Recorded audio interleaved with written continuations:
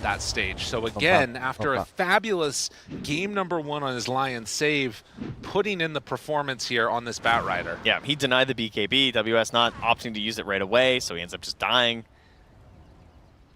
Really painful stuff for them. And a full Hex now done. BKB on the docket for Akashi. And then having this Aegis on the Nature's Prophet's really interesting too, because GBK can just do this TP right into the middle of the fight and just start dealing out the damage. But it does present the opportunity to maybe chain stun the Weaver. It makes it really tempting. So you think, oh, we can maybe do it, right? But you just know Toronto Tokyo is going to be there, right? He's got the drinking buddies. You don't need to have the blink anymore to make sure you get this guaranteed save. And now they also have the tidal wave as Miro gets the free shard. Hit a Lincoln's for Psychic too. Yeah. And a BKB for save. Oh, wow. All right. Yeah, that is one farmed bat. He's catching up to WS right now.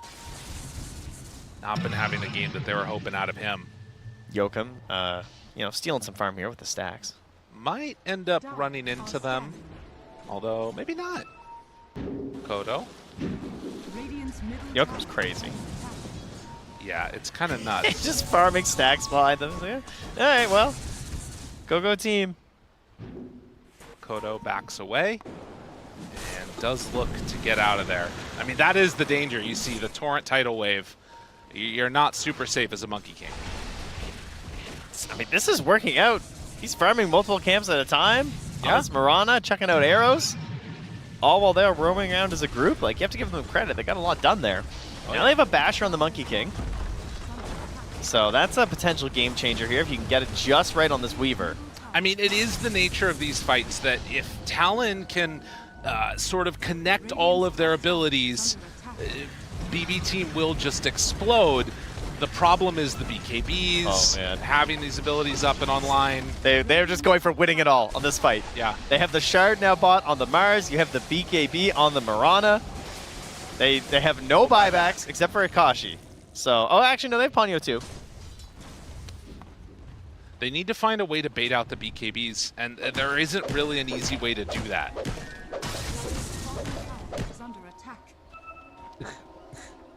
It feels rather rough to take the fights into those. And there it is, the banner dropped.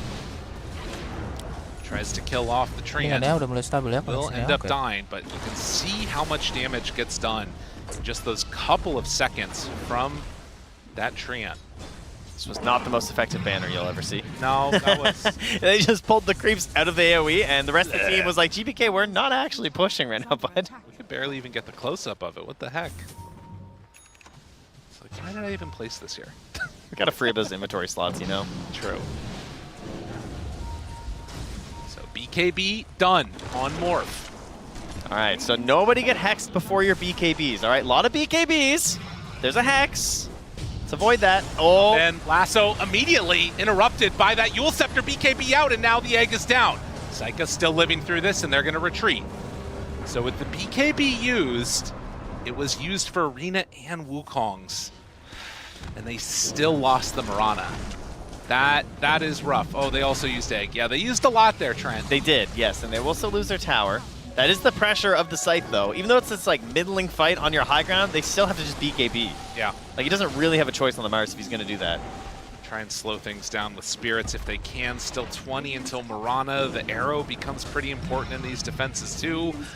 But it's not looking like they're going to be able to keep this Rax alive. Could use Glyph there as it would have gotten refreshed, but in spite of that, it's still going to be a Tier 1 tower that, or Tier 3 tower rather, that's likely going down. Oh, spear back from WS and gets it onto the Kunkka. Will engage that base buff, and GBK down to about half HP. He's got Satanic. Don't believe his lies. That's true. Oh, he's going to steal their Wisdom Rune too. It looks like that might be enough to keep him back. Oh, that's so cheeky. Yeah, it's nice.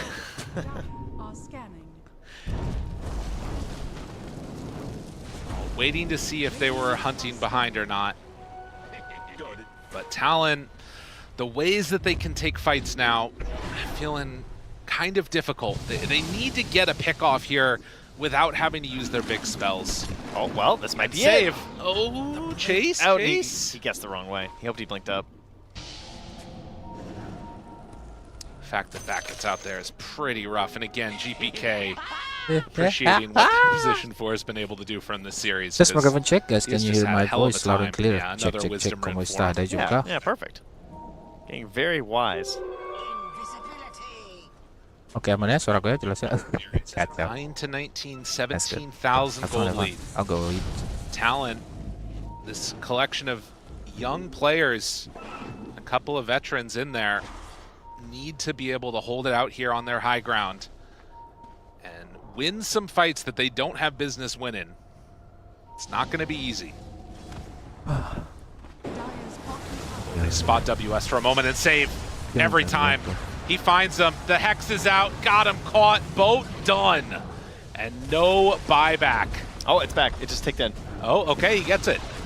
All right, so they will have buyback for the fight, but I mean, again, it's so hard to make anything really work there. Kashi, they don't quite connect onto the tidal wave. Now jump forward, find him, GPK, drop it low. Do they have anything else extra? There's the Wukong's commands that's down. Yokum is low, GPK getting chased down by that Marana. A couple more hits, he's done. The timing right there, absolutely perfect. They can't quite connect with a bash, but GPK going down is a ton of gold. It's like, oh, Lincoln's popped. Does have another boundless, but won't be able to get it. They're not out of it yet. No, they're sure they still have this ridiculous amount of damage, particularly because of the help of that Marana. And man, the damage from Phoenix was ridiculous. That Sun Ray was doing work, as you can see. That's crazy. Actually did the most damage in that fight for the Radiant team. Big stuff. It's very reminiscent of Game 1, where BB team, like, they're making these pushes and stuff, and they're coming in, they don't have the Aegis, right? So Yeah. it's like, oh, is it worth it? But you get this pick onto the Mars, you feel good, you force the buyback. It's not like it's a total win here for Talon, because now there's this condition of just, if we kill the Mars again with our pick-off, which we have a lot of, Right. the game gets really, really hard for them. You can see it is very much swung after the Up it goes, early though. value. 12 to 13. There Growing. you go. Growing for a chance at a Game 3. That's that shield rune right there. Yeah. The Ancient Guardian too, so some more of these items to try and defend the high ground, keep the base alive. No, no, no. And take and? the enemy base, obviously. True, that's the other one. Yeah. Very I mean, important. you gotta take tier 2 towers first. Both. Right, all yeah, three yeah, of those that's- are still up. That helps. Makes the game a lot easier to win, Oh, yeah. I find. And Roche, actually a relatively quick spawn. So we'll see if they decide to go check that out, and wouldn't you know it, Toronto Tokyo comes in just in time. As they will throw the bugs down and start to take Roche. And Talon, hearing that noise, it's a little bit of a swan song there, as they know they're going to have to make another defense happen of their high ground into a Weaver Aegis. He's really close to Butterfly being done right now on Akashi. And trying to decide, do they want to take the fight earlier? Oh, there's 3 tier 4s still up right now. But time will tell. Sanj and Yasha done. Yeah, he does have it. I think that's just about Butterfly completed. Yeah, he's sending the courier to the opposite Seeker shop. Good choice. Unfortunately, Saika heading that direction, but courier's going to be okay. We'll be back, because someone's thinking about going to push that lane. Right. This courier's making the journey. It's done. Currently sitting in the river, though. That's not where you want your courier to be. I think he missed a button.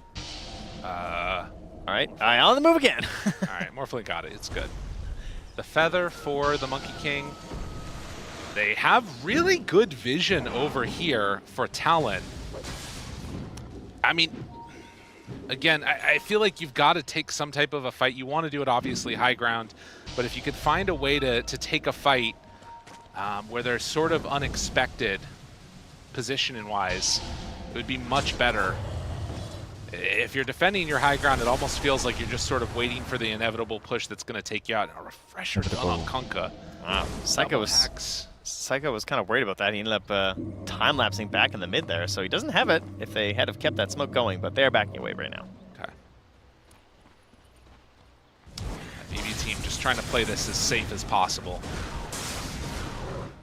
Understanding what types of plays could make them lose the game and just doing everything but that. Like you're queuing up an Aeon disc right now on the Kunkka. Like they know where position they're in. Yeah, his items are actually gross. That's an Aghanim Scepter done for save. That's just a like team fight in a hero, you know? Oh yeah. Like having all of Kunkka spells plus a Scythe and an Orchid and then BKB with it, like all that twice? Yeah. That's absurd. It's a really He definitely nice needs some help with the mana though. Yeah, he will run somewhat low on that, won't he? Scythe is 250, Refresher 350. It's a little expensive. Yeah, he's got mana regen, but in a fight you kind of need it more quickly than that. We'll see how it goes. Sorry, just cast the big spells, you'll be fine. Smoke, smoke. Who are they going to catch? Makoto. They are going to run into save first. Maybe no, they skip right past him. Toronto Tokyo showing Miro right in front. Now backs away on Makoto. Got to jump. Got to hide. Save still to the side. Now they see him. There's the Boundless. That's a great one to get. Oh, and he bought out for that. Wait a minute. Can they find more? You got to look for more here. Talon. So they're going to try and chase. Saika goes for the Sakuchi jump away. Still thinking about hunting. Always getting close. Got to be careful about their movements. Talon, this is a moment where I feel like you got to get more than just the bat.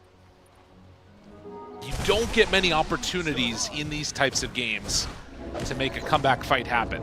No, but I mean, you can say that you took down the bat. They have the Aegis still. They're not going to really pressure while the bat's down. That wouldn't help them too much. I mean, the attitude adjustment, GBK didn't even TP for the Wisdom Rune. That's right. Or he could have, because he was close to Kunkka. I mean, there's a chance. Pretty unlikely Mars would have been there to use you, but again, yeah, playing it safe. I mean, and the other thing is that there is still a lot of room to grow on the Talon players. We've been talking about these BKBs being a problem for so long.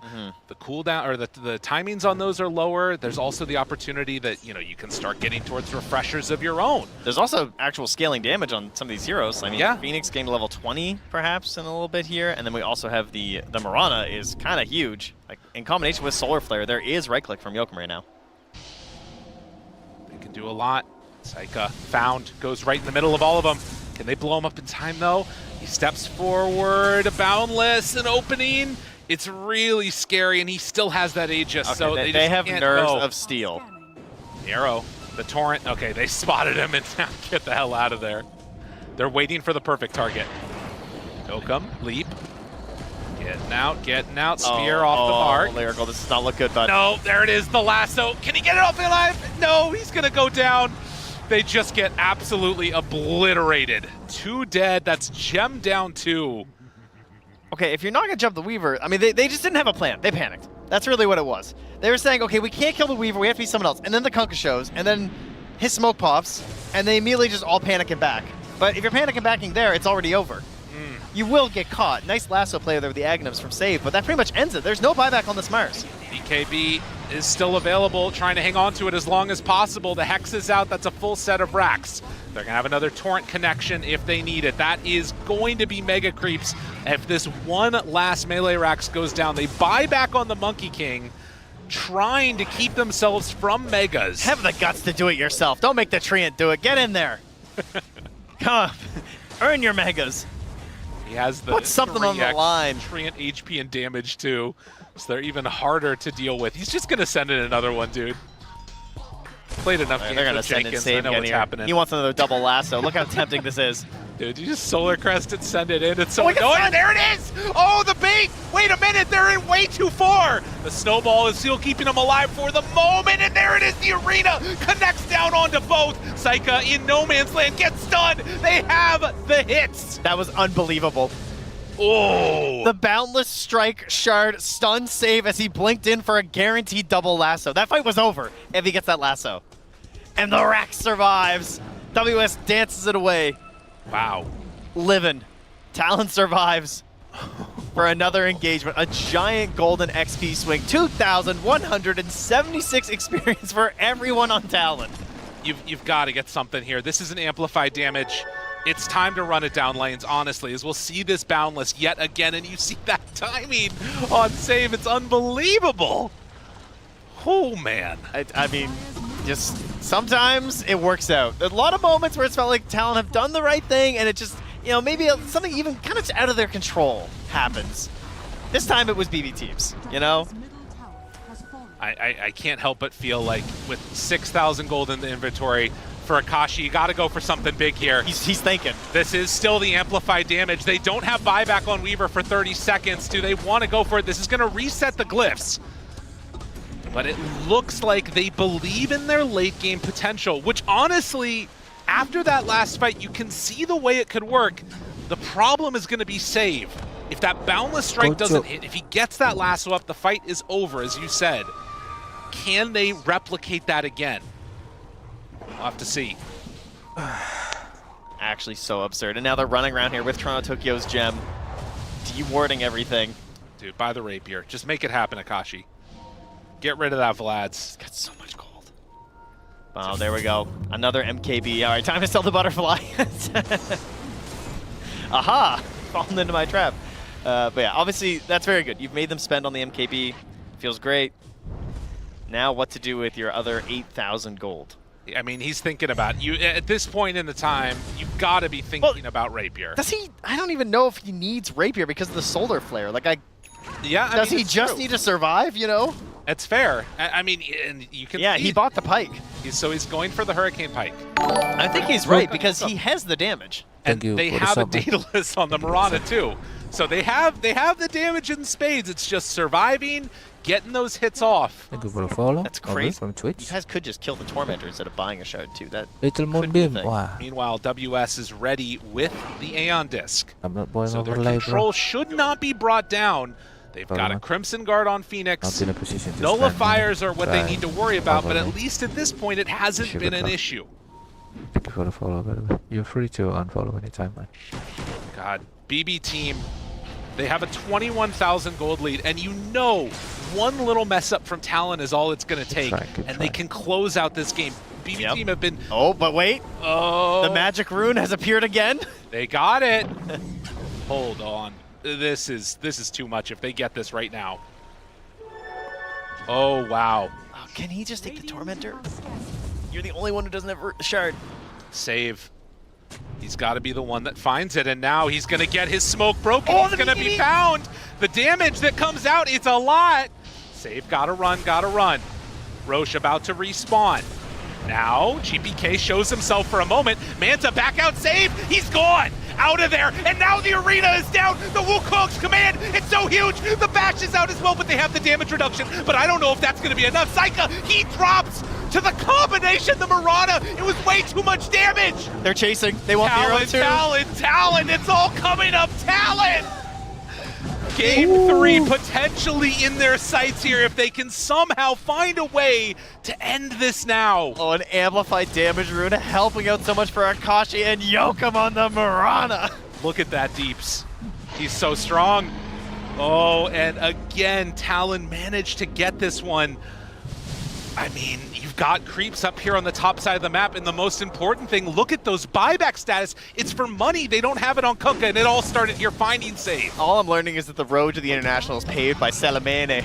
it's just Marana and Luna all over the board. They're just doing it. I mean, look at this. This is the Weaver. This is your level 25 carry just getting beaten down by a Marana. Look at this. Like, you're just walking away during BKB. Crit. It's all done. And now up onto the high ground as we're back into this game. 5,000 gold, it's all that separates them. BB team have been a part of some heartbreaks.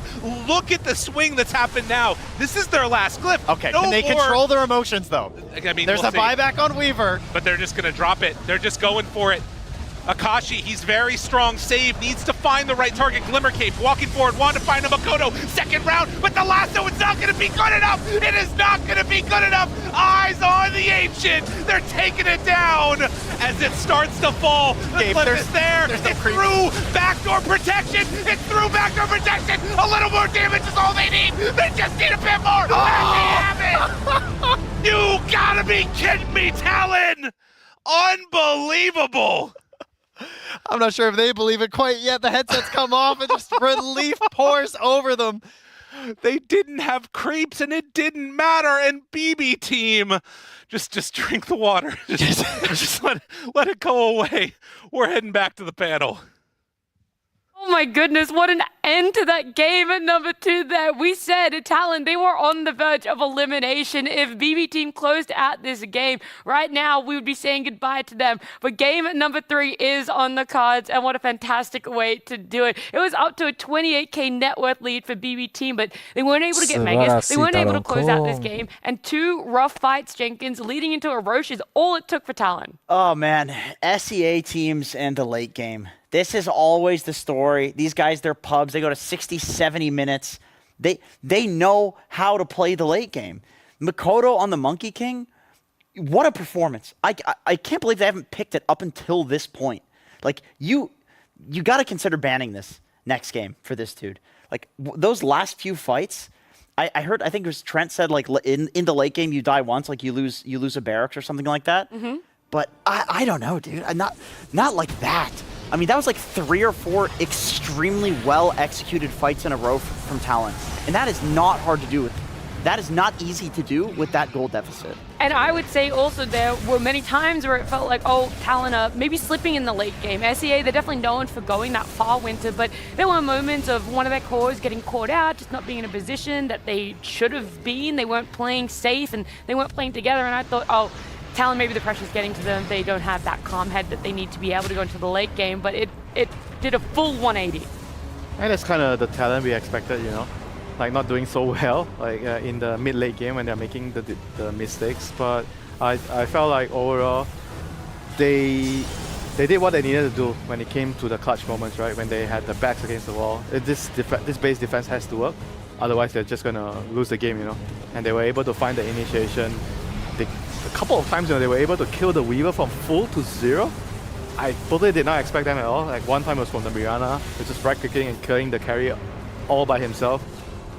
I think in this fight it was a buyback from the Mars that caught them by surprise. That was the beginning and end right there. Yeah, that was the one Rax that just held on, did not give BB team that Megas at all, and gave Talon the opportunity to be able to leave their base. They didn't have that pressure of their waves consistently pushing in like Megas probably would have done for them here. Yeah, I mean, game number 1, it was the same story in the early game where they just lost all 3 lanes, started to get a little bit of a comeback, but ultimately couldn't bring it back. This game, similar story, and the way they drafted really helped as well. I feel like this Morphling was unanswered this game. Mm-hmm. And then if you get to that late game point, he's going to carry the game. Of course, Mikoto on this Monkey King is also scaling, but the big ones for me is like the Mars Phoenix that we saw in that last fight. These big team fight spells like could not be matched by the side of BB team. Weaver's a tempo-based hero, so once you lose that one big fight, things like these happen. You lose another fight, and then all of a sudden, the game just feels hopeless. You're up 22,000 gold, you lose your mid barracks, like, can we actually lose this game? They take one more fight in the top lane,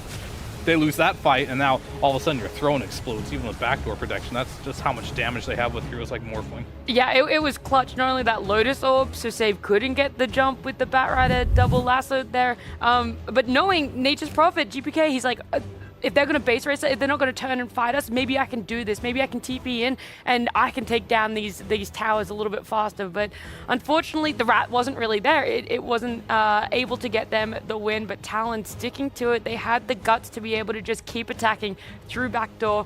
That's what's going to tie up the series here. It feels like that's something that should end a series, you know, but that's just pushed it to another game. How do you reset for this and know that you got a whole nother game you have to win if you don't want to be eliminated out of the road to the international? I personally feel from that we're going to see a very competitive game 3. Okay. I think BB team is not going to go out with a whimper here. I don't think they're going to tilt from that or anything like that. If anything, I think that's going to make them mad.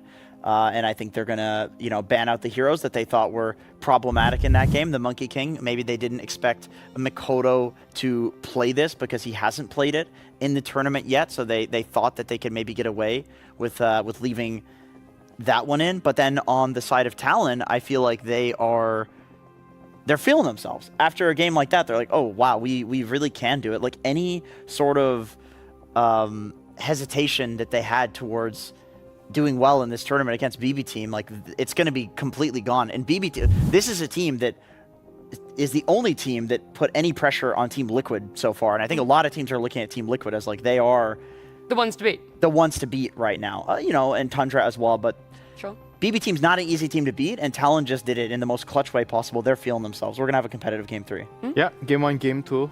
I think both games, both teams were... They showed that they were able to go out of their comfort zone in the first game with the Luna and this game with the Monkey King.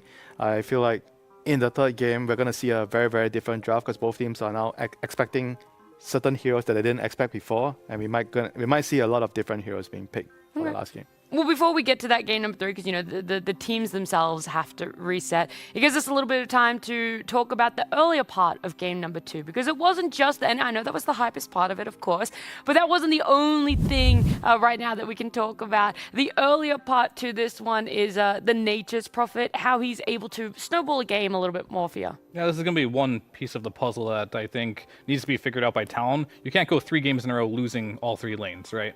So going to this next game, they need to figure out how to deal with heroes like Nature's Prophet. 6 minutes into the game, this is what this hero does. He gets his ultimate, and you'll see here, top lane was going really well for the side of Talon here, and then you just go on with your Tusk Weaver. You see Nightfall baiting it out a little bit, but the reality is they know this NP ult is up. So they make this initiation here from a lane that was not going so well. NP ult does come out, ends up clipping the Marius here, gets him killed. Then all of a sudden, Mirana just lost like 70% of the health from that. Now you're in a situation from BB Team where you're now winning a lane that you were previously losing, and that's what GPK can do best. Whether he's playing Monkey King or Nature's Prophet, he's having a lot of impact on the sidelines. And by the way, he was doing the thing where he was stacking Ancients, and then he had his courier giving vision of the Ancients. Yeah. So that way, the ult, when he presses it on bot lane, it's doing max damage when it hits towards the top lane. So just excellent Nature's Prophet play coming out of GPK. I'm not sure if we can get the replay for it, but there was the 14-minute Wisdom Rune fight. We've always talked about how important these Wisdom Runes are since they've come into Dota for the patch last year. And it's really iffy as to which teams are going to create high priority for it, when they're going to invade for it, and how many people you want to rotate to potentially defend this Wisdom Rune. But the 14-minute one, it was 4 heroes from the side of Talon that rotated around to protect this Wisdom, kind of knowing that BB Team wanted to invade for it. And I feel like that was also something that really kept them in the game, kind of helped them have that comeback mechanic despite the lanes going as rough as it was. Yeah, for sure they overextended there. I think it was a 3-man stun from the Monkey King. And that kind of salvaged the fight. Maybe they would have killed the Morphling because I think they missed one of their big spells. Was it the boat? Yeah, it was the Orchid into the Snowball, and then the boat was just a little too late. Yeah, but either way, they were gonna die. You know, it's props to Talon. They responded well. But again, you know, for BBT, I think they need to rethink the draft. You know, when you have NP mid, I feel like having another like squishy hero like Weaver, like both backliners, it's not really my thing. I would have wanted to see something else, maybe a more like a frontline based carry that can. I think we suggested Chaos Knight. Yeah. I think that would be a better hero with MP. If they wanted to go MP mid, or just put the MP as your carry and pick another melee hero mid. I do like that teams in general are contesting the Wisdom Runes with more and more heroes. We saw this in other metas where like the mid lane tower push at 5 minutes with Enchantress, like pre-portals, when there wasn't portals for Enches to go through. That was a big thing. And then you ended up with like a 5v5 mid, and it's like I said the other day, sometimes you end up with games looking like Herald replays because they're like so good that people are responding in one way and then the other team's responding in another way, and then all of a sudden it's just like a 5-man ball. And I think it all boils down to the early game matters a lot right now. Your supports getting net worth and having a game matters a lot right now. And if you lose both Wisdom Runes and your supports are underleveled, the entire game falls apart. So it's kind of like if your cores want to be enabled in the game so that they can have a game, then they need to make sure their supports can get the Wisdom Rune, and they need to sacrifice their lanes a little bit in order to do that. I think at a point we're going to see a 5v5 at a 7-minute Wisdom Rune. Yeah, well, what was that? Was a 5v3? That might have been 4. Yeah, 5v. Yeah. We're getting close, but I think we're going to see full 5v5s. I mean, that would be wild. Maybe game 3, yeah, the 7-minute Wisdom, everyone's rotating. We just see 10 heroes right there. I think so. The meta is going to be the bot lane, like say your Radiant TPs to the 7-minute Wisdom Rune. They 5v5 fight there, and then the off lane TPs to the safe lane now, and we just do a lane swap. Right. 5 on both sides. Yeah. Great, I can't wait for it. Hopefully that's in store for us for game number 3, but we are going to be having that one very soon. Winter, you've already kind of alluded to the fact that you think there's going to be a big change up for game number 3 drafts. Is that in the bans, in the picks? Would we see potentially Nightfall picking up his carry earlier and not waiting until there's a smaller pool and he's kind of looking down as, oh, Weaver's really the only thing I want to be picking for myself right now? I have a feeling he's going to go back to his old heroes, like his comfort heroes. Like, this is a game where they cannot afford to lose. And I feel like his kind of mindset would be going back to what he feels comfortable with. So I don't think we're going to see some very different hero. Like, first 2 games he played Luna, and we were not heroes that we expected him to play. But in the last game, I think he's going to try to go back to like an Elk, for example. I think he's really good at the Elk, the DK. Those are the heroes that I would suspect that he wants to play in the last game. Yeah. I mean, I think this series is going to end in like the biggest facepalm way possible, where one team just picks Luna and just wins. It went uncontested last game, by the way. No, it got banned. When? In the last phase by the very Talon. last phase, okay. So, I mean, that's a pretty late on in Oh, I agree. I was surprised that it, 1, made it that far, and 2, that if it makes that far, you're even still considering, like, oh, we have to ban it out. Yeah, because I didn't see anything that Weaver brought to the table that... I mean, it's hard to really say, because I feel like BB team, they're like this close to greatness. They're super close. It's just like, they have the early game down. It's just this mid-late game. And of course, Talon is great at this mid-late game, so this is really a bad matchup for BB team in that regard, because they're not very crisp. Where if you look at, we bring up Liquid a lot, their early game is great, their mid game is great, and their late game is great. Like, they know how to close a game that they're ahead of. Right now, BB team, they know how to get ahead, but like the 14-minute Risen Room we talked about, they also don't know how to close out a game right now. And that's very dangerous against Talon, a team that loves to like not really care about the laning stage as much as many other teams, but get into that late game situation where they thrive. They're taking advantage of those not so clean team fights. BB team maybe overextending a little bit more with how phenomenal the Monkey King and the Morph had performance-wise. BB team have to have that in the back of their minds now of, we really have to be careful of when we let this through, how early they might want to pick it up now, just showing the amazing display that they just had. I think, Andrew, you brought this up earlier today. Like, you said a great team and an average team. The difference is how they use the smoke and how they make the moves, right? When you know the move is about to be bad, you need to back, right? And I feel like BB team in a lot of instances, because they are so aggressive, they are very, bloodthirsty. They see a hero out of position, and because they always win the lanes, right? You're like, you see that guy, we just won the lanes. How can he be playing there? How can he be defending That's this area? illegal gaming. We have to punish Yeah, we have that. to punish him. But in actual fact, you are not that strong because of the draft. They have better team fight, blah, blah, blah, whatever the reason is, and you have to actually hold your horses, but they can't. I think this is probably one of the reasons why they're so close to greatness, but they just can't get there. When I said that, I was actually quoting Aoi. That was who I had heard that from first, when he played on the illustrious Arkosh Gaming, of course. And it was actually Talon that was the team that smoked and didn't take the smoke, because I think Save was positioning like a little too far into the tower, where he was clearly baiting, or at least clearly by our perspective.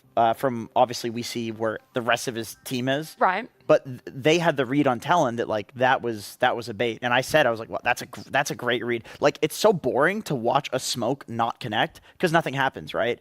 But what you're witnessing is a good team making a good decision, because you feel like we wasted this thing, we've ran our entire team to this area of the map, like we have to get a kill. It feels like there's an expectation. But you know what Mind Control said? Speaking of the greats of Dota 2, expectations are toxic. You got to look at things objectively, and Talon actually was able to do that in that game. I was trying to like rummage my brain for some joke about you and expectations and maybe like disappointment, but it just didn't come to fruition. When you expect disappointment, of course, this does not apply. Just like you on this panel. Right. Great. Game number 3, though, you won't be disappointed. It will come up on your screens very soon. I promise you that. What is the timing for a good smoke, or when to back off on a smoke, Jenkins?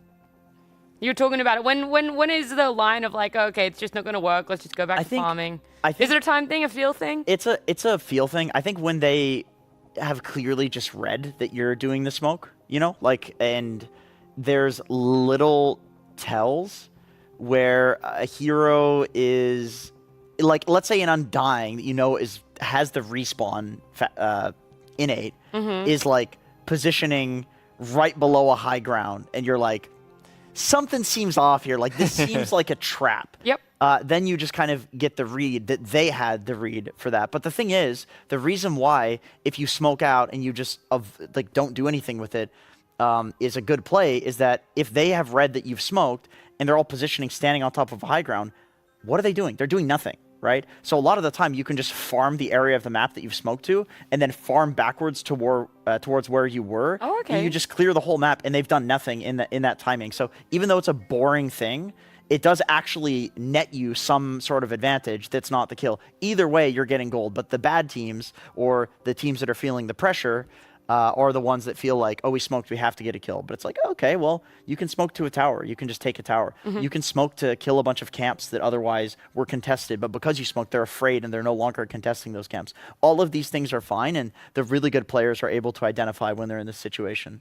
Success comes in various forms when you do smoke up like that. We'll see if Talon's able to continue that, emulate that for themselves in a game at number 3, but we will be getting our draft underway very soon. In fact, I can already see it. Hopefully you guys will see it soon too. The Sand King is going to be a big question. It was taken out in the first phase, picked up in the first phase of game 1 and then banned out in the first phase in game number 2. I do wonder about this Monkey King, the Lunar, and the Morphling of the 3. I think that I want to know where are people going to be placing it now that we have a new small meta forming in this best of 3. I mean, that's a good question. Like, I don't feel like DK and Sand King are super scary heroes right now, and their win rates also back that. However, they feel like in this particular matchup they are, so we are going to see some more of those heroes like the Monkey King within the draft. It's looked good so far for Talon. Do you still just want to first pick it? I also feel like BB team did not pick heroes that were particularly good versus the Monkey King either. This NP mid, I mean, what if GPK was the monkey instead of the NP, right? Like, would this game have been different? Probably, right? So I do want to see some adjustments there. I'm a little bit surprised that they let the Shadowed Demon through on the side of Talon, because that was a big key success for BB team in a game 1 win. It wasn't picked up in the first phase for game 2. I understand that, but I figured they would probably look towards going for it in game 3, having first pick. Yeah, I mean, it's definitely good versus the Monkey King as well if you do still want to think about it as Talon. I think you look at that last draft. I mean, honestly, if I was the coach of BB team, I would just be like, you know what? This was our game to lose. We had everything we needed to win this game. We won all 3 lanes. Our draft was solid enough. Everything was going well. We just need to just clean up our gameplay, on especially our decision making. Because both games, there was a point where BB team tried to push an advantage and got punished really hard. Talon's got to have an answer to this, right? Because I feel like the SD looked really amazing in game 1. Talon just couldn't save anyone. And I guess that's why they picked the Mars. You throw the arena down, you can no longer get vision into the arena with that facet. So it does, I mean, SD used to counter Mars, but now it kind of works the other way around. So you still ward in the arena? Yes, you can. Yeah, you need the high skill player. You need to legitimately, your team needs to be like, you go clockwise or something. You go like, I'm at like 6 o'clock. I'm at 6 o'clock, and then you drop a sentry ward at where that is, and you can see the guy. Like that, unironically, is like what you kind of should do. Some way of communicating where you are in the arena. Or you could ping. That also works. I feel like it's not as accurate, you know? There's like a little bit of... Do you think these 6.5 o'clock. Do you think these guys know how to read time? On an analog clock? I really hope so. Dota gamers? I don't know. You don't use clocks anymore. Talon, look at your phone. BB team's pretty young. I'm trying to think of who the most Zoomer person is. I actually can't really believe that he's actually asking serious with this. Yeah. I'm going to find the most Zoomer player we have. I'm going to ask him to read an analog clock. Like, I'm at 3 o'clock, and they'll be like, where's that? You know, in the split No. Come on, you can't be serious. They don't know, right? No. All right, we'll have to do an interview later. We will. Nomad, please ask them. You have to ask the most Zoomer person that you can find if they can read an analog. Please don't do that on the exit interview, for God's sake. That's period. Talon's turn to pick. Oh, look, our draft. Second phase of bans here. Phoenix, Mirana. I do like BB team taking out the Mirana because that was scalability. I mean, Luna's still in the pool. In the first game, the draft was what? Shadow Demon, and then Luna. Yep. And Lion, was it? Beast and Oh, then Beast, Lion. yeah. And you're not as afraid of the SD as you used to be on the Luna, because I think Fear, you mentioned it, that you just pop the Luna W and you kill the illusions. Yeah, but you do have to skill that though, which a lot of these Lunas don't like doing. Yeah. So maybe that's good enough. I have a question. Do you think Talon 10 are seconds strategically drafting or emotionally drafting in this game? And by that I 5 mean seconds they just remaining. won with Mars and like, heck yeah, that Mars is great. Let's just run it back again no matter what. Like, And then the let's get a Phoenix gets win. banned, so they go for the other hero that's like the alternative, because you can do the more. Yeah, but you guys already made the argument. Mars is good against Shadow Demon, so he can't save, right? It's already like I feel like a good enough. Well, Winter's defending his boys. I respect It's a it. good enough SCA. reason. Oh, man, when No, their he's, backs he's are just against the answering wall. my question. I'm not flaming you, so this is a Fear, you're always strategical pick. flaming. That's just not. Yeah, I got some flaming undertones to that, but that's okay. Winter, you were saying? Yeah, I'm just saying the Mars is 5 reasonable seconds here, you know? remaining. There's a appropriate reason, strategical reason. Okay. I don't think it's an emotional pick. Here's a follow-up question to Fear Darknesses then. Is BB Team emotionally or strategically drafting? Because they just picked Morphling. Yeah, I told you he's not Yes. gonna play his heroes. He's not gonna play the new heroes. He's gonna I don't play- think this is strategic or emotional. Well, then what is What it? is it? What's the third option here? Confusion. What? It's confusion or infusion? I mean, I just don't understand the pick. Like, I don't know if they're definitely not like just pick me morph. I'm gonna crush this game. I don't feel like Nightfall's that type of guy. So like maybe there's a strategy behind it, but it's you not can clear. wave out of the arena. Could I interest you guys in a position for Morphling by any chance? Yeah, I mean, I would- That's what I I'm would- saying. You I'd love can to wave buy out of one. the arena. Maybe Like that's to order the one reason. on the house. Yeah? Yeah. Everyone? Yeah, I mean, I'll serve up 3+4 Morphlings on the house. if Actually, you're no. all for that. I'd like to return that. Oh. I want Undercooked? save. I don't know if save is save a morph 4 enjoyer. No. I I don't feel like think that's so. not his hero. It's a very different type of hero. It kind of fits more like Boxy Jinkyou type. This of is hero. Nightfall. The annoying hero. Save is like the initiative. Saying what's on the menu.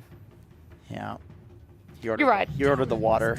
Save does like his initiation. Oh, they're cooking. They're cooking here. Oh, okay. That's okay. save 0. More than likely. Or flex. I mean, GPK can play it, but Save I've seen play it the most. I don't even know if that's true, but he does enjoy it. The last time I saw them play it, Save was on it, so... The last time they played 10 it seconds in this remaining. tournament, they lost. They picked it with Beastmaster, right? Koto Beastmaster lane. Oh, so it was the combo you're saying yeah, was the when you're using Koto as your position 4, I think it's very important that you have a pairing. Like you need to Yeah, have a you need to have a specific bunch pairing. of pairings. Yeah. I'm a little List worried. them all. Bristleback? Is Bristleback a pairing? nowadays? Yeah, it is. But BB Team doesn't. They've not played it.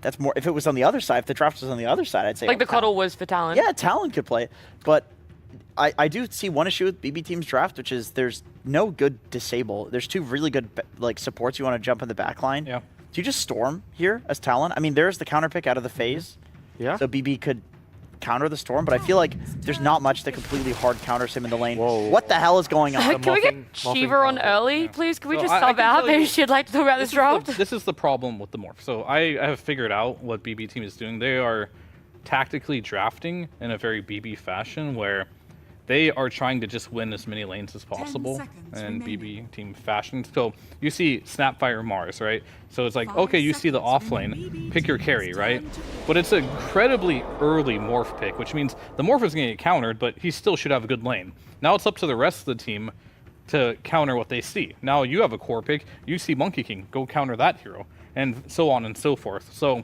but I feel like Morph is one of those heroes that, like, yeah, AA comes out, Monkey King comes out, now all of a sudden you're in a situation where this Morph is not going to probably carry the game.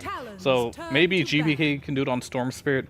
We do have the Keeper of the Light. I mentioned the last time I saw them pick this Keeper of the Light, I wanted to see Storm, but it was block picked. And I also talked about the recall facet, because when you recall Storm, it does an automatic chakra on him, so you can double chakra him. So I remember the last time BB Team played this, they did not pick that recall. They did not, but they also didn't have a Storm. They didn't, yeah, because it was the, but be a they didn't go that facet, so I'm not too sure if it was a change up because they didn't get the pick that they wanted, if they were never actually going to go it anyway. Find out. Yeah, exactly. Now that they did that Storm Spirit, we do want to keep an eye on what facet this cuddle will go if we will eventually see it in that pos 4 picked up. I just think the hero feels really shit if you don't go solar bind. That's the bottom line. Can you please watch your language? It's It's the It's a bottom line. family-friendly broadcast. No, it's worth the vulgarity because it is that bad. It truly is. It's really Even rough. on the support, you think 10 the same? seconds I think remaining. I think so. I mean, Save appeared to have the same thought process. seconds. I mean, we'll see. I mean, I saw people experimenting with them pubs. I don't know if it stuck. I'm not really a Coddle support enjoyer. It's a very small percentage of people enjoy playing that hero on support right now, so we will see. But I don't know if this Storm addresses the Monkey King mid, does it? I feel like Monkey King mid does well against Storm Spirit mid. Sure, it's a good game We match. saw this though. matchup yesterday. The Storm didn't really had like as bad of a time compared to like a puck into. Right. I mean, Puck versus Monkey's unplayable. But this is still slightly... It's not going to crush a Monkey, right? So he's still going to get his farm. The real two questions for me are just going to be, one is AA playable? Like, can they Yeah, that get is a out good of the question. lane You speed? all did skip over the AA. No one mentioned it. Death rhyme. I mean, we're back to it now, because I think this hero is very interesting. He has a lot of... This is like an aura healing meta, but still nobody picks AA. That kind of says something about the hero. I feel like he gets bullied by any zoo hero. Like a zoo hero would just destroy A. Wait a minute. Do my eyes I'm waiting. deceive me, Winter? 10 seconds Or remaining. is Wind Ranger still in the pool? She's still in the pool. 5 Goodness seconds gracious, remaining. dearie me. They just So is banned Lena. they just banned the Centaur. Wind Ranger, Lena, Luna, all still in the pool. Wow, that is exceptional. That is truly something to behold, Winter. Only Winter. I mean, you have AA, you know, so you're probably not gonna pick Wind Ranger AA in one lane. I mean, I hope not. You could pick Wraith King with AA. Oh God. Oh, don't do that, Talon, please. We want a competitive game 3. I mean, the thing is with AA, I'm actually looking at Ursa. You don't see what you're playing against, but you will. Turn So to pick. I'll save my judgment on that one. But you need to pick an off lane now that doesn't get Ursa'd, because I feel like Ursa's really strong in this lineup. Can lane with AA really well. Good versus Morph throughout the game. Honestly, Ursa got even better now. Anti-Mage actually looks really sick too. Can you just Monkey King into the Doom You lane? probably should, right? Monkey Beat him in King. lane and then pick something mid that beats Storm. Although that is hard to theory craft with the static slide Isn't that facet. Monkey King 10 though? seconds remaining. Monkey King mid? Yeah, I mean, What's better for mid? Because Puck's 5 banned, seconds Ember's banned. remaining. I think you put Makoto back on the Monkey King. I Agreed. feel like he's feeling himself. he, That's a he did look really good He on looked it. Yeah, fantastic on it. I think he'll probably... Anti-Mage if you're spicy, Ursa's cool. Anything else, like Drow, could be okay against the Morph. You don't even want to look Growl's towards nice. the Luna. Faces Void, not against Doom, but you have a combo at least. You could just always... I mean, is Razor absolutely horrible against the Morphling? Yes. Yes, it's Yes. the worst matchup. And in the game. SD. Okay. You- Sorry to shut you down there, but yes, it is very bad. Winter, I like that you put it forward. You may I mean, now they just select picked Luna your into Morph. Oh no, Fear's prediction. My prediction. It's happening. It's gonna happen. BB team, no. So both teams kind of work. One team actually went back to their old comfort here. I guess Morphling is comfort for Nightfall, whereas Akashi has not played Luna this whole tournament, and he's the one trying to go out of his comfort zone. Yeah, I mean, I don't care. Like, I already predicted this at the beginning of the draft. And So you want to go the Moon Guard against the Shadow Demon? Ideally, I mean, the other one might just be too OP at this point, but the Spinning Glaives, you should just level it at least. You don't really need the Moon Guard, but you should get at least a couple points Just in it. kill the illusion. That way you can kill the illusions that he makes of you. There's a lot of different moving parts here. I mean, it's our first ancient apparition for the road to the international. It's paired up. You got the Luna, which has been rising in stocks. It's had phenomenal wins, performances. And then on the side of BB team, we're liking that they're going back a little bit more for comfort. The Shadow Demon has looked like one of the best position 5s out there outside of the Naga, but the Doom is my big question mark. It's been so hit and miss for teams. We're still seeing a lot of them place that priority. Is it a nail in the coffin for BB team? Is this the way that they go home? Is this how they are the first team eliminated out of the road to the international with that final pick? Do you guys want to give last final thoughts about the two matchups we have? Don't make me go first. Fear. Talon is definitely going Wasn't. to win. I wonder if you can punish this AA, but I don't think Coddle 4 is going to punish AA. They're going to get away with it. No. Yeah. I think Koto Doom doesn't sound like a hoodwink Doom. I think the games that we've seen Doom win, it's mostly with hoodwink. And we all saw what happens when Doom, you get shut down in the lane. The hero just has a very, very hard time. And I feel like Talon, they have a strong lane, Luna A. It's not a melee range, but it's a strong lane. SEA. That's what I'm starting to hear. USA. Jenkins. Oh, sorry, wrong channel. I think I think this is it for BB team. I think they're getting put down here Oh. by SEA Dota. All right. I think this is it. Well, that's another thing to factor is the Costa curse going to play into this as well. We're all liking what Talon have done for themselves. It's a game 3 and our very first elimination for the road to the international. We're getting on into it with our casters, Lyrical and Trent. Thank you so much, Nat. I can't believe we're here. That last game was so insane. This game's Yeah. also going to be insane. I feel like BB team just like lost their mind. They're like, yeah, we're just going to take more first 2. Who cares? I think the panel's lost their mind. Despite only leading for 2 minutes in an entire best of 3 so far, our panels decided Talon are now going forward. Dude, whatever. I'm on the train too. SCA, let's see it. Hopium is at an all-time high. Did you guys watch the first 2 games? You're not wrong. Their collective lead, I think, is under 2 minutes. You see, this is All right. good. Everybody should Bring 'em appreciate back that. down. He's making sure that we don't get the caster curse going. I got you covered. Don't worry, C. Should note, by the way, that Coddle, for a very long time into the beginning of the draft, had Solar Bind chosen and then switched at the last second to recall, so did decide to take that one. Yeah, of course. Solar Flare has become much more popular. The only time you would do recall is pretty much this. Using the recall, getting the second chakra, juicing up your Storm Spirit. That is the plan. But Solar, did you sorry, say? I said Solar Flare. Solar Bind is really, really broken, though, so it's sad to lose it. What was it that you were saying right as we were getting out? We saw that Storm Spirit pick up, and what did you say? I don't remember. You said, in case of emergency, Oh, yes, I did. break to open up the GPK Storm Spirit. Yeah, this is the BB Team Classic. If they are going to lose, GPK is going out on Storm. And usually, they don't go out. That's right. He does an extremely good job on this hero. It is his go-to. It is the one that if I had GPK in my game, I would want him to be on. I think he performs the best on this hero under pressure. And with the early morph pick, they gave it a little bit of time to find the hero for GPK, and they felt comfortable going for it. So we'll see if he can carry through. We will see. Thank goodness you were listening. No, I try sometimes, every now and then. Well, the other sort of standout hero, we've already talked about Monkey King a lot. We've seen it sometimes against Storm, tends to do well. We'll see how Makoto is able to handle the pressure in this one. But the big change-up, of course, is also going to be adding in this Ancient Apparition. Just a direct answer to the Morphling, one of the best one-to-one counters in the game. But the problem often has been the laning stage for this AA hero.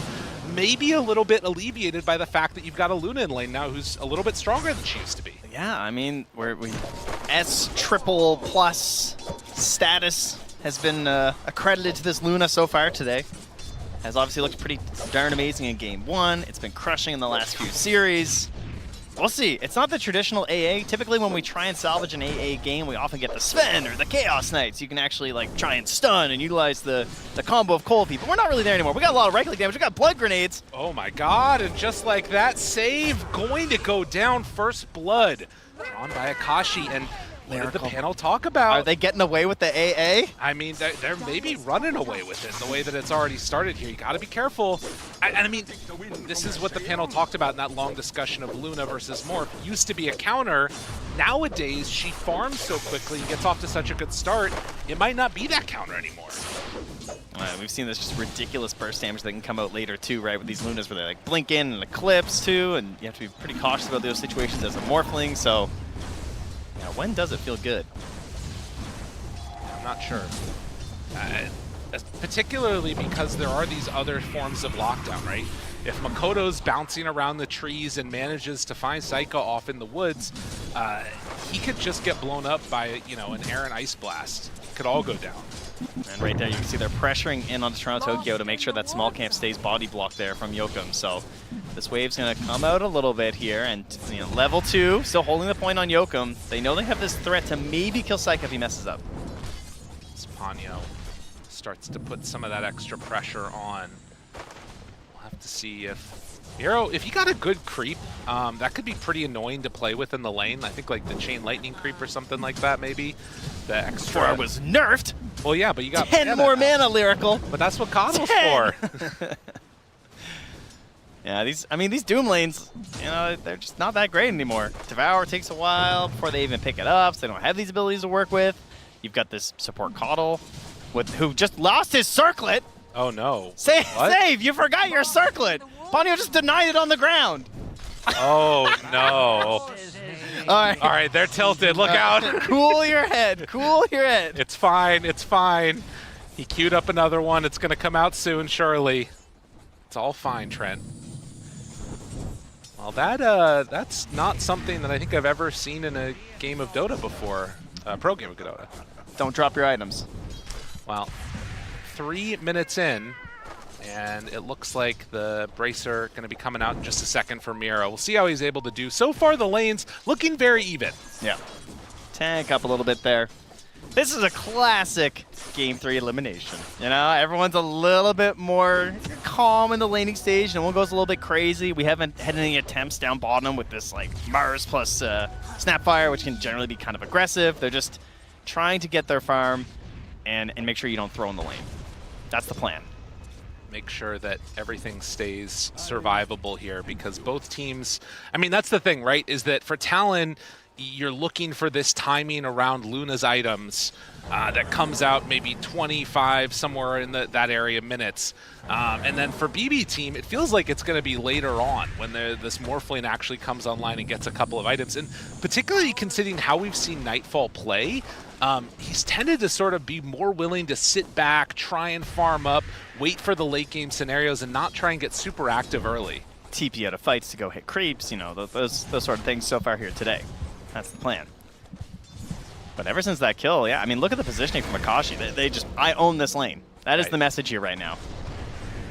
Miro, seeing if maybe that's true or not, and decide, yep, no, never mind, yep, that's true. Okay. Neither of them have any mana, though, which is a bit of a concern. And that aggressive ward there, too, as you can see them running over, like, just surviving the whole time, giving them all the information throughout this, knowing, you know, sometimes versus Coddle, you place this ward down because you just want to watch for the Illuminates and everything, but these days, these Coddles, they start with the Chakra and the Blinding Light, like, you don't even have that threat.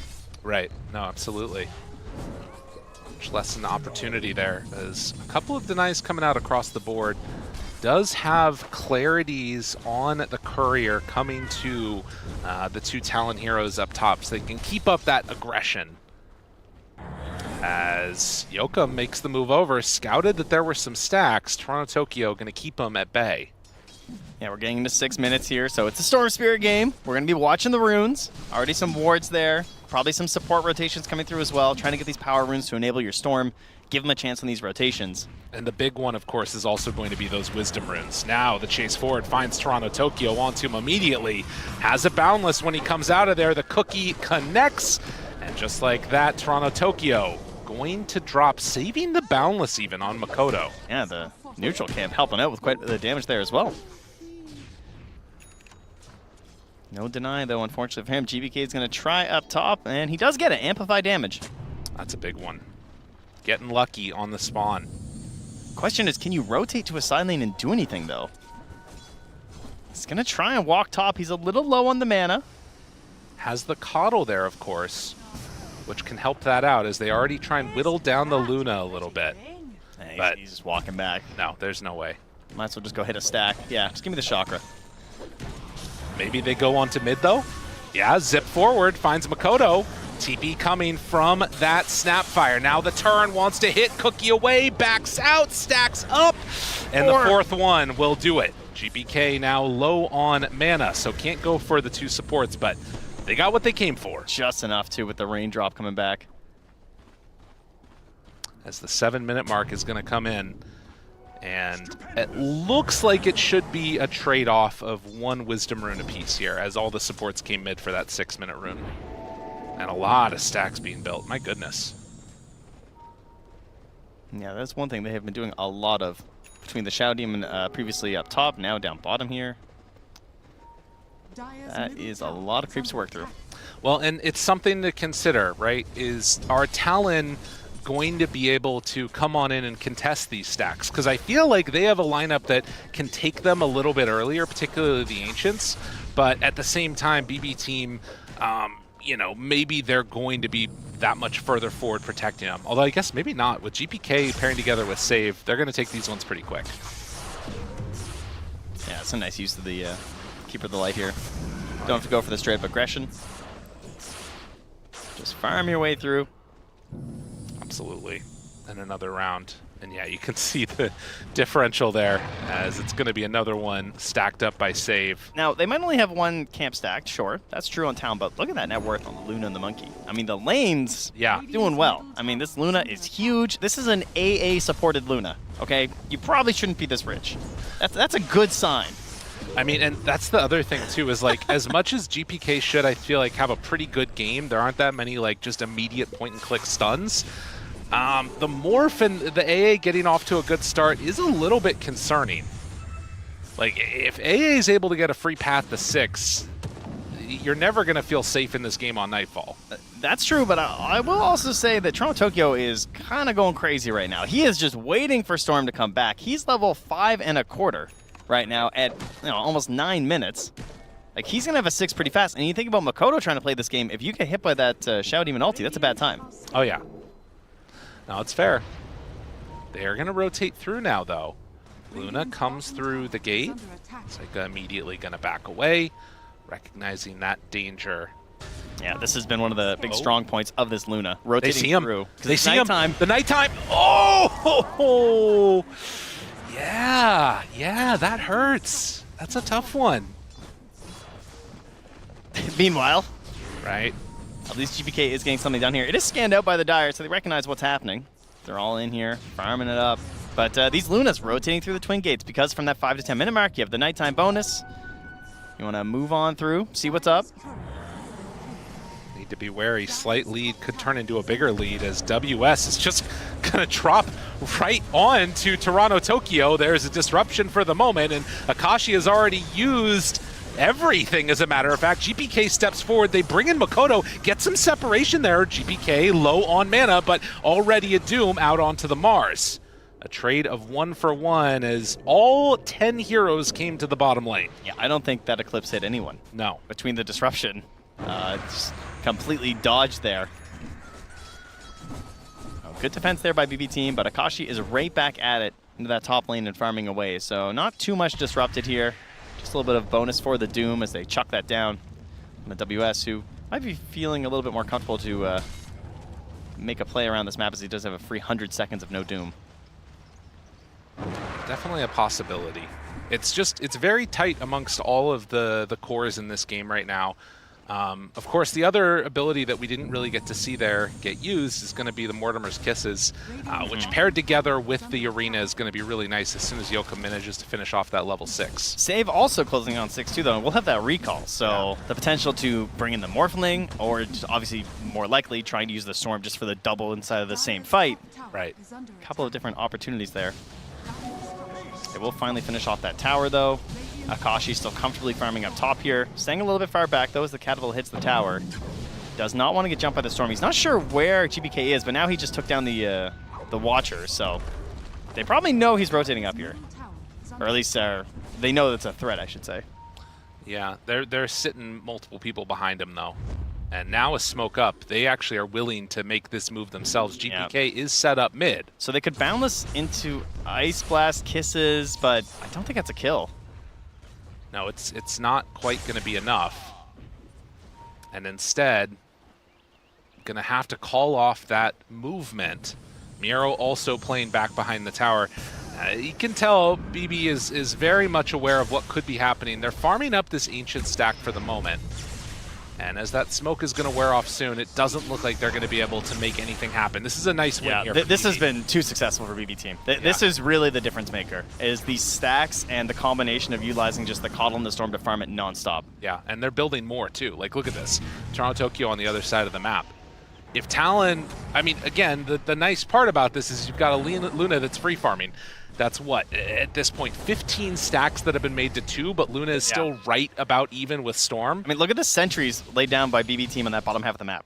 Right. They are just ensuring that there's no vision in here, their camps aren't blocked, Yeah. because this is the strat and the plan that they're going for right now. And what did the panel say was the answer, right? If Luna and Morph get to the same farm levels at like that window when they want to fight, it's going to be Morphling ahead, but oftentimes that's not what happens. For Talon, it's happening because they haven't been able to find these kills. It's on to Yokum. And it does look like it's going to be a finish off there. GPK gets the last touch, manages to take him out. So yeah, it is going to be an issue. Yeah, slowing down again here on the side of Talon, despite getting those kisses. They can't really Another find a stack. play to use it. Another freaking stack, man. It's just non-stop. And look at that play. Save starts the recall, then TP's up top to bring GPK. They're going to find Ponyo if he walks out. Got to be careful with this. The movement. Do Recall. He was so close to dying. One more step and he was gone. Akashi will show on this. No, he's not going to show on that tower. Okay, he realizes what could happen. The economic game being done by BB is really, really strong. And, you know, we were sort of looking at the support duo and being like, Shadow Demon, Coddle, ugh, it doesn't look that great, but it's really good at stacking camps. It's great if you get farmed. Yeah. Like, if there's no fighting early, you don't have to worry about anything, life's good. And yeah, these are two of the absolute best supports at stacking, and that's all they're doing. And you look at the side of Talon, you think like, oh, you got Monkey King, you got Mars. Like, you can invade, you have the Snapfire, but they're struggling to just keep up that momentum and try and play on the other side of the map. They have the Blink Dagger, though, on WS, though, so it's time to dial it up right now. Smokes as well, backing up GPK. Illusion, Rune. Oh, he wants jumping. Not quite on the mark. Wait, it's still gonna click. Ice Blast going out. They'll cookie away and jump forward. Miero finds him with the Doom. Already out. Do they have enough? Can they bring any of these heroes down? Trying to take them down. Disruption is out. As the Mortimer Kisses are going to land, they'll kill Miero for that Mars. Now they're manning back up on GBK, but it's not quite enough to go in. Oh, or is it? Makoto turned upon. Ponyo low on mana. And Talon reset the fight. Psycho level 10 right now. So no points in the morph though, so can't do any tricky plays. Back to farming they'll go. They lose the Doom, you lose your Mars. Pretty well even all around. A lot of gold going back over to Akashi though, so that's going to help propel him towards the Manta. Yeah. I mean, he's staying right there, slightly ahead of the morph in terms of farm, but the big items that are coming out are going to be about the same. Yeah, now Ponyo getting into it as well, though, starting to stack up the Dire. Yokum has no fear. This guy's crazy, man. Just runs Well, I mean, he's got the Seeds of Serenity, which, as far as I can tell, are broken. Yeah, absolutely. You're not wrong. How can you die?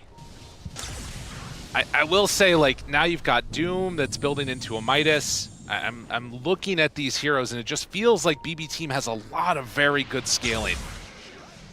They have spent so much of their gold that they've gained on sentries. Yeah. On the raiding team. It's actually comical. That's a good point. They're just all over the map and protecting everything. Like, you would think that there would be some bigger items. Makoto, they just find him and kill him. All right, that can't afford to happen if you're Talon. The recall, really valuable in terms of these movements.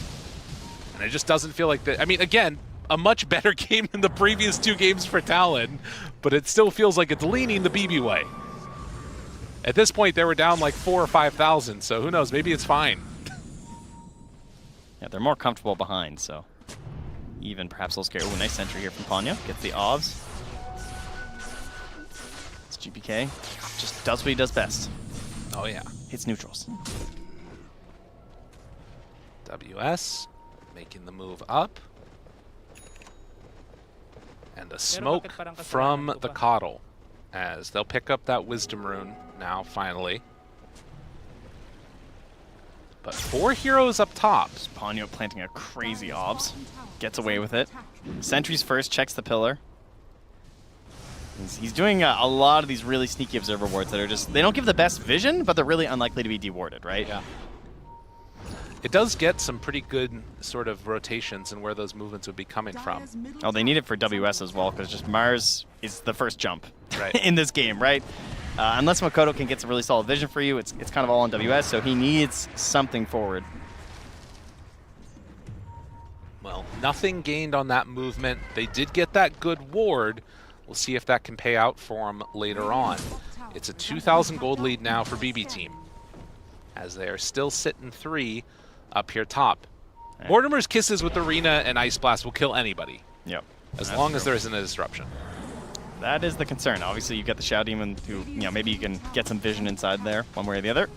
Try and get that save. And Saika does finally take a point in morph at level 13, so has the capabilities to make some plays, but has just been farming like a madman. No Vlads for him this game. He just went straight into the Manta and the Chrysalis.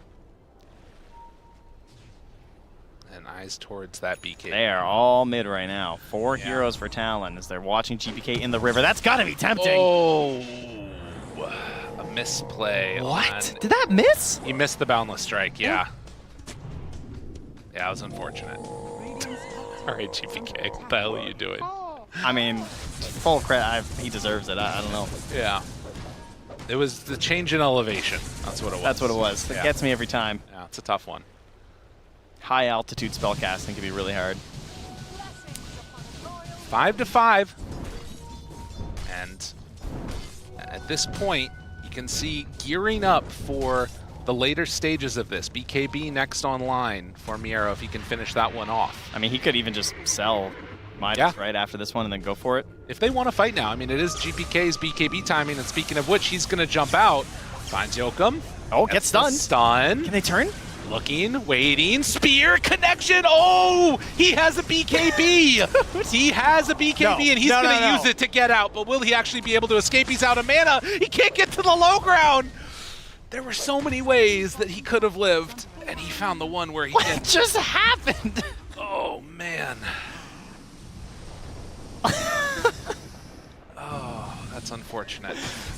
You know, I wonder if also, I mean, yeah, it's an unfortunate situation there. Talon. Unfortunate what? GBK, this is the emergency hero. It's tough. The pressure starts to mount. Can you perform in those situations? And right now, Talon get a little bit of a sign of life. Because again, here's the thing. We're talking about these stacks. We're talking about farming up. We're talking about BB team getting everything they need. But when push comes to shove, you got to also be able to execute in these fights. You got to click those spells. And or BKBs. That time it didn't happen. Scary stuff. Scary, scary stuff. He's back again, though. Oh, and there's still Arena here. He doesn't have his BKB for another 5 seconds, but he's going to stay nice and close before that becomes an issue. Shield room for Yoko. That's a finished Gleipnir? The item of Dota 2 right now? It's very strong. You know what's crazy is that this Monkey King doesn't have Arcane Boots Gleipnir like every other core. Oh. That's all right, that's revenge.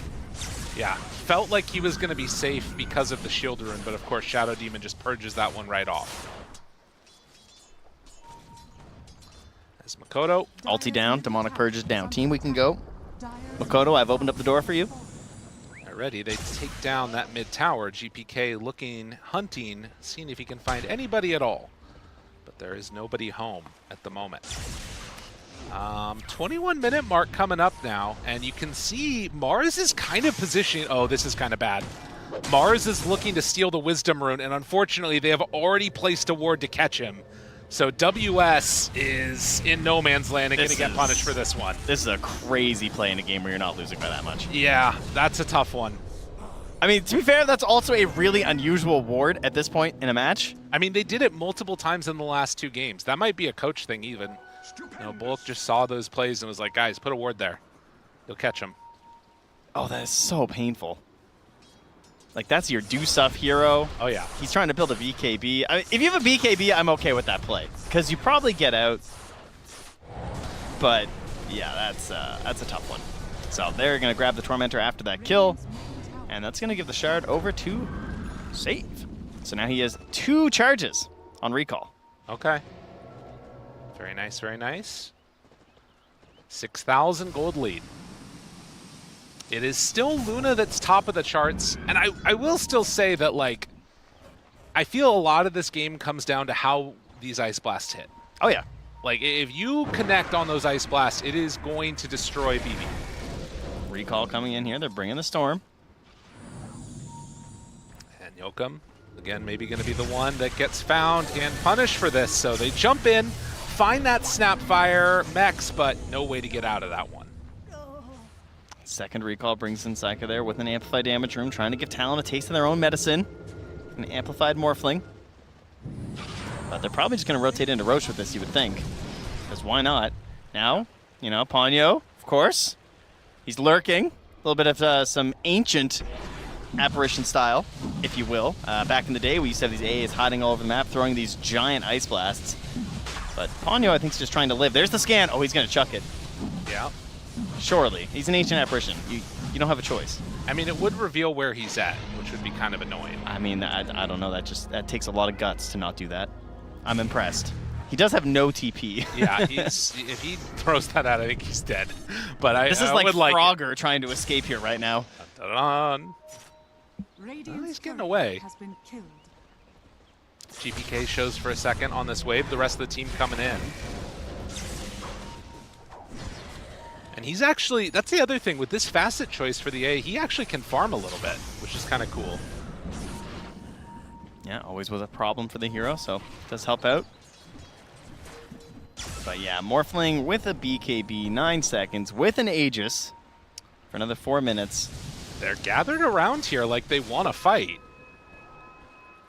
This is an interesting decision if they do decide to defend the tier 1. It doesn't look like it, so they are going to back out now. So far this series, every time that BB team grows a lead and then tries to initiate a fight, things go kind of poorly for them. It's true. So they might hesitate a little bit here. Very good at building the lead, sometimes end up giving it away. And a regen rune for Storm. Oh, well, okay, now you have to fight. You don't have a choice. This looks pretty good for them. Now recalling, save, brings in Miero. Hunting, calls another. Finding one. Oh, they can't quite There's get a lot up of there. heroes Wait a minute, here, wait. Oh, he gets it! A blast immediately. There's the disruption. Now connecting onto 2. Mortimer's Kisses is out. Psycha BKB is already used. How much damage do they have? Akashi right on top of them. They get the Doom now onto the Luna as they try and bring these heroes down and kill them off. Is it quite going to be enough through the Aegis? It will. But still, Luna will die. A 2 for 3 so far and might even end up losing more. Makoto turns to fight onto GPK. Miero goes in too. Now Psycha onto Makoto. Does have the Boundless Strike. Turn around with the hit. And now connection. Do they have enough to spear? It manages to connect onto GPK. But they don't have enough damage left in the tank. And he just got his BKB as well on Makoto. Didn't have it for the engagement. Could have made the difference. And so, BB team, with that Aegis, they take a good fight. Still showing some signs of life there for Talon, I would say. Yeah, a lot of things went really right there, of course, for BB team. Like getting the Doom onto the Luna, they had to spend a lot of their initiation onto the Morphling, but then he gets disrupted and saved. So, I mean, starts out like you're like, oh, well, this could be a free kill, but there's the disruption right before the arena as well. So, you have your WS Mars here just spending a lot of time on the 2 supports, which is good, but Psycha and Miero are up top on top of Akashi. Right. And that's going to be a problem. They lose the snap, takes the Aegis, but then they lose Akashi, and then Makoto's here. He's battling it out, but imagine if he is like BKB, you know? Oh, yeah. Maybe this second go here, he could actually get a kill or two. Because GBK kind of had nothing left in the tank. Right, and almost a full heal with the Boundless, but didn't quite have enough to bring him down. Although it does look like they're grouping together now and trying to make another smoke play on the side of Talon. Likewise, Arena's up, no Doom back yet.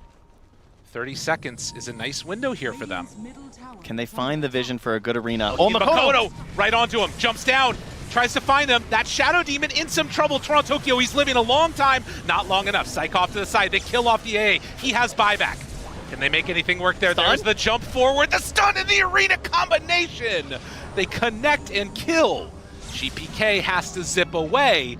Miero might be in some trouble as they keep their eyes on him. Oh, good blink out. That glimmer help there from Save. It might cost him his own life, but he gets Miero at a dodge. And that's the most important one. So, Talon managed to take a solid fight there and take down the Morphling. Makoto playing it a little bit risky there on this Monkey King, but he has to, right? He has to be the one who gets this vision for his team, and he did it really well. Second game in a row, he's doing an amazing job on this hero. And I think this is going to be the real test this game of just how good of a carry is Luna, right? Yeah. Because right now, at 27 minutes, they have almost the same farm on the Morphling and the Luna. If you see these fights happen and Morphling has to like BKB and get blown up right at the beginning, granted there is still the AA in play, but there's going to be some interesting things to watch. Dota Plus loves the late game carries. I mean, there's Morphling on one side, but the Luna, you know? It's Luna Inspector just can't say no. GBK's got that big control of the Aghanim Scepter you can see there, but all right, I gotta say, WS, there is something in that last fight that gives me the sign that this guy might be like a serious amazing player in the future, because that Morphling, most important hero, right? Chain stunned up, probably gonna die, and he still does spear into arena. Did you notice that? He didn't do arena and then spear. He had the time to do it, but this guy is so cool under pressure, he still does the, you know, riskier one. And GPK finds Makoto. Now they get the spear. Oh, he got interrupted. It takes it away. Toronto Tokyo, nice save there for the moment. Doom already used now onto Makoto and WS. He's in trouble. A blast will get thrown, but no follow-up. That's going to be a Akashi? dead Monkey King. GPK jumps forward, wants to find him. Oh, he BKBs. BKB TP out, wants to escape, and will do just that. Just putting no risk on that one, huh? Right. So the thing that I feel like you're talking about there, too, with WS is, like, we already knew from the MMR, from all the rest of it, that this guy's a great player, but to be able to perform under pressure on land, that's a different dynamic. Yeah, just not to let it like mess you up, right? Like he's trusting the muscle memory. He's just doing his thing. He's not freaking out or panicking.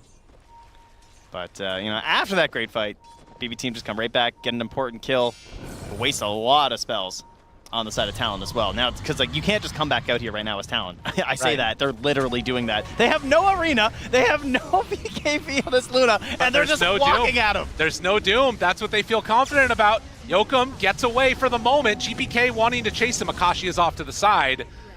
And yeah, I mean, a little bit bold to make that move. Oh, the WS? Wait a minute. He's got a blink dagger. Blinks up. They don't realize he gets away. So sneaky. He still has an FTP for another 20 seconds.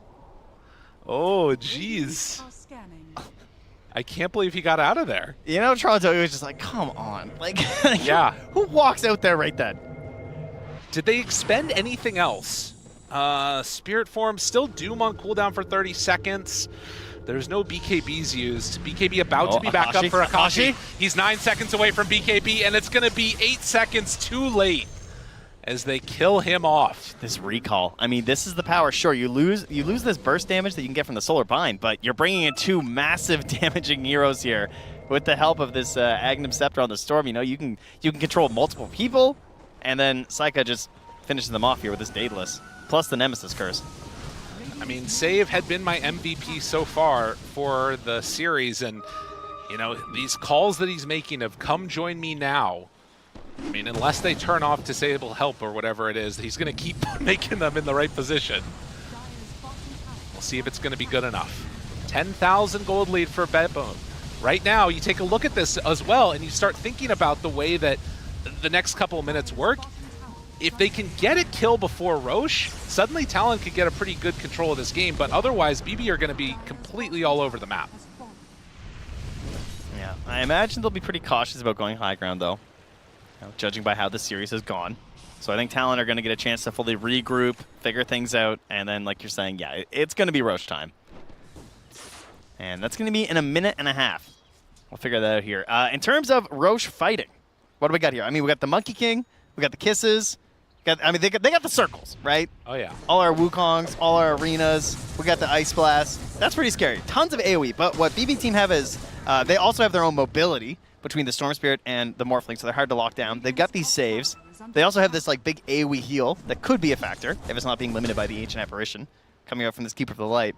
But BB Team, it's like the jump, right? I feel like they can just immediately blow up one hero and there's not much you can do. It's a little harder for Talon. They can do it with the Ice Path, but they still don't have this like great system unless WS manages to just hit the glorious spear, right? Right. Just harder. Well, and the other big change you saw there just pop up Yeah. for a second. Ponyo has a blink dagger. Yeah, I love that on the AA. Smoke up now. 5 on 5. Just gotta hit it. Head through. Vision. WS. First point of contact. They break the smoke with the Monkey King in the tree form. That was on Morph. Saika still doesn't have Shard though on the Morphling. It's got to be careful.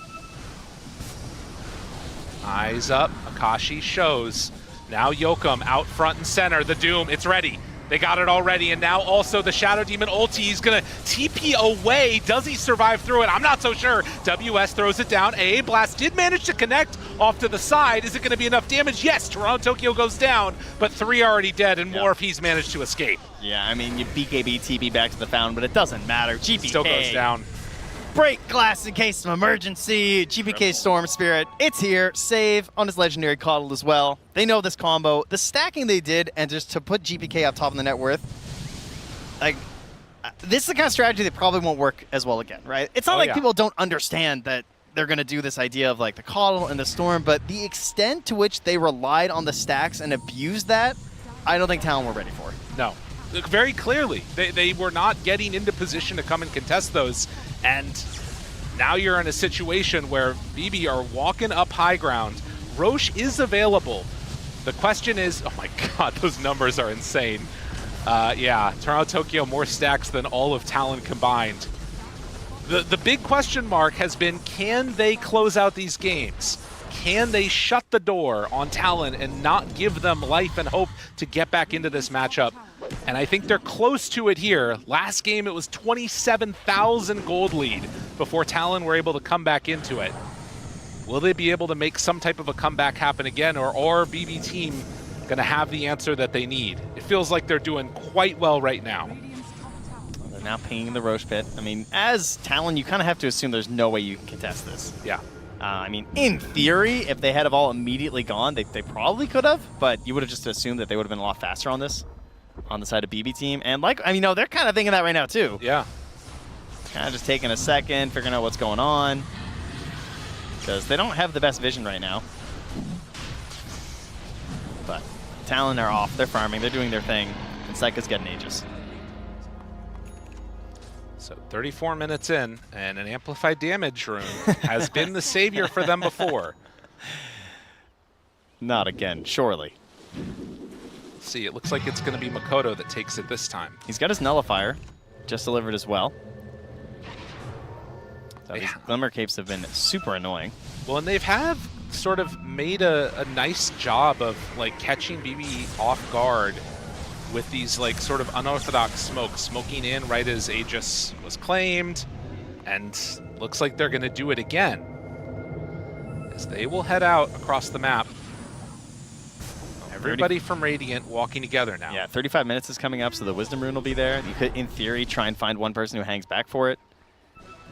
But they don't actually know exactly where they're at right now. They're very limited on vision. They don't see anything. And the outside of amplified Talon. damage is about to wear off. Yokum has just consistently been caught first in these fights. He gets the ward up. Saika is a little bit north from them. Toronto Tokyo sees it with the gem. He gets jumped. And jump, finding. That's a great hero to get to start this The fight. gem ends up on the top. And now AA Blast, he blinks in to kill him. AA is gone, but now Morphling, he's in trouble. Morphling dead. Makoto, BKB, going to use that ulti right away and TP out, and will indeed manage to escape. So they lose the Mars, the Snapfire, and the AA, but they did manage to bring through down that Aegis. The fact that Gem landed up on the pillar is kind of ridiculous. I think that saved it for them. There was no opportunity for Talon to grab it. I guess they probably would have lost it anyway, let's be honest. Yeah, everybody was dying there. Yeah, anyone who was scooping that thing up was dead. But another moment there where BB lose an Aegis. Yeah, I mean, Talon, they just feel like the high ground fight's probably not going to go that well for them. Ideally, you're trying to find them out of position, because again, it's post-Aegis, so you're thinking they're not going to be all grouped up, but BB team are just not allowing that to happen. All staying clumped up, and despite the immediate jump on a Toronto Tokyo, the fight still doesn't go well for them. Shadow Demon illusions as Yokum. They get a ward down up on the high ground, force staff back away. And the Luna illusions starting to do the damage to the tier 3 tower themselves. As a refresher is now done for Doom. There are just so many issues right now in this game with Talon that they need to address. And it feels like unless you're catching like everybody in a Mars arena, you're not going to be able to address them all. Yeah, but, you know, there's a Scythe on WS, right? You know, we saw that last game. They had no right win in that game either. It's true. You're not wrong. They also have to contend with Doom now muting, so no free TP away. Not that it mattered anyways previously.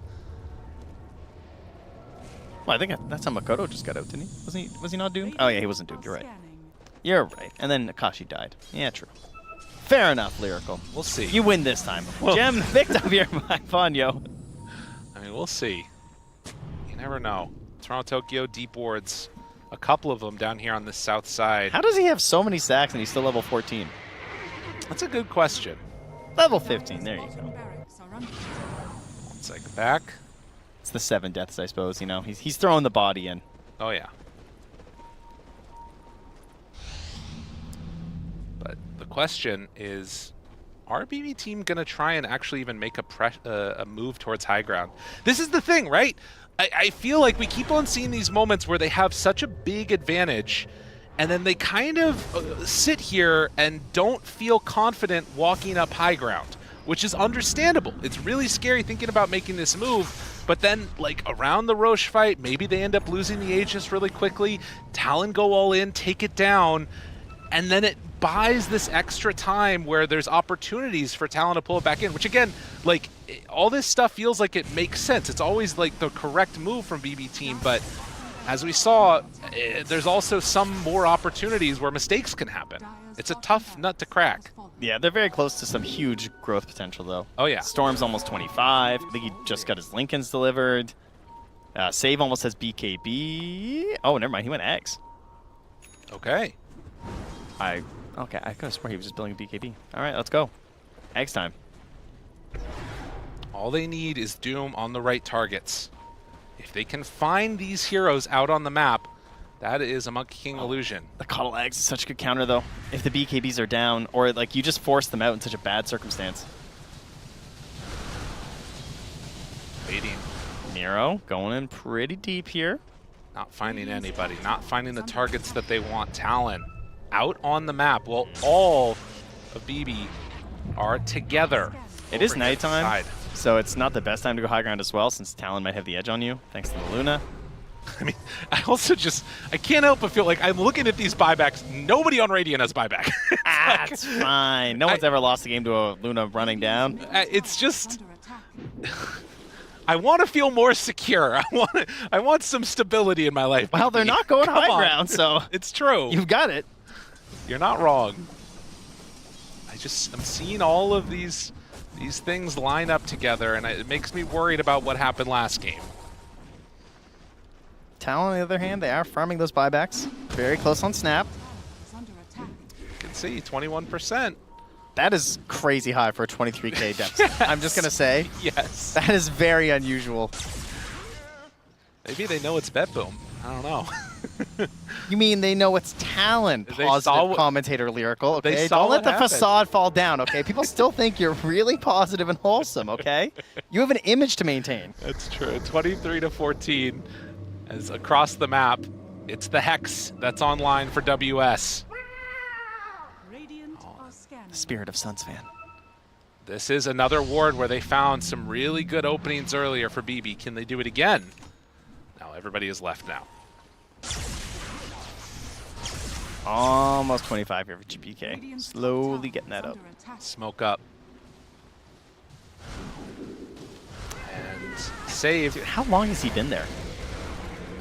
Save's just been chilling down here. He's going to bring in a recalling. friend. Makoto. This. Careful, careful. GPK. Okay, more friends. Everybody, come on. Everybody's here. They're definitely Oh, Ponyo. Oh, he gets the ward down.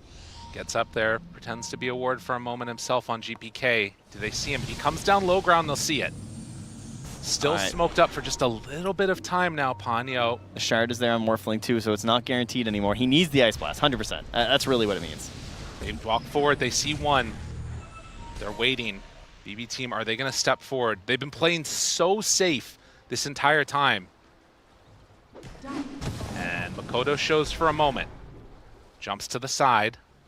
This ward advantage, if they wait long enough, the Yeah. question is, will BB step forward? If they do, I mean, they might get an instant rush spawn. that's true. Maybe they can force something here. 10 seconds. We'll find out what the timing is. Makoto, does he step into range? It's a battle of patience. Who is more patient with their movements? not GPK, an who instant. wants that hard camp? Who wants it? There's an arcane rune to the side. Oh, does anybody want the hard camp? It's so nice right there. Ready for anybody to jump down and hit it.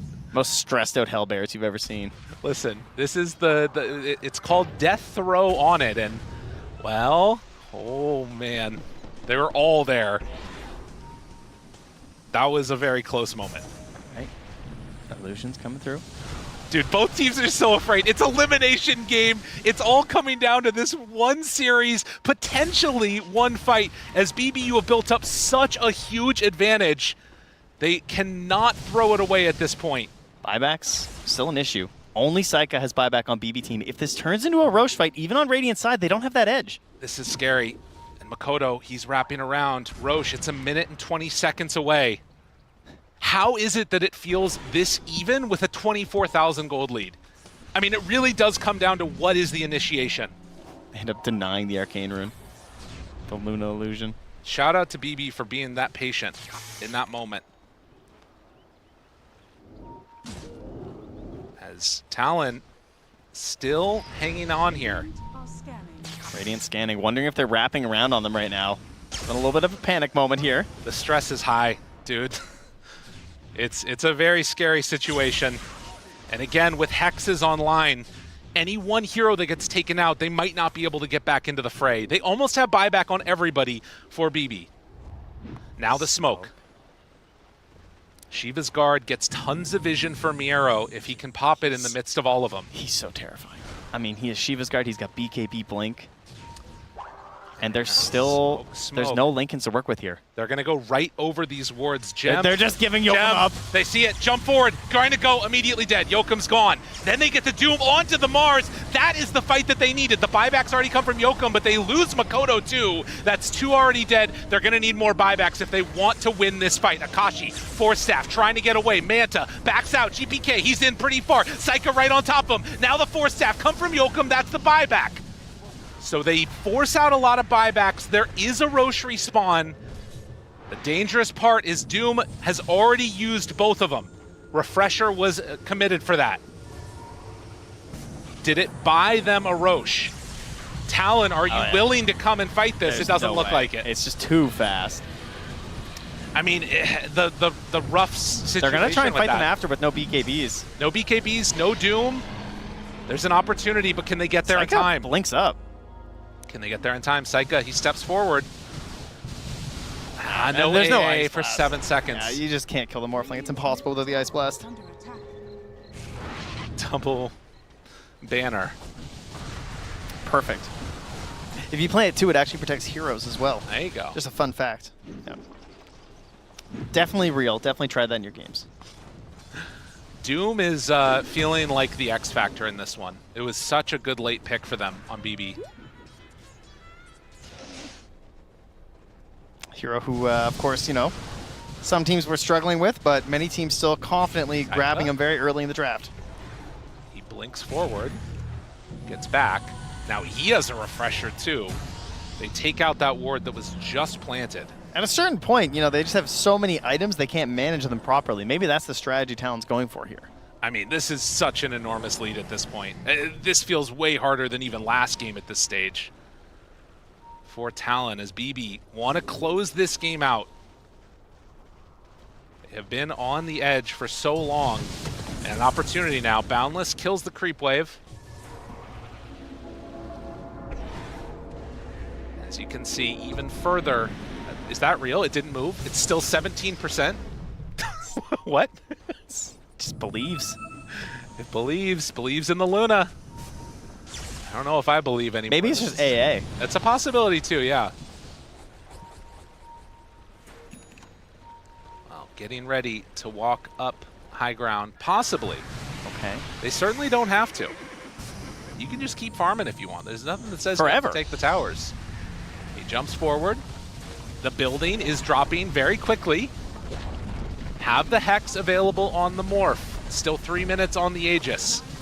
That is going to be a Ice Blast. full set. Oh, okay. Did get clipped by it, but not really feeling like an easy go. With no Ice Blast now, they definitely can't make a move. I mean, you also have the refresher start on Storm. Holding this right now, like any fight, just feels so incredibly hard to deal with. All right, does come up fast though. Only 13 more seconds till Ice Blast returns. They're jumping. Jump forward, find him immediately. Nice Shadow Blade. Backs away. Now the turn. There's the Wukongs. Gets pulled all the way back, and, well, he's going to drop. Ice Blast is up. Second 1 second. round, Miero's to the side. They already get the Doom onto the Monkey King, and now trying to kill him off in time. They got the Frostbite onto GPK, but the damage doesn't feel quite enough, although it is for Miero. Wait a minute, maybe an opportunity here now they catch. Psycha, he backs out. They tagged him with the Ice Blast. He couldn't stay and fight. They actually got him far enough back. Yeah, he dies in the well. Makoto will survive. No Mars ready. So that is Aegis. The Doom's just too much. 1,400 pure damage from Doom. incredibly hard to deal with.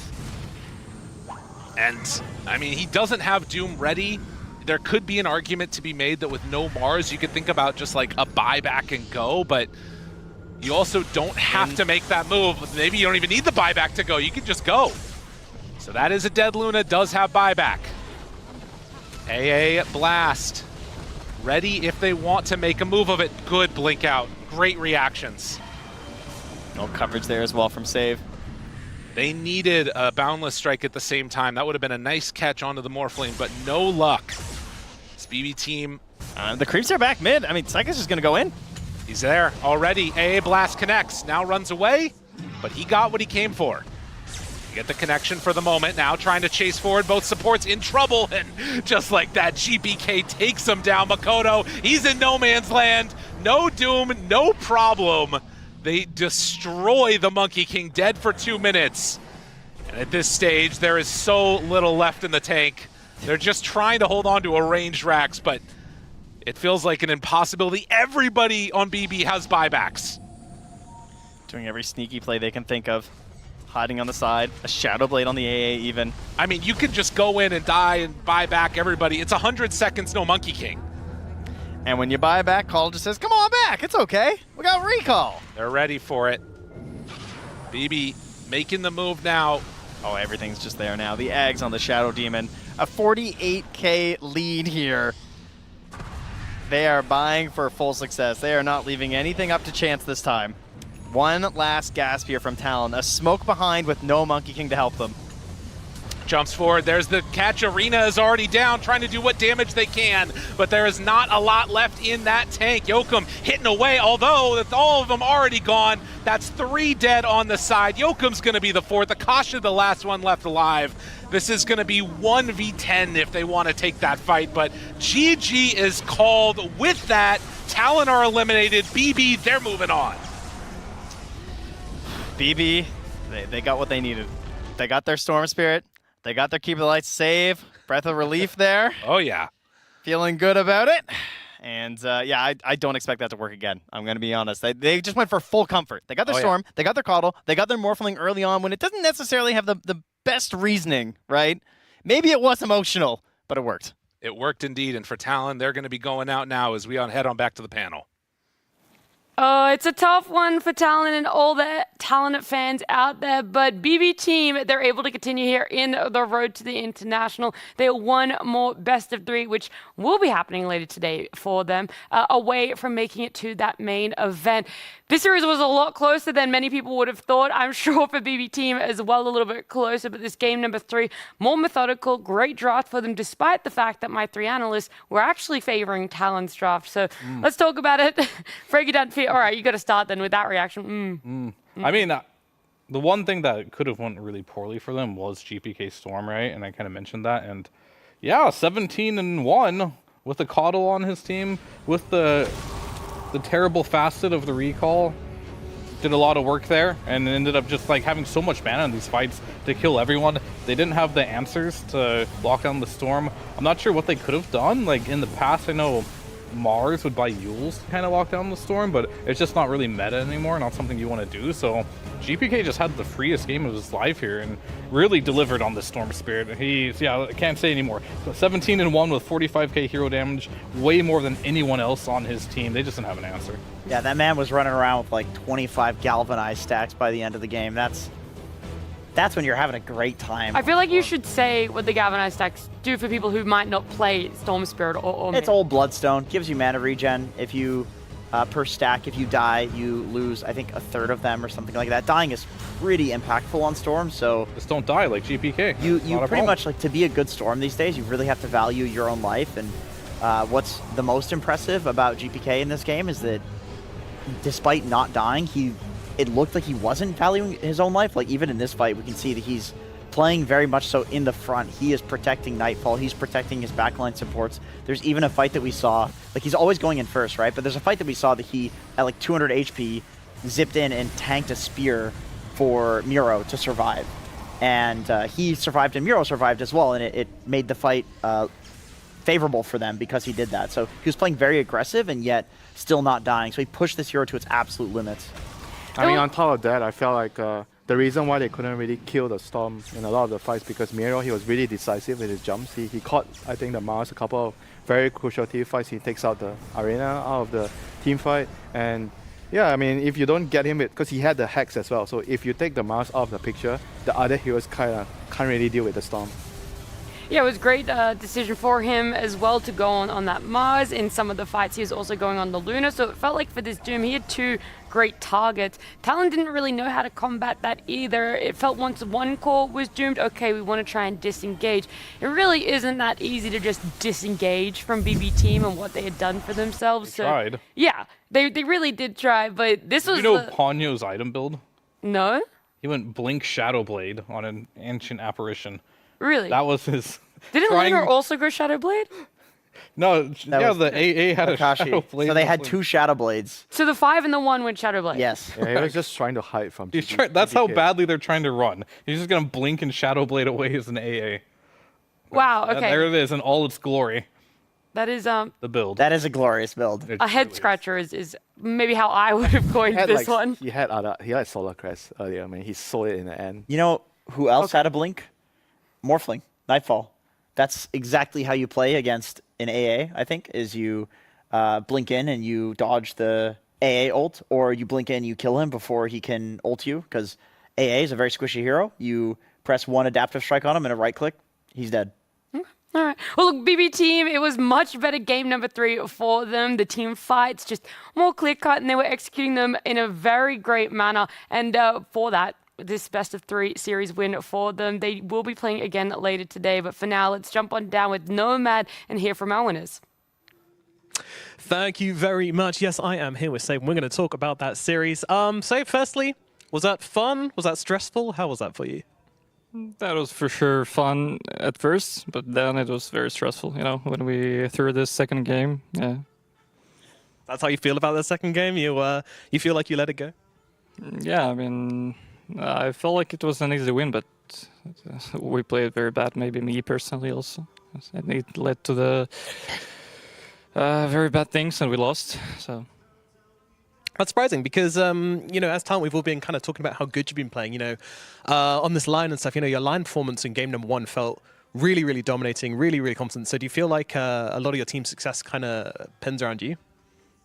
Yeah, maybe. And when I have a really bad game, usually our team doesn't do very well. And when I have a good game, I feel like we're playing fast.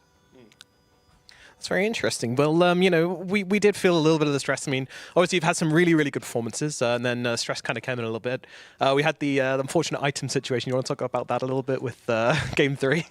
I mean, I just dropped my circlet on the ground and they deny it. It's probably because of my mouse. I mean, I play an office mouse, that is $5 price, and I feel like I didn't change it for 1 year, and it's probably broken. I had something similar in my pubs. Maybe should I change it? I think you probably should. I mean, you guys can't see, but we're literally looking at, like a mouse my dad would use here. So that, maybe we get that upgraded, not sure. But finally, you're going to be playing against Nouns later. How are you feeling about that series? I feel like Nouns is a good team, even though we played against them our first game at this TI, and games weren't that hard, honestly, but I feel like they became a better team after our series. They won the team spirit, they took the one map of Gladiators. They're for sure a very good team, so of course I'm going to prepare hard, and we're going to try our best. All right, really looking forward to seeing you play later. Thanks for coming to talk to me. Back to you, Nat. There we go, BB Team. They're giving respect to their opponents, Nouns, which will be happening. That'll be our 3rd series for today. They're going to have a series break for themselves, and it was a stressful one. They're going to have to try and reset here. He already talked about it there, Save himself, that Nouns, they were able to get a game off Gaming Gladiators. Here we see BB Team fall down in that second game towards Talon. He said it was a throw. Would you guys coin it as that as well? And they, okay, yeah, don't answer. So please pause at least before you answer it. Oh, sorry. Was it a throw? Yeah, I think it was a throw. They definitely were ahead the majority of the game, except for the last 2 minutes of the game where they threw the game. So definitely would agree with him. And if I was playing on that team too, if I'm ever ahead by 20,000 gold and I lose, there's no other way to look at it as we should have won this game, no matter the It circumstances. was 27K. Okay, thank you for the correction. Would you be able to mentally recover from that fear darkness if you lost if you were GPK and you were playing Storm Spirit in the game 3, would you have such an exceptional performance after throwing game 2? Why are you disrespecting him? He won a TI. You think he can't do it? What's the disrespect? He could do anything. Like the fact that you're asking if he could come back. It's a from question. that. No. If you're putting disrespect on that, that's your inclination. Fear or darkness? What do you think about that? The emotions of losing. Fear, don't game feel 2 like you have to that? answer it. Back to you, Winter. Yeah. Back to you, Jenkins. Ask another question, Jenkins. That's the only question I had prepared. Okay. Well, luckily someone has better questions, significantly better questions, and hopefully a better interviewee. It's Pyrian. Unfortunately, Talon knocked out here, so he'll be joined with Akashi for the exit interview. Yeah, thanks, Nat. I am here with Akashi of Talon. First of all, we're really sorry to see you guys go out, but that game 2, that must have been a high point of the tournament for you guys. That was fantastic. Was it fun to play in? Yeah, we didn't expect that comeback. It was like sudden comeback. So in game 3, obviously things didn't work out for you guys, but BB team weren't really closing. Were you hoping for another comeback, or did it feel like it was maybe just a bit too hard to win that game? I think we have that feeling that we can still come back the fight, especially the second rush fight. Yeah. So this tournament obviously probably been a little frustrating for you, this TI. What, if you could put your finger on it, what do you think's gone wrong for Talon at this TI? Gone wrong. I think we're still lacking some ideas about in-game, and we're still not unsure how to do. So looking ahead to next season, what are you hoping to achieve in 2025? Qualify again in TI and hope do our best again. Fantastic. And last of all, let's say if there's anything you want to say to the Talon fans out there and C fans around the world. We're sorry, guys, that our round ends here, but next year we'll do better. We certainly hope so, and good luck to you. And thank you for taking the time to talk to me, Akashi. Nat, back to you.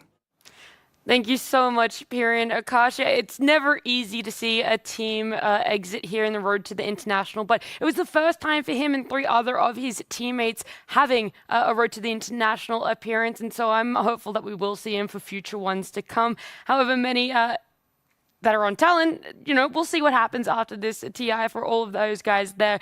BB team, they'll be playing on further today. Any other honorable mentions, though, for Talon that you want to talk about before we kind of close the book on that chapter and officially say goodbye to them?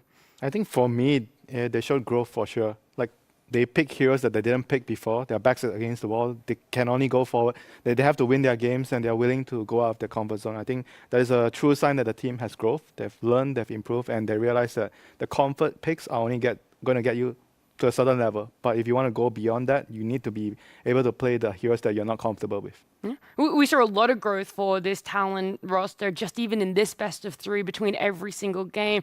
Someone who talked about it before we even started our series was Purge, and he's back again to break it down a little bit further. Thanks, Nat. Yeah, when I talked at the start of the day, I wanted Makoto to play less carry-focused heroes. I wanted him to play tempo heroes, and he actually did that in most of the games. He played Monkey King in Game 2 and Game 3, but his laning stage had something to be desired. It made me realize that I'd seen this Monkey King versus Storm matchup before. Watch how he's playing this match. He's got an important skill right here, Mischief. This allows you to temporarily turn into a creature and dodge damage for a brief moment of time. And when he uses Mischief, actually, he's often using it at the wrong time. I'm going to go back in time to show you guys this. He's going to use it to dodge an auto attack. That is not a good thing to do. The big damage is actually Remnant. And the reason is because watch how we have Malrine playing this. This is a match from 2 days ago. Rather than dodge that, what he wants to do is he moves forward, he puts 1 Jingu stack on his opponent to make him think he's going to stack up 4, and that's going to make Lumpy here run kind of back and forth like this, because he can't really get close knowing that there might be danger. And if he actually does go for a Remnant last hit, watch what he does with Mischief here. He walks forward, he blocks it with Mischief so that the Remnant doesn't get all the way to the range creep. So on the other side, if we look at Makoto's laning, if he's just using Mischief to dodge auto attacks, he's just getting a small regen trade, but he's never actually leveraging his 3rd skill, which is regen. So it's like, okay, you're laning fine, but you're not dominating your opponent. And then what happens afterwards is he doesn't actually go somewhere with that kill. Both games, around the 6.5 minute mark, for any top player that plays this, like No One or Quinn, they will go do a bounty, a Wisdom Rune fight. But Makoto just continues to hang out in the mid lane and expect his allies to play near him. So it's a very different playstyle that we've been seeing out of him. I'm glad that he switched heroes, but he was not up to snuff on the Monkey King, unfortunately.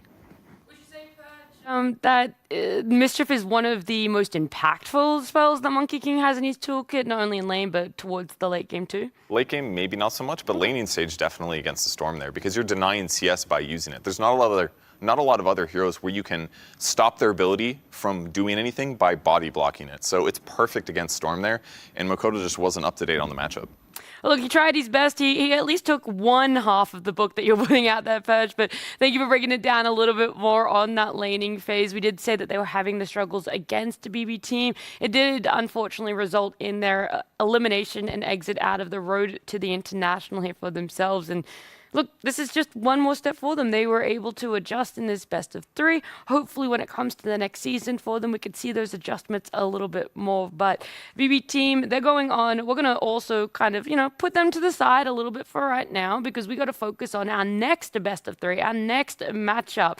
That one's going to be Team Zero up against 1W. But before we jump on into that, talk a little bit more. Something people love about TI or the road to TI is the short film contest. So we're going to be running through a lot of different short films that have been submitted, some of our finalists, and we're starting off with our very first one called Prey.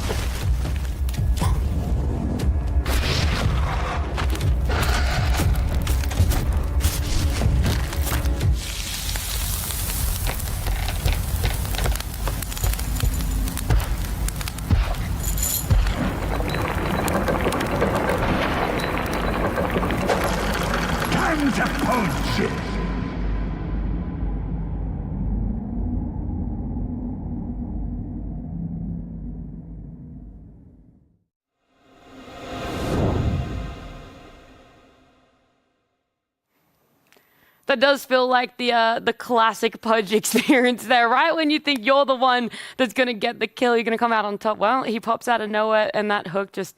No, he's going to hook the PA, and then the PA turns around and one-shots him. That's what happens on Pudge. You think you hit the hook, you're like, I got him. But then you realize you're Pudge. You suck. Yeah, I mean, that's me playing PA, and you just hooking me back when I blink strike. We're on the same team. We're on the same team. You go for someone else. That probably that's true. No one actually. We didn't know if the Pudge was on the same team or the opposite. Yeah, team. that's true. That's true. It's like, I got you. I'll save you. Maybe that's the best sort of short films. The open. What's the words I'm looking for? Yeah, open to interpretation ending there. Are they teammates or are they enemies? Who really knows? But that was one of our finalists. Throughout the day, we will be showing you some more of our finalists of the short film contest. But let's turn our eyes towards our second best of 3. We've already been treated to 1 today, but we're going to be having Zero up against 1W. Let's talk about these teams because Zero coming into coming into this tournament, no one really knew what to expect despite a great qualification from them. They did great in their groups, but unfortunately falling a little bit short in their best of 3 for seeding, and that's how they find themselves in this first round of the lower bracket winter. Yeah, I feel like their group stage, they started well, but as soon as the meta kind of got a bit figured out, and people kind of started to turn their eyes on them, realize, oh, they're really good on this hero, especially the Earth Spirit, they're really good on that hero, and things started to, become difficult for them, and they're not really trying to. Okay, maybe they did try to adjust. They try to move their picks around, but I felt like some of the heroes that are being picked a lot in the meta, and they tried to play it, but they were just not good at it. And when they won their China qualifiers, I was watching some of their games. I felt like, oh, this team has a very distinct playstyle. They play very differently from all the other Chinese teams, and they were able to win with very different heroes. So I felt like that was their identity. But right now here, it's like a different thing. Mm-hmm. You can't really play your heroes anymore because there's going to be a line to draw. How good are our heroes in the meta? Can we still use them and win against the top meta heroes, and they felt like they couldn't, so they are switching around after the group stages, which isn't really working so well for them. I think it's also a question of how many heroes do you have at that level where you can use it at this level of Dota? Because I do think that 7E, his Earth Spirit, is good enough to be meta-defining. In fact, I think because he's so good at Earth Spirit, a lot of other teams have been experimenting with it and playing it, and it does look good. Like, we saw Analog play it the other day, and that was the game that Heroic almost won because of, like, off of the back of him. He played amazing. So I do think there are some heroes that they have, but that can be meta-defining, but the question is, do they have enough? And the answer is looking like no, and if the answer is no, can they adjust to what the really OP things are in the meta? Yeah, these teams have had a little bit of time off, 1 day for themselves, or in some cases 2 days for themselves to reset, have a look at what they want to bring to the table and how they want to start slotting into this meta. 1W is one of those teams. They've had a little bit of a rougher win rate in the last 4 series. We just looked at that one, but what are your expectations for them, Fia? I mean, they're a younger team that has had more recent success in past tournaments. There's a lot of players on this team that I remember seeing in the past, like Munkushi and Sweden Strong being players that I covered in like Division 1, Division 2 DPC like a couple years back, right? And I remember Munkushi was like, I remember him playing Monkey King. I was like, wow, he's good. But when he played anything else, I was like, wow, he's not so good. And he's evolved so much from that time, where he's, I want to say, probably the star player on this team for me. And he plays so many different heroes. He can play very aggressively with these Lina, Gyrocopters, and Razors. But he can also take a step back, too, and also play more of the greedy heroes like the Morphling, the Alchemist. He's been, like, really good and impressive. And he's just been such an impressive player to just watch his growth. And now he is right here at the road to the International. And he's the one, for me, that needs to have a good game for this squad to do well. Yeah, both of these teams, I feel like they have some trouble finding their own identity in this meta. They play some very niche heroes, but when the meta is like unraveling during the group stages, they are kind of finding it hard to follow what other people is doing, the other teams are doing, and they're kind of trying to sometimes find a compromise, you know, which might not win you the game. So it's all about like whether do you adapt, or you really are able to find something that's in the middle that you're also good at, and it's also kind of okay in the meta, and try to win with it. 10 seconds. I would be very surprised to see 1W leaving the Earth Spirit through this phase. I can understand that you think that they're not going to first phase pick it. I don't think it fits there. Not at this level of Dota. Maybe against worse teams, like Team Zero could just first pick it and win the game, but not at this level. But second phase, yeah, definitely worth a ban. And I don't see 1W picking it up for themselves. We'll see exactly what it's going to be that does get let through. This is the weird phase of bans. You're either only getting 1 or you're getting 2, and then 3 hero picks for each team are followed just after it. And now you have to wonder, do you set up for yourself on what you want to pick, or do you try and deny something? So this Invoker, it's been played in so many different positions over the last 3 patches. I'm still going to just put a blanket out there, most likely mid though. Yeah, I have to. Or carry. A la Watson. That's why I'm saying most likely mid. I don't want to say definitely mid.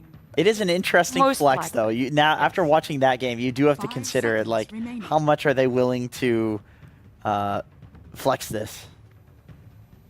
And they haven't played it yet, so this is going to be a new hero at least. And we have seen Treant before a lot. I basically, talked about him much. Zero, yeah, we definitely don't talk about Treant enough on this panel. Can I have another 3 minutes and 40 seconds? No, please, Shankit, don't. No, right. especially considering how fast this Yeah, is. this is going fast. But either way, we got some real meta stuff all around. All these heroes have been picked, and we've seen a lot outside of the Invoker. I think that's the only one hero. And it's an interesting pickup here to pick it up that early. Looks like it will be their mid. It could flex to carry. I think that's a Watson special, though. I don't think any other player is really privy to that. So they must think that they can play Invoker in almost any situation. It'll be fine. And against Zero, I suppose they're thinking, this guy really likes to play his melee type of like heroes that don't like being mana burn, like your Earth Spirit, Sand Kings. What else did he play as well? Just pretty much Tiny as well. Like, these type of heroes don't enjoy getting their mana burned because they can't make rotations if you do that. So maybe they're just really focusing him down in that regard. He does not care. I was going to say, I was going to ask the question, for how is Earth Spirit versus... like, thank you for the subscribe. Appreciate that. Unfortunately, Talon has to go home. Maybe they can still watch there. They should watch. Why do they have to go home? They're not gonna join the tournament again. Jadilah bunga matahari. Enak ya suaranya, aman aja. Yang tiba-tiba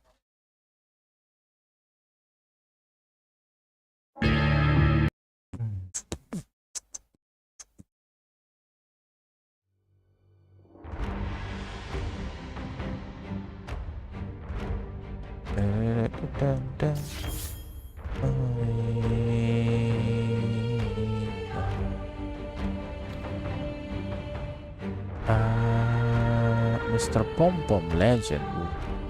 This guy playing rank. Oi oi oi. Nanda kora.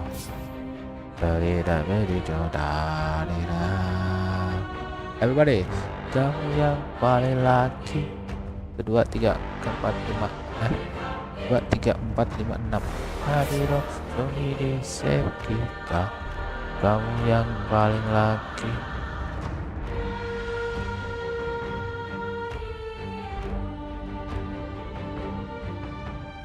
Hari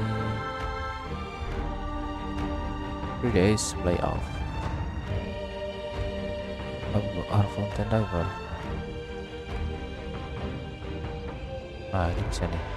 Lagi kan kita upgrade 150. Ah ini bisa. Friend. Oh deny. Tidak ada di ini. Gelap. Yesus tekan.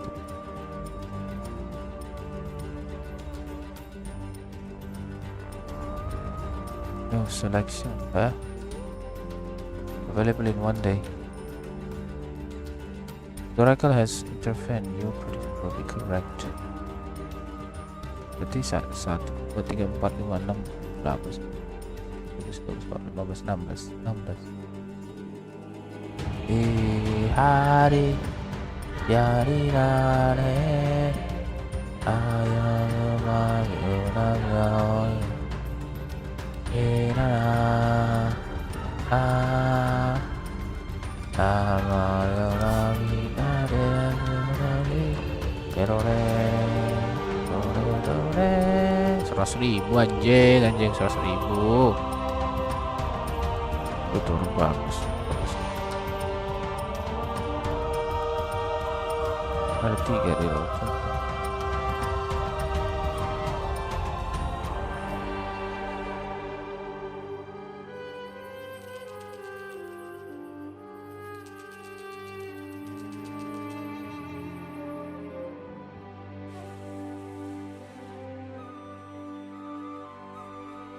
Trade. Reroll trade.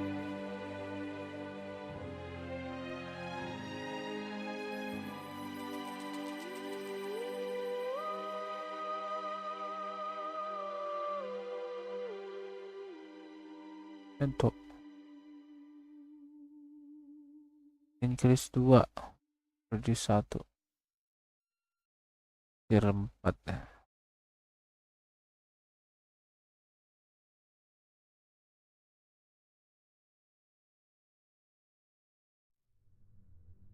Tiba-tiba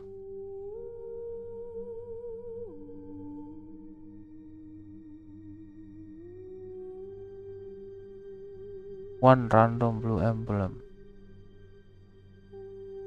Blue emblem starts with emblem.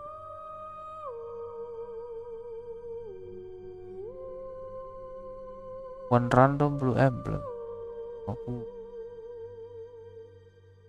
Oh, worth it bang. Menarik.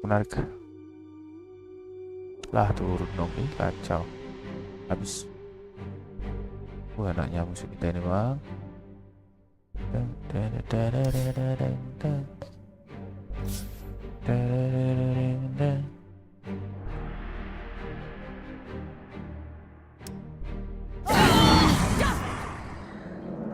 Mana?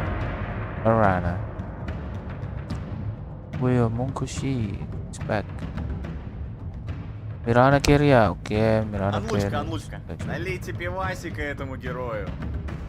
Oh yeah, voice note. Yeah. Goal. Yeah, cool. Drinking buddies. Tag team. Ditarik. Apa nih ya? Uy. Mira, napon lo. 7E nya ya. Menarik. Oh, lainnya good ya. Siapa nih yang menang? Mirana. Bar. Enak siapa? Baru.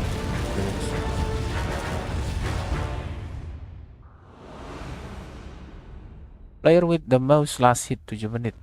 Most last hit 7 menit. Udah.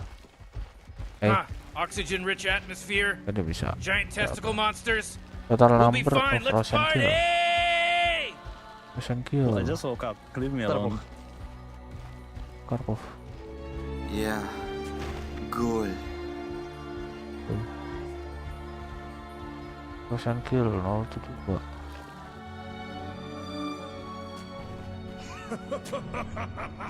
Tris destroy 300. Ada train. Ada bad rider, ada. Oh, ini mantap nih bakalan kucing-kucingan ya. First barrack destruction. Анлучка. Oh, Morty. Oh, it's about to start, Morty.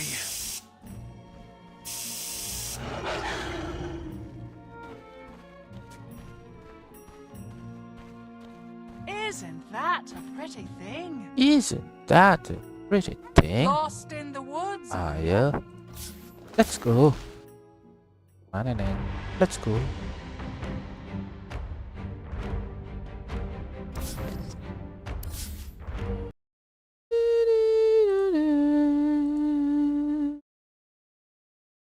Can your veteran players, you have them, even come through for you in the clutch? The one guy I look for in that regard in this series might be Erica, right? Like, this is a carry player that goes back to multiple TIs, has the LAN experience, has gotten top 6. A lot of people forget about that VG roster, where that was a really strong roster at the 2021 TI, and they were cruising through that until they went up against another Chinese team.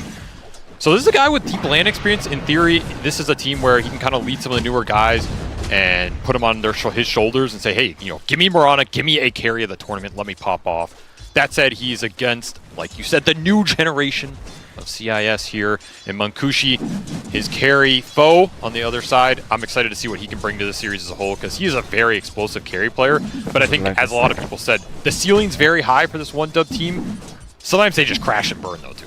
Yes, I feel like that they were coming into this tournament with some momentum, but everything that we've seen from them at this international has not reflected that. No. I think that they have really underperformed at this tournament, but if you're going to start performing, now's the time to do so here in the lower bracket with elimination on the line. They will not have that experienced TI attending voice on their side, though, and that may leave them at a bit of a disadvantage when it comes to this matchup. I think that's why a lot of people are looking forward to what they're going to do at this event, because if you go to the LAN right before this, that Elite League, like, they took Liquid to a Game 5 in that Grand Finals. And I think a lot of people were impressed with the rigidity they showed, being able to go deep in a high-pressure match like that and go the distance, and some would argue should have even won that series. Yeah, I mean, they're playing in a LAN environment with an audience, which, you don't get too many tournaments. Exactly. Too many chances to be able to play tournaments like that. This lane's looking a little rough for the Earth Spirit, but, get the 2-minute water runes. Should recover the regen here. Seems like they have not lost faith in the Earth Spirit, something that they are rocking in the qualifiers, the Chinese qualifiers, and something that they also ran here at this international a couple times, though their last matchup was in that series against Aurora, where they got knocked down into the lower bracket position in the first place. They did lose that Earth Spirit game, but it seems they still believe in it. 70s, it's one of his favorite heroes, so Well, maybe Blink believes in it. Yeah, that's... yeah, he thinks 7E. He's like, no, man, don't pick that for me. I don't know, man. Blink's... he's a very interesting Dota legend, as was said. Yeah, what do you know about Blink and personality-wise? Obviously, part of that famed Wings roster, but obviously being from the Chinese scene, a lot of the Western audience doesn't get to know too much about him. What have you heard? I mean, honestly, I feel like he's the player from that Wings roster I know the least about. He's a bit of an enigma. All I know is that guy was an absolute beast in mid lane, and he played everything. And he was like 5K MMR. So if any of that has bled over into the Zero squad, not the MMR part, but the willingness to play anything, be confident in it, not be afraid of your opponent, I think that's what we saw in the interview. I think that does kind of describe this young team, right? Like, they just kind of want to play their style. They can play fast, they can play slow. I think they've looked a little slower at this event, like more patient, more disciplined, trying to find the right team fight and set it up properly. And sometimes that can bring the pace down a bit. I mean, this is another game, right, where we're going 4 minutes in, it's 0-0 on the board. I don't think they're a team that's going to rotate super fast or play some like hyper carry that just goes through the gate 8 times. But they can be a team that excels in those late game team fights with some really nice player synergy and spellcasting. One player you certainly do know something about, former teammate of yours, Ponlo, playing the Dark Willow, which the panel had some crazy ideas of perhaps that was going to be a carry Dark Willow. Not going to be the case. Just going to be support here, and may end up going down for first blood. It's Respect is able to pick that up with the Ice Shard. You really cursed him real hard there, as... Right, I didn't say anything good about it. Respect happy to collect that bounty, and flip side of the map. Good. Sweden Strong will collect as well. Does this mean they're winning all their lanes? Man, Erica's going for it, or yes sir, as Sunsfan likes to call him. He leaps in to get the kill, now tries to leap out. Arrow, it gets blocked by the Beastmaster. I think he wanted to kill that boar that was slowing him down, and he just traded his life for the Bat Rider. That could not have been a good exchange for him. Let's get the full resources, but yeah, that is not exactly what he wanted out of that exchange. And 7E gets his mana burned out, and his life is being threatened by Kira Jr., who's going to come close to getting the kill once again. But Air Spirit is going to be sent packing either way. Back to Fountain he goes. He is really behind on experience. We've seen Invokers dominate some of these isolated one-on-ones in terms of the experience factor, but this is going to be a level 6 Invoker to a level 4 Earth Spirit. Pretty brutal here, the extra, innate giving you the extra experience on denies, but just putting in the CS works. 26 and 15 on this Invoker. He has almost as many denies as 7E has last hits here. And then he comes back to lane and instantly gets all of his mana burned away. He does have bottle charges, obviously, to work with, so he should be able to bottle back up and play for the power rune that's coming in soon.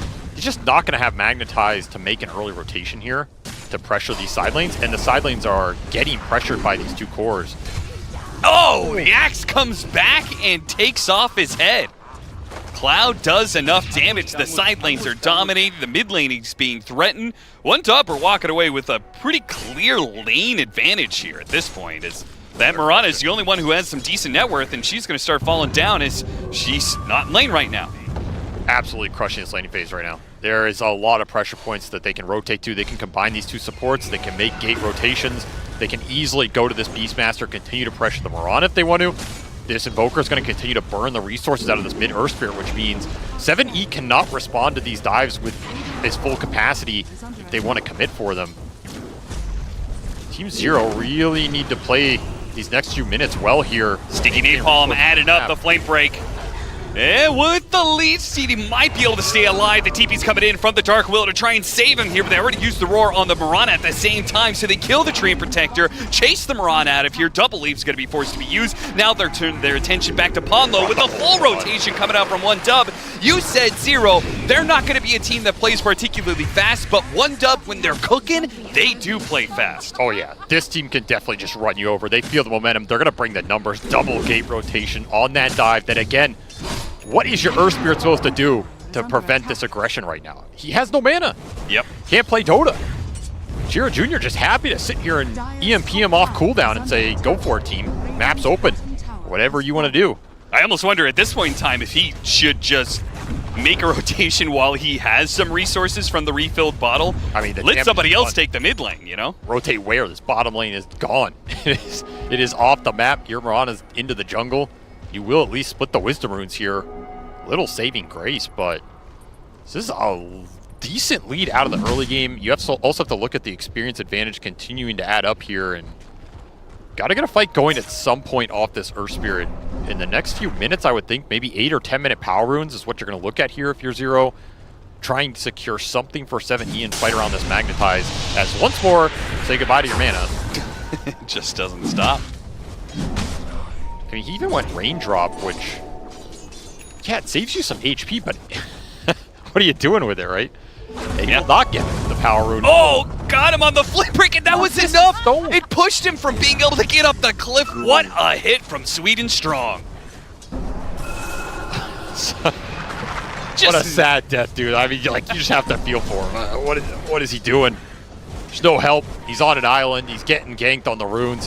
He has no mana for the whole early game. Yeah, look what's happening here. They're hard camped, stacked up. Beyond's trying to farm that up. And Respect, maybe he isn't able to take much of the CS, but he's taking the experience, which is the current problem for Team Zero, as they are lacking in the levels. Do you get the boat on the Kunkka? Maybe that's another big spell you can try and make some play within this early game. Bring the Kunkka to mid, land an X combo on Invoker off a roll kickback or something. Sounds like a lot, but this is the kind of big core kill you're going to need to rebalance this early game, because the downside, as I was about to mention, for Team Zero is the stacks are being created in this triangle right now. I think a lot of them are going to go to the Beast Bat, but you could just mass stack these Ancients and give it to this Luna right now, and she's going to be absolutely massive. Yeah. Like, this is where this hero thrives. Give him a good laning phase, get the stacks up. Munkushi's just he's gonna be a god this game. Well, for now, they'll give some stacks to the Batrider Beast, as you said, because Munkushi hasn't had to leave the lane. He's got an entirely vacated lane to play against, so he's getting both lane farm as well as some neutral creeps at the same time. Tusk gets caught by a Torrent into a Bramble, but yeah, he's able to zip on out of there pretty quickly with Drinking Buddy. Still going to be caught, though. He'll die, and the X back on Akira Jr. is going to bring him into a watery grave. So Team Zero finally managed to get on the board with a couple of kills, and now some pressure onto the tower. Not too bad. Really important move to recover this early game. Brought the Kunkka to mid. I think this was absolutely the correct play, and executed it fairly well. Baited one dub in a little bit, and get the turnaround. 7E finally doesn't have to dodge an EMP for his life, and gets a power rune as a reward. Yeah, the latter half of the Solar Flare makes it really easy for them to put a bunch of damage on that mid tower. They're able to finish it up. They get a power rune, as you said. So there were so many great things that came out of that move for Team Zero, and yet they are still 3,000 net worth behind. Got to make do with what you have here. The one thing I do like about their lineup is I think this Invoker is going to be under threat this game.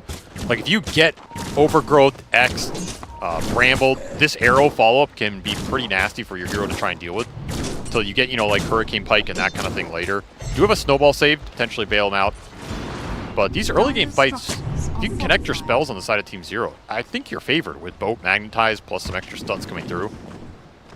So if I'm one dub, I'm just trying to play the map more. Like, continue to get the stacks up, boost my own economy, play through the Invoker with some casual pickoffs, but not really get sucked into these straight 5-on-5s like we saw in that mid lane. At least until your Luna's ready to join you. Make a quick smoke top, look for this tower, send the Cobalt in. Beyond makes a pretty good read of the situation there. Dude, he just abandoned the Cobalt. It's free GPM. And free gold for Team Zero, even if it's just a little bit. So it's just going to be Blade Mail Rush for 780. Doesn't feel like he can go something greedier like Vessel Urn into a later Blade Mail, just once the tank ability and the frontline potential. Oh my god, that is an 11-minute Agam Scepter for the Beastmaster. I mean, it's the benefit of the stacks, right? He's got 112 CS, so... and he's 2-0. And he got that tier 1 bottom, I believe. He's a level 11 in 12 minutes. Oh man. This might be one of the baddest Beastmasters I've ever seen out there. Yeah, this is crazy stack. Well, they could probably do Roshan on the Radiant side if they want to. They're strong enough to make that kind of move. Any detection? Not going to be able to spot him. Pops the dust out and gets him on the overgrowth into the arrow. Nice combo. A tornado stalled some of the damage. Deafening Blast will do that further. Gets in front of the block there. 70 isn't able to get the roll on Akira Jr.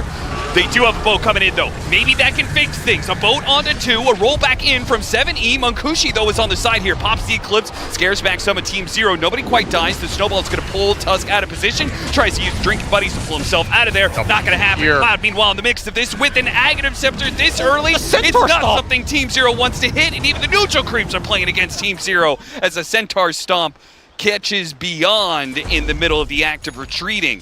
A 1-for-2 exchange in the end. That is favorable for Team Zero. I mean, they call him the Beastmaster for a reason, you know? Bring the creeps to the fight, let them do the dirty work here. Don't need... I mean, this is why you don't buy Helmet Dominator. I mean, you just don't need it. That's true. That's just wasted gold right there. The second that Beast shows up, Team Zero, we're clearing out of there. I mean, they've already used all their big team fight. Honestly, connected okay, but some really clutch roadblocks to save Chiro Jr., who was in really deep, but that Earth Spirit can't connect on him. There's not a lot of follow-up damage, and the Magnetize got debuffed. Kind of a spooky fight for 1Dub, honestly, with all this early teamfight spell casting, but they have the net worth to just kind of jam it. Yeah, if this was an even game, if you didn't have an Aghanim Scepter that early, exactly, that team fight would have been so much worse for them. But their early success allows them to be able to wade through the muck and the mire, and they're still staying up by 4K. But they are going to have to worry about this blade mail timing. Right, the panel talked about how there is going to be this window where these blade mills are going to be pretty effective. They're annoying for the Luna, a little annoying for the Beast. I think Vessel would have been nice versus Beast Ags as well, but the Earth Spirit's early game was just nowhere good enough to go that route, I guess. Sure. And I mean, the biggest factor here is at what point do you just try and commit for the Roshan if you're 1Dub? Behind this Beast, you have Invoker Luna, which can help you do it incredibly fast if you don't want him to solo it. I mean, at this point, I assume they're just waiting for 15 minutes because they still have a safe lane tower to play around. It would be very difficult for Team Zero to contest that Roshan. I've also noticed, I feel like a lot of teams are, instead of just doing it right when you get the Ags, like, wait until it's on your side, right? If you're this Dire side Beast, just wait for the 15 minutes. Get the Roche timer to start ticking on the Dire side, so the later ones are more advantageous. Sure. Oh, no. Easy Q. That's the wrong order of operations there, my friend. They still get him. They do get him with the arrow, and that'll allow the roll follow up, and they'll kill Chiro Jr. in the end. Okay. But, not the cleanest, but gets the job done, you know. That's what matters. It's an elimination. Boys, we got that kill without even needing overgrowth. Sends a message. 70. Oh, he's not going to be able to roll there in time. Well, time to push out this bottom lane as quick as he can. Because 1Dub is currently setting up on the other side of the map. I mean, honestly, Team Zero stabilized this game a lot. They did. We were talking about a 3 or 4K gold lead, I feel like 8 minutes here. We're almost at 16, and it's basically the same. If you're a Team Zero fan, that's good news. The double blade mail's up. You're pushing towards your next set of tank ability items. Your Mirana's in an okay spot. Your big concern is still Cloud here. And if I'm 1Dub, I want to continue to try and use this Beastmaster as much as I can while he's an absolute god on the map. Yeah, before the pipe comes in, right? Negates a lot of that damage. He has a pipe himself. They have so massive. Team fight advantage. 15! What? 15 by 16. Turbo or what, dude? Like,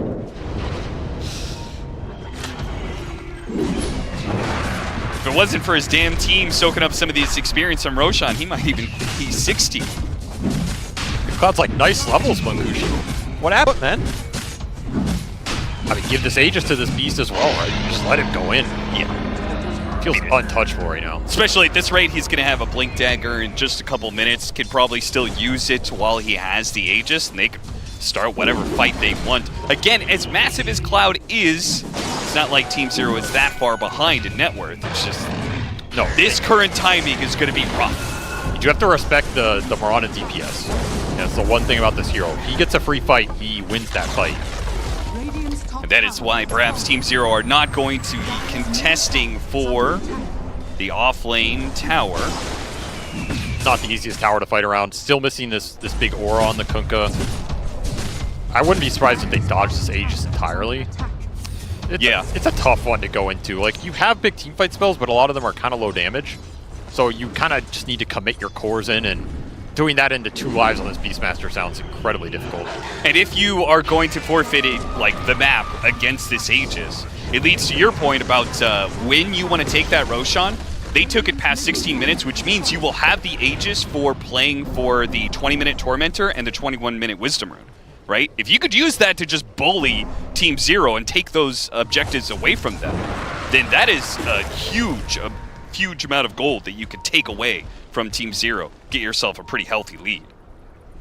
Even more experience advantage as well. Yeah. Big deal for these supports. We didn't mention it as well, but I think a lot of this meta is also coming down to how much you can pump up these ranged carries. And OneDub have a lot of buffs they can throw on this Luna. Like, this is not just a Luna you have to worry about. This is a Luna with Inner Beast, auras from the Beastmaster, Alacrity from the Invoker, Tusk with the Drinking Buddies, and Snowball Save that can always bail you out and guarantee a BKB or Satanic. You have to start thinking about how you're going to deal with this Luna in the late game if you're Team Zero. Whereas, you know, Murano with the Solar Flare, it's powerful, but Erica just doesn't have the same amount of buff ability this Luna has, in my opinion. If you're just relying on him to, you know, 1v5 this late game. Yeah.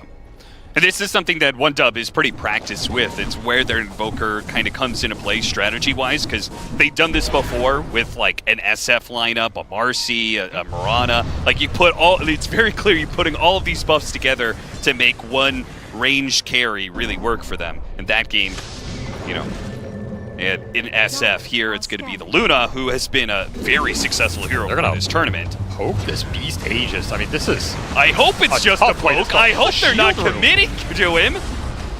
They are trying right now to get through a Shield Rune and an Aegis potentially. Snowball's going to pick him up, and he's going to chase after these heroes while ZZQ may be left behind here. Walrus Punch up in the air, and it's going to bring down Ponyo before he can do too much here. No, actually toss up in the air. Disarm goes out. He gets out of Terrorize. No, it doesn't go off in time. And now that means OneDub is going to be able to chase after more and more heroes. Somehow ZZQ, with his shard, is being able to walk away from this situation. I cannot believe he survived in the first place, but they've got bigger fish to fry, and that's going to be the cores of OneDub 7E. As mobile as the Earth Spirit is, it seems OneDub is still able to catch up to him. I mean, that is just not the team fight here. You're starting on a Shield Rune Beast with Aegis, Ags, Pipe. I understand you need to make this play to try and, you know, secure this Tormentor timing. You're going to end up losing it here, but it almost felt like you wanted to poke him there, get the response, and then maybe take the fight on the other heroes, but they just committed, man.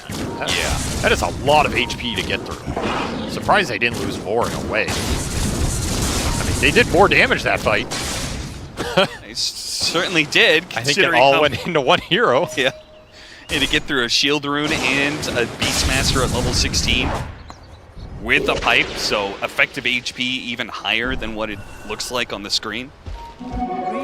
But they lost the Tormentor. They did not lose their Wisdom Rune, potentially. It looks like they're going to be able to get that. And, well, experience is pretty important for these guys, so...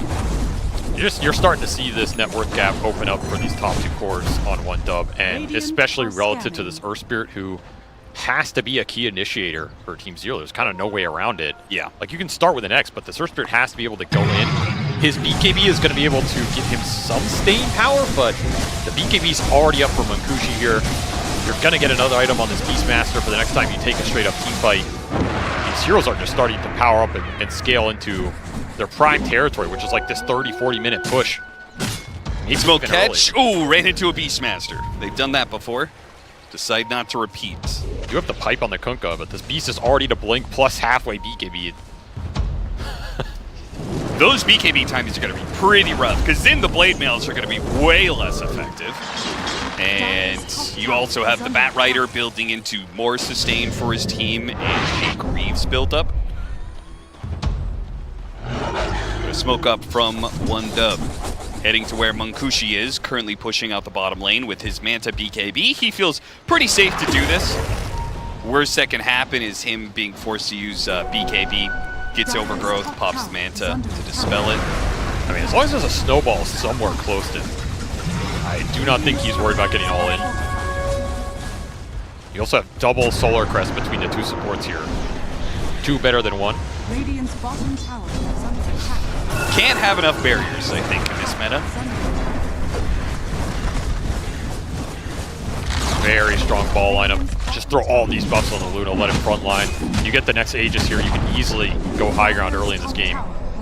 And they are going to go high ground right now, probably just to try and force Team Zero back. As soon as they see some heroes, they're going to try and back away, but that's where the X marks the spot comes in. Drinking Buddies helps pull them out. And an easy reset. Okay, we got some heroes to TP back. Now we're going to go to the other side of the map. Yep, I like that play. And force the smoke out here to try and regain some of the map. I mean, you can't just sit in base with everybody.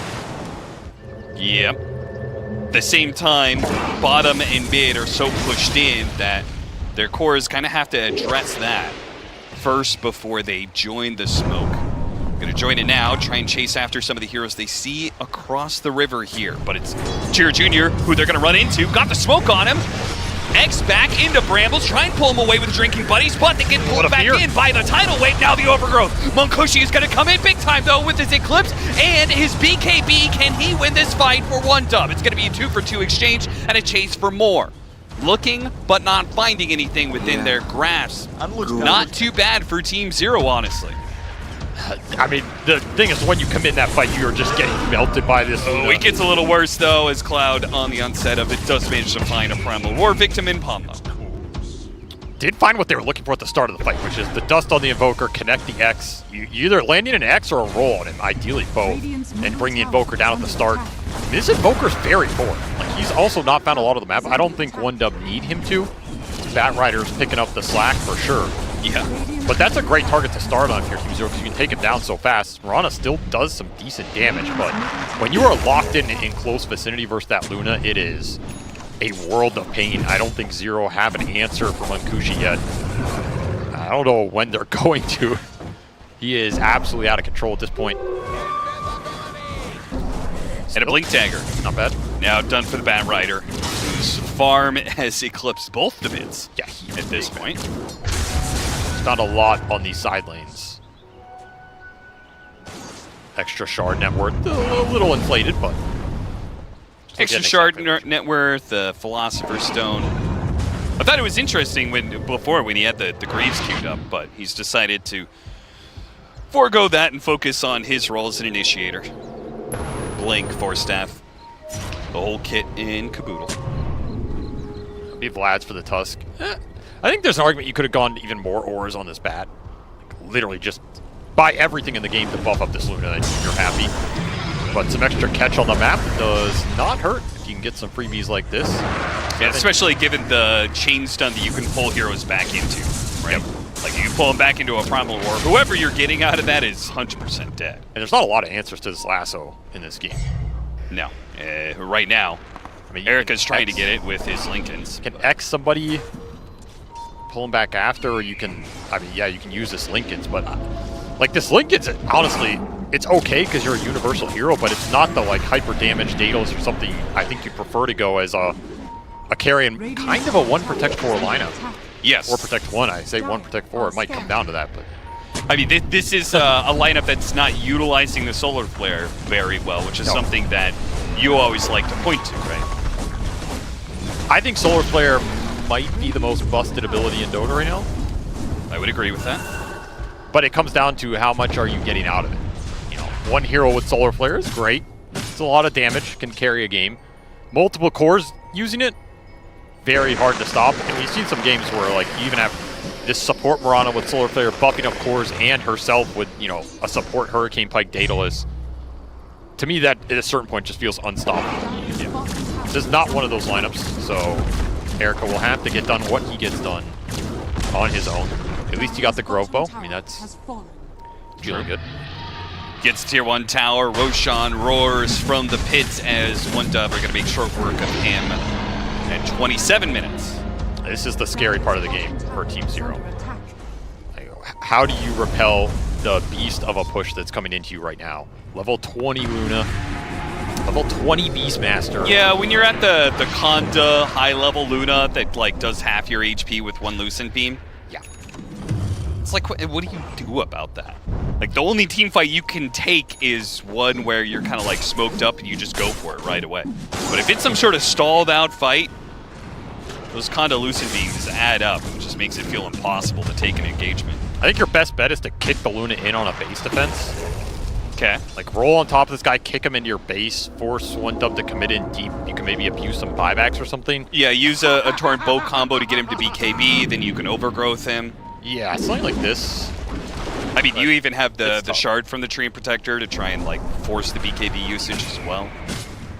Downside is I think one dub can also just start the fight. Just send this Bat Rider in, find whoever you want, drag him into you. And, like already you're just stuck in this chaotic event. Which is why Team Zero, they're trying to set up for a fight. What they don't know is they're underneath vision right now. One dub knows where they're at. They're like, wait a minute. What's going on here? They just all swept over to this side of the map. Yeah, there's a ward on the Tormentor that they were sitting under. So, honestly, things could have been worse. All they ran into was a Dark Will in the process of trying to meet Team Zero. That beam just deleted his hero, man. Like, yeah. It was pretty disgusting. And that's going to be a tier 3 down. Now with the Glaives beginning to bounce around. A very high-level Luna that's doing almost 350 damage a shot. Add in some Lucent Beams, and these heroes on the side of Team Zero are soft. They just don't have enough firepower to rebut this push right now. You're just going to have to commit into the fight, or they're Quick Primal Roar! Beast! They're not going to let Kunkka take the first step into this team fight. They're going to try and bat back, and all in here from Team Zero to hold this one. Solar Flare, only going to last so long, but the damage is good on Munkushi. Unfortunately, it's not quite enough, and he still has the Aegis after all. They pull him back in into a Torrent, and that's going to be the first light. Second one, though, a lot of low health heroes on one dub from this Magnetize, so maybe they have the room to be able to focus on him. Tornado comes in, trying to get him. Tidal Wave, push back, gets off the Mante, clips, but they manage to burst him down. Not enough damage from Munkushi. Is surrounded by Team Zero heroes, and Shiro Jr. in his attempt to save his carry gets caught in the process. Now it's just all-out retreat from one dub. Whoever can get out. Oh, almost nabbed him there. Not quite, but they could still find it potentially. ZZQ couldn't get the damage on Sweden Strong in time. Still, though, 2 cores. A great hold from Team Zero, even if it does cost them a buyback. At least the game is still going. I mean, that's the best you can hope for. You get a couple thousand gold out of it, you get a lot of XP. It's all your Earth Spirit and Mirana picking up the damage slack. Would have been even cleaner at the end, but the Solar Flare ran out. Like, it took so long to bring this Luna down twice. Your damage disappeared. Still, this Magnetize got to do what they wanted it to do the whole game. Oh, yeah. 7E gets a good fight. Still, MVP of that fight, ZZQ, man. Absolutely perfect timing on this overgrowth. Puts the Blink to use, just gets all their cores. He gets the Luna post-BKB, no Dispel for it. Absolutely doing some work with this Treant in a high ground defense. And even got the Bat catch at the end. It's not every day you see a Treant being the one trying to catch a hero, but... Yeah, they've actually got a healthy number of disarms here. Between the Tree Shard, his Overgrowth, and then you've got Tidal Wave coming in from the Kunkka as well. They do have some ways, both during BKB and before and after the BKB, they can kind of limit the Luna's effectiveness, which is great because they're piling all these auras on her, right? Like, she is the primary damage dealer. Any disarms are worth their weight in gold, which I would wonder if they're ever going to consider Heaven's Halberd. Doesn't look like it. Beyond is going to go for a Aghanim Scepter, per usual for the Kunkka, and the Earth Spirit is opting for Shiva's. Also have to keep in mind this Terrorize. Like, if you can force one dub to clump behind the Luna, which is kind of the formation that you're going for in these high ground pushes, it's just the default. If you go on the Luna, you poke her, the rest of one dub commits in, they get hit by these big AoE spells like a Terrorize or Slain, can win you the fight. Ideally, they almost just want to fight letting Sweden Strong. Just find a good core target with this lasso. Kill them. This Ford is still here. Hopefully they get this Tormentor and get out real quickly. Oh, run, ZZQ, run!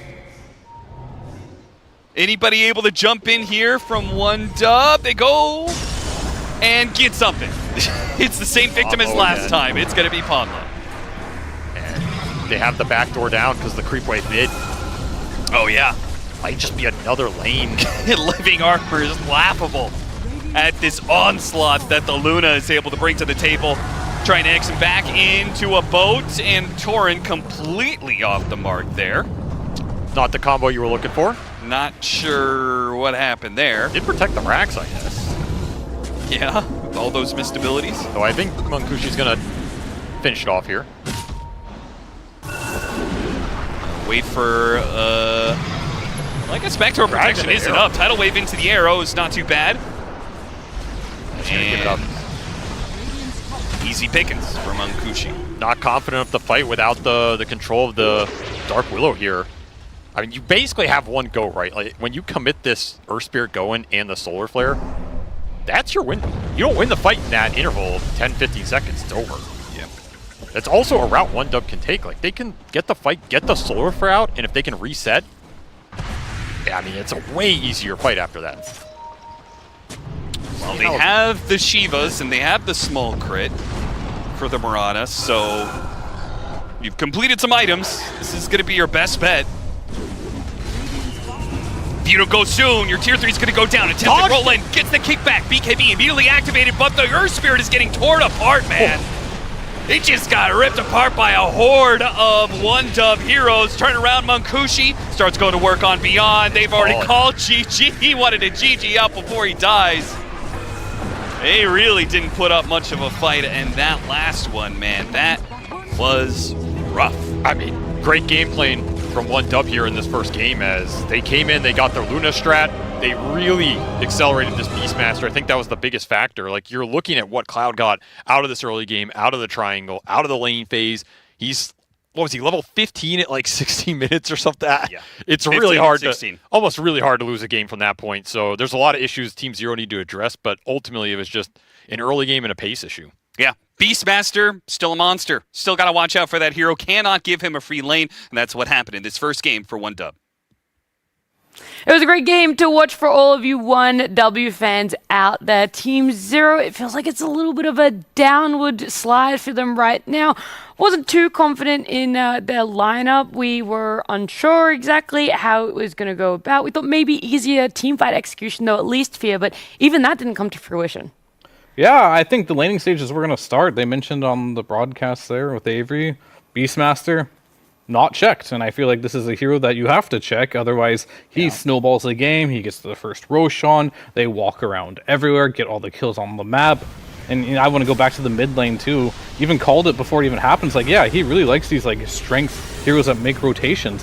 They pre-picked Invoker, who hard counters the type of play style. And Zero still did it anyway. They just picked it. He just had no mana on this Earth Spirit to do anything on the side lane. So once this Beastmaster was a problem, you would expect a rotation from your mid to come shut him down, but you couldn't go anywhere from this mid lane because you just had no mana. Yeah, to me, a good Invoker performance looks like this, and the net worth chart will look like this, where he's not top of net worth on his team or even above some of the enemy like cores, despite like running around and winning the game and having such a gold advantage. But that's why he doesn't have the gold advantage, just because he was making such a sacrifice for his team. Like, so many of the fights were initiated by Chira Jr. He was sitting in Ghost Walk, like just standing in the most annoying place humanly possible for Team Zero. I really like him on Invoker. I think like you have to be an exceptional Invoker player to play it, and either it's like a guy doing like crazy combos and Manta style stuff in the late game, like Thompson, which he probably could have done at some point, or it's like this, where you're like fully sacrificing yourself in order to give your team space, and giving space to a Luna and a Beastmaster. I mean, Beastmaster is pretty much like a carry from the offlane. For you said a lot of these summons heroes are pretty much just like offlaner carries. You farm a lot, yeah, and you hit your timings and you go, just like a carry would. Yeah, I mean, whereas for Team Zero, just didn't really feel that they were able to use their ultis in the early game. Like, even if you're behind a little bit from the lane,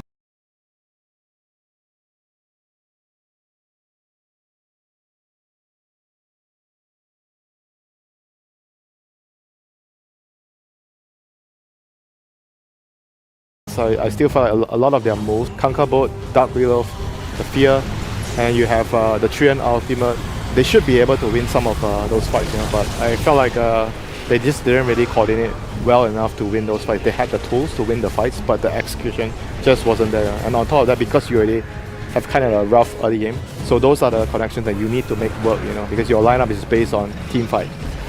Trying to execute those spells a little bit better, or spell casting, spell usage, however you want to coin the term. It was, for phenomenal showing from that mid Invoker there, able to get the Beastmaster to have a great game, and then on top of that, this Luna. I know we've talked about it more and more, but this was a game where I felt we've seen her a little bit differently. They weren't actually trying to shut down this Luna, and now it goes, okay, we've seen games where people have tried to shut her down. She's done well, in fact, gotten wins for herself. And then you get a game like this where she kind of went unchecked, and she was able to still join fights and do so much for the team, Jenkins. Yeah, Munkushi looked very comfortable on this hero. Like, you always question it at this point in the tournament. Like, we haven't seen these guys in a day or whatever, and so Luna has been kind of like the last 2 days, upper bracket trend.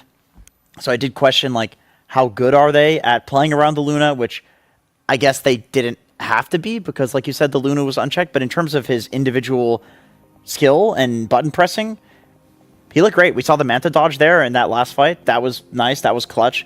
Means he's able to get the BKB off. They can't burst him full to zero. I feel like every time I saw him ult, it was actually a very good ult. He was using it on like a few crucial targets in a team fight, getting that damage. He would get the BKB off, the glaives off. Like that was a good Luna performance. Yeah, I mean, it fits his archetype of heroes. He does like playing the Gyro, the Razors, the Weaver type heroes that like to get active. I think the only people that are struggling a little bit are the ones that are just like the super hard carry type of player. But I feel like in general that playstyle is struggling right now. But Munkushi, he's not that type of player. I wanted to do a head-to-head here though of the Batrider and the Invoker. They were on the same team, but the net worth kind of fits what Jenkins was talking about.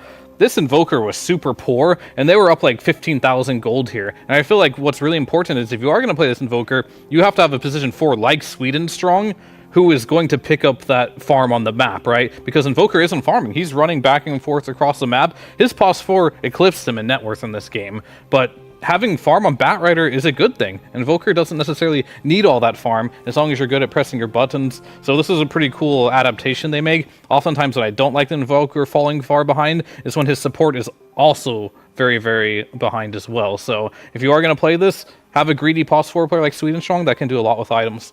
I'm curious because most mid laners are picked up now to work with the supports. You want to rotate together. That's at least 3. Hopefully you can get another core that did well in their lane to join you as well when it comes to team fights and rotations.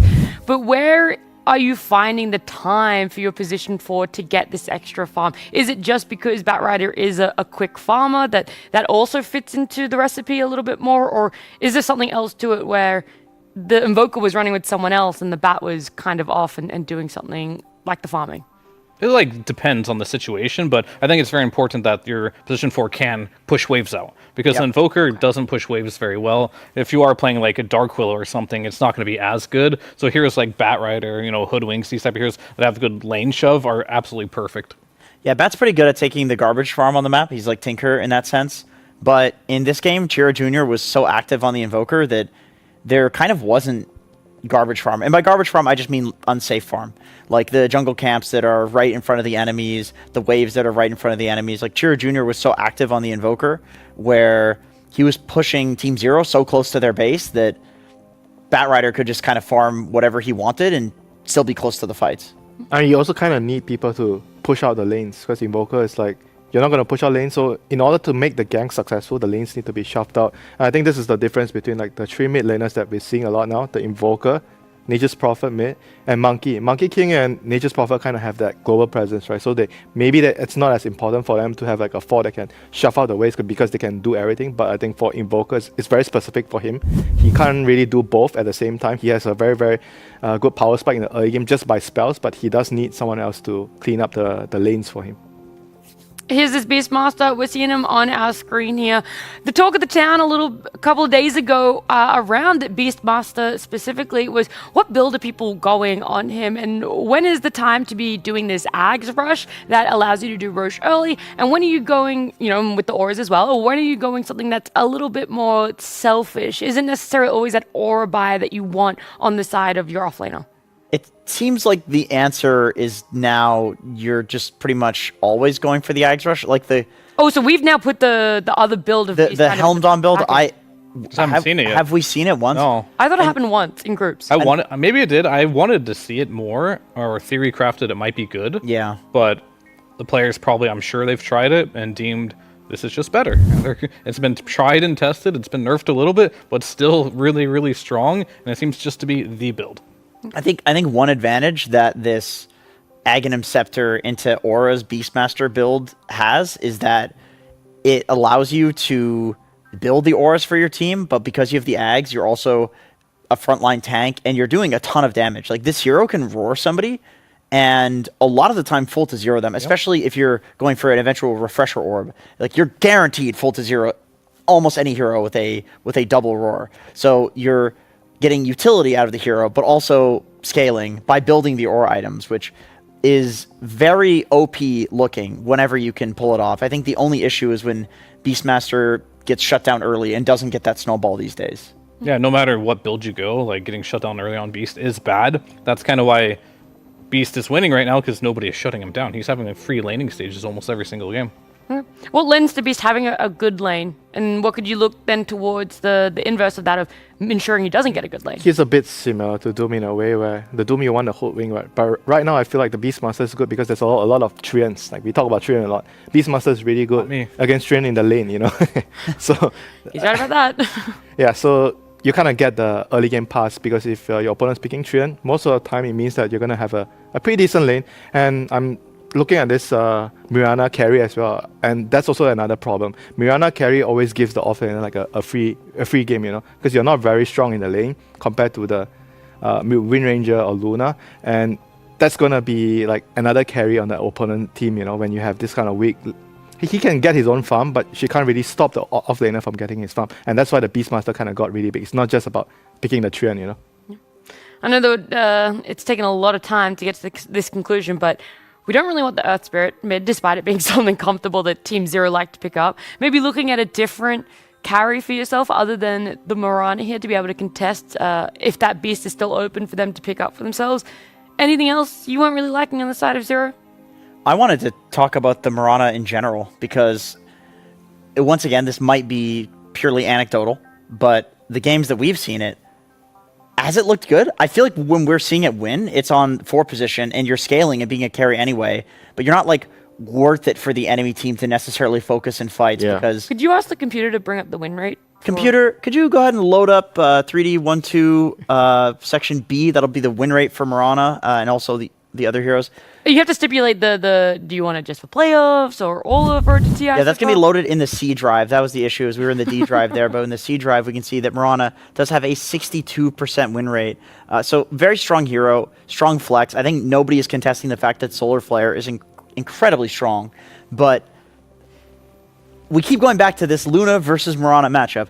A single beam with a Conda in this hero is 50% HP. It does not seem like a winning carry matchup. Let's see. Let's look at this. Win rate of Treant Mirana, 33%. This is a hero that has a 60% win rate. That's what I was going to bring this up as well. Like, every time I see Mirana, I see a Treant on his team, and I see them lose. At least I felt that way. And it does seem to be the case. I feel like Treant Protector right now as a hero with certain carries, like, it's not the way it used to be, and I think with Mirana, it's not entirely good either, because I feel like Mirana just kind of tickles right now. Like, yeah, level 1, you don't have much right-click damage, and you want to, like, really commit with your first Leech Seed and do a lot of damage, where Luna with the beam can allow Treant to get a couple extra hits in, stuff like that, and chase them down, where Mirana doesn't really add much to that. Because Arrow isn't really an ability that the tree can set up at all. It's almost a non-viable thing to even use in the laning stage. As a core, yeah, you're arrowing like through the creeps because you want to actually CS. As a support, it's fine because you're standing on the side. But a core is standing in the creep wave trying to hit creeps. It's tough. Yeah, I was trying to look to see if I could break down the win rate of it as a core and then the win rate of it as a support, because you glazed over it quite quickly there, Jenkins, but there is that flex. It's either a 1 or a 4 that we're seeing, sometimes a 5, but mostly a 4 is where people like to put it if it does go into support, and that's where it's really shown. You're either scaling great when it comes to late game, or you're picking cores that do well with that Solar Flare, the facet for Mirana and the change to her ultimate there. So it's not like an ultimate for you, it's an ultimate for your cores. Yeah, that's actually a pretty important point about the draft in the first game. They had Mirana carry, but the other 2 cores are melee heroes, Kanka and Earth Spirit. So you can't really abuse the aura on your other heroes. When Mirana's not really right-clicking, then no one else is actually abusing the Solar Flare. Well, look, our game number 2 draft here, 1W getting that game 1 win. It does put them in a great position to continue their journey in the road to the international.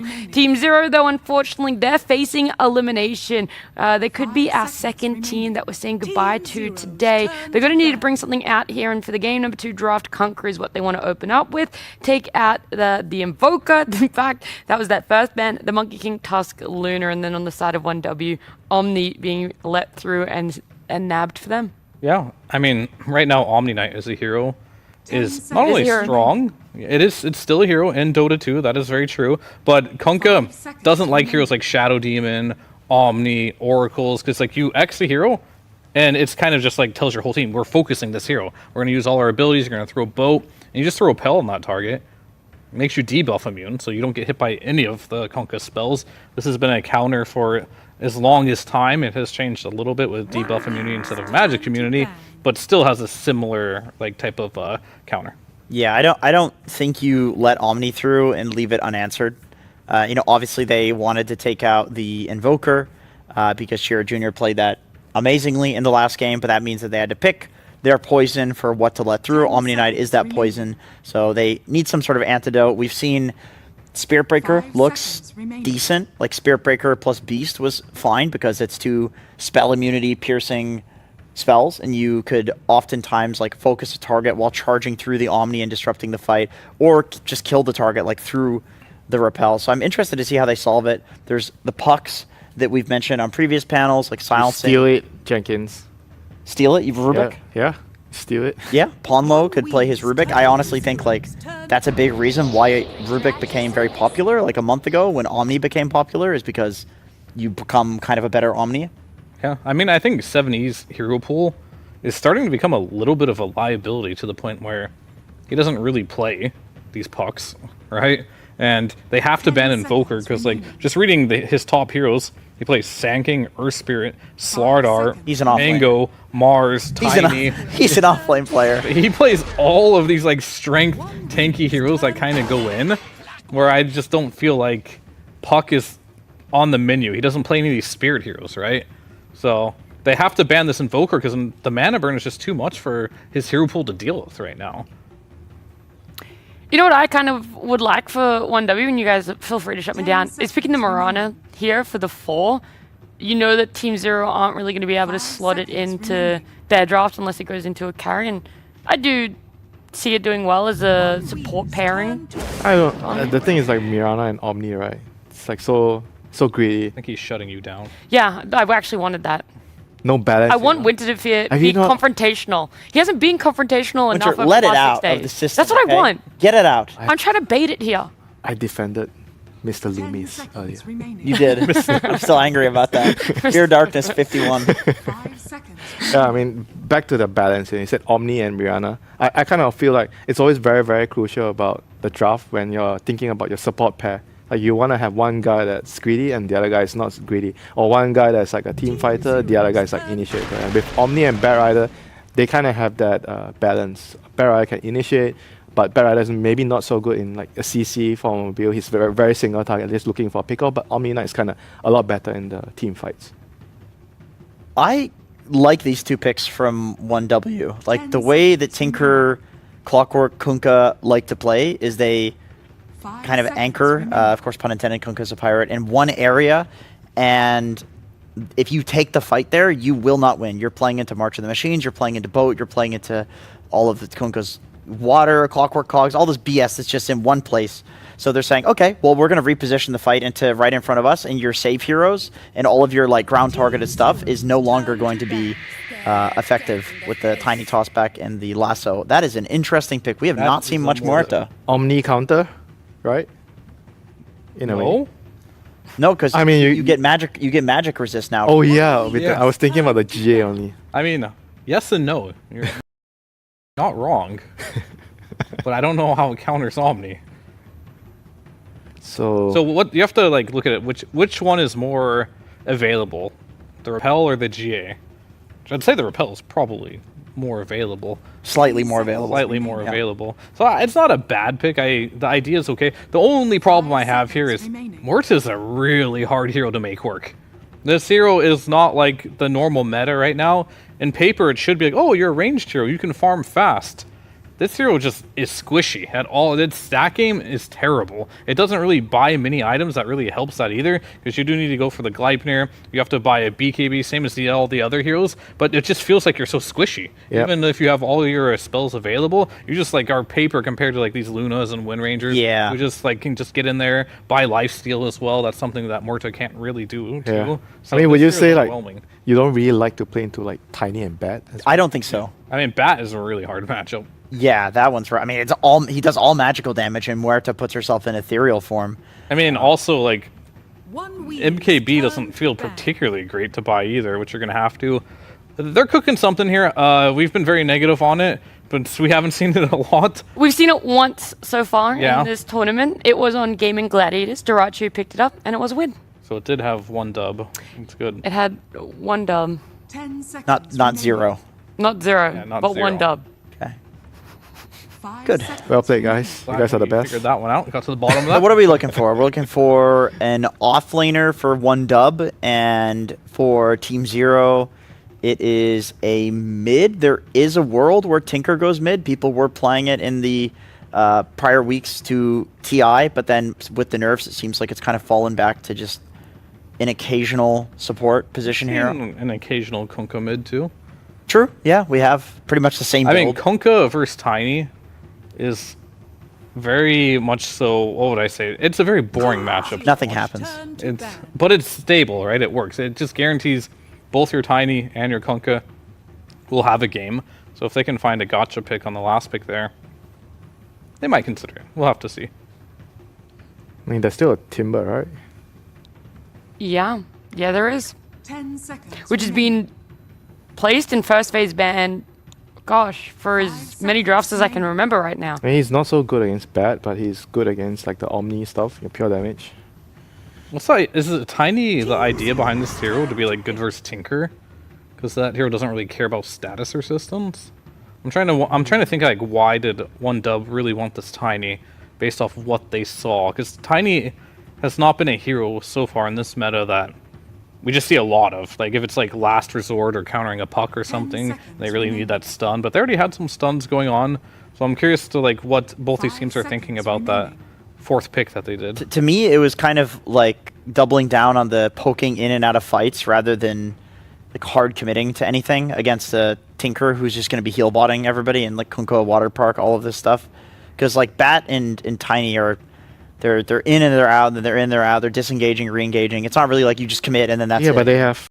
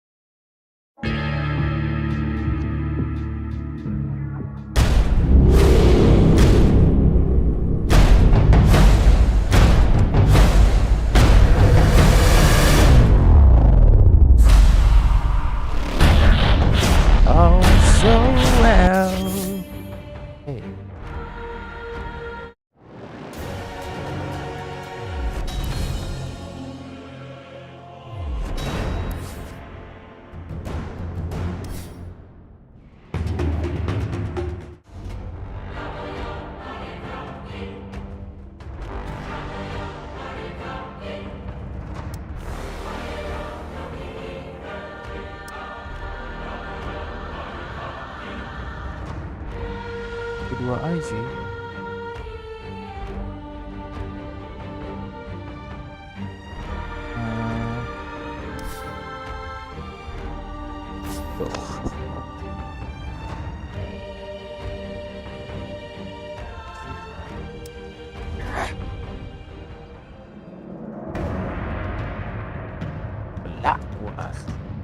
Анлучка, Анлучка. Налейте пивасика этому герою.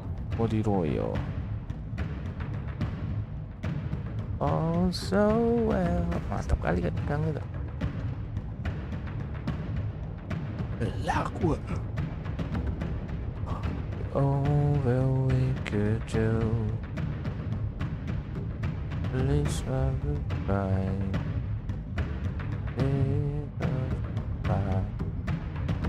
Oh so well.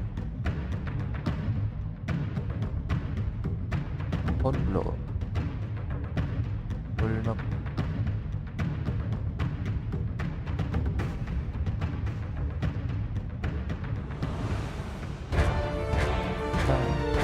Da-da-da, da-da-da, Kalakwa.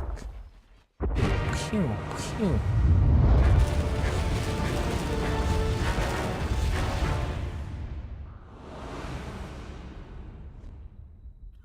Total number of blink dagger purchased by 25.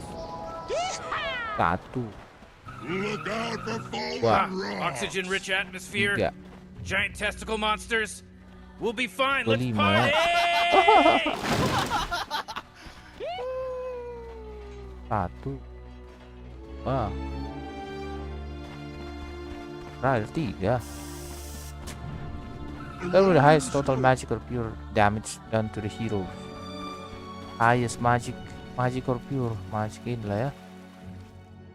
Once decided. Magic or pure damage. Pakai juga itu bang. Also kira carry kan? Yeah. Player to get 50 last hit. 50 last 30 hit. seconds until the game starts, Rick.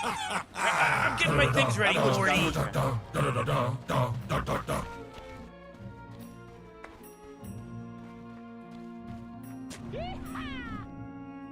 Rolling out.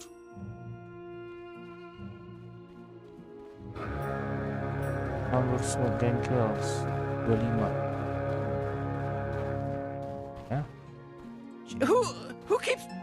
Time you get to see Muerta actually carry the game, and the other 80% of the time she just loses. And that includes Team Zero, by the way, who ran this hero in multiple qualifiers. Qualifiers for EWC, qualifiers for TI, qualifiers for Wallachia. And they took their fair share of L's throughout those quals. I'm hearing a lot of doubt. But I have a lot of doubt. let me ask you something. Okay. Do you know who the #1 Morta player in the world is in terms of win rate? It's not Erica. No, I don't know who it is. That's my point. Like, who plays this hero? That's part of the problem. You can't look to what other people are doing on it because nobody plays it. So we understand the theoretical potential. Offline. But we've yet to see it come to fruition. This is another game. I mean, I respect the decision, right? Like, you want to play this for Protect One style with the two frontline brawlers. Morta is a hero that can thrive in the vicinity, but this hero needs lockdown, it needs a lot of catching, it needs you to hold. They do have a lot of that as well. In the vicinity is a well-structured Morta lineup. On the flip side, though, Whoa, how so? Can you explain why it's a well-structured Muerta lineup? Well, one, they have save and heal through the Tinker and Boat Rum. Like, this hero needs buffs. And there's either two ways to play with Morta. You either make her a super mobile hero, which she lacks. Like, you play the Io Morta, or, I don't know, Darkseer Morta, whatever. Centaur, yeah, sure. Yeah, and you get her to enemy heroes, or you lock enemy heroes in a cage with her. Yeah. She will win the cage match. You have Arena to do that, you have X to do that, you have Hookshot Cogs to do that. I mean, you can't ask for much more. Yeah, you've actually got 3 heroes to keep 1 W in one spot. They're going to create the cage and try and put them in there. Would you say that they anchor them in one spot? No, I would not say that, actually. I think it's more of a, you know, hold them in a vicinity type deal. No, not even for the Sea Captain puns? Okay. Flip side, though, is I think 1Dub kind of saw this idea coming and have addressed it in some nice ways with the displacement. The Tiny and the Back can both just isolate a target, bring them out of that sort of cage match identity, and really make the team fight difficult for Team Zero to commit into and convert on. And I think Brewmaster's another hero that is a huge backline disruptor and an interesting idea versus Tinker. We've seen a lot of Tinker this tournament. We've seen a lot of, you know, I think casual ideas versus it. But I think Brew is one of the harder, like, counters in theory. If you can just toss the Tinker, catch him in a fight, he kind of just sits there and continually cast March and his shields and his roots and whatever, but if you can just toss him and then take the fight, seems pretty nice. Okay, I thought you were going to say the Dispel. Yeah, like if he's going to preemptively barrier everybody, one Dispel comes through, ruins all that. Right, Brew has Tornado and Mass Dispel. They're both really good versus Tinker. Sure. You can also toss up the 4 Protect 1 carry in this instance. If you want to throw the Morta up into the air, you remove like a huge chunk of the damage from this Team Zero lineup. Yeah, that's always the biggest really issue with Muerta, right? If she pops her ultimate and she has this very limited window to win the team fight, and one tornado could ruin that entire time. Exactly. So I think the Brew pick is really smart on paper here. Not a hero we see a lot, but they have all the pieces to make it work. Bat Rider can bring the team fight to you. Omni Knight can let your Wind Ranger go in when you commit into the fight. So I think it makes a lot of sense here. Really smart drafting, and I don't know, could be a very exciting game if this goes late and both these carries find a lot of farm. They're both very dangerous with those 5 slots. Yeah, it's true. On low. Tort does land, but Monkushi is able to get 1 hit in. Not a second for the kill, Ponlo. Not your former teammate. Is able to get away. Did some research there. You feel better about that? I do. Thank you.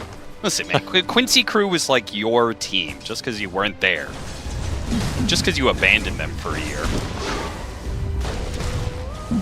I will say, a product of my career in this game is I have been in a lot of these TI elimination matches. Yeah. Didn't want to, but I have been here. And I will say they, despite what it looks like, they are very stressful. Not as stressful as the BO1s. Okay. Which, you know, they got rid of those after I retired, little sus, but they are still very stressful, especially when you come down to these elimination games. Like, you start to feel the pressure, you know? If you start to lose a team fight in that mid game and it's your elimination game, those thoughts start creeping in, right? Like, yeah, this is the last fight I'm going to have at this tournament. Is this where it all ends? The laning phase goes for a job. particularly rough. Exactly. So you start thinking about getting a regular 9 to 5. So my point is, for Team Zero, the start here is pretty important. Well, they're going to be thinking about whether or not this was the first blood that leads Cloud into the same dominating position he was in Game 1, because he absolutely destroyed that first game off the Beastmaster. And we talked about how the Brewmaster is pretty well positioned to counter the Muerta in this one. And already 25-5 in CS and has gotten the first blood. A good start for 1dub. At least this game is going better for 7E. I mean, that is going to be the player that I think Zero are hoping has a much better time. Like, he just got completely shut down by that Invoker. They first phase banned it. I think they easily identified it was a big problem in that first game. Yeah. So if this Mars could start to run around the map with some power runes, do what they wanted that Earth Spirit to do last time, maybe this game could be a bit faster for Team Zero and they don't find themselves in a deficit. If 1dub get away with a similar type of early game they did in that Game 1 with this kind of lineup, I think they are going to be very happy running around the map, finding the pickoffs, building up some stacks for the Bat or, you know, Whirlwind Wind Ranger, which is something you have to think about as well. And just kind of playing that kind of pickoff style displacement into team fight is going to be very strong for them. Yeah. 6-minute power rune is Illusion, not the most useful here for either hero, and should be secured for 70 if he can survive. If he can survive. A pin back onto the Tiny. He does have Pombo helping him out here, trying to give him some extra HP, but it's not good enough. The toss, a crash land, gets the kill, but Sweet and Strong is sacrificed for it. Chira Jr. doesn't mind, though. That was so much damage. The heal not enough to come through, and that is Team Zero bringing both supports to mid to try and get a power rune for this Mars. And he still dies. And he used the arena, so you can't really even make a move off this or something that's cheeky. Another solid start here for 1dub. I mean, they are top of the CS chart, and once more, it is Cloud leading the pack in terms of net worth. He is big again. Now, there was another reason that I think you like the Mars right now. You were talking to me about this yesterday. It's good for being able to lock heroes down, but there's another thing that's really good about it in this meta, right? I mean, it's the anti-ranged carry idea. Like, if you're in a ranged carry meta, Mars is kind of an anti-ranged right-clicker. You just sit there with Bulwark, you redirect a lot of shots. Arena's really annoying for heroes like Lina, Mirana, even Wind Ranger sometimes to deal with until you just BKB commit. I think he does have a lot of value in this meta as a hero. I mean, his win rate reflects it. Yeah, absolutely. Well, so we'll see whether or not how effective that Whirlwind is going to be in these situations where Mankushi is currently putting it to use here to try and hunt down Pablo. A toss over to try and get respect within striking range. Doesn't actually work out. All he's able to do is throw the repel onto Mankushi to get him away. But no kill to be found here. Perhaps one at bottom lane, where Sweet and Strong, as well as Cloud, are surrounding. Yes, sir, who will go down. Not getting anything out of this either, because ZZQ might end up dying here. Wait, 7E comes in, hits the pin onto Respect, manages to get that kill, and Chira Jr. is going to find that the Mars is too tanky to do much. All those rotations top end up leaving the Morta alone. One creep off level 6. No hope in that 1-on-2. And once more, I think one dub. Mostly happy with that exchange just because the Brews continue to accelerate and they got the big Morta kill, but that exchange top was at least good for Zero here. They get a lot of XP for 7E. He gets involved in this early game, gets the 8-minute power rune as well, which is a big one for this Mars. The resources are really important for this hero. Do lose your stacks, but you protect the ancient stacks at least, and start to slowly clear through them here. Yeah, Ponlo's gonna start working on it, but he's not level 6, so he can't actually do it yet. Throws out one March of the Machines to make him a little bit weaker, but there's no rearm to throw a second one. Very tough one. And this hasn't been a laney phase where the Morta has found a lot of action either. Kind of just been farm trading down here, but still in an okay position. Team Zero just want to protect their side of the map. The stacks will continue to be built up by Sweet and Strong on the side of one dub, going probably into the Whirlwind, or maybe give it to the Tiny as well. Get a faster blink here would be nice. It is pretty interesting. Twice now they've fed the Kunkka some stacks. A hero that I usually feel like doesn't need the stacks because he is able to play the laning phase so efficiently most of the time. I mean, your mid's not taking it in this game. The Morta can't do it that early. Yeah, that's true. I think this situation is the only one who's clearing through them fast enough early, and you want to clear through them because you need the experience in this type of game. You need the experience in every game. Yeah, certainly needed for the Tinker, who, you know, we were casting that game yesterday where these longer games can be very favorable for the Tinker because of the amount of farm that you can get, but we saw from one dub in game 1, they played a super fast game. At some point in time, they came online and just started running over Team Zero. So what is Team Zero going to do to stop this? As the 10-minute power rune approaches, Chiro Jr. throws out the Avalanche, try and stop him, but it doesn't spawn there. 7E is going to try and make his way to the other side, but On the Unite is already there, one step ahead of him to claim an Arcane Rune. I will say, it feels like everything happening around mid lane for 7E in these games has just been frustrating. Yeah. Like, all these little things are just not adding up to his game being smooth, and I think one dub are overall pretty happy with it. The one difference I think in this game from that first one is the objective taking for one dub is a lot worse.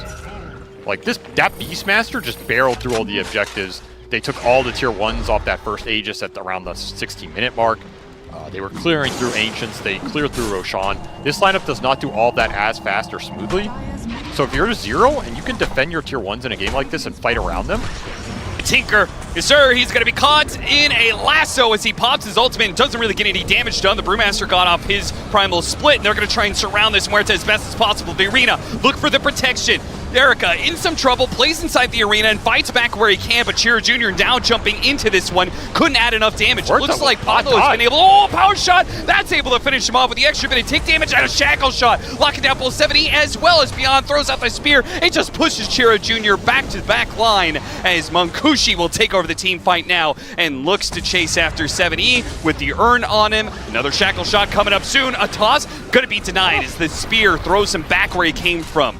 And 7E is able to get out of there, but it's still 2 dead on the side of Zero, and 1W bringing the pace that we were talking about from that game 1. 5 heroes at 11 minutes in, pushing in that safe lane. Honestly, that should be a good fight for Zero. Like, you're fighting under Marches, it's a massive arena. You kind of dealt with the Brilliance, you kept your Morta alive, but not enough damage to cut through all the early sustain from this Omni Knight. Seeds of Serenity's getting popped down. These are some tanky brawlers in Tiny and Brew as well, especially with Repel to back them up. I feel like 7E hit a 5-man spear at the end. Yeah, I don't know. I don't think I've ever seen a 5-man spear, but maybe that's what the tip's for. It's like, you got us, bro, but none of us died, so wasn't that good. 1W, they got 2 kills, but immediately after that one, Zero is able to push in mid and take that mid tower. So, as you said, the objective taking a little bit more favorable for Zero in this game. They're holding the map a bit better. Still, those tier 1 fights are going to be important, right? If you want to play this kind of tinker more to slow farm up type strategy and just get your forward position really big, holding these tier 1s is really important, particularly the last 2 that are alive to control your ancients a bit better. I was about to say, safe lane tower is kind of inevitable. Yeah, right? It's like a hard tower to defend. I mean, they wanted the fight out of that more than the tower. Sure. It just didn't go their way. 1Dub actually want to take these towers down. Like, they need to be thinking about some maybe aggressive smokes with blink reveals to latch a good core, take him out of the map, and then convert on these tier 1s, start opening up the lanes a bit more. I feel like that is what would feel the best for them, and you're mainly looking at the Batrider blink, the tiny blink to enable that. This Brew's going to be able to join any of these fights, but he needs the initiation. I mean, you can just smoke Cloud behind this tier 1 mid and like, kind of force the fight that way, but it feels a little awkward. Though Vessel already done. A lot of early fighting power, and we saw the dispels coming through in that fight. There were a couple shields that just instantly disappeared for Ponlo there. Yeah, and as a result, Erica did die ever so barely. Here's your tiny blink reveal. Smoke on smoke. Junior with his blink dagger. What's he going to choose to jump here? Apparently nothing. The Avalanche completely whiffs, but ZZQ also can't really do anything by himself. He's a level 6 Clockwork. These heroes are tanky enough to deal with a battery assault, no problem.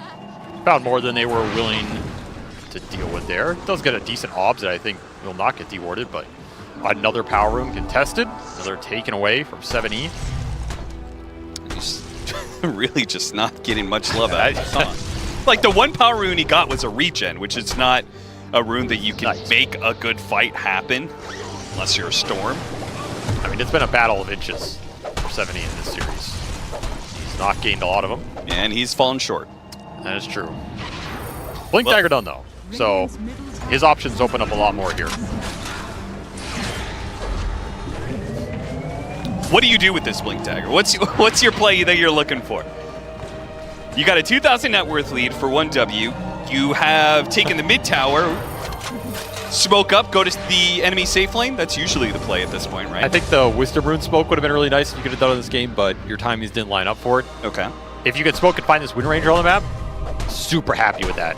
Like, you can find him on triangle, get some deep orbs out. I think it is doable in this type of game where 1Dub are going to be kind of splitting the lanes looking for pickoffs. Your other route is to just go on the Brewmaster, because, I mean, he does have to push waves out. You're going to see him on the map. Like, Cloud's going to play tanky. He has 2200 HP. This is not the easiest hero to jump. You have to keep in mind, you know, the magic resist stashes this hero can bring to the table, particularly if he gets the haze off first. But he's the biggest target to bring down. You have some heroes that can control him and do it. It's just scary. If you don't see other heroes on the map, if you don't get lanes in, these kind of jumps are a bit spooky. And right now, if you're looking at the lanes, Team Zero are just not winning that battle. They don't see a lot. They're going to try and go for the brew down here. You're being sandwiched. Cloud. He is not going to be the target, so he's going to be good to either get out of here or use his primal split. Sweden Strong is just trying to delay the damage, but I'm pretty sure he knows his life is forfeit, at least for now. Jared Jr. jumping in, though, catches the Tinker. Maybe just what they wanted, but he can't burst him down easy, though. Ponlo, he just gets out of there. The primal split comes in too late. He is able to toss up the Huerta, though, as the Huerta pops that ultimate, and they focus on ZZQ. ZZQ, with his dying breath, perhaps not dying, gets off a Cogs, sets up the... Oh, Jared Jr. is able to blink away just before it. Now the Gleipnir, just like last team fight. Monkushi's going to try and come in, but now he's battling up against the Blade Mail, has to back away with his Whirlwind, away from the Kunkka for now. Kunkka, now the Blade Mail is dead. 1W can go in and try and finish him off. A pin onto the Tiny, yes. With the Ghosts out, it's hard to be able to fight around that, but it seems like Team Zero are just running out of gas, and they are not able to keep this fight going. 7E, he will go down as well. They may have saved Erica's life, but it cost them so much more. It's another fight where Zero are so close to pulling out some big kills, but I mean, you do 9,000 damage compared to 10,000, but you're the one losing 3 for the 1. Yeah. Damage is just getting split around a lot with these marches and AoE spells, and 1Dub, I mean, very clutch blink out from Tiny to dodge that boat coming in. Shiro Jr. really played that fight well. And they kind of kited out this Muerta ulti, right? Like, it got some work done, but if anything, I felt like the callings were more impactful. They're really hard for 1Dub to fight into, particularly if you can lock heroes in things like the Cogs, and then you're just getting permanently silenced. Cloud is just not the one getting targeted here. So this Brewalt is guaranteed going to go off at some point in this fight, and it's hard for Zero to commit in when they know this. Like, at some point you're, okay, maybe I hookshot him here, we can burst him. I don't even know if it would have done it. It's so tanky. Back in real time where they have picked up both the supports, used the Whirlwind to kill Punlo's Tinker, and now they've got ZZQ as well. But I think it is really just unfortunate that last team fight, they smoke into Batrider and the Brewmaster, and it's the Batrider they see first, right? They see the Brewmaster first. I think they hookshot him getting inside of Cogs. He's hit by calling over and over and over again. He just dies. That's what you're looking for. Now he has a pipe, so now I don't even know if he dies if you go on him with, you know, just up the haze on the magic resist. You're gonna have like 85% magic resist or something stupid. I don't think you're bursting him. Yeah, throw Repel on there for another 60% magic resistance. And, you know, we're talking about all this magic resistance they built in this lineup. Not fun for Morta. No. Like these are not fun matchups. You can also just go into the evasion. Also very annoying for Morta. This is why this matchup just kind of sucks all the way around. Not much you can really do to deal with it. You just have to become so powerful that you punch through everything. It's almost like you want him to go into the Brulings, so you can kill the Brulings. Yeah, which is why the panel was calling into question this Muerta pick in the first place. It didn't seem like a great Muerta game with the heroes that were shown. And then obviously the couple of counters that came out after that just makes it that much worse. I mean, let's be fair though. Uh-huh. I don't know if any game is going to look like a good Muerta game on paper. You know, like, you kind of just have to believe in the hero and make it work with your line. It sounded to me like this is a carry that exists entirely in theory and on paper, and never actually in actuality. Yeah, a little bit. There's a lot of theoretical dubs that apparently this hero can take, and no actual ones. I mean, it's because when you look at her skills and you play the hero, you can see what it's capable of. It's so powerful, you know. And then you go in a fight, you get lasso and die. Yeah. All right, that was tough. Or you get tossed up in the air and you're like, well, there goes my full ultimate. But meanwhile, you're watching Wind Ranger run around with her Whirlwind, killing half of your team. Okay, but I feel like you're taking some of the points away from style here. There's something to be said for style. Yeah. Muerta's got a lot of it. And we may have lost, boys. May have gotten 2-0 eliminated out of TI, but at least we did it in style. It's not over yet. That's true. Is finding a lot of farm here. This is a good Gleipnir hero. Gives them even more control, more lockdown. If you can get some BKBs up, we didn't talk about it, but if you can get some debuff immunity or magic resistance first one dub. What a timing there for the Cogs.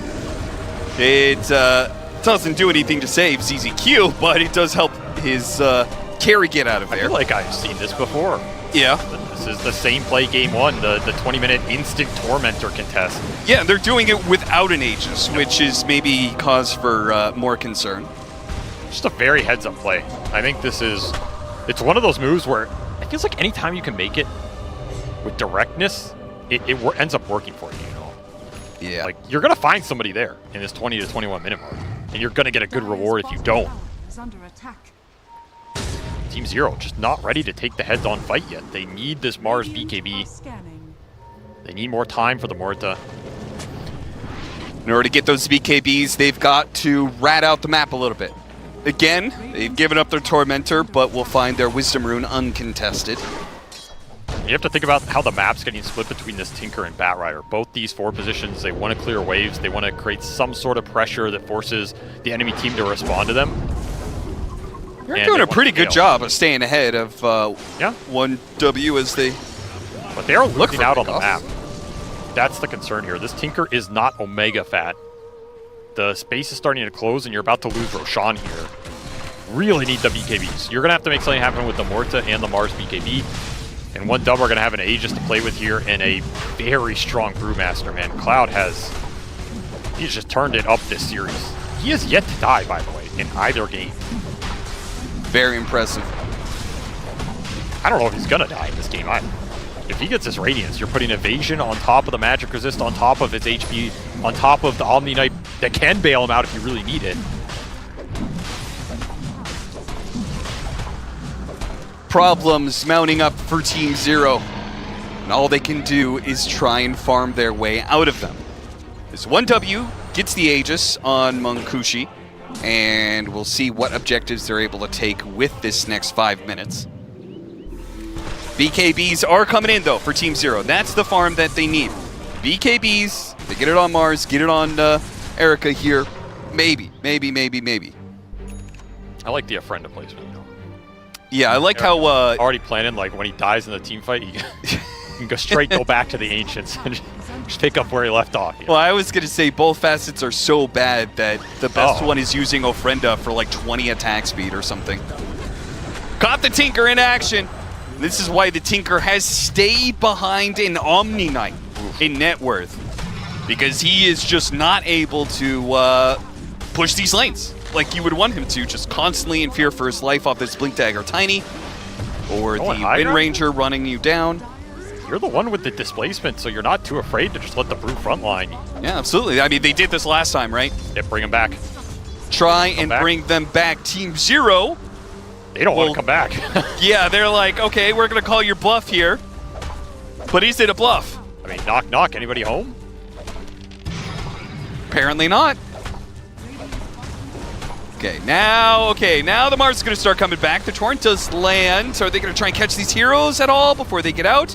I mean, even if they did, it's just a simple repel, walk away. Yeah, that's the issue. The initiation's not easy. I think they made the correct call. Just farm the map as much as you can. You're not defending that without the Tinker respawn anyway. Your one play was maybe to look for a spear back, but it's pretty scary going into Bat and Tiny, who can both just... Your Mars is dead on that initiation. Yeah, when they have repositioning tools and you blink into them, you're probably getting pulled all the way out to sea. But there's your BKB. We're at the BKB online. Your Mars one was finished earlier. Ideally, you would want to fight with this timing. It's a very powerful one for the Morta here. If Erica can get in good position and just be that damage turret. What are you fighting for, though? There's no you're fighting big for objectives. Non-elimination in TI, Austin. That's what you're fighting for.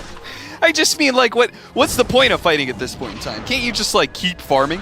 Is like, late game wise, you probably feel pretty good about Muerta, right? Like, Muerta just gets stronger and stronger and stronger as time goes on. The level 20 you don't want to fight right now because they have Aegis and you're probably getting slapped outside of a really good position, but okay. I'm saying, like, this is one of those points in the game where you feel strong as that Muerta and you want to use it.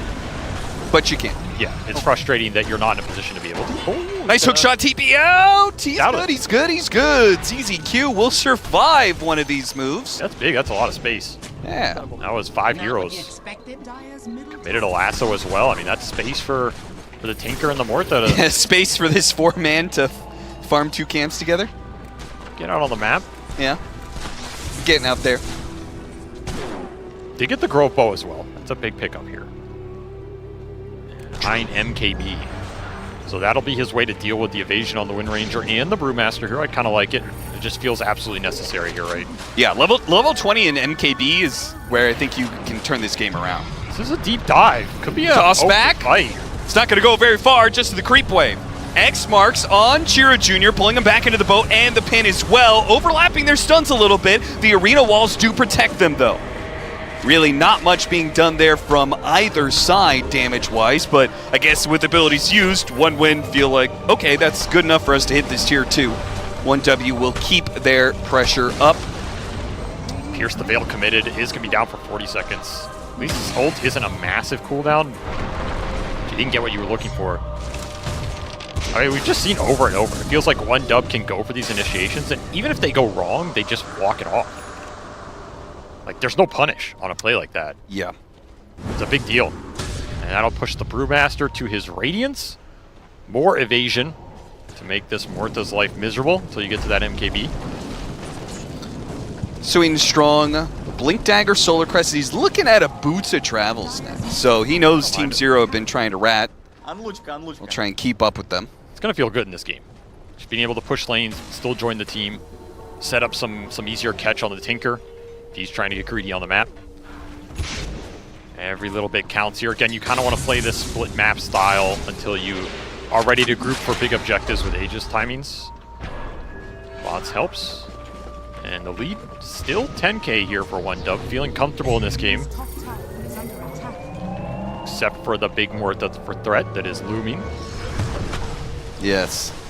The big Muerta threat. You don't believe Austin.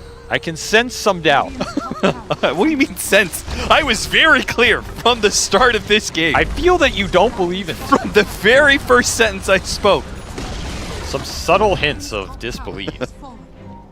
3-14, 9,000 net worth lead for 1W. And they have had a bit of a poke at the high ground just to keep Team Zero honest, but they're probably not really trying to crack open that high ground until the second Roshan, which does give us a window, perhaps, for Team Zero to get to the items, the prerequisites required. Hook shot used to try and get out of there. Couldn't get outside of the range of the shackle shot, though. ZZQ will not make it out this time around. Somebody's got to make the space. Somebody's got to die. Daedalus for the Wind Ranger. And they only got 3 wisdom runes. They got triple wisdom runes. That's how far ahead they are right now. Yeah, that's a big influx. And this Daedalus, I feel like Daedalus is the big point for this hero. This Whirlwind with the crits is, well, it's just stupid. There's no other way to phrase it. It's just what? Stupid. Oh.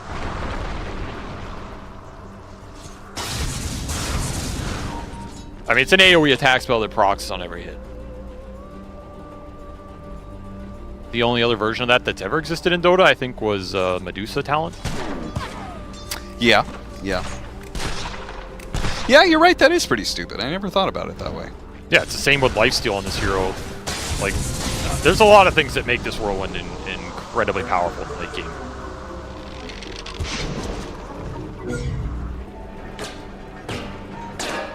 What do we got? Minute left until potential Roshan spawn time, so probably not too much that's going to be happening. Any other, like, items that you see that are coming up specifically for Team Zero that would give us a little silver lining to this dark cloud that is 1W pushing into the high ground again? I mean, at this point in time, like, they're going to take this tier 3 just through chip damage. Tiny's coming in to finish it. It's very slow. They don't mind sieging, I guess. I mean, it's just the Morta items. Like, that's really the big difference. Look at this Tiny's damage, man. Elena Barracks for nothing. No contest. Erica came back. This signals you have to get something out of it. I mean, this is even worse than no contest. This is pathetic contest that you don't have heroes on the map farm it away during this period of time. I mean, you're going to have to, like, smoke out of here or something, contest the map, try and set the lanes up or get a team fight into next Roshan. Something on this trajectory. Refresher for 7E would be really big as well if you can get to it. Like, they're kind of close to some of these big items. Refresher, Mars, and MKB for Morta. You can win a team fight off that. It is a lot of control and damage. You're going to have Tinker just giving you the sustain in there as well. Yeah. A lot of it's how that team fight gets set up. If 1W can find good initiations with Lasso Toss, then a lot of that goes out the window, right? But if you can avoid that, start the fight on your terms, or just commit in on like a botched initiation or one where the hero doesn't just get all in. So all the pressure on 7E, that's what I'm hearing from this. This smoke, he's got to get a good blink initiation. They're playing for Roshan. It's not up, and it won't be for quite some time. And there's the Vlads for the Omni Knight. This is the lifesteal for the Wind Ranger that I think is really nice to have, but if you can avoid having to buy Satanic yourself, just feels that much better. I like these support pickups here from 1W, really respecting their 1 positions in both these games and playing around them, buffing up the damage, giving them all the sustain and the survivability they need, and just letting them go to work when Kushi has been pampered, for lack of a better word. He really has. Nice use of the X there. 7E goes through the gate to push out the top lane without any fear of being caught in the process. 1W, now it's their turn to smoke up and try and assault Team Zero's positioning. Radiance off, no position given away. Scouting with the gem, going in blind, Sweden Strong. ZZQ jumps up to the high ground, Sweden Strong, just trying to see what vision is available here. Meanwhile, Chira Jr. is immediately going to pop his BKB and get the toss back onto ZZQ. Beyond, nice tidal wave in on Cloud, no follow-up to it whatsoever. Team Zero are not even going to try for this apparently, but they are going to get grabbed on their attempted retreat. It's going to be Beyond. Gets pulled to the other side of the arena walls and left for dead. They want more here. How much more are they going to be able to get? Oh, what? That Gleitnir animation. They had the net on the ground, but somehow doesn't catch the Tinker. He completes his TP. They get the BKB out of 7E. That's what they wanted. There goes your Roshan contest if Roshan was up right now. A later Roshan means that perhaps Team Zero can still formulate a response, a defense of the pit. And the MKB is done too, so That's level it. 20 MKB, we hit the timing that we said Team Zero could turn the game around on. They have to be able to control heroes, though. Every fight has just been one dub controlling oh my God, who's I committed and forgot who's about not, who can get out of the fight, who's stuck there, and there's just no one for Erica to hit. Avery! It's not the level 20 timing. It's even worse. Yeah, it's the 15 It's the now. level 25 time. Oh Well, my. it's gunslinger damage plus gunslinger chance. Yeah. I forgot about this. They pushed it back to level 25, so you have to choose between magic resistance or gunslinger chance, which I assume everybody takes gunslinger chance. But it just means the Muerta carry is like takes even longer to come up. Yeah, it takes a little bit. I mean, that's the beauty of it, Austin. It's the, is it? It's the journey. Yeah, it's the glory. It's a long ass journey, man. Yeah, it can be. This is a long Roshan. Yeah, well, I guess one win, feeling like maybe Team Zero is going to contest, but they're not. So one dub, this is free for you. In contesting here. So this will be an Aegis to the Wind Ranger, also finished in Ags. Yeah. And has an Omni Knight behind her. Whew. This is a tough carry for Team Zero to bring down right now. Mankushi is thriving. Yeah, I feel like Wind Ranger carry is so obnoxious because of this, where it's like, oh, we finally have MKB to deal with Wind Run, but now we also need MKB and you need detection to be able to see her. There's just, and you need BKB control. And you need BKB control. We've seen the lack of, control through debuff immunity really hurting Team Zero in these fights, and One Dub are playing well around it. They have BKBs on all their big heroes. They have the Omni Knight to bail out anybody who maybe gets gone on before that. We saw how long Cloud was holding the Brewmaster ultimate in that fight too, right? Yeah. No pressure on him. No fear of being bursted, which may play against him in this next team fight with the MKB up and the level 20 timing. Double dead shot, of course. Very important. Something. One Dub. That is a value shield rune hero. Hey, we've seen bigger comebacks. By the way, Chira Jr., he just went for the burst build. This is Echo Conda plus Quiver.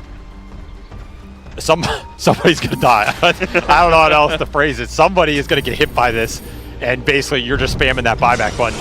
Oh, that is the best target to find. Oh, but an X pullback off of the lasso. Good play from Beyond to be able to stop this initiation from 1W. And if they could kill the Brewmaster, can they do it? Keep him inside the calling, do the damage. Hook shot comes out a little bit more, but no, there goes the repel. It was waiting the entire time. Respected, zero pressure on him whatsoever. My tidal wave to try and get out. An arena as well. A full retreat out. Can all of these heroes get away? Wait, they all made it out. Okay, maybe they couldn't win the fight, but they also only kind of lost it. Yeah? Only issue is you're going to get sieged now, and you're missing a lot of your big ultimates. And this Whirlwind back up in 6 seconds here. Okay, but 4 more levels to go for level 25 more. So if you win a fight, you'll be there. Almost. May not be true. Gotta wait for this Pierce the Veil. It is up. Oh, man, you wish you had the toss here or something. You have a spear back. They do have a spear back. A target that gets low. Deadshot doesn't actually bounce back to him. And boy, God damn that damage. Woo! There's some heroes dying out here. And the Muerta. Yeah, one dub say, I ain't afraid of no ghost. We ain't leaving. This Muerta's no threat. We're going to take this lane of barracks. We're going to take the second and third lane of barracks, and we're going to take Megas. And there's not a thing you can do about it. Team Zero are going to be eliminated by 1W.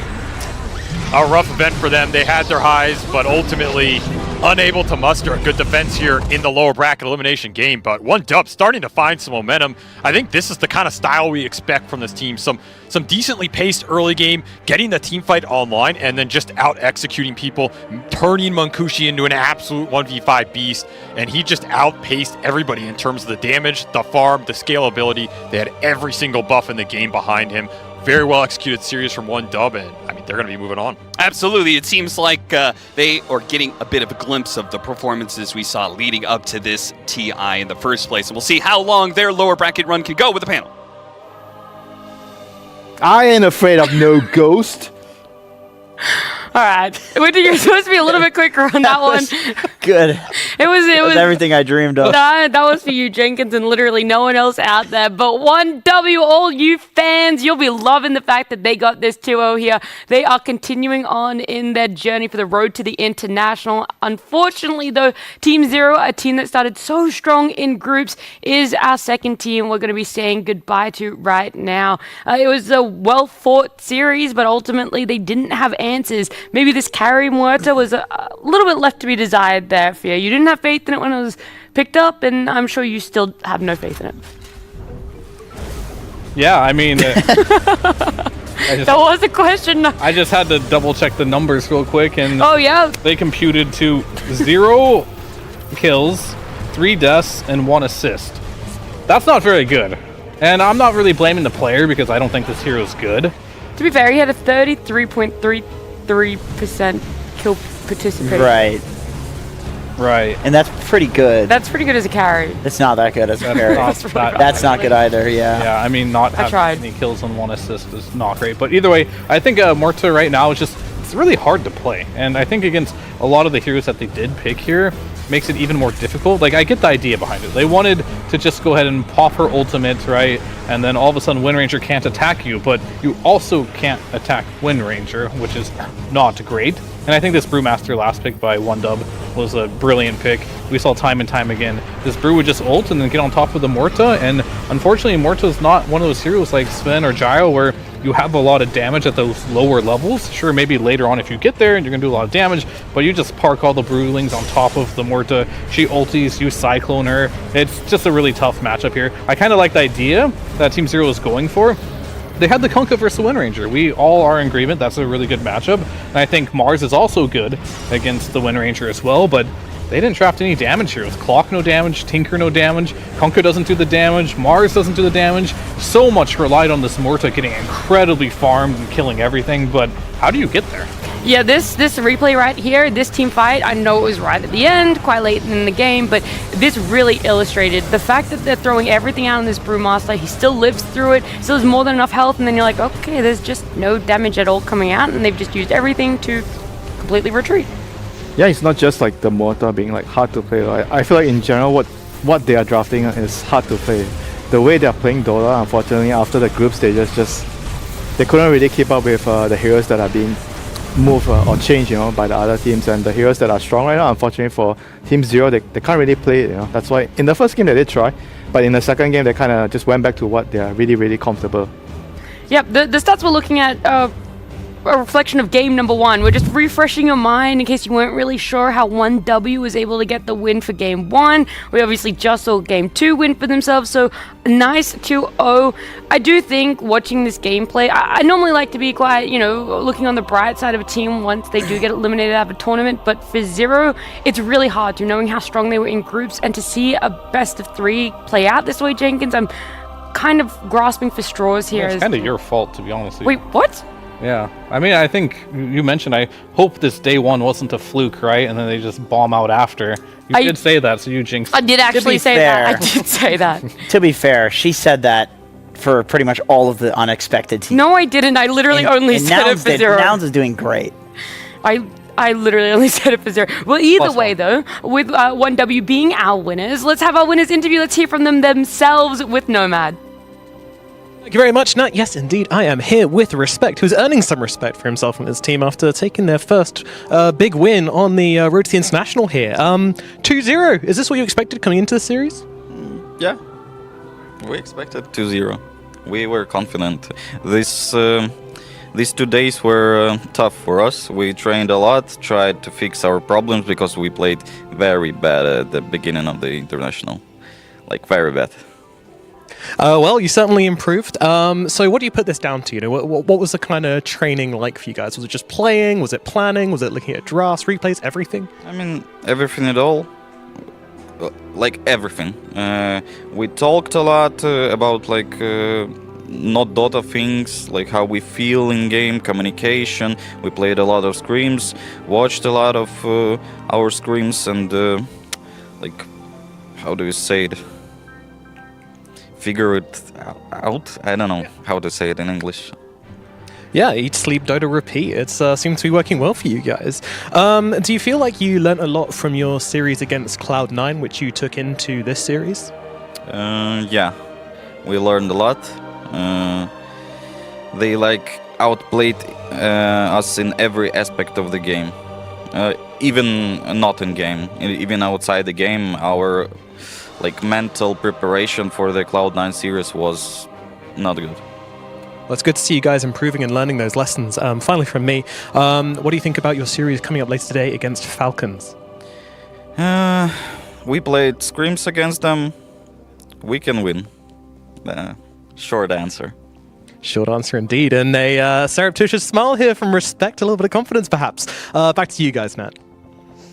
Hopefully Respect is able to continue that confidence because they'll be the final series for today. We're only halfway through our day. We've already seen 2 teams eliminated, but 2 more are going to be going home. Our second one here was Team Zero, unfortunately getting 0-2. They weren't able to leave the road to the International with a win under their belt in this best of 3. It's really tough to walk away not having that, but hopefully there's some more bright things that you can point out, Jenkins, that they're going to bring for the next season.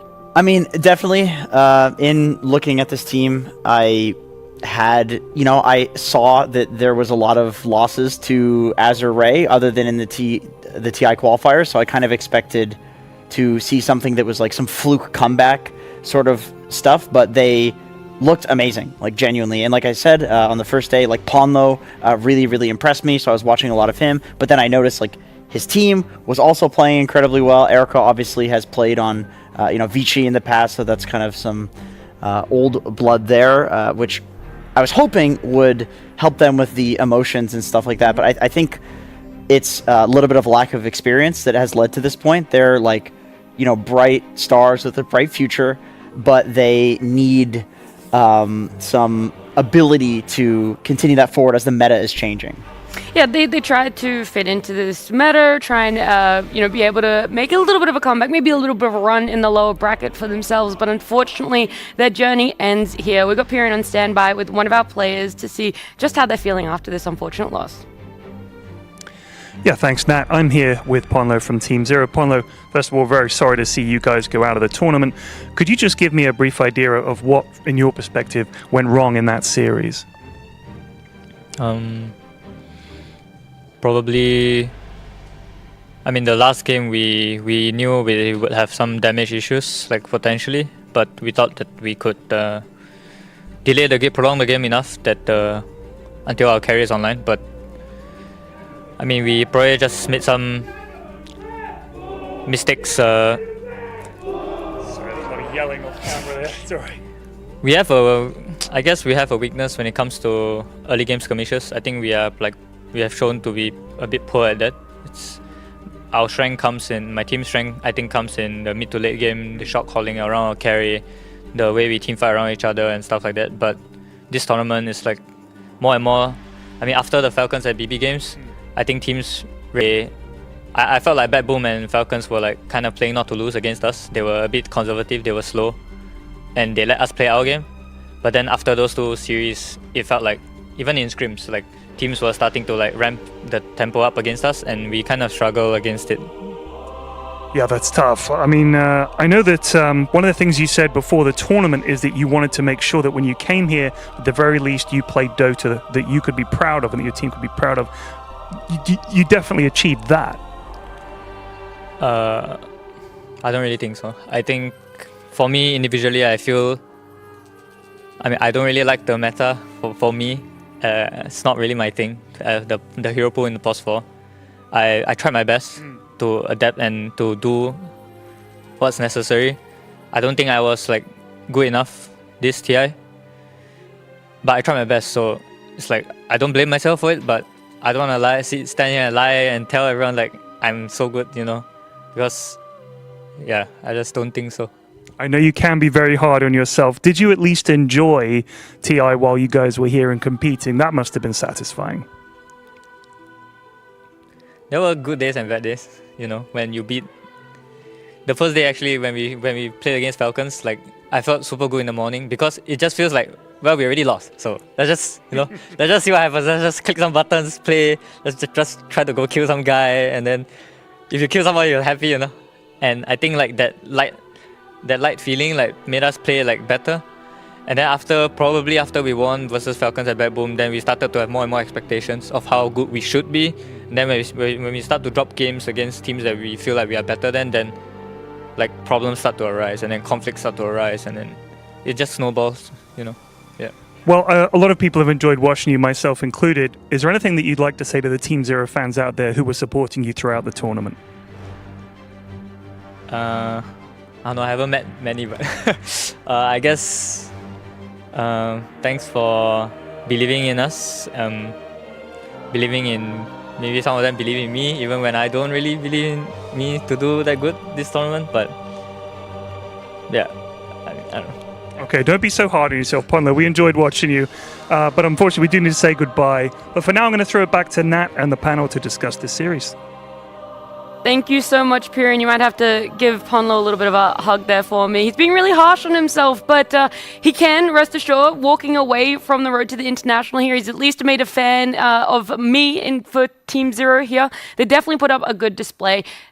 The expectations, sometimes it's hard to really amount to them. The pressure might come more internally than it does from the outside. But either way, they had a great start to this group. It is a very unfortunate end for themselves. We won't be seeing them here continue on in the road to the international, but we will be seeing 1W continue. They're going to be playing again later today up against Falcons. They need time to reset. We're only halfway through our day. We still have BB Team up against Nouns. But before we get to this, just a little PSA, guys, and a little bit of a short film contest here is appreciate your supports.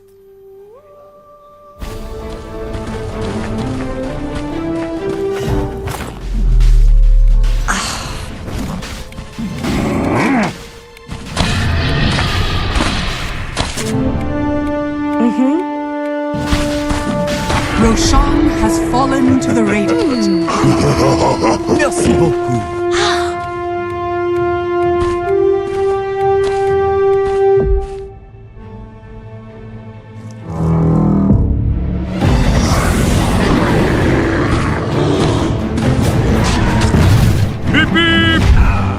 Radiant's barracks are under attack. Go green! Radiant barracks.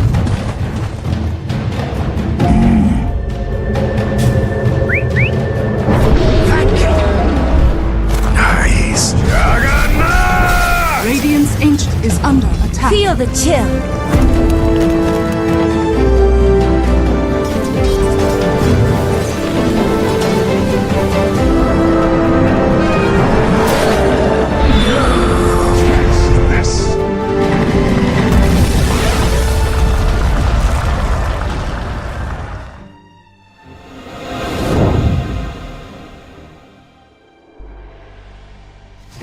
Gaming Gladiators, last year's runners-up, are back again to try and claim the Aegis, and doing so they've already taken EWC on their path here, and I'm now joined by Ace.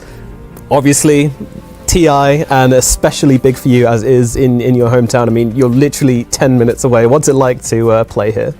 It's something that I honestly never thought would happen, because like Dota has not been that popular in Denmark for quite a while now, but like it's like so amazing. Like it's been so chill.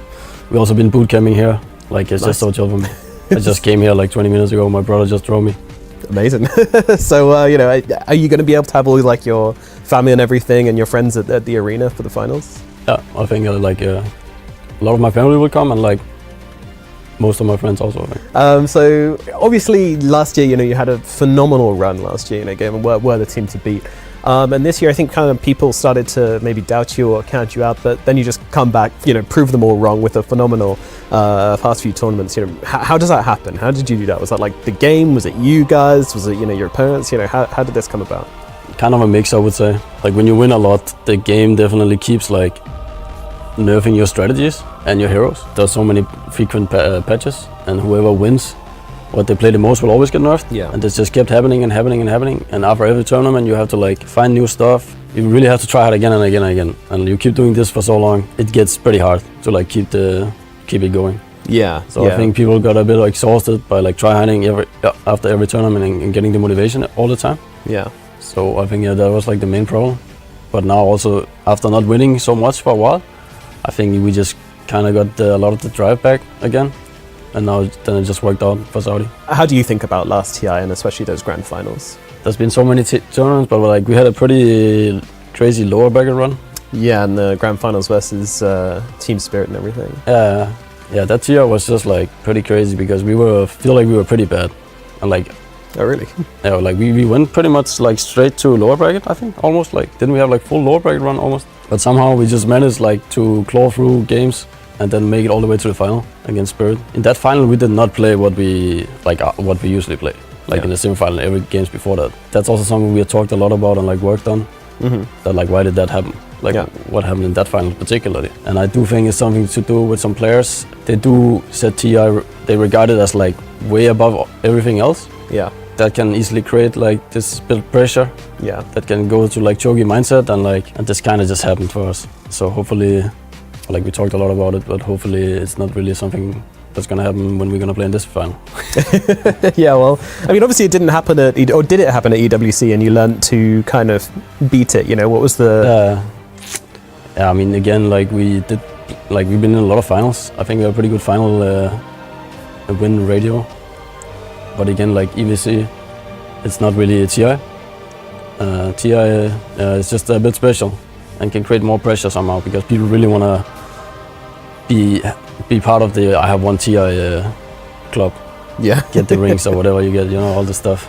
Yeah, hopefully yeah, I mean, what would it mean for you personally, you know, on home soil nonetheless, to be able to win it, to hold that Aegis, you know, what would that be like for you? As soon as I knew that TI was going to be in Denmark, then I instantly thought, oh shit, man, like if I'm ever going to win a TI, I definitely want to win this one. Yeah, in front of your friends and family as well. Yeah. That'd be incredible. So it means a lot.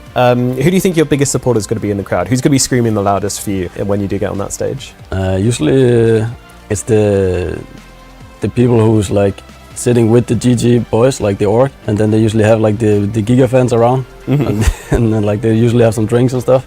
Those guys will be the loudest. Those guys you can usually hear, yeah. All right. Well, thank you so much for coming to talk to us, Ace, and thank you so much, and best of luck, obviously, TI. Thank you for having me.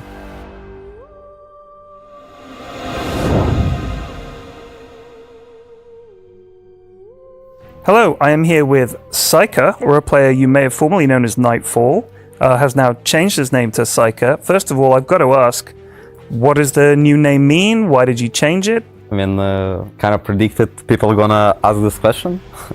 And I mean, just kind of got tired of last name, and if you translate from Japanese, it's something like sadness, but it also refers to some of Naruto, like best, from my opinion, like soundtracks. So you guys, I'd say, BetBoom are kind of thought of as this EEU sort of super team. You've had some great results. Do you guys feel like a sort of super team, like a super group?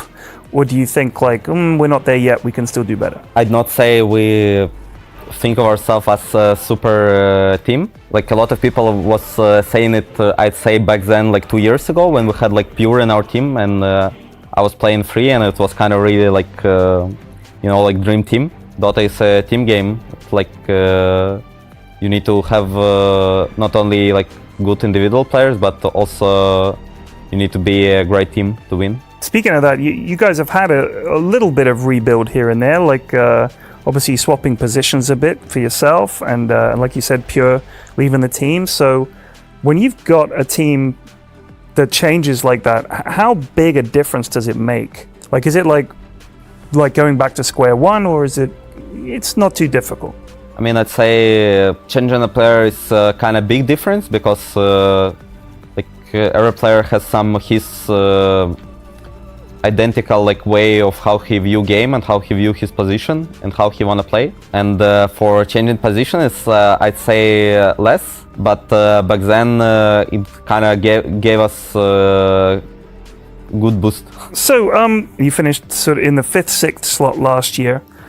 How are you going to improve on that and go further? What have you done to really sort of say, hey, we need to actually go even further than 5th, 6th, we need to get further in? What kind of preparation have you done for that mentally? We're basically learning and growing with each year. If you're a good player and a good team, you're gonna learn something as an individual and as a team, like some new concepts. You have to believe it's gonna lead you to victory. Fantastic. Well, I wish you all the best in the tournament. Thank you for taking the time to talk to us. Saika. Thank you for having me.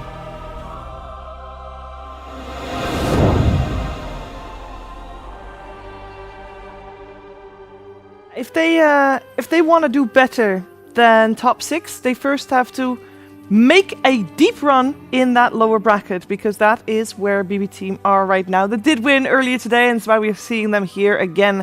We are going to watch their match up against Nouns. Will be elimination on the line once again, and we're at the half point of the day, and that means we changed our panel up. That means you're seeing me. I'm Shiva. I'll take you through the rest of the day together with my wonderful panel. I'm joined by Tigov, Effie, and Lacoste. Lacoste, we talked a little bit about it yesterday, but eliminations is really where the Dota starts getting more intense, and it just gets that extra little bit. Yeah, it's the extra spice, but it's also kind of extra sadness seeing the teams, you know, it's the big dreams throughout the year playing Dota, and your dreams being crushed here, which is always tough. Been on the receiving end in my career decades ago, always. But yeah, I know the feeling. It does kind of suck, but it's also what you're going to learn for the next, you know, enjoy Dota, of course, and also what you're going to learn from some of these defeats. Yeah, this is what you're going to learn. Like I didn't learn a lot. We have to talk about what BB Team has learned, because we heard Saika or Nightfall just talk about their year and how they're going to try to breach top 6. And Tigov, that has been a little bit of a struggle throughout the, I would say, years. Yes. If we look back, 2023, when BB picked up the main core of the roster, they had Pure. They, across the entire year, they just finished, 4th to 8th, maybe even in the bottom 50%. Like, they struggled immensely. Sure, they got, 1 second, 1 third. And then 2024 season, they pick up Miro. You can see the shift has kind of moved them from the bottom 50% of a team up into the top 50%, picking up seconds, picking up thirds. But still, to this day, they're yet to get a tournament win as a team that is, the MMR that they have, the prestige that they bring from Eastern Europe. It's been 2 years now that the core roster of 4 players has not found, success. And they are the highest MMR, Effie. They're supposed to do better. I mean, they're a team people expect a lot out of because they're just so individually skilled. But, I mean, Dota has shown us time and time again there is something that is beyond reach of MMR. When players play together, there's cohesion, there's synergy. And credit to BB Team, they have found a lot more cohesion and synergy this year with the addition of Miro, as the graph, Tigov showed us, pointed out. But even with that, it feels like they're always one step short of greatness. And there were so many tournaments this year. I can think of Birmingham in particular, where I watched them and I thought, this really could be the one where they finally get a first place finish. And they look so good up until a point where they don't, right? And they just fall short. I've said that so many times. Yeah. This is it. This is the tournament. the time. They look good. In most of the tournaments, these guys, they look pretty damn good. It's just something that is missing, some kind of a magic. They're still not out, And I was wondering what this BB acronym stands for. It's the bottom bracket team. They need to make this miraculous run through bottom bracket or lower bracket. And so far, so good. Today, they had a great showing. Or buyback team. No buyback team. Yeah, almost didn't go the way they wanted to there, but in the end they do earn their spot to go up against Team Nouns. Now, they have done this before, both teams coming from the same group. And if we're talking about how BB Team has been lacking the magic in some of the matches we've seen, they opened their series. The first series they played in the Road to the International was against Nouns, and that magic, Lacoste, seemed very much there. It was insane. Like, this first game, that's why I didn't believe in Nouns after seeing that first series, because they got stumped. They got 1 kill. This is the least amount of kills here at the Road to the International. I mean, how much can you have? You can have 0 or maybe equal to 1, which is pretty difficult to top. But overall, this is the series that also shows that Nouns, they need to be able to adapt. We've seen the importance of adaptation when they were playing yesterday. They were unable to adapt. Their most successful hero is Trend Protector. They're 4 out of 4. This is the strat that they've been running, and I think that Nouns got figured out. Now the question is, will they prioritize the Stream Protector in the first phase? Because that's, at this point, the only place they're going to get their hands on it. We're in the draft, game number 1 of this best of 3 elimination. Nouns will be Radiant, second pick. BB Team has already first picked their Enchantress. In terms of bans, not really something that is instantly standing out to me. Effie, maybe you have different ideas about that? No, this all looks pretty familiar. The Sand King and Doom get taken out. They seem to be by far Gunner's most high impact offlane heroes. Mirana Yuma popped off on it yesterday, and this hero has just proven itself to be such a nuisance. And Nyx comes out as a counter to Enchantress. This happens quite often, but Enchantress doesn't get let through. But the reason people love to play Nyx versus Ent is just you follow her to lane, you eat her creep, and that already eliminates a big part of the threat. Also, when you're getting dove under tower by a centaur or something, Nyx is able to TP and also eliminate that threat. There is a bit of an issue though, is that these jungle heroes like Chen and Ent, they group up very early, and Nyx typically does not like to play into an early group up. So if BetBoom kind of build around that idea that they're gonna center around each other, ball up early on, maybe Nouns won't get that much value out of their Nyx.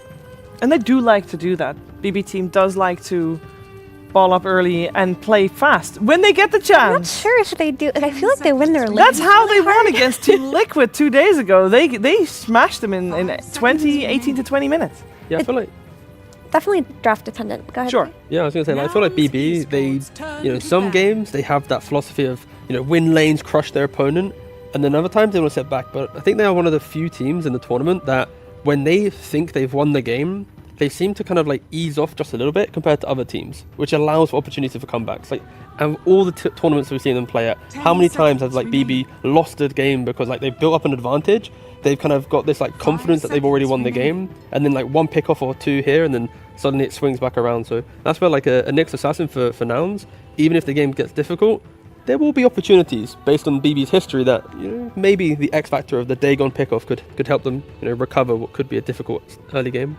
Yeah, it seems like BB, they've done the research.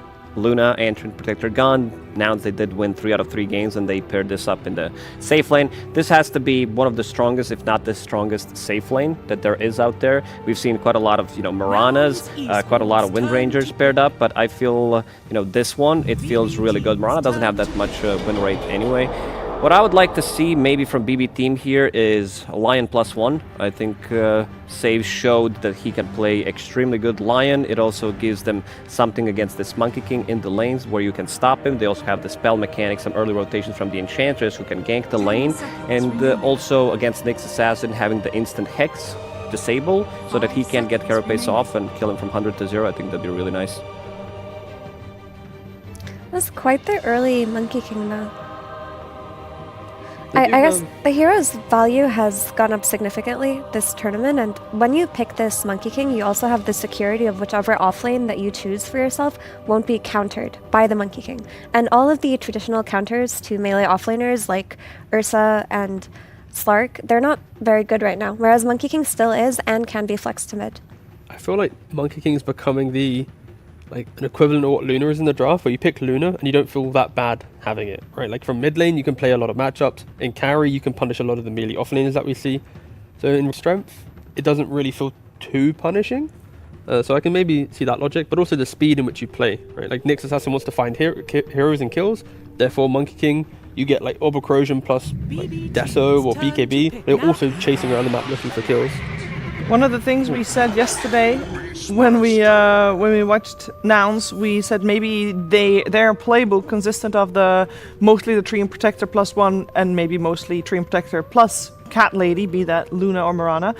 It seems like with now their opening with the Nyx Assassin and the Monkey King, they are playing heroes that they haven't played yet this road to the International, so they are showing that they have prepared something else. Oh, that doesn't inspire confidence, T? He's giving me a bit of a difficult face there. Yeah, I look at BB's 3 heroes and I'm like, whoo, laning phase is absolutely like one-sided at the moment. Like Kotl plus Beastmaster, you got Illuminates going to lane, you got Wild Axes going to lane, you make stacks. Like Beastmaster, so far at like Road to International, we've seen games where he struggled to get items. This lane of Kotl Beastmaster is it's a free pass for Beastmaster to get to his first item. You have stacks. You can like you're gonna dominate the lane.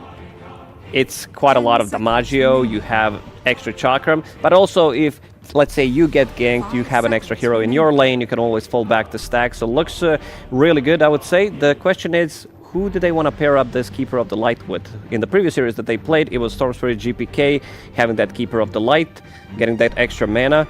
So you need to utilize a hero. I'm maybe thinking, Storm is always going to be good because limited lockdown on their side, unless you get caught by Nyx Assassin or some Bundle Strike into Nyx Stun.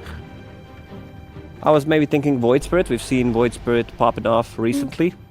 And potentially any Spirit hero would work in the mix, but the Chen comes out from Nouns that we didn't talk about, and typically when Beastmaster used to be very popular and picked all the time, teams would have to ban Chen to protect the Beastmaster on lane, because a lot of the strength of this Beastmaster comes from his ability to play into Monkey King with his boars, which makes him one of the melee heroes who isn't too vulnerable to MK. But with Chen, who basically takes over his boars, that removes a lot of that lane threat and a lot of the kill potential of this Coddle plus Beast lane. So I think the Chen pick really protected Nouns' safe lane.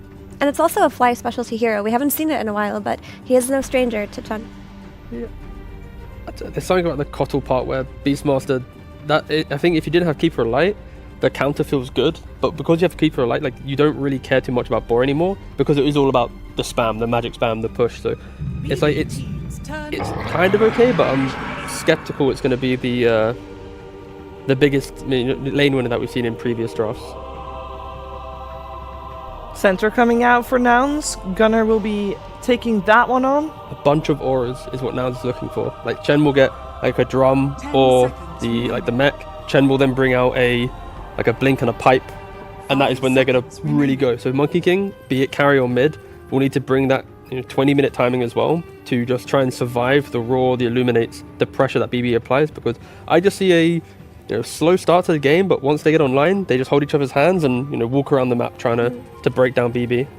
Also, within the draft, Centaur should give Nyx independence after a few levels, where Nyx can, after just doing some creep shenanigans and manipulation and whatnot, he can go through the Twin Gate, try to maybe kill the Beastmaster or Coddle. He can rotate mid, he can just goof around in the jungle if he needs to, make scout out stacks. Like, Nyx has a lot of freedom to be independent because of the Centaur pick. They do have the burst damage. Later on, you have Centaur, you have Monkey King, Nyx Assassin, if he gets to his Dagon.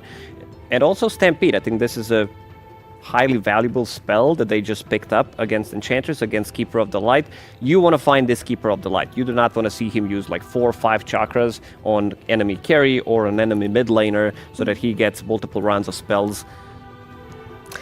Nouns do need some range damage though, because they have 3 melee heroes in Nyx, Monkey King, and Centaur, and if this Beastmaster gets off to the start that we think he will, because he's going to have so much stacks that Coddle is going to make for him, an early Ags versus 3 melee heroes is very hard to play into. So they need some kind of damage coming from a distance to not commit too many bodies to taking down the Beastmaster, because this is the tempo hero that BB are going to play around. 5 seconds remaining. Very strong Invoker pick as well. Effie mentioning like the melee aspect of Nouns lineup. You put in tornadoes and EMPs and deafening blast from Invoker. That is, a lot of fight control. But this is, close to 4 specialty heroes for BB at this point. That it just comes online so quickly. Still with carry for the last pick. On the bright side for Nouns, they have overall last pick, so they can decide at the last moment where their Monkey King is going to go. But now that they already see that Invoker, do you want to put your Monkey up against that, or will you opt for something different? It seems like BB team, they're banning out Puck, so they feel like picking an Invoker is enough to make Yuma be the one playing Monkey King. They're going to be looking for a mid hero, most likely. Something for Copy. Copy's hero pool so far, a mix of melee and range heroes. The big one that he did play was Earthshaker. Problem is, you're playing into Invokers, you will not have that much of an impact, at least early on, where your mana is going to get burned, but overall for the game, it could be a really good pickup. Mm-hmm. And I wouldn't mind the Monkey going mid versus the Invoker. Like, that's a fine lane for the Monkey. The only threat would be the Enchantress rotations, but he should be able to CS well. And then maybe a safer safe laner to pick here. sounded funny, but it is like the ranged it is the ranged carry meta for a reason. You need your carries to be able to CS comfortably and protect themselves. Let's see what that final ban is going to be for BB team. If they want to protect that Invoker a little bit more. No, they want to remove a safe laner as the Weaver gets taken out. They wanted to remove elusiveness because they don't have that reliable stun Invoker. He needs some kind of a setup. Coddle Enchantress, these heroes are very... Like they need something, some kind of a setup. They don't provide you with any kind of control. Pretty much your stun is Roar and Cold Snap. Okay. Oh, yeah. I wanted the like a troll or an out for a safe lane for BB to just farm freely while Centaur gets left alone. You want that carry that naturally needs a bit more time from laning to just, you know, exploit it. So melee carries that are independent wave pushers helps a lot. Also, it's a hero that makes use of the chakra magic from Coddle in teamfights. All of a sudden, you're enabling this hero's like low cooldowns by having a stun that can be thrown out a lot. Also, the tempo coming out of an Alchemist, Beastmaster, Enchantress lineup is terrifying. The tempo that would come out of a Chen lineup does not even come close to matching what BB have right now. Oh, a Razor. I was thinking they might go down the Queen of Pain route just for the speed in which you react to early pressure. Like Beastmaster step up, you get that kill, but no, they go for the scaling option once again. You're gonna have, you know, Razor, BKB, Monkey King, very quick BKB, Centaur with the pipe. Like we expect BB to be aggressive, but still there's time for them to come online, right? Like you need Alk to get to Radiance +1, you need Beastmaster to get to that Aghanims. So there is a window where Nouns should at least get the defensive items to take a good fight against the expected, you know, aggression that we see from this lineup. It's also range damage, which they sorely lacked. I think both teams got the drafts that they wanted. This looks to me like pretty much BB draft 4 out of 5 heroes. It screams BB. On side of Nouns, they needed to cook something differently for this one. Razor, Copy did play it earlier, and I think Razor in this game has a pretty free reign. Once he pops a BKB, the only thing that can stop him pretty much is the Beastmaster. They don't have ways of increasing his damage. There aren't like these big things that they can throw on top of him, no IO or anything, but they have a Stampede, so he can choose which target that he wants to go for in a fight. Yeah, it's just another story of Nouns have great scaling. They have good core-to-core matchups in Monkey King and Razor versus Alk and Beastmaster now. As long as they can get to a state where they have like 3 items and BKBs to play into BB, they can definitely take it. But BB have terrifying tempo. They're playing on Enchantress, early Ags Beastmaster, an Alchemist that's going to come out with a Blink BKB very early on. So there's going to be a period in the game from like 20 to 30 minutes where Nouns are going to be on the back foot. And if they don't lose by then, they have a good chance. Yeah, now just need to show that they are, you know, tactically aware of what's going to happen in this game. If they try and...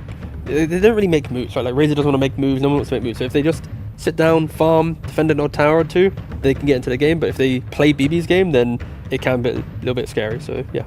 At what point do you feel like, if you're going to watch Nouns and see if they can weather the storm that BB is throwing out here, at what point are you going to be worried for Nouns? If they don't contest second Roshan. If they give away like 2 Roshans for free and they're just still in that kind of farm state, then they probably could have a lot of But they can give 1. Yeah, 1's fine. You give up tier 2s, but like they need to have all the tools when, you know, BB are expected to be barreling into your high ground around, you know, maybe 25 minutes or so, yeah. Yeah, it seems very scary to deal with. Do you feel like they can do it? On side of Nouns? Yeah? Yeah, but this game needs to be slightly later, I would say. Okay, let's find out what's going to happen in game number 1 of this best of 3. We're heading over first to Milan, who's going to be talking to Nomad.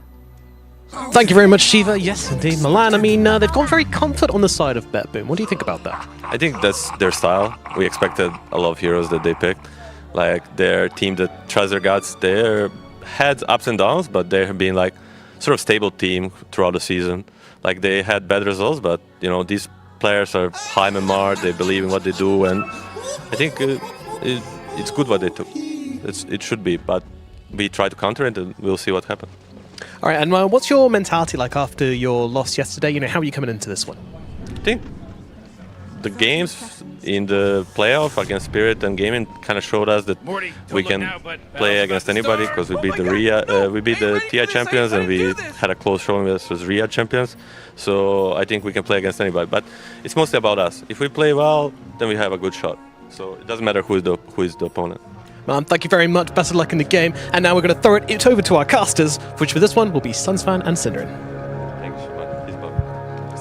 Thank you very much, Nomad, as we have this best of 3 underway between Nouns and BB Team. Already a balanced strike on to save. He will survive on that glorious horse of his. Synderen, what do you think of this matchup? Oh, this will work.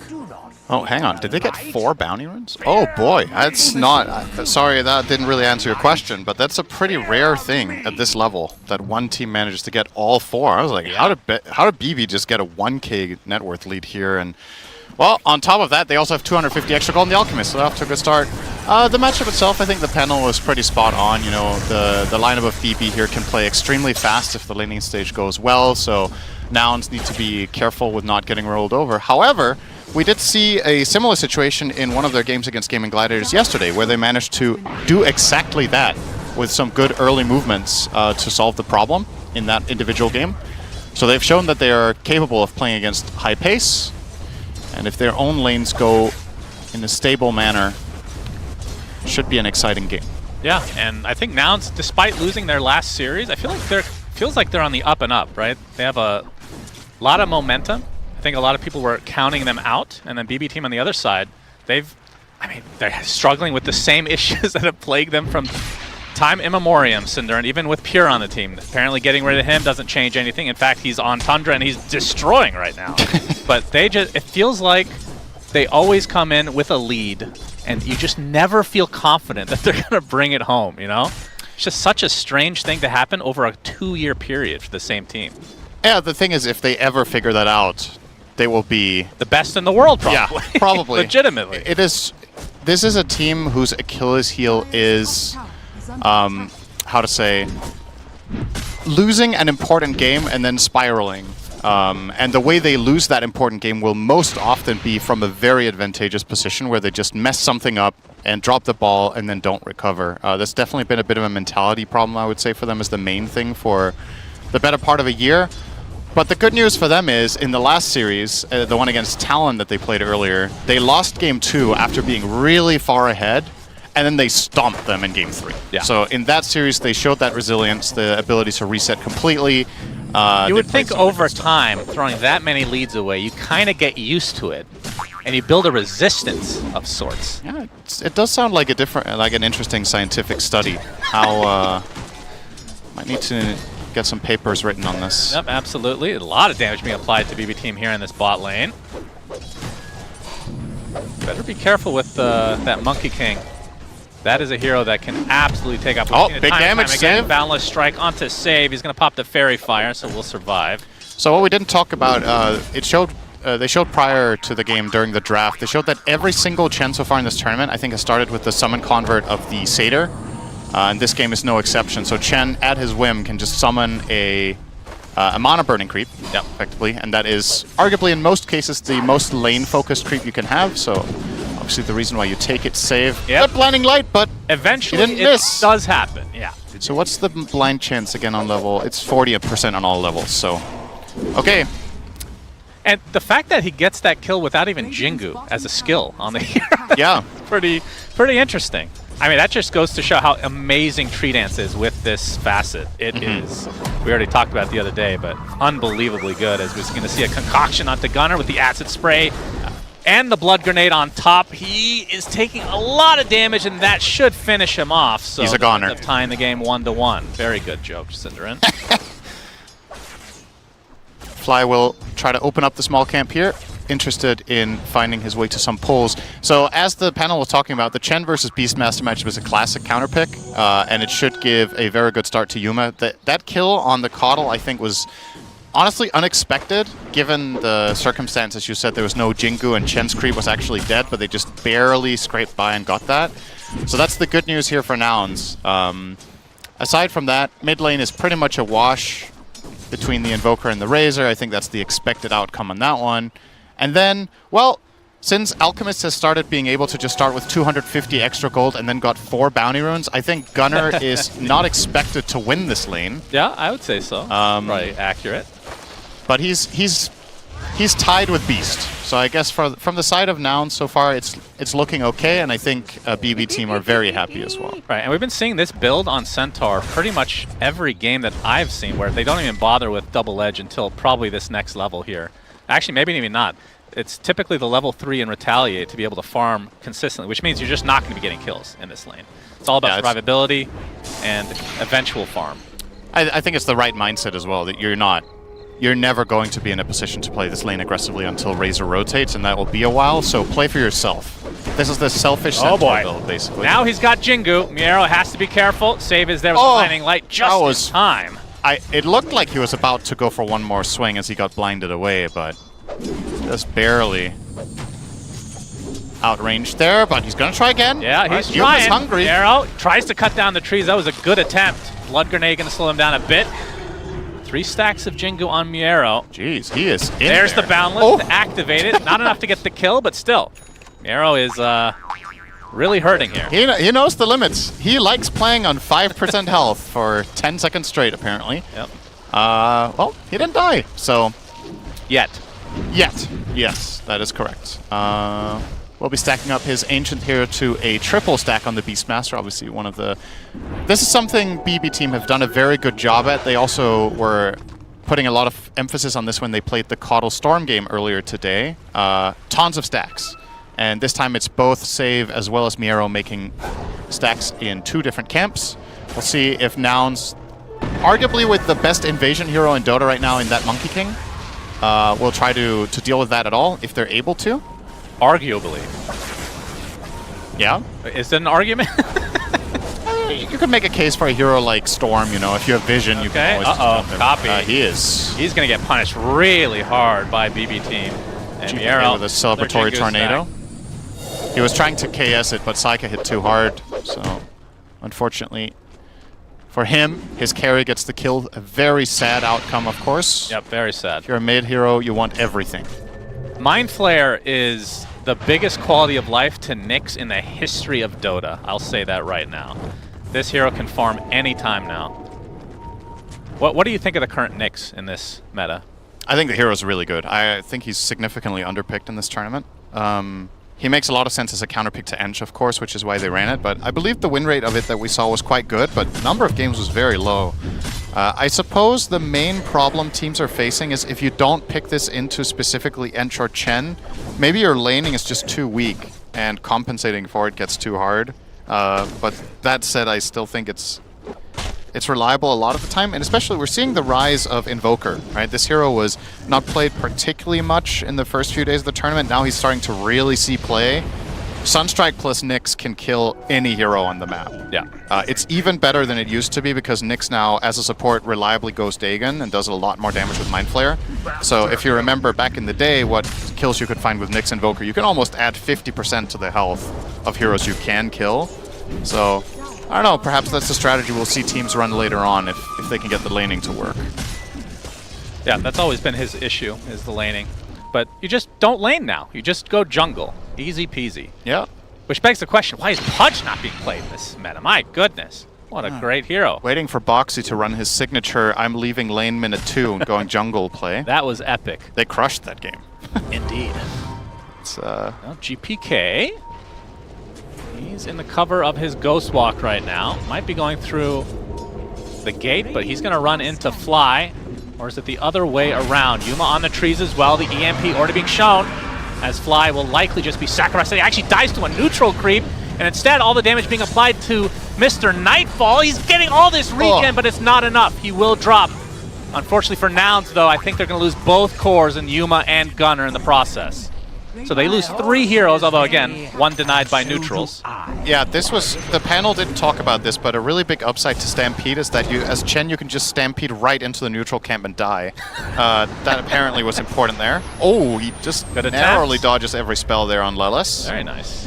But yeah, good defensive play there from BB team, really covering up their Alchemist in this safe lane. Which is going to be necessary. This is a textbook Nouns play. Lelis. Well, he dodged every spell and then he walked back into them. Oh well. Yeah, well, he wasn't expecting Banana Boat team to come back into the triangle area, so they stuck around. Yep. It's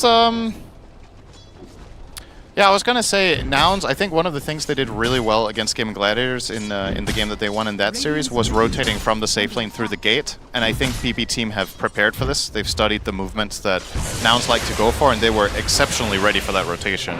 They were already in position when Chen came through, as you said, and they were the ones to make the first move instead. Now that's probably not going to stop. 10-minute rune. Okay. Looks like it'll be top as the haste is bottled by Copy. Tornado already used from GPK, so you won't have a way to actually dispel this haste if they want to try to run at him, but that's a tall order at this point of the game. Looks like he's going for the Witchblade on the Invoker, while Gunnar Blade Mail this time around, which a lot of time we've talked about this before, but the Blade Mail against heroes with the uncontrollable outburst of damage, such as Windrunner. Yep. Not really seeing that here, unless you want to count Enchantress late game, I guess. Something we haven't really talked about with that item is it's also a farming item on Centaur, right? It's true. Yeah. You farm faster, you get bigger throughout the game. It adds some utility in certain situations in team fights. It makes you a less appealing target in general. But I would agree, this is not the best game for it that we've seen. But it just goes to show, I think every game of Centaur we've cast this tournament, the player has got Blade Mail. So maybe it's just that good that the circumstances don't even really matter. And you just do grab this first, and then you have the two build paths with either being a mega tank with auras, or you get the dagger, or both, of course, if you're having a good enough game. And yeah, Gunnar is doing all right. This is a very even game for all intents and purposes, especially considering the Dire started with 4 bounty runes. They haven't really converted that to right more. into the center if he comes to the low ground. That's very close to being spotted. Quite. Right on the outskirts. And Chen is doing Chen things, pushing this tower. Trying to force rotation, but PB team are not overreacting. I mean, for a Nyx assassin this game, who's your... I mean, obviously you're going to need assistance from your team to get a kill, but who can you kill at this stage of the game with a Vendetta +1? I think Nyx plus Monkey King can absolutely kill the Coddle and the Ench, I think. Should be possible kills. The rest, probably a little bit too tanky and too much counterplay.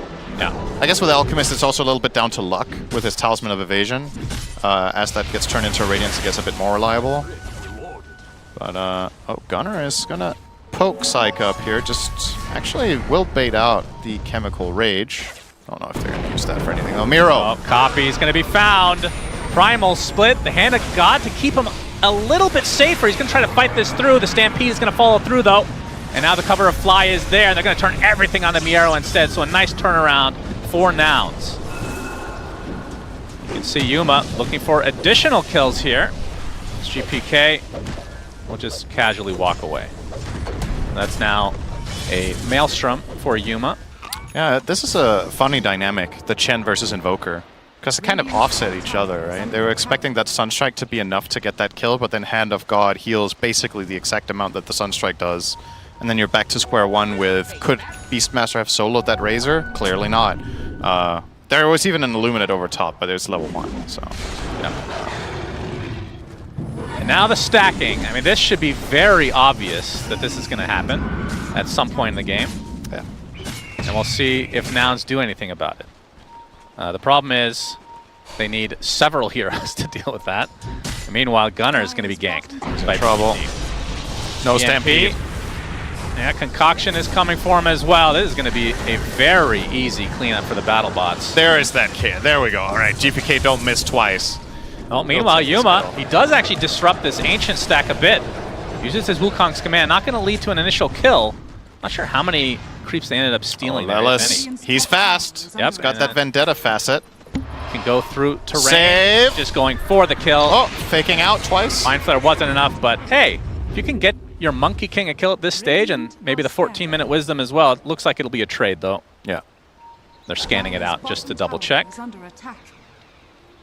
I wonder what the ratio is in the games in this tournament between the 14-minute Wisdoms. How many you've taken on your side and how many on the other.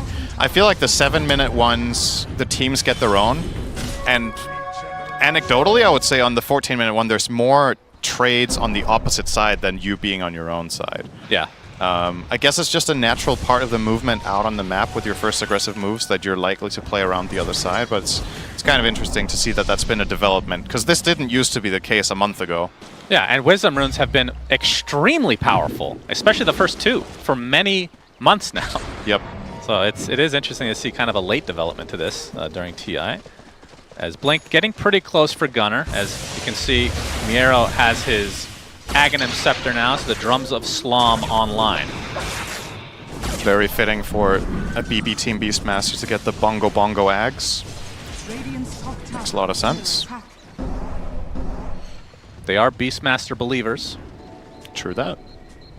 One of the teams that play it the most, as a matter of fact. It's been a pretty strong hero. I feel like it must have a good win rate at this tournament. As you can see, Nightfall with the Radiance, and going to be going for the Manta into eventual AC. So not opting for a Blink, it seems, at least not yet.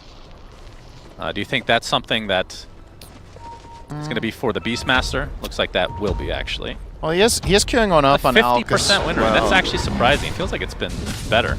I think getting Dagger on both heroes actually makes a ton of sense this game. You could argue that you could bypass one of them because you have a Quaswex Invoker, but the nature of these fights is going to be extremely explosive, so if you're the one who can... Ouch! Well, that'll do. It'll happen from time to time. Of course, you're forcing so many sentries to be built. That's what you tell your team in the pubs as Nyx Assassin. This is a second death in 16 minutes. Nah, he's doing fine. Completely absolutely fine for Nyx. And I think this facet that they take these days, where you can walk through terrain for the first 10 or so seconds, has been enormous for the hero. Yeah, now because you can come in from weird angles. Not only that, but because it gives you flat move speed, right? It just sets your move speed to haste. Nyx can choose not to buy boots, which is what's happening here, right? Yeah. So Lelis is going 2 nulls into straight Dagon. Looks like Nouns want to try to contest this. They're going to boundless strike onto the Beastmaster. The Impale to follow. He's dead. Down goes Miero as Save is being chased by Copy, showing that newly minted BKB. Nightfall does get off the concoction, though, as Lelis should be able to finish this himself just with a casual right-click from the Vendetta. Nice job from Nouns, capitalizing on the attempted Roche take, it looked like, from Beyond Burger Team. Yeah, and they're going to steal it, too. Yeah. So this is the biggest play of the game here. T was talking about on the panel how Nouns, yeah, you can give up the first Roche, but you absolutely need the second one. How about you just steal the first one? Yeah. That sounds good to me. Easy peasy. Gleipnir online for the Monkey King as well, as Copy's going to show himself mid. Get tornadoed for his troubles. And BB Team now kind of on the defensive, it seems. Despite having this very aggressive lineup, I mean, just looking at it. Yeah. You got the Beastmaster, Enchantress, Activator of the Caudal, obviously Invoker. Depends on how you build it, but then Alk, kind of a hero that wants to farm at the early stage, but then ramps up really fast. So we have a TP in from Miero. Nice reaction. Quick blink from Gunner. Yeah. This So- tower might get denied. The thing is, if you look at BB Team's, the way this team approaches fights, you're saying it's aggressive, and it comes from the nature of, okay, Beastmaster's going to find a flank with a Roar, or Invoker's going to come out of Ghostwalk and start the fights, but something that Nouns have really accomplished with their draft is they're making it difficult to find skirmishes on your terms. You're always paranoid about an invisible Nyx. There's always Monkey King that can be sitting in the trees. Chen's creeps are constantly pushing out waves at like low risk and high reward. So while it is an aggressive lineup, the way this usually works is that you take over a part of the map and then you constrict the enemy team. But they haven't been able to do it. They've taken 1 tower, minute 18.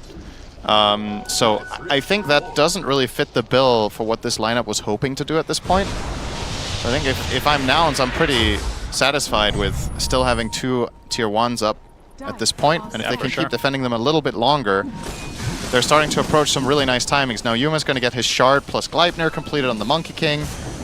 Centaur is halfway to the pipe. And Chen's Greaves. Spike Carapace can always stun Nightfall because of the Radiance. Yeah. Did not opt to use it there. Would have been a tough kill either way, as we're going to see the Tornado. Nice damage onto Copy. Into the Chaos Meteor. Not enough for a kill as Lelis. Want to dive though, they see Lelis. He is spotted. That's a very tanky Invoker right now, and Lelis slowed to a crawl thanks to the Solar Bind. Yuma's coming in with the Gleipnir, has his Wukong's command, a beautiful boundless strike onto 2 as well. They get 1. It looks like they'll get the second support as well, although forced out to the other side, the Ice Wall, slowing them as well. As Miero actually in no man's land, focusing everything on this Monkey King. Now GPK and Nightfall are there to assist. The Aegis is down, Concoction hits 2. See, axes will continue to be thrown out. Yuma with the Shard already, it seems. will go to the end of the Boundless Strike to disengage completely. So in the end, it's an Aegis for 2 supports.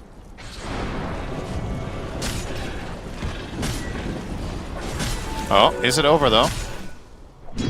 Lelis is scouting. I mean, his teammates are relatively far away. I guess they don't really have anyone who can smoke up and connect on this, but Lelis still hounding him. Seems like he has some sort of plan, but that kill isn't really possible. No. All right, he's literally just scouting. Nobody cares. He has a Dagon, but yeah, these 2 targets are without a +1. It's not happening. So Lelis with a very interesting inventory right now. 2 on a sentry. Tornadoed up, and they dust just for good measure. Lelis heals up a bit with the Dagon, but it's not happening. BB team all over that. Also fortunate enough on him to find Whisper of the Dread, which is easily the best neutral item you can possibly get on Nyx. Getting the extra mana pool, but of course the 8% spell damage amp is incredible on this hero. See if it makes a difference at some point. But yeah, BB team, they stabilize once again. And as with most Alchemist games, this is going to become a matter of, do you hit your stride in the next 10 minutes when Alk is, in theory, generally peaking over enemy cores? Because I don't think this is a game where Alk ultra late. This hero has become better, for sure. It used to be very polarizing. It's like either you win by minute 40 or you lose most of the time. Now that Alk scales better, I still think his core matchups in this game are really rough. Razor's tough. Monkey King is a very rough one later on. And as you mentioned, Spike Carapace is actually a really big problem. Yeah, I mean, that's one of the, like, back in the day before, I got to hold that thought. Tormentor will be taken out. I don't think Nouns are going to want to stick around here. Fly will get the shard, although Saika, Mr. Nightfall, will jump in and they get 2 kills. BB team ready for that, as Copy's going to have to BKB and run away. That is really unfortunate for Nouns, and now a little bit of momentum for Bowling Ball team. Yeah, that's a good hit. Sure, they do get the Tormentor themselves. That would have been even better if BB were 10 seconds earlier, but still, I think they're very happy with this. They're going to convert into Tier 2, and this is what I was looking for from their team. I was saying 3 minutes ago that they'd only taken 1 tower. Well, guess what? If you take a tower per minute now, you'll catch up pretty quickly. Yep. They've got 4 down now. Yeah, momentum definitely on BB team's side. Of course, 3K lead with an Alchemist. Who knows what that means these days? True. Nouns definitely still in the game. And yeah, back to that Nyx conversation. I mean, back in the day, Cinderin, Nyx was basically picked as a counter to Radiance heroes to force them to buy something else, or Batrider. That was like his identity. That's it. And Ember. Yeah, true. Ember was also a good one. So with the Flame Guard. And Puck. And Storm. Several heroes. Quite good. Fly remembers this time. He was actually have good to against ponder it in OD the grave. as well, and sometimes you picked it against Lina too. Okay. Keep going. Don't stop now. But yeah, okay, gets the tornado off on the Copy. Cold Snap into the Ice Wall. Man, he just cannot go anywhere. All right, the pace is really picking up now. This is when Nouns need to keep their calm and find some sort of move as a team. Otherwise, BB is going to keep doing this to them. Because now that BB team are owning 2/3 of the map, this is the true challenge that I think Nouns did a really good job delaying until this point, but now it's coming for them. So what are you going to do? Are you going to take the fight head on? Are you going to try to find some sort of skirmishes with Nyx plus Monkey King where you hope that they spread out at some point and you find the straggler? Maybe Alchemist is farming alone, which is the case right now with Psyche farming Ancients. That would have been an awesome time to strike with those 2 in a smoke. I think those are the 2 basic options, is doing a little ganking squad with the 2 of them or looking for a full-on team fight. And it looks like team fight is the name of the game here. At least they're going to smoke up 4 of them, and Razor's about to spawn. Well, BB team will be getting a shard to their name. It'll be save. By the way, we didn't even mention, he did go for the Solar Bind facet. Yep. The last game, he did go for Recall, but that was... Specifically with Storm. Yeah, Storm Spirit specialty. With Storm. I don't think he will do it under any other circumstances, actually. I think it's specifically only with that hero that Save will choose that facet. So... And Solar Bind is a really good ability.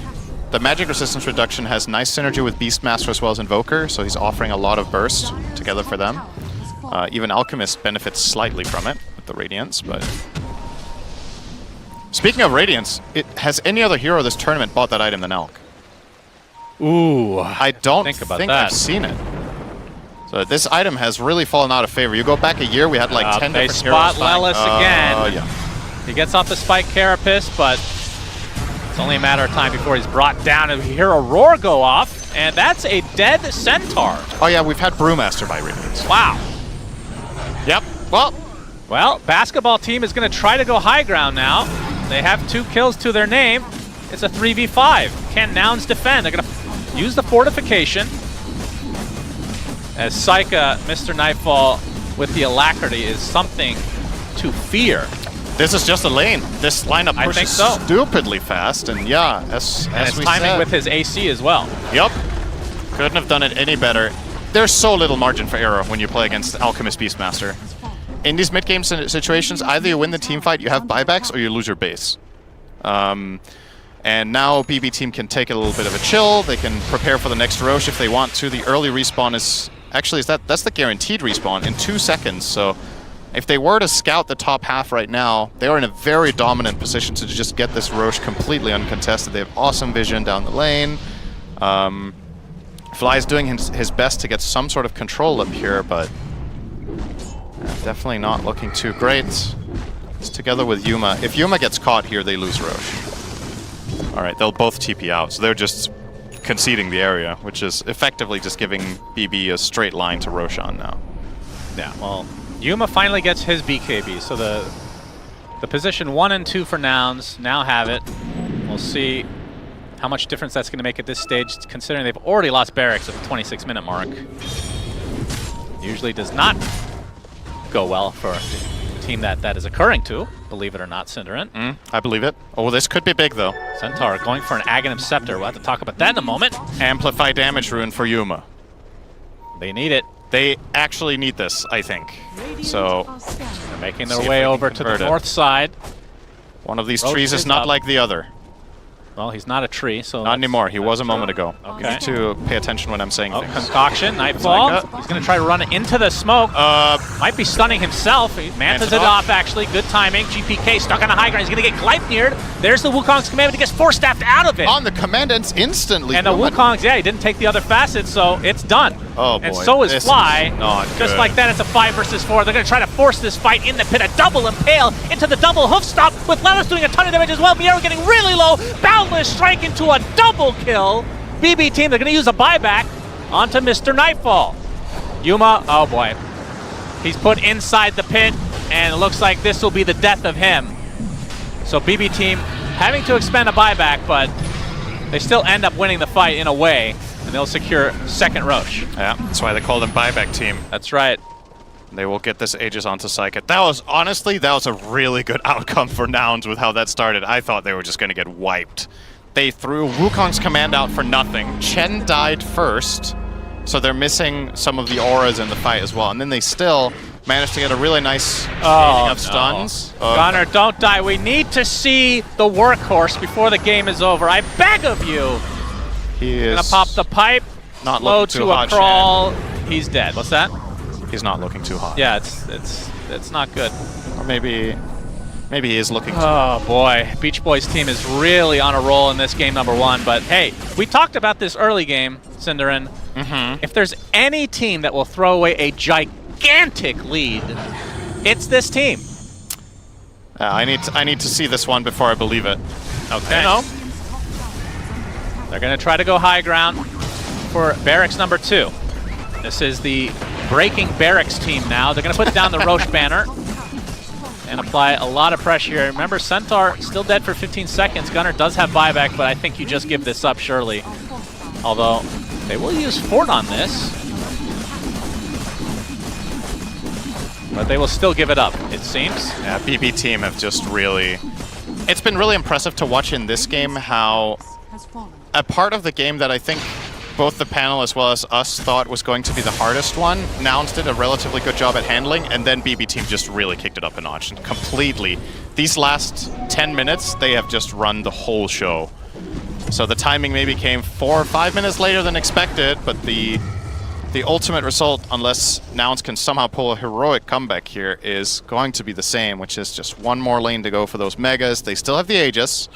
BKB almost completed for Saika. It's coming out now for the Invoker. So that's 2 new problems that Nouns have to face. And while they do have decent physical damage between the Razor and the Monkey King, I don't think it's going to be enough that they don't have to burn through their entire BKB durations themselves, and that's when Invoker is the king of the game. Yeah. This hero is, by many, considered to be the best hero in Dota, at least historically, when BKBs run out.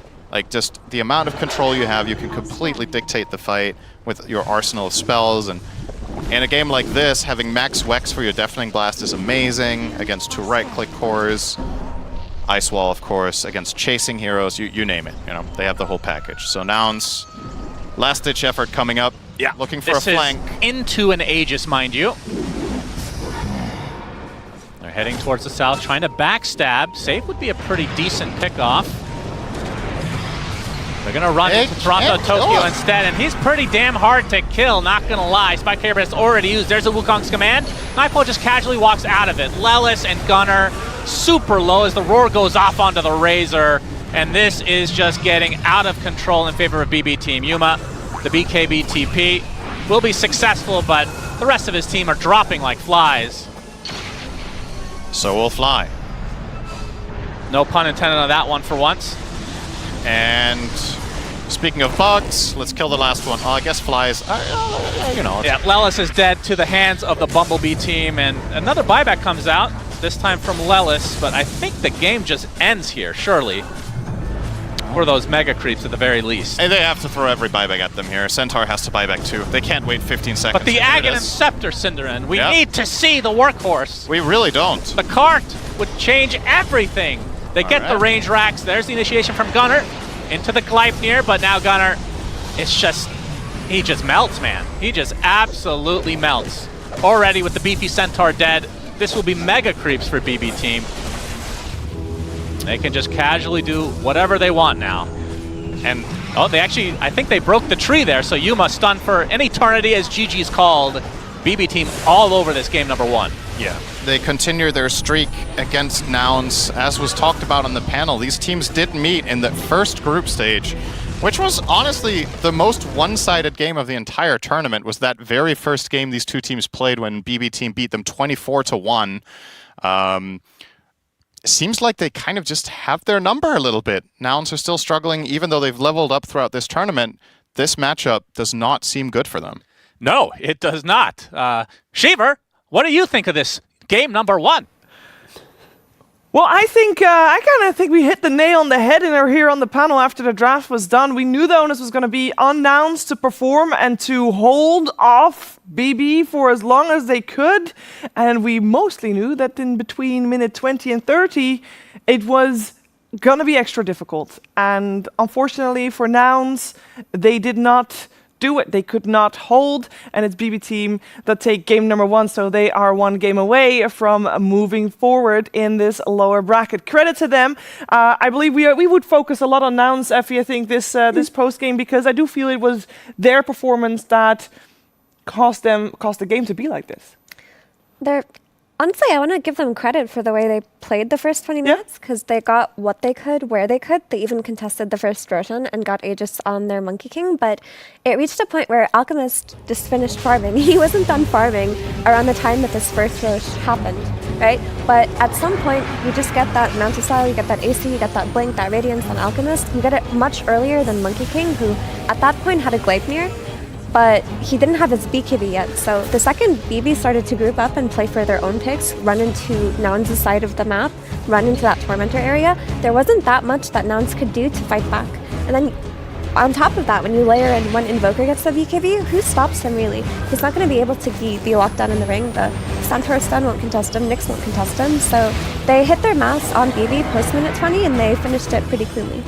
And I want to point out GPK. When this guy is on, he's really on. Didn't die a single time in this game. 9-0 and 8. His laning stage was perfect. The way this game started is they picked up 4 bounty runes, got that extra gold with the Alchemist, of course, so the laning stage is much better. You can bring extra regeneration to the side lanes, you can bring some extra stats for the Invoker in the mid lane, and I think this is going to be the fight where he pushes Monkey King out of Wukong's command with his Hurricane Pike, because Monkey King, they too tend to go for the other facet, and immediately he's out. So, this is the most damage that you're going to deal. With your Wukong, this is where you want to hit them with the Boundless, Gleipnir, maybe Nyx Assassin stun. Just not enough. It looked like an okay fight, but BB team did use BB here, and I think 2 of those, and got into a fight that kind of secured the game with the second Roshan. Yeah, you got to give it to Nouns as well. Like, the start of this game was because of Yuma's laning phase. Like, he doesn't go for the Jingu, he goes for Spring and Boundless. He keeps applying pressure to the Beastmaster. And often when we see like 12, 11-minute Agnums on Beast to open up for a very quick Roshan, because of Yuma and Fly's laning phase, it delayed the Beastmaster Agnums, and then it opened up for like a 15, 16-minute Roshan. Therefore, Copy with his BKB could take the fight. But, you know, fundamentally, when Nouns itemized to get that one fight, there wasn't a plan B in their lineup. Like, Nyx couldn't find any pickoffs because BB, you know, 5-6 minutes later just grouped up the entire time. Chen falls off when the enemy team's running at you. And then, you know, Centaur Razor, they didn't really bring any damage. So it kind of felt like Yuma had to do everything. And that also was nullified by like Crimson Guard on Beastmaster, there's Blinding Light on Kotl. So yeah, unfortunately for Nouns, there were moments of brilliance, but their draft, unless the game goes 40 minutes plus, it is so hard to fight into this wall of aggression. Like, every highlight we're looking at right now is just BB overwhelming them post second Roshan. Is there anything they could have done to, I don't know, slow down Nightfall's or Psyche's Gentleman's farming? agreement in the old chat. Don't fight us for 10 minutes. Yeah, Like, because we need a little bit more time. It was like this inevitable bomb. They tried, because Lela's on the Nyx was always hunting for the Alchemist, and potentially if he connected on 1 or 2 more pickoffs with Yuma on the Monkey King, that could have opened up for Psyche needs an extra 5 minutes, 3 minutes to get that next item. But there was, you know, if you really go back through the replay, like, Psyche was able to dodge some of these ganks, which then allowed him to, you know, get to Radiance and Manta and Blink and AC. So there were, it's like, with this draft, it's such high pressure on, if Nyx connects, game continues. If Nyx doesn't connect, then everyone just has to hit creeps and pray their opponent doesn't want to just, you know, get to game 2. Yeah, I guess you could make a case for if they were able to dodge BB's initial like takeover of their map around minute 21 near their Tormentor. Yeah. If they dodged that and they didn't take any engagements until Yuma got his BKB, then maybe they would have had a shot because they would have been able to fight back before Invoker had a BKB, but it's impossible to know where your enemies are at all times, and it's impossible to dodge every gank. And you have to account for the enemies making a move on you and killing you a couple of times in that mid game. And what is your failsafe? What's your plan after that? Unfortunately, it feels like in that state, 20 to 30, BB executed their draft perfectly, and they didn't really give Nouns a window to come back into the game at that point. I also wonder, we see here GPK stat, as mentioned, he had a fantastic game, Lacoste. We knew he was going to be the one playing Invoker. We have had Nouns with the privilege of counterpicking that mid lane. They went for Razor, they put Copy on that Razor in the mid lane against the Invoker. Could they have had a different, like a hindsight, could they have had gone for a different hero that could have done a better job? Considering the heroes that he played so far, I did mention the Earthshaker, which would be kind of worse for the lane, but maybe slightly better for the game. I don't think this is a pick issue. I think the whole composition of their draft and also the speed that their BB is playing, especially the 4 bounty runes that we did mention, it changes a lot, because whenever we talk about BB, their laning stage, ever since this team formed, has always been strong. So you got to do something about it, and I think picking Nyx Assassin, like, this hero doesn't provide you with much in the laning stage. Like, he's more about, you know, might kill Enchantress's creep, might land a stun, but his lane presence is not as strong.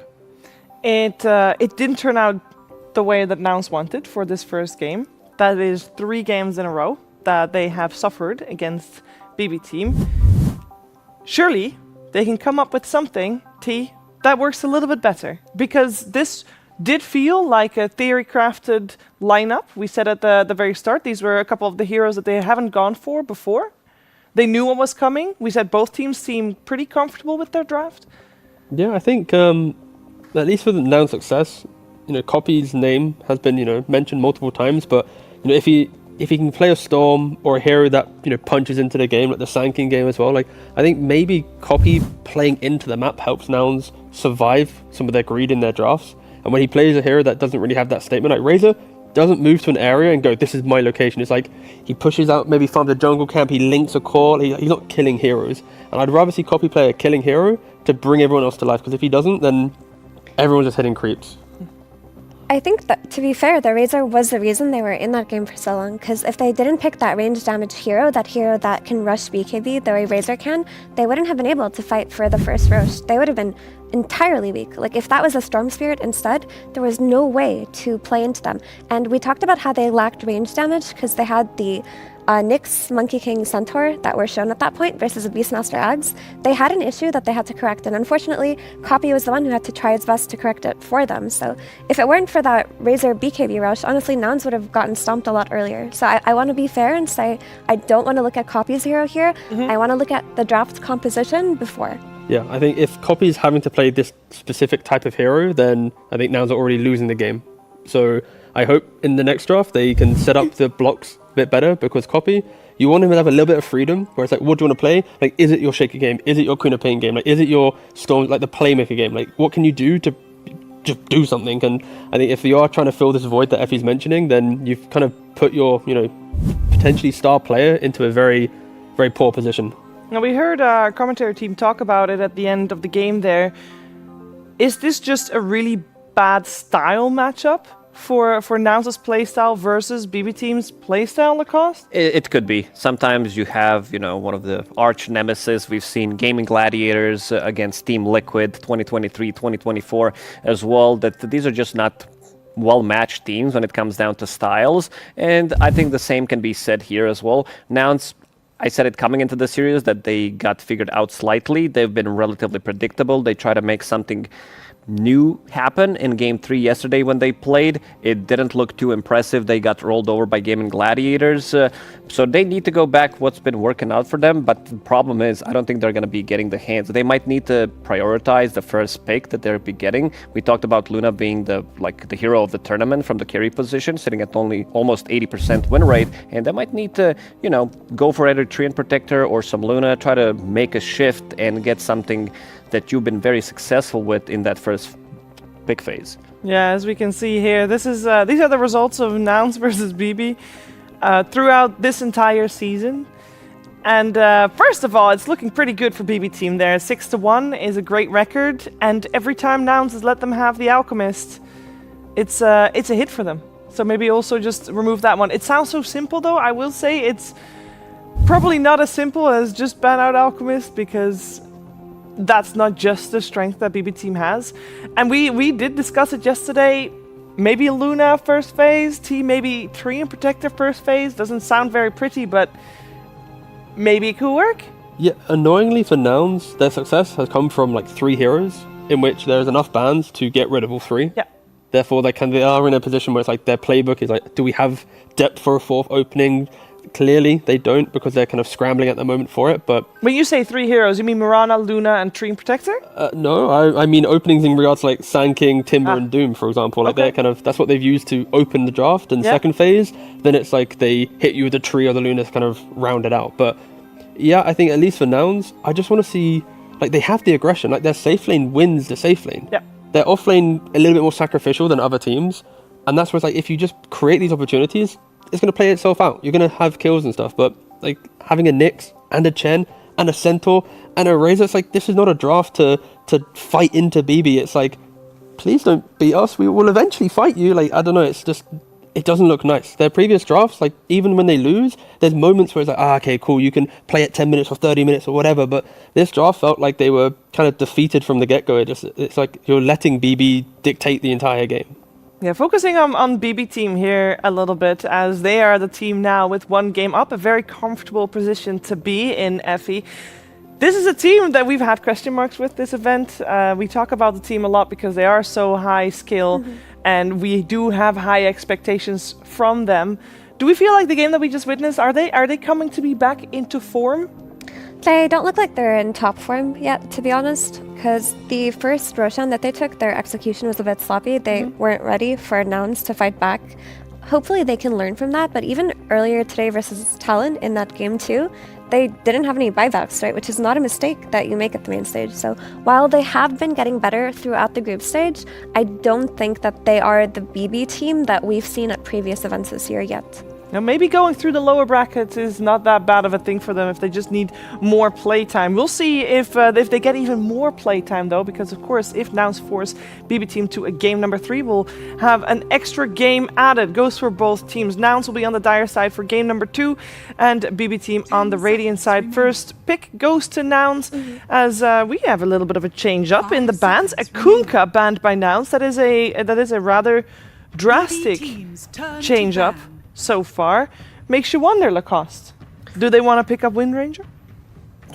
Potentially. I think they just need heroes to punch back early on, have strong lanes, get the heroes that can do stuff. I think T had a good point about having quite a lot of these heroes that, would not say fulfill the same role, but kind of makes it difficult to play. Between 15 and 25, you need to slow down the game, which is not the meta right now. We've seen some long games, don't get me wrong, but it's because teams are making the mistakes, they're not robots, and sometimes the game drags post 45, 50, 60 minutes. Kunkka, however, Miero is the one that I kind of like the most of all the other players. He doesn't necessarily go for Aghanim Scepter, which I think is a huge bait on Kunkka. It does look very underwhelming in some of these team fights. Even the fights that you're winning, the damage output isn't really there. So I prefer when Kunkka goes for, whether that's a Lotus Orb, whether you need, Blade Mail into Pipe, into Hex, or whatever is necessary. We've seen Nullifiers being built on Kunkka. So he's the one who understands the itemization really, really well.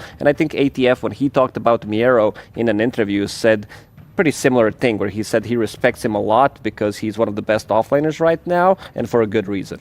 And speaking of offlaners, Gunner, who has been the key to their Nouns' success, his heroes are still left in the pool in the games that they won. I mean, like, they were opening with Sand King, they were opening with Doom.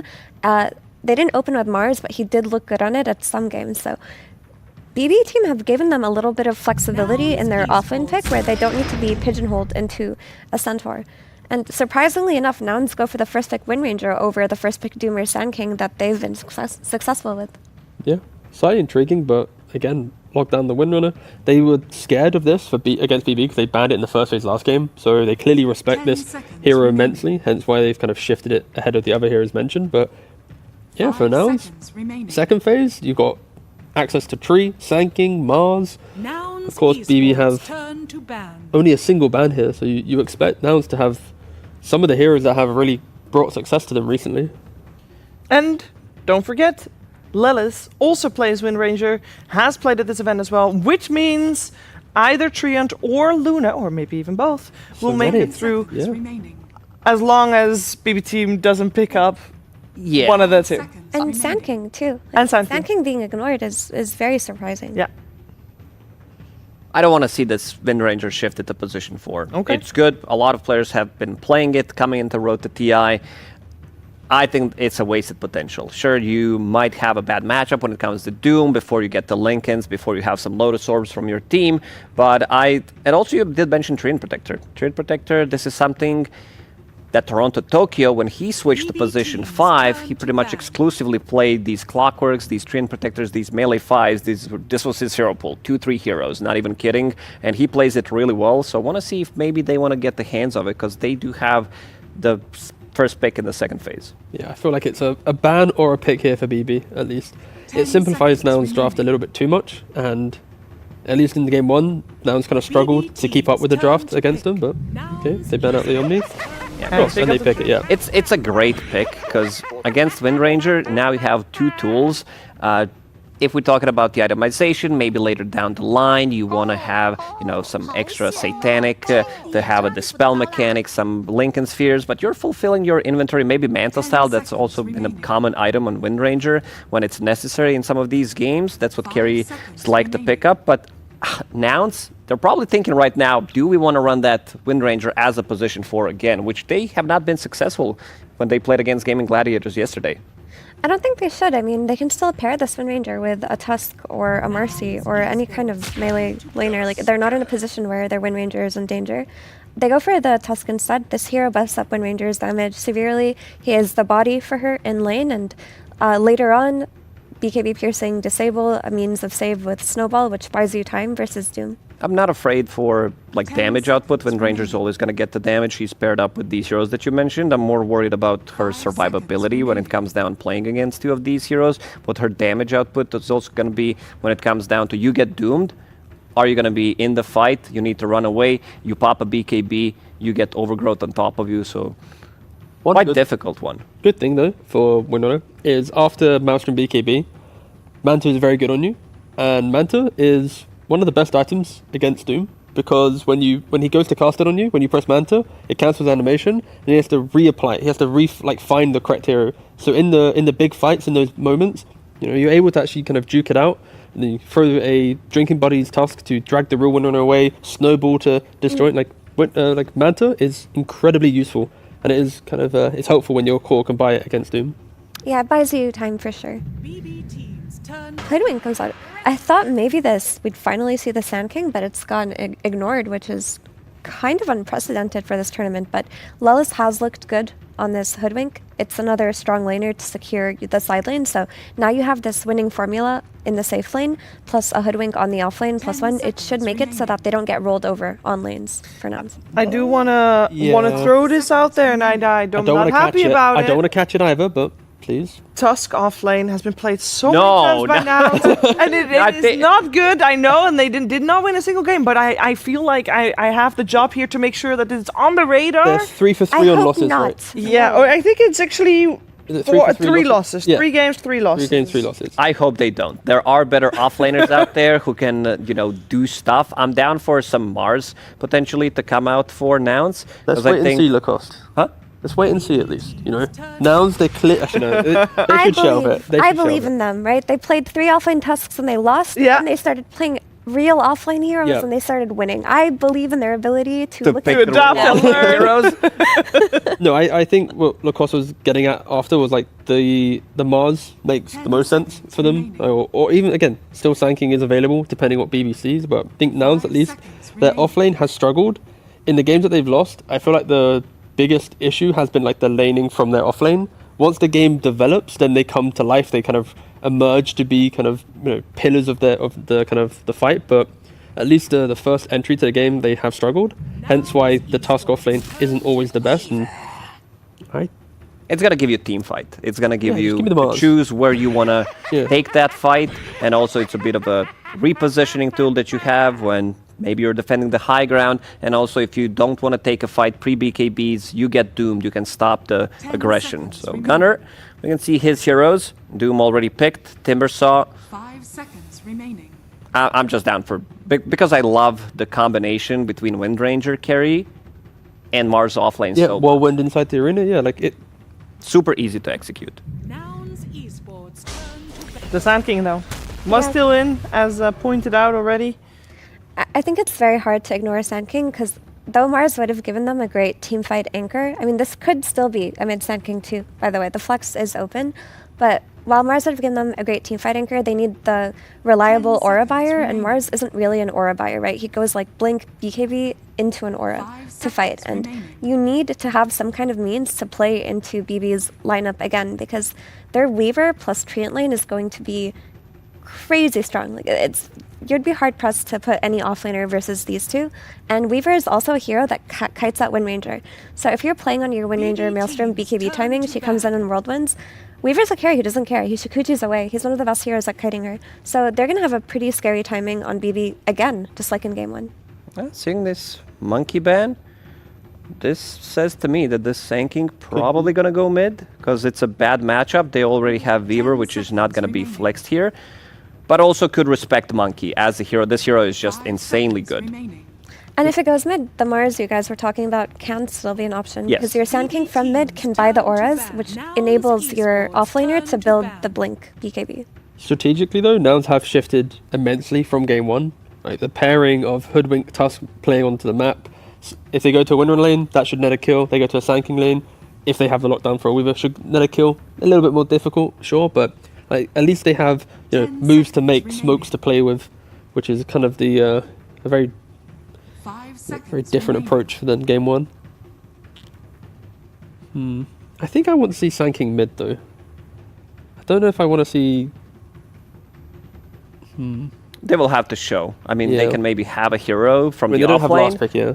but it's going to be a bit of a stretch to find that good of a hero that is not melee, who goes to the off lane and is a flex and can go to the mid still. But you still can go for the shaker mid, right? That we've mentioned multiple times. Like, instant lockdown onto Weaver, then you layer with Sanking after that, with Bushwhack and a punch. Like, you got plenty of ways to fight. So it's like, it's Mars off lane or Earthshaker mid. That's kind of where I'm sitting at now for Nouns. With Sanking then going to the opposite lane, of course.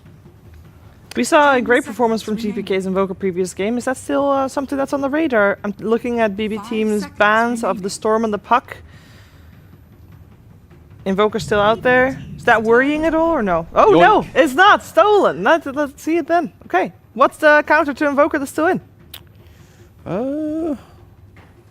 From what he's played so far, that can be good. There's Void Spirit still in the pool.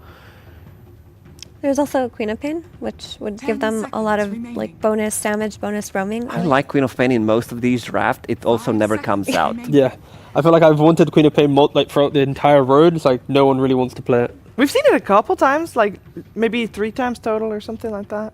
I'm so surprised that that hero wasn't one of the heroes of this tournament, because coming into it, the pub meta, everybody was picking Queen of Pain because that Dagon build got buffed so many times. And a lot of the heroes who got nerfed made Queen of Pain stronger on lane 2.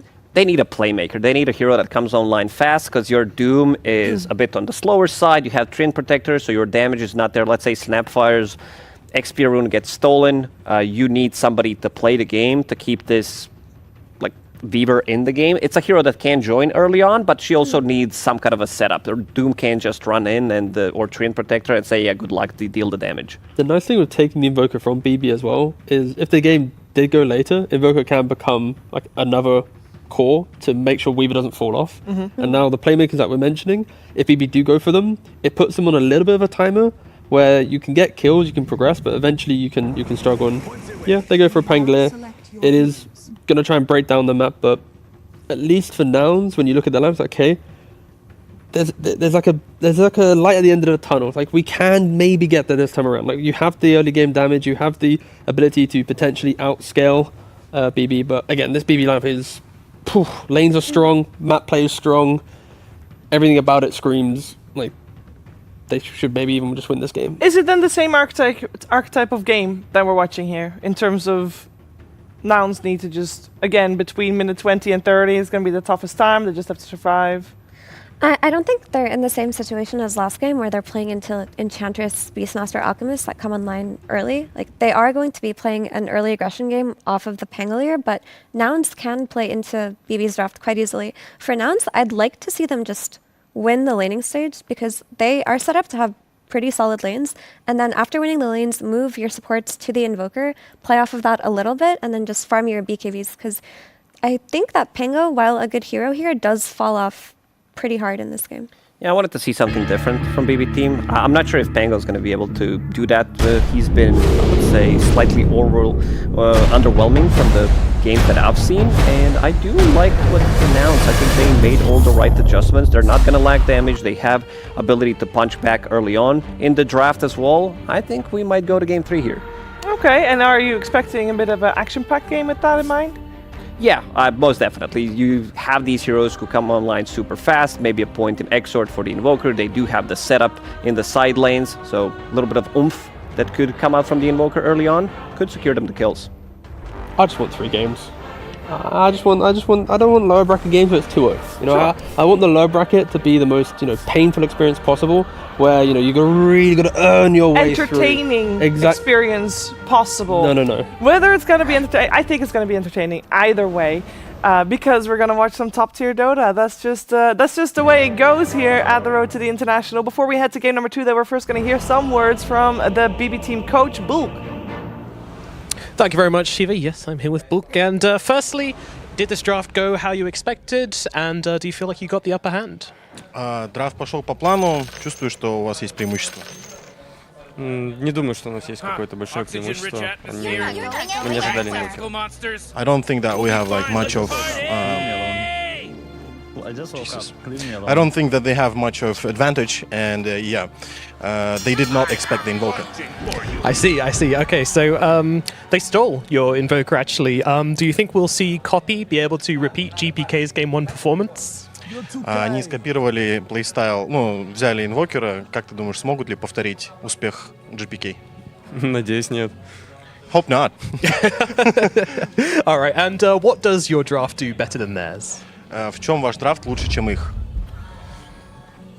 Да ни в чем, у них тоже хороший драфт. Not much. They also have a good draft. All right, cool. So feeling pretty even in this one then. Чувствуете себя достаточно равными, да?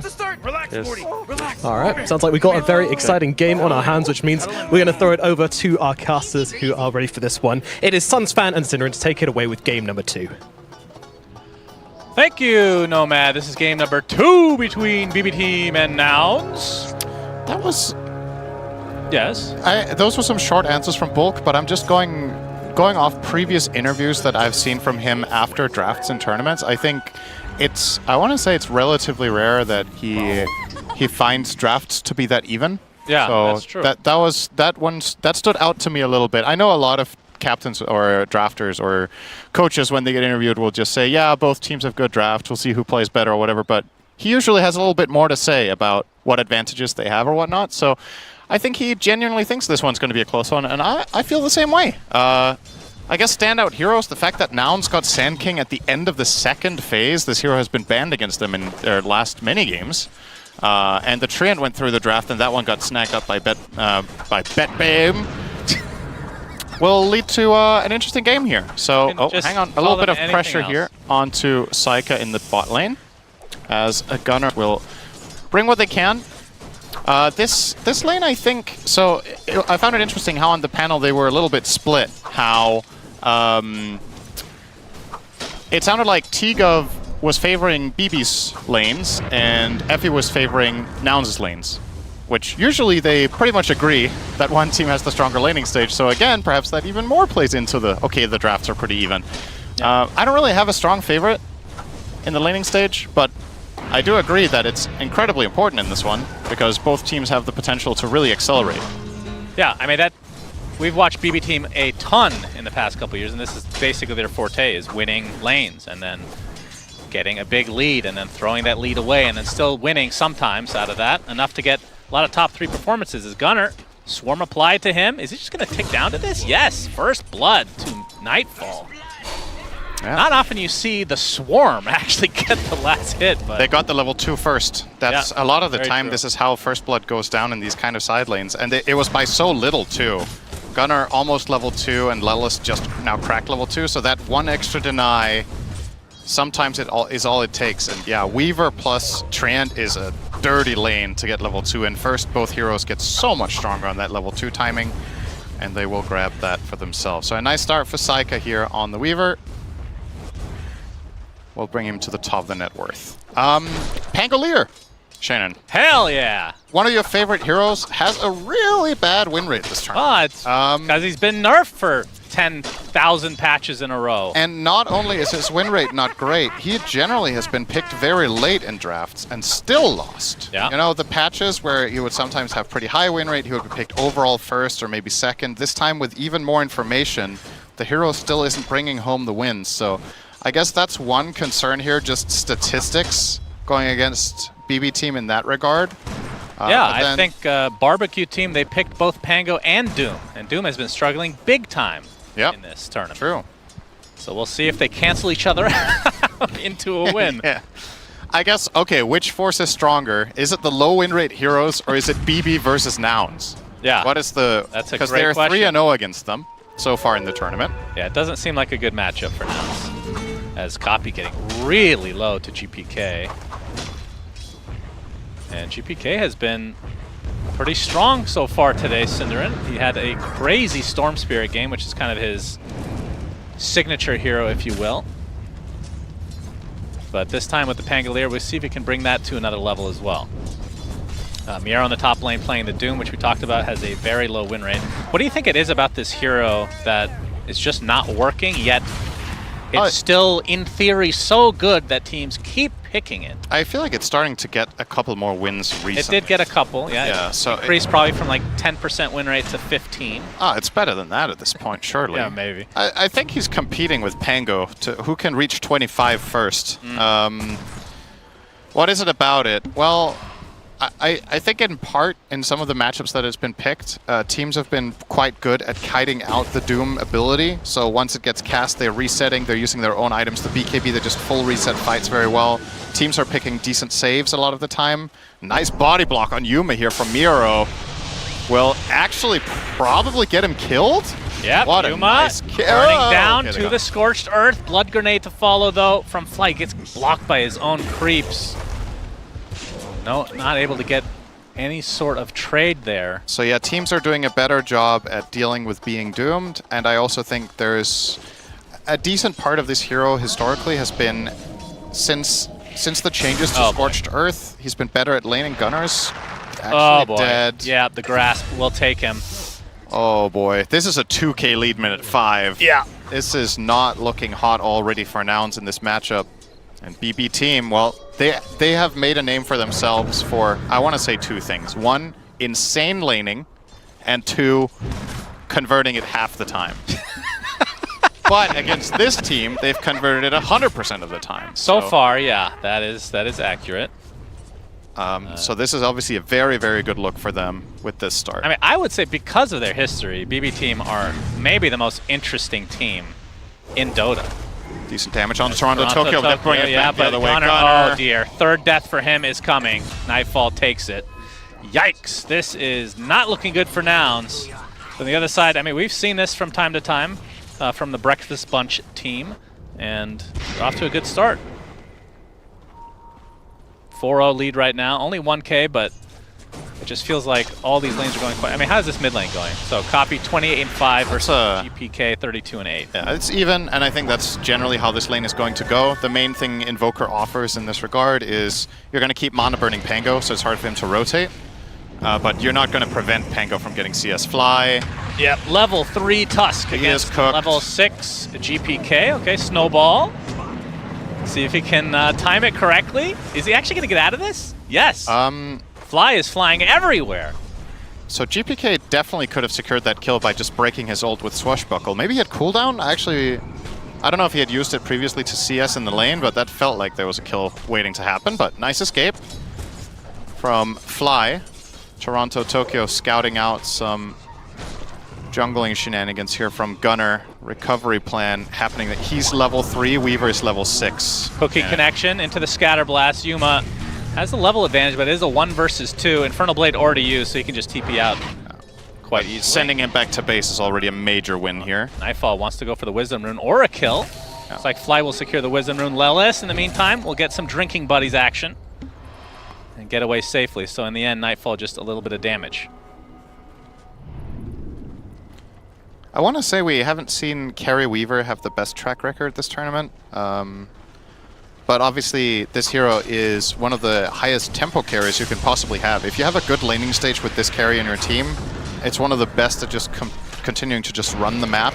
Mid lane, GPK. He's out of mana inside the shards. That's a big one. Nouns pick up a huge kill. Much needed, because things were definitely spiraling a bit. Yeah, and they get a D-Ward too from Fly here, so a little bit of an extra snack for him. He just made 500 gold. Very nice. Will be rewarded with a pair of boots. Yuma, he's gonna go. Okay, the cookie actually misses. He goes to the south, which is the perfect direction. Will he find the distance? Fly, in the meantime, will make his way over, and yeah, he actually gets out. So not able to make a kill happen for the Bubble Boys. Ironically, I think they would have actually killed him if they didn't cookie at all. Because they would have still been able to force Yuma to windrun, and then you connect, and then you cookie for the stun during the windrun. But they kind of rushed that one a little bit. With Treant coming in from the north, I think that was a pretty solid setup, but even BB team will make mistakes. What do you mean even? I mean, in the early laning stage, which is their... Okay, early laning stage, yes. Sure. Because I was going to say late game, that's their forte. If this is late game to you, then... No, I'm just saying in general. Has to be you were making a general statement. All right, we're going to have a fight right now. You were misinterpreting it on purpose. TP from Lelis. Uh-oh. Miro. Yeah, Miro. Is actually Going on Nice the aggressive cookie. cookie onto 2, but the snowball with 3 heroes inside mitigates a little bit of damage to GPK, coming in with the rolling thunder. The double jump doesn't fully hit onto Yuma, but I think they'll have the damage to secure the kill at the very least. So 1 kill with all these heroes up here, although it's not over yet. Tornado clips only 1, and Fly looks like he's going to get run down. So double kill for GPK. Full on team rotation here from the side of BB team, and they will convert this probably into a tower. I find it hard for Nouns to defend this. Gunner has low resources in the bottom lane. Lelis is on a quarter health, currently limping his way up there on the Hoodwink. And yeah, I mean, maybe... No, I don't see it. BB team will be expanding their lead here even further. This is the makings of a potential one-sided... Okay, they will bring heroes. Yeah, well, there's now Lelis. they want to fight. Lelis dies before the fight even begins, it seems. I mean, that's the thing about showing up as a third health position 4 with level 4, right? If you get spotted by literally anything, you just food. So now they just got a bonus kill and Nouns wasted TPs. They seem... Honestly, they seem very stressed out. You can tell that the pressure is on, not just in this individual game, but also tournament life. You're one step away from playing in the arena. So this game means the world to them. And under this amount of pressure, that's one of the scariest things about playing against BB team, I want to say in any stage of the tournament, is they really force you to keep your composure early. And a lot of teams, when they fall behind, they can struggle a little bit with finding the solutions. Nouns, I feel like have done a pretty good job at that this tournament, but this one is looking really grim already. They got to figure something out soon. For sure. I mean, we talked about it time and time again. The bread and butter of BB team is the laning stage, and they have won handily. But we'll see what Nouns can do to try to get back in this game. 4K deficit, 7-1 advantage for BB team. As we can see, Nightfall closing in on the Maelstrom, just needs to be delivered. And, I mean, we sometimes see the Gleipnir right away, which it looks like that is the case. Obviously, if you're having a really good game, you can just opt for that. No defensive items needed quite yet. As Save going to be spotted, but the Bushwhack will not hit, and now Lelis being pursued by Nightfall. But Burrow Strike, Gunner trying to walk away. Lelis gets Mortimer kissed, and Poppy. That's a good cocktail. Yeah, he's dead as well. So 2 more kills for BB team. Although they lose. Fly finds a bit of a trade. Fly, okay, faking the TP. Great juke. Yeah, he wanted to stick around and get some experience made. I think this is a reasonable choice. He is kind of low on resources now because he's stuck around though, but probably still a decent choice. We're going to now see GPK pick up a very early Blink Dagger. So obviously Pango has a couple of different build paths. You can go Auras, you can get the Diffusal, you can get what seems to be Blink Ags here coming his way. Something here? Is that not a thing on Pango, or... This is your hero. They don't buy it anymore. As we're going to see the jump. Miero gets off the Doom. Snowball. He got buddied. Where is he going to? To the Doom himself. So eventually the Invoker will fall. Fly actually does get out. Just everything going the way of Bed Bath & Beyond team right now. They should be able to take this tier 1 as well, if they want. Or at least pressure at the very least. Fly takes an Infernal Blade for his troubles. Of all the things you could have thought of, you thought of Bed Bath & Beyond. I don't know what you're talking about. You really are one of a kind. Why don't you just focus on the game? Fortunately, you're one of a kind. That's more than enough. Saika invading the enemy Ancient Camp. He'll only take 1 before he leaves. He realizes the rotation is coming, so he will back off. And it's these little advantages that BB team will keep striving to take now with this early laning stage. Just that little extra steal away of a camp, the little extra information with the Treant. You've definitely got plenty of space to work with, and you don't... That's what's also awesome about the draft they have, is they have a couple of nice pairings that can skirmish while also being strong in team fights. Yep. So the Treant plus Weaver is actually a very strong killer duo at this point in the game, but Treant can also just show up to a team fight, turn it around. Weaver is a really strong team fighting carry because of the Swarm right now. And then you also have Doom +1 generally results in a kill, Pango +1 generally results in a kill. So the way you as Nouns need to play the map right now is really complicated, because you can't just take the simple approach of, okay, if we dodge this type of fight or these specific heroes, we can do this or that. All of the possibilities when heroes are off map are actually terrifying. So what this probably results in is, with the Sand King Dagger, I would imagine that Nouns will want to try to look for a full-on team fight where they can use their big spells, but wow. BB team just don't give it to them. Okay, are they They not could gonna have steal? had the Wisdom Rune for sure, They but are... playing it safe. You can see Fly actually took the opposing one. Huh. Nouns could have gotten away with 2, but This is, especially Weaver, feels like a very safe candidate to try this with when For you have sure. backup, but... Okay. Maybe they don't know what 2 times 7 is. potentially. You never know with these players. They drop out of school early, you know, they play Dota all day. It's what we call brain rot, I think, in the business. The brain rot boys. I should have wrote that one down as well. As copy. We'll eventually find, surely, this Wisdom Rune is still there. Again, we talked about the first 2 Wisdom Runes are by far the most important. 6k lead now for BB team. And they are smoked up, looking for a fight. Yeah. If it's on their terms, I really think both teams have extremely strong teamfight possibilities, and it's so much about vision. And that's where having Treant and Weaver can be a real X factor. Toronto Tokyo will place one between the mid tier 1 and tier 2 tower to try to set up the fight on their terms. And Nouns don't really have good vision here. They have vision to the left of the lane, but that's not where any of the action is going to be. So they'll have to rely fully on the information from their tower, which unfortunately for them doesn't see through trees.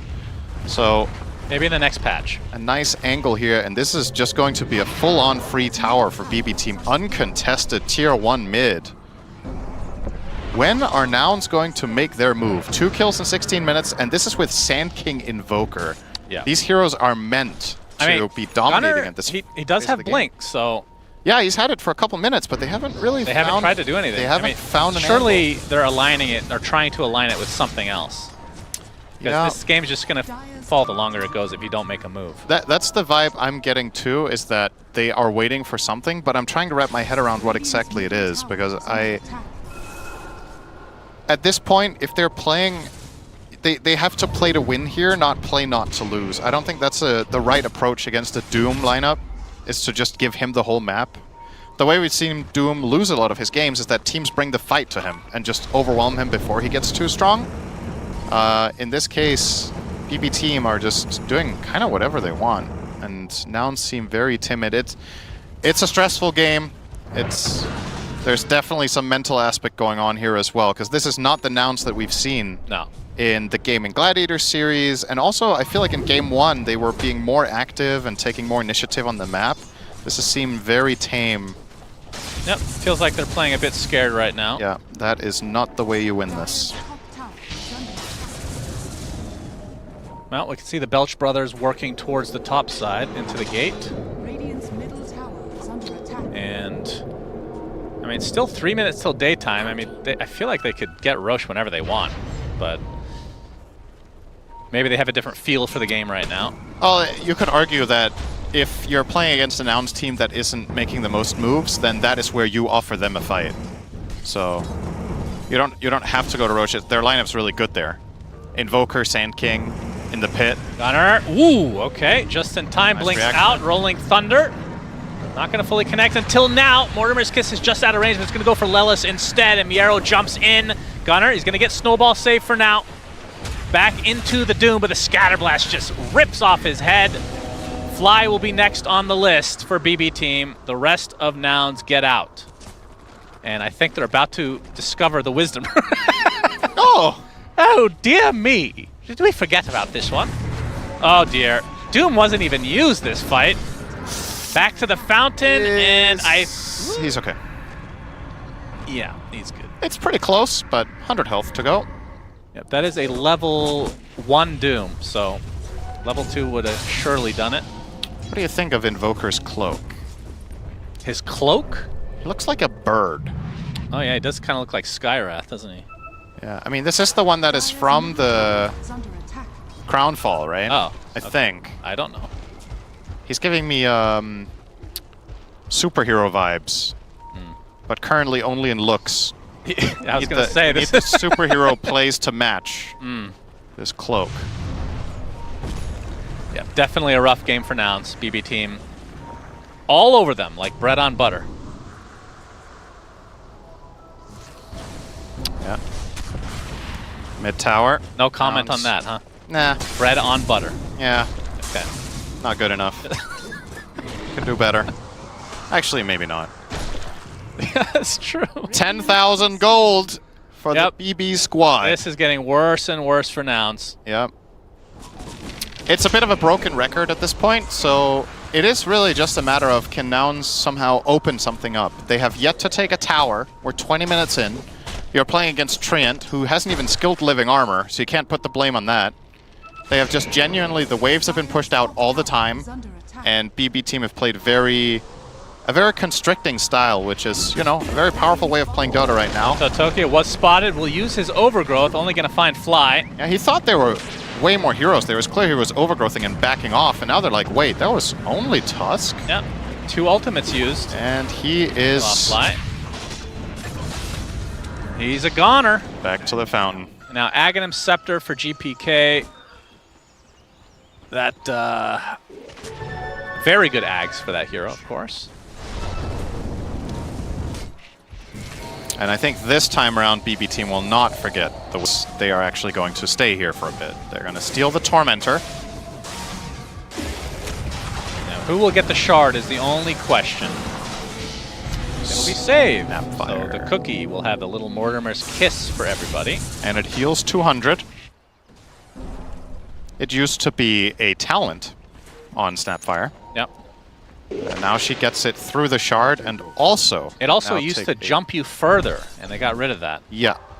Which could be a quality of life, depending on your perspective. Definitely had its moments that it was not ideal.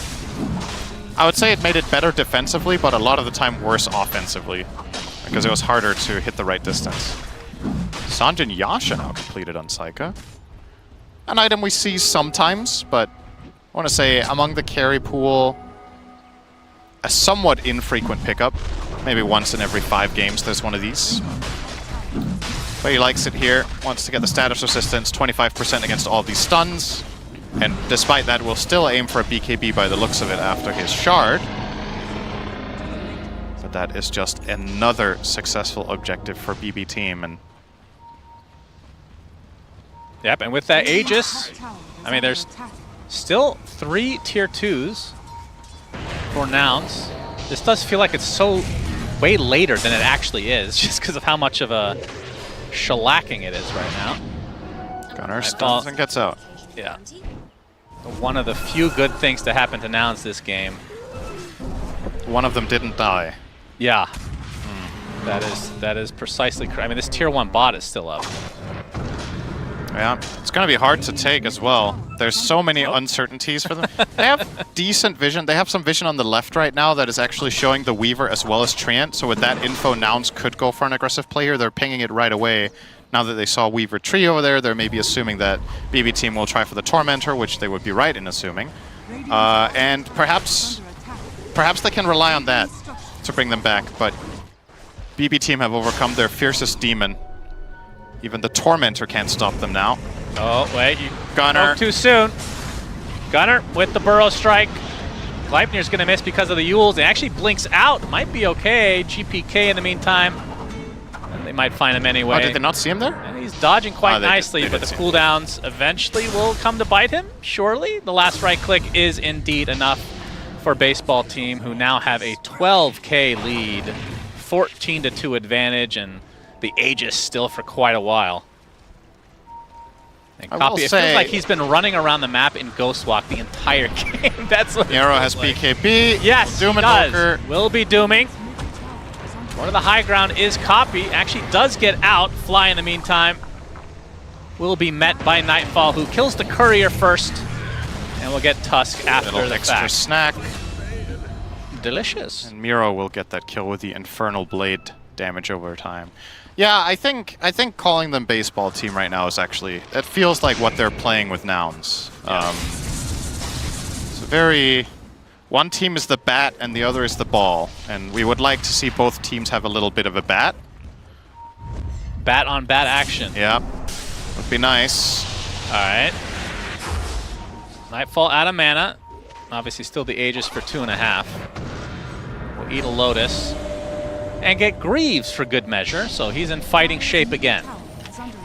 And Nouns, it looks like, okay, they've had enough. We have to force something. The unfortunate thing is, I think the conditions are even harder than they were earlier. Now you're fighting into Aegis and an additional 7,000 gold than 5 minutes ago. I guess you have a little bit of a timing with your Wind Ranger BKB. Leipnir onto 2, and there's she needs to get it off, though. GPK with the Rolling Thunder. Nightfall getting quite low, but time lapses, and now Gunnar isolated from the rest of this team for a Treant Protector at the end of the day. So a 1-for-1. And I don't see why they need to stop now. Yeah, Lelis is likely a Gunnar. Copy being focused by GPK. Mortimer's Kisses still has that. The Gleipnir going to hold him in place temporarily. Copy just barely gets away. The dust not going to clip him. Fly, though, not going to be so lucky. So big Brontosaurus team with this Aegis. Should be able to get this tier 2. And we'll see how much more they can get after the fact. And I will say, the way this is looking right now, it is looking like a brutal beatdown. Brutal beatdown team.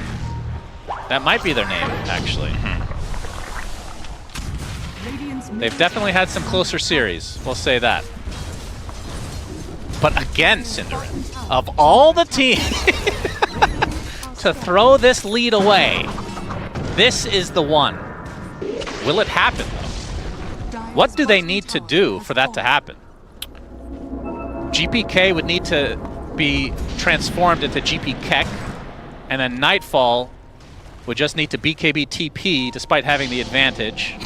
Just all their usual suspects, you know? Damn, you have really embraced memes. You used to be so against it. I'm proud of you. You've come a long way. Well, you need time to, or you need things to fill the game sometimes. When it's an 18-3 game, surely you gotta find something deep within as Lelis gonna break the smoke. And he is dead. Yep, copy. Yep. Nightfall doesn't have that, actually kills off the Hurricane Pike holding Courier. That's gonna be pretty annoying for Copy. At least he gets out with his life, though. He has had that Ghost Walk activated for seemingly most of this game. Is that just me? I mean, he's got 153 CS, so it's not like he hasn't. No, I'm not saying. Yeah, it's just every time we look at him, he's Ghost Walked. It's a great spell, though, of course. I mean, as easy as it is to harp on them not really looking for fights, you also have to understand just how difficult it is, right? There's a reason that Nouns are struggling to find fights on their terms and playing keep away, because the vision from Treant, the vision from the Weaver, the aggression that BB team have been able to bring since the laning stage has made it really tricky for them to actually handle this. But ultimately, you just have to be like, we've talked about this in previous casts in the past, sometimes a 10% play is the best one, because the alternative is 0. Like, you gotta take a fight that's very hard to execute where specific things need to happen, because if you don't, this happens. You wait another 10 minutes, and it's 5%, you know? So I will say, I understand that Nouns, it's an elimination game, and it's really difficult, and they're struggling with it. They have to try for something, or you're just going to keep bleeding. Now they're going to bleed Gunnar down here. Oh my! All right, Nightfall. Yeah, the Weaver is pretty strong. So yeah, I would say so. He has a lot of net worth. Copy in Ghost Walk. He's dead. He's bye-bye. Easy kill for balloon busting team, and they are just everywhere. They've really just been on top of things today. I mean, game 1 was pretty stompy as well, Cinder, but not this. This is taking it to a new level. And I think at this point, the sample size is starting to matter, right? This just seems like a really bad matchup for this team. Nouns were on a recovery path. They came out of group stage 2 and 4. They're not looking too hot. Then all of a sudden they 2-0 Spirit. They have a good series against Gaimin. And then they get back to face the team that absolutely obliterated them on day number 1, especially in game number 1. And this series is just seeming a little bit like a repeat.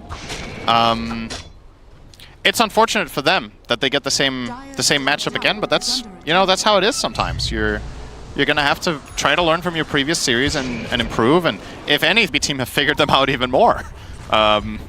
This is easily one of the most one-sided games of the entire tournament, and we're approaching the top 8 spot here. And there's a clear separation in this matchup between the two. Okay, Nouns. Hail Mary. They need it. It is now or never. Fly breaks the smoke. Instantly stunned. There's a shackle, but Psycho pops the BKB. Miero follows suit. He's going to use the Doom onto the Windrunner, attempting to TP out, but no. No TP for you. And now a double kill for Nightfall as Fly takes a tumble as well. So that was the move from Nouns, and it results in 2 deaths. Would have loved to see this fight break down 10 minutes ago, just to see. Maybe it goes the exact same way, you know? Like, maybe this... I just feel like this was even harder than what it could have been. Clearly, after 10 minutes in this game, I feel like BB team were in a commanding position the whole time, and it was going to be difficult to avoid this outcome. But it always sucks a little bit to go out with this much of a whimper. I feel like this series does not do Nouns justice. Yeah. If this is the first series of Nouns you watch all tournament, you're like, man, how did this team make it to this stage? But they've had some really good games along the way. Yeah, I think this series is just not it. This is just a really bad matchup for them. It just is. But the question is why? Because they weren't necessarily... In this game, the lanes went poorly, so I get it. Like, you're against BB team, you lose the lanes, and they roll you. That happens to many teams. But in the previous game, the laning stage actually went quite well, and then still... Well, gonna go on to save. He's very tanky. He still has the cookie, too. Yep. They even pop Epicenter, and they just cannot find anything. Instead, they're going to take Mortimer's Kisses as Miero. Not able to get to the high ground, but GPK will come to save the day. Nice attempt from Fly to save him, but it's not to be this game. Game number 2 has Big Bonanza written all over it. So 2 deaths already for Nouns. Huma's in, Nightfall instant looking overgrowth. to clean everybody up. Copy desperately trying to at least find 1 kill in this fight for them. As Save still remaining alive. He gets shackled, finally brought to his knees. But it's a full team wipe. As Nouns miserably lose this fight. Ultra kill for Nightfall. And this, I believe, is the beginning of the end for Nouns at TI. And in a patch where we have talked about how the net worth between teams is often quite close, even when one team is seemingly ahead by a meaningful amount in the flow of the game, this one is now approaching the good old magical 1,000 GPM lead per minute. As BB team is now 31k ahead, minute 31. This is good old absolute stomping of a game, and for this patch, even more so. If this is what we were used to being a one-sided game, think about now just how incredible of a display of domination this is. A clinical game. They barely made a single mistake. The only moment I can think of was that little bit of a mess up with the cookie top, right? I have to go back 25 minutes to a little bit of a mistake on a 3-on-1 gank that did not lead to a kill. Aside from that, this has basically just been everything the way they wanted. Yeah. Just so clean.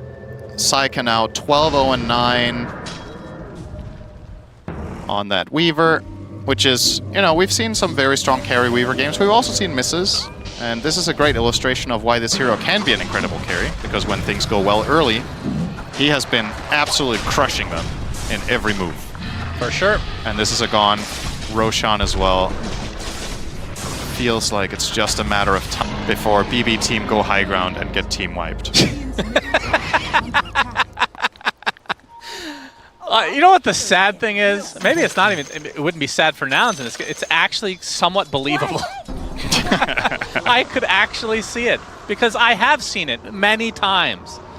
I mean, but like you said, this is it's seemingly insurmountable lead. Borderline unlosable. Yeah. But what a comeback that would be. Yeah, another Tormentor about to be in BB team's name.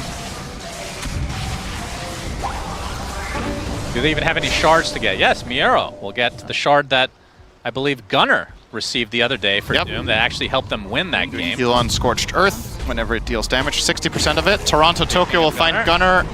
Yep, I hear a Rolling Thunder. He's going down the path of no resistance. He might get out here, actually. He blinks. Phase boots. The ball's coming for... Oh, God! Not the fountain anywhere! But the Lotus known fountain. edge on the map. Apparently, there was a wall there. Yep. Yuma in mid, forcing the BKB here. The Doom applied. They're killing him Couple right anyway. clicks He's just from dead. Nightfall. He's going to tick down eventually. Remember, he still has his Aegis as Gunnar taking a beating. He's dead as well.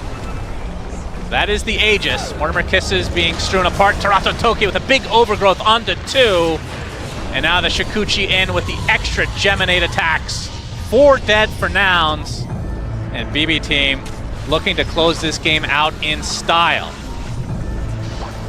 Better believe in us, team. It's a couple buybacks for Nouns. And they're gonna go for the barracks, it seems, as GPK with the Rolling Thunder. Ellis is still spotted. Now he's just isolated in a corner. Very Blair Witch Project type of activity here, looking at the wall and dying. That's not 2 Bs. That's because it's on Nouns, Cinder, and pay attention. And it's gonna be a full team wipe, an eventual GG as they put the Roshan's banner next to the fountain. That's gonna do something. They're styling over them right now. Deleting circlets, save. That happened unironically in the last series. Did he actually drop his own circle and destroy it? No, it's somebody else destroyed it by accident. No, I mean just now. Yeah, right now. Yes. Oh man. 2 barracks down, 2 full lanes down, I should say, in favor of BB Team. And it's just a matter of time before they force the bye-bye. Bye-bye team. Nice. The enemy high ground. Saika, by many considered one of the bad boys of Dota. I like how you're finally embracing it. Right at the end of the game. The end of the series, I should say. Yeah, Bushwhack into the sharpshooter. What can Nouns do to defend this? Probably nothing, as it is 45k. I don't think we've seen that type of a lead. First time this tournament for me.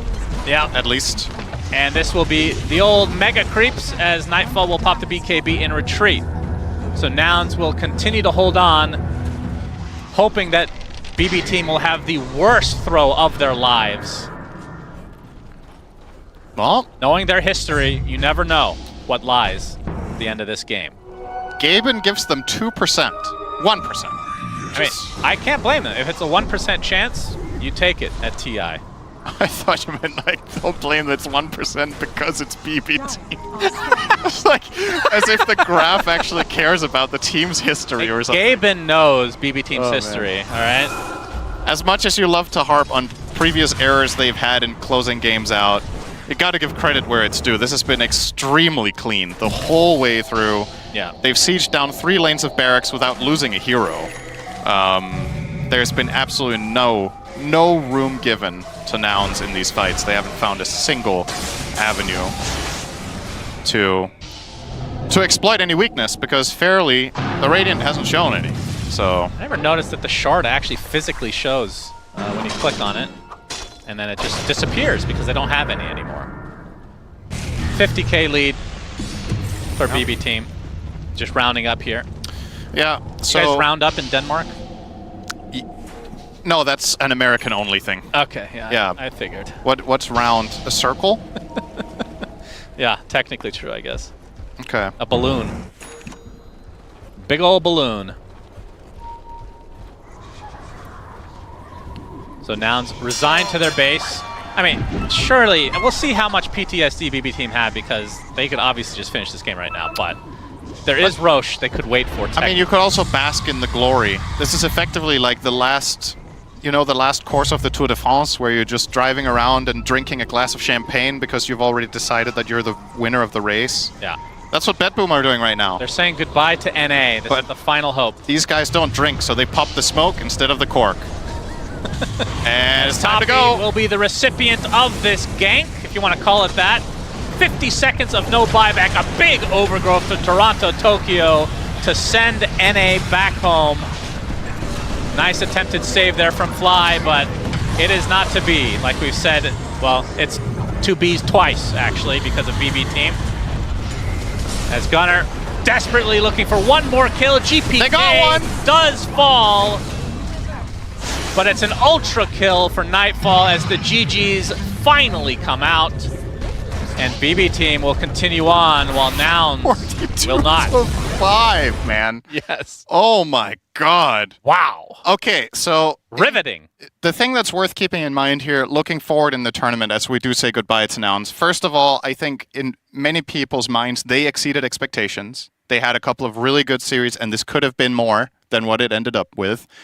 For the side of BB team, this was a team that people thought might just completely falter after what was a bit of a bad group stage. They've really heated up now, and they look like a team that could go far. They do. We say that all the time, but we've seen banana bread teams so many times before, Shiver. What do you think now? Oh, what do I think now about Banana Bread Team, BB Team, moving forward in the lower bracket in the road to the international? Can't wait to see what they can do in the grand stage. That's right, because they now secured themselves a place in Royal Arena, and their opponents we don't know yet. But I do want to point out that for BB Team, there's a chance that their next round is up against Falcons, and for both of those teams, it would be such a disappointment to not be in the top 4 that I'm already imagining the spies. This is if Falcons makes it through. I'm getting way ahead of myself. Let's talk about this game too. It was a little bit of a beatdown. The cost. This was not a pretty picture. It was for BB Team. It was. They look great. On their heroes, pretty much no mistakes made in the game. We talked about this being a really bad matchup for Nouns. BBD Bobbity team, they did beat Nouns in the groups, having only 1 kill. And this game is pretty much the same. They had a couple more kills, but overall, when we see the drafts, this is not a bad draft by any means from Nouns. These are the type of the drafts that had quite a lot of success. If we talk about, Invoker, Tusk, Wind Rangers, this is a very strong draft. And maybe some things could have been changed, but it comes down to gameplay. I think also a little bit of an inexperience knowing what's on the line, that if they lose the game, they're going to be, eliminated from Road to TI. They're not going to be playing on the main stage, and I think it got into their heads. Yeah, I think we should call a spade and just say Nouns got completely outclassed here. I mean, this entire game was dependent on the laning stage going well for Nouns. It didn't go well. They got completely outmaneuvered. I mean, they were caught off guard by an early level 2 on that Weaver Treant lane. They give away the first blood, that lane snowballs.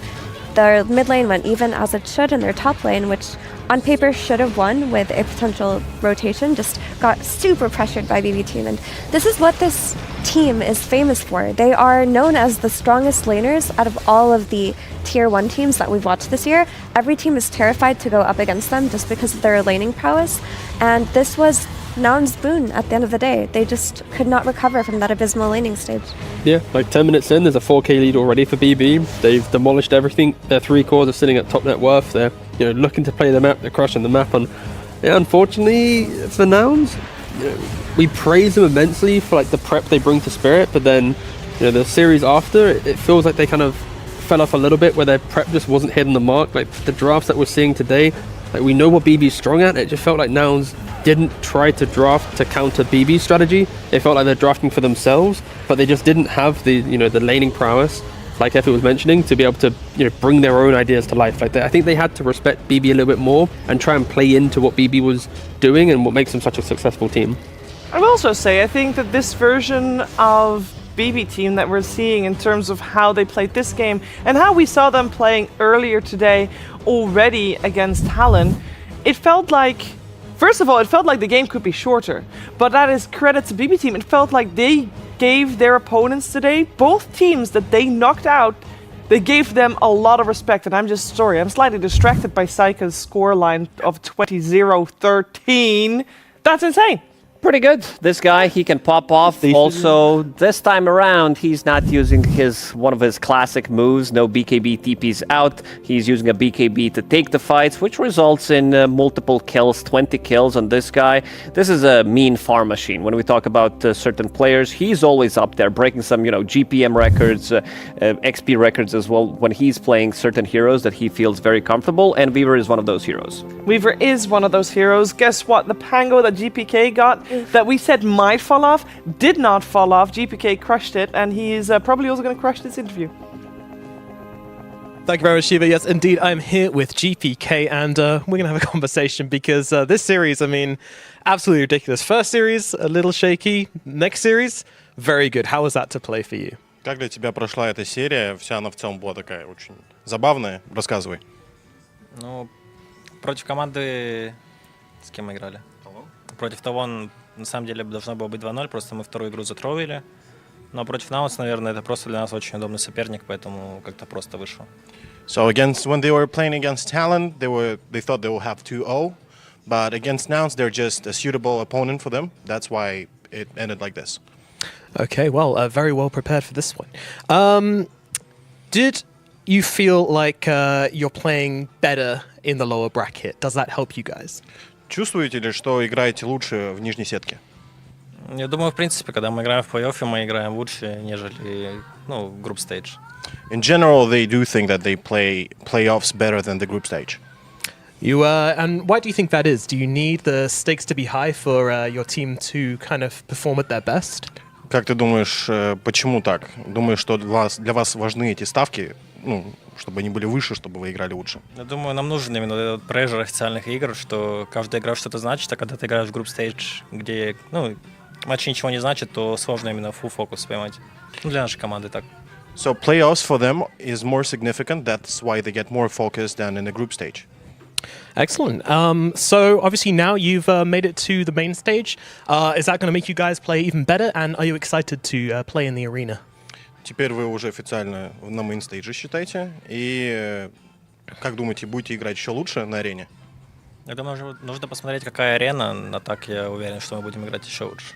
Well, let's see how the arena looks, but yeah, he's confident that they'll play better. I'm sure it's going to look excellent. GPK, thank you very, very much. Best of luck on the rest of the tournament. And back to you, Shiva. Thank you very much. Can't wait to see the performance in the Royal Arena because BB Team does move forward here as there is Team Nouns who is not moving forward. I do feel like we got to give them some credit as well because this series, I feel like Effie wasn't very indicative of the impression they left this international. Yeah, I mean, it is sad to say goodbye to them, but they've done an incredible thing on their way out. They beat Team Spirit 2-0, which are the defending champions of TI. They sent them to lower bracket. They put them in lower bracket with so much competition. And because of what Nouns did, there's a scenario where we just don't see Team Spirit, the defending champion, on the main stage. So they should be proud of themselves. They brought some great Dota. They may have faltered today, but they left an impression on a lot of fans all over the world.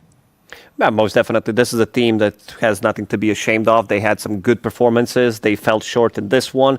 As we said, kind of slightly got figured out. But results, I mean, Team Spirit, this is the biggest upset of the road to the international. Might be the biggest upset of the whole TI. It really depends how it's going to be played out. But these players, they have bright futures ahead of them, that's for sure. They really do. And for some final words on Nouns, we're heading over to Pyrian, who is standing by with Gunnar.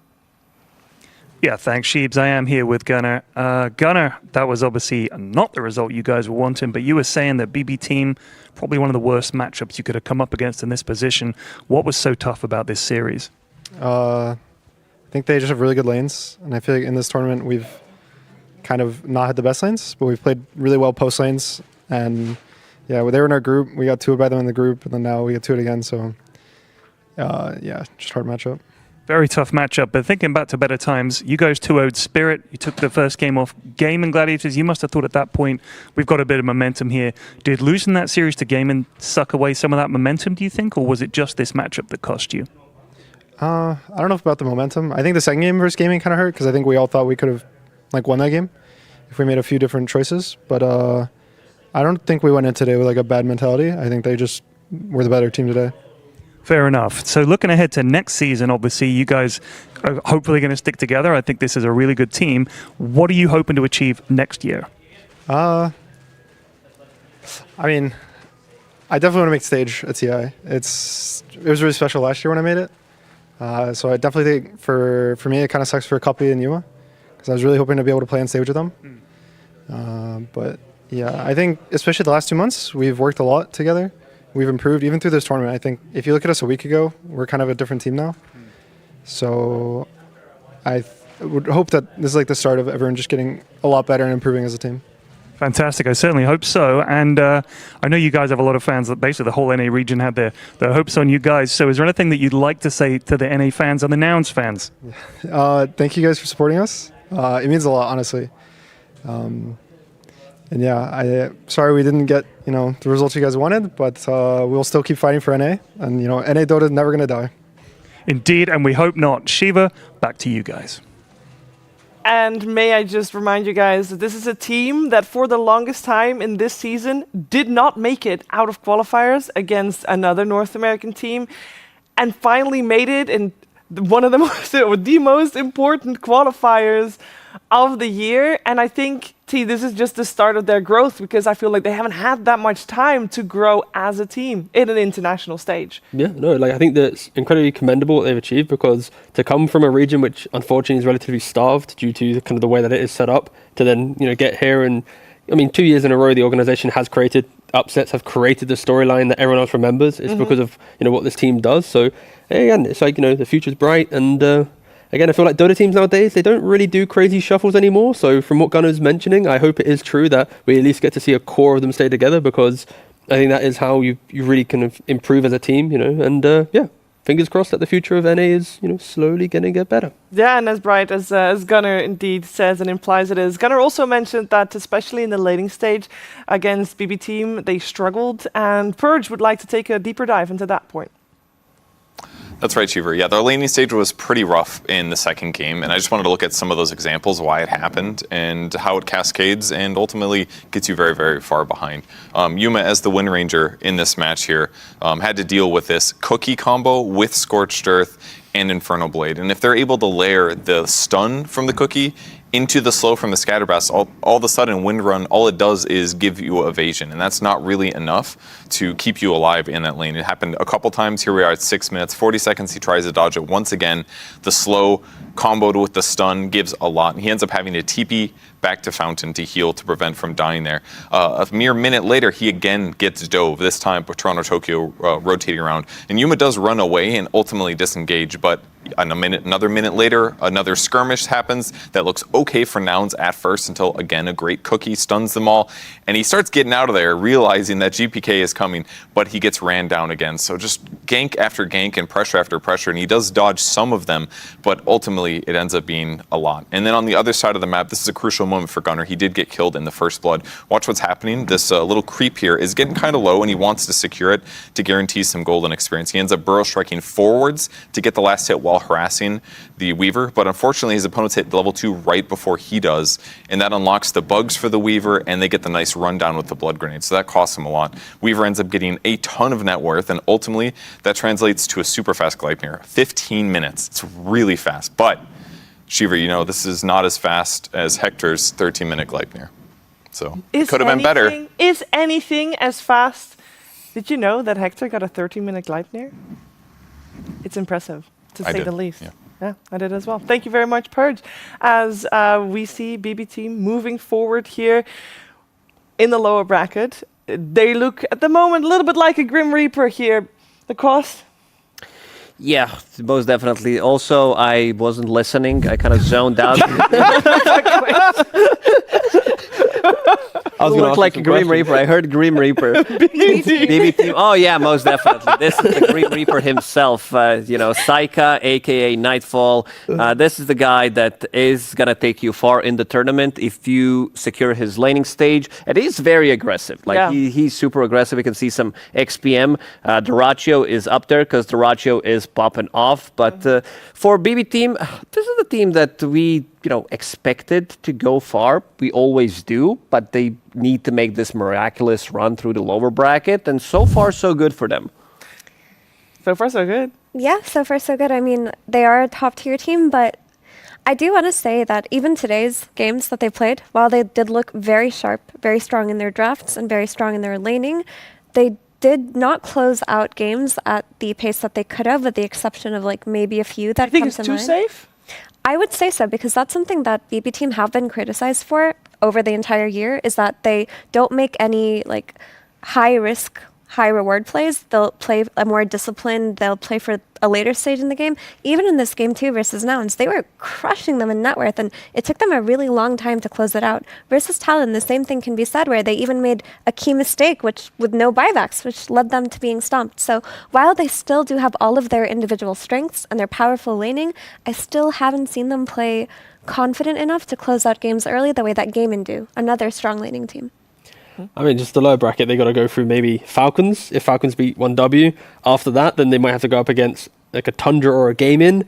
After that, it's maybe Extreme or a Spirit or a Liquid or a C9. It's like the journey to get to a good position for any team now in the low bracket. It's like, it can't, I don't know, I don't want to say it, but like, no, it's, yeah. It must be one of the spiciest lower brackets we've seen. We've ever had, yeah. Based on based on the year form, like often in lower brackets, it's like, one or two teams did well, but like this year we've had like 3 or 4 teams do extremely well. We've had strong teams hold it like their own, and it's like you can see it here, right? Like, let's say Tundra Gaming dropped down, right? Like for BB to do well, or even, you know, Falcons to do well, like you have to overcome teams that have consistently had top 2 or top 3 finishes. Like, this is probably one of the hardest journeys to get there. And if Spirit is to make the run that Nouns created, because they put them into the lower bracket, 1, 2, 3, 4, 5, 6 lower bracket games into a best of 5 game. Like, the journey to get to the grand finals is intense for any team now in the lower bracket. Yeah, we also saw already with Spirit and Extreme, one of them won't even make it to the Royal Arena. It's a crazy run, a crazy competition, a great competition. And you know what also is a great competition? The short film contest. And earlier today, you were already able to see a submission there when Nat introduced it. There's another one coming your way. Stop toxic tipping. Tipping started as a compliment, but quickly became toxic. Even spreading into the real world.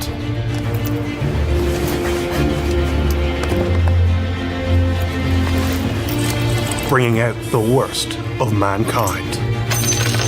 Hurting the weakest heralds and the greatest immortals.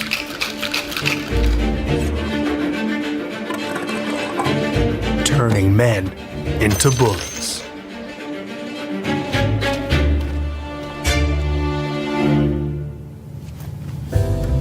But even the mighty fall eventually. And from the ashes of humiliation, rise as a hero, seeking redemption. On a quest to end their toxic Whoa, chill, relax. Chill, dude. What are you doing? No, don't do it.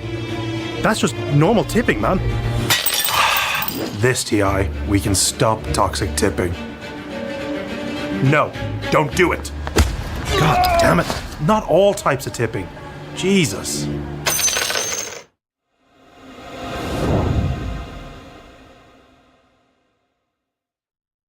I love the extra effort put in the names of the people that tip. It's very satisfying to watch that. And I just want to have a quick poll here. I myself am a positive tipper.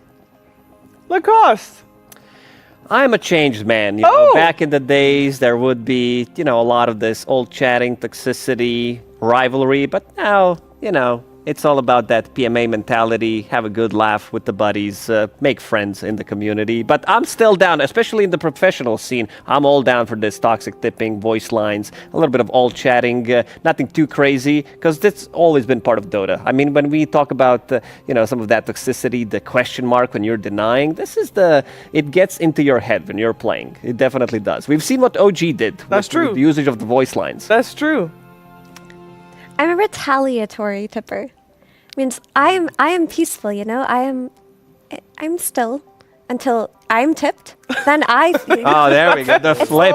No, but that's the laws of physics right there. Okay, that is inertia. You've tipped me, and you've begun. You are the one who unlocked the tipping battle. So when I get tipped, I wait until the game looks good enough. I still don't want to lose. Yeah. Make sure. But I'll remember. I will remember who tipped me, and I will get in there. It also depends how many games in a row you did lose. If you're like on a 7-lose streak, you know, you might tip back immediately. You might get it out. But if you're on a win streak, you're just there chilling. You know, hands off keyboard. You can't hurt me. Positive tipper? MMR means literally everything, all right? You know, I recently got, you know, to like mid 10K, the journey there. I'm playing my games. If I see something, an opportunity to help me win that MMR, I see someone who doesn't use repel, boom, get a tip, continue on. That person now thinks I didn't hit repel and I didn't get tip and their carry's annoyed and they might give up, boom. Effective tipping helps you win literally everything. We found the toxic tipper. tipper. No, that was a bit. No, to be fair though, I don't really tip, but it's like depending on the situation, it feels good. I think I'm with Effie though. Like if they tip me first, I'll do everything in my power to like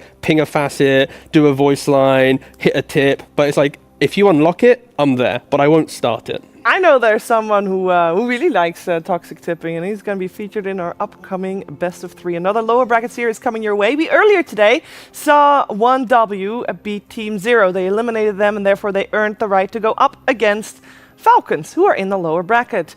And I want to talk a little bit about Falcons because, first of all, yes, they're in the lower bracket. Second of all, I do think that Amar does like tipping a little bit. Yeah, he's, I wouldn't say OG of the tipping, but he kind of invented some of the new stuff. This guy was dropping the mantles, like he took it to a next level, and I'm always going to give him respect for that. It's always fun to watch. They create, this kind of a environment where it is okay to do it, but once they start losing, a lot of other teams will also start tipping them and everything, so it creates a tipping meta, which I really like. Yeah, but the thing with Falcons is I feel that most teams that go against them and get tipped by Amar, they are amused enough by him to partake. Like, maybe it was taken a bit personally at the start of his career, but now people just see it as part of his personality, and he actually brings out the spice from teams we don't see doing it very often. Like Extreme Gaming, when they play against Amar, the tips are out, the pauses are out. It seems like they're having fun in that all chat. It also helps a lot that he can take it as much as he can dish out, which is very positive. And it does indeed just bring out a little bit of extra banter, as we also are bringing out the draft between these two teams. 1W and Team Falcons, they had such a vastly different year.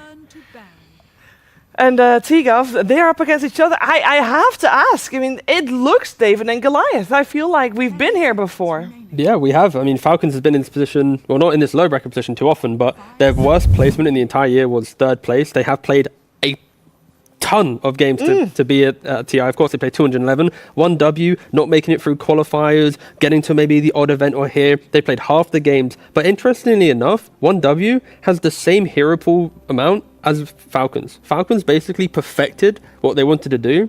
And rinse repeat, 1st place, 2nd place, 1st place, 1st place, 1st place, 3rd place, 1st place. Like, they've done everything. Whilst 1W, even at this TI, they're in like the top 3 teams for like hero versatility. They're still trying to find like what is their recipe for success. And again, you could see it through the stats now. You could really see it.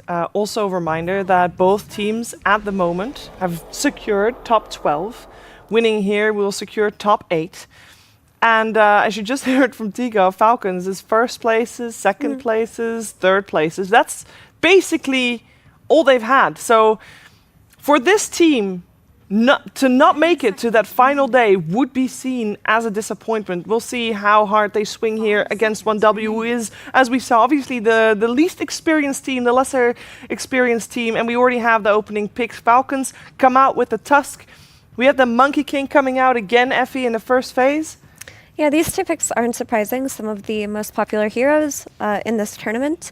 I do want to say, though, that while 1W did look good earlier today versus Team Zero, they kind of had a really good draft in those games where it felt like they played off of it easily and won. But in other games that I've watched 1W, it really feels like after the laning stage, they lose all sense of identity. Like, it takes them a while to make a confident play or do map play, and they just default to farming very often. They will default to just trying to get their carry to, a critical mass and play off of that, and that would be very bad for them matchup-wise versus Falcons, who are all about map play. I mean, you kind of described like a tier 2 team to a tier 1 team, right? Like a tier 2 team, if they win their lanes and the draft dictates like the natural map progression of Take Towers or Roshan, they are skilled enough to follow that through. If they don't hit that beat, then they struggle trying to find like the plan B. They seem to have to like find it during the game, and that's where you kind of have moments of brilliance way down the line. Of course, Falcons and other teams like this, they don't often need to think because they've played so many games that it's second nature. If things are going wrong, they already know the next 3 steps to fix the game. And what Effie mentioned, like they had the most success when they played these type of drafts, so they are playing for Munkushi. Pretty much the only big team that they did manage to beat so far at Road to the International was Extreme Gaming. They did lose, I would say, pretty convincingly to all other teams. If we look at the Cloud9, they played against Gaming Gladiators as well. They didn't look too crisp. These are like 30+ minute games, but in most of these games, you could feel where the game's gonna shift after like 15-ish, 20, and it takes them another 10-15 minutes to close out the game. And this is their bread and butter, pretty much, this Wind Ranger. Munkushi plays it really well, and I want to slightly touch upon the bans that Team Falcons did. I see this Leshrac coming into the tournament. I expected this hero to be picked up more, but never did happen. They do have good win rate with the Leshrac. They did run it 2 times on a support role as well, which I did expect to be picked up more, but they are the only ones who kind of, I would say, are not familiar with meta that did develop, so they're still playing some of the strong heroes coming into Road to TI that they practiced in the pubs. So I want to see how Team Falcons will respond to that other than the banning. Probably just a Mirana of their own on Team Falcons. The Kunkka does come out, which is a very popular hero for all of the damage mitigation and also offlane pressure. X plus a very strong position 4 like Batrider can result in a lot of kills, especially versus heroes like Wind Ranger that are mobility dependent. You just X her back after she win runs, you can beat her up. And with the Batrider, you have like repositioning tools. I see these like 3 heroes. This to me looks like a Team Spirit draft from Team Falcons. They've been very successful with these heroes. Wind Ranger, if this is a core Wind Ranger, you don't like to play against bad BKB piercing ability. You have 9 seconds of Whirlwind, so you want to get stuff done. You get punched for a second and a half. On top of that, maybe a bow damage mitigation. Their damage is going to be in trouble. Same goes for Monkey. He doesn't like to play in any of these heroes. It's just very defensive as well, right? If the game does get difficult, Snowball saves, you got the damage mitigation from the Kunkka that you're mentioning, the Batrider. It's like it's actually scary to try and find moves into this lineup if you aren't just 5,000-10,000 gold ahead, because any minute they are going to turn around the gank, hide behind the tree line, and punish you trying to jump in. Also, they like to buy Solar Crest. Like on Tusk, he can buy Solar Crest. Batrider support, we've seen some go Solar Crest and Blink. Some just go Blink 4 stuff and ignore it anyways, but you have ways to also prevent the early physical damage that Windrunner and Monkey King want to bring to the game. I never liked when you have 2 cores who are dealing same type of damage. Sure, there is some magical with your Power Shot, your Maelstrom Gleipnir procs, but most of the damage is going to be physical, and you're playing into meta where Crimson Guard and Solar Crest are one of the most popular items. You have damage mitigation from Kunkka again, so it feels kind of like you're shooting yourself in the foot with these 2 picks. Sure, you can maybe flex some of these heroes to position 4, but I do think that these heroes are strongest when played from position 1 and position 2, so I wouldn't like to see them changing it much. Yeah, the flex here wouldn't be great either, because it's not like you're flexing them into a good support matchup. So you're not going to be winning versus Tusk or Batrider. And the clock comes out. This is probably Wind Ranger's laning partner. The issue with this clock for me is it just doesn't really trade well on this lane versus Kunkka Bat. Like, it is a body to protect Wind Ranger, but it doesn't win the lane for her. Like, Batrider is very safe in those power cogs, and Kunkka just, if he stands on a creep wave, he's not threatened at all by Clock's presence. So this lane that really needs to win for 1W to justify this very early Wind Ranger with no potential flex from mid. Yeah, I think this Clockwork was a bit of a mispick here. It's not good against Tusk. It's not good against Batrider. Maybe you want to pair... Like, they needed something, some of these stronger position 5s that can be paired up with the Wind Ranger. I think there were other options. I would prefer, Marcy, but seems like they do have a little bit of a pocket picks here with the Pugna. These 2 teams, they've never met in this year. These are like newly formed teams when they were called Klim Sonic back then, but they still never played against each other. So Sweden Strong's been playing some Pugna position 4, and in this type of game where we're seeing decent lane with Clock Windrunner, we've seen Monkey King naturally want to play into the map. Pugna can help break down the map. You start taking the early towers, you go for the siphoning ward, which when the Never Ward does damage to enemies from casting spells, it actually heals the Pugna. So Sweden Strong naturally can be a little bit stronger in the fights, tanking up a little bit more, but it really kind of forces 1W to play just on the map. Don't try and sit back. I want to see them go. Pugna 4? Yes. Okay.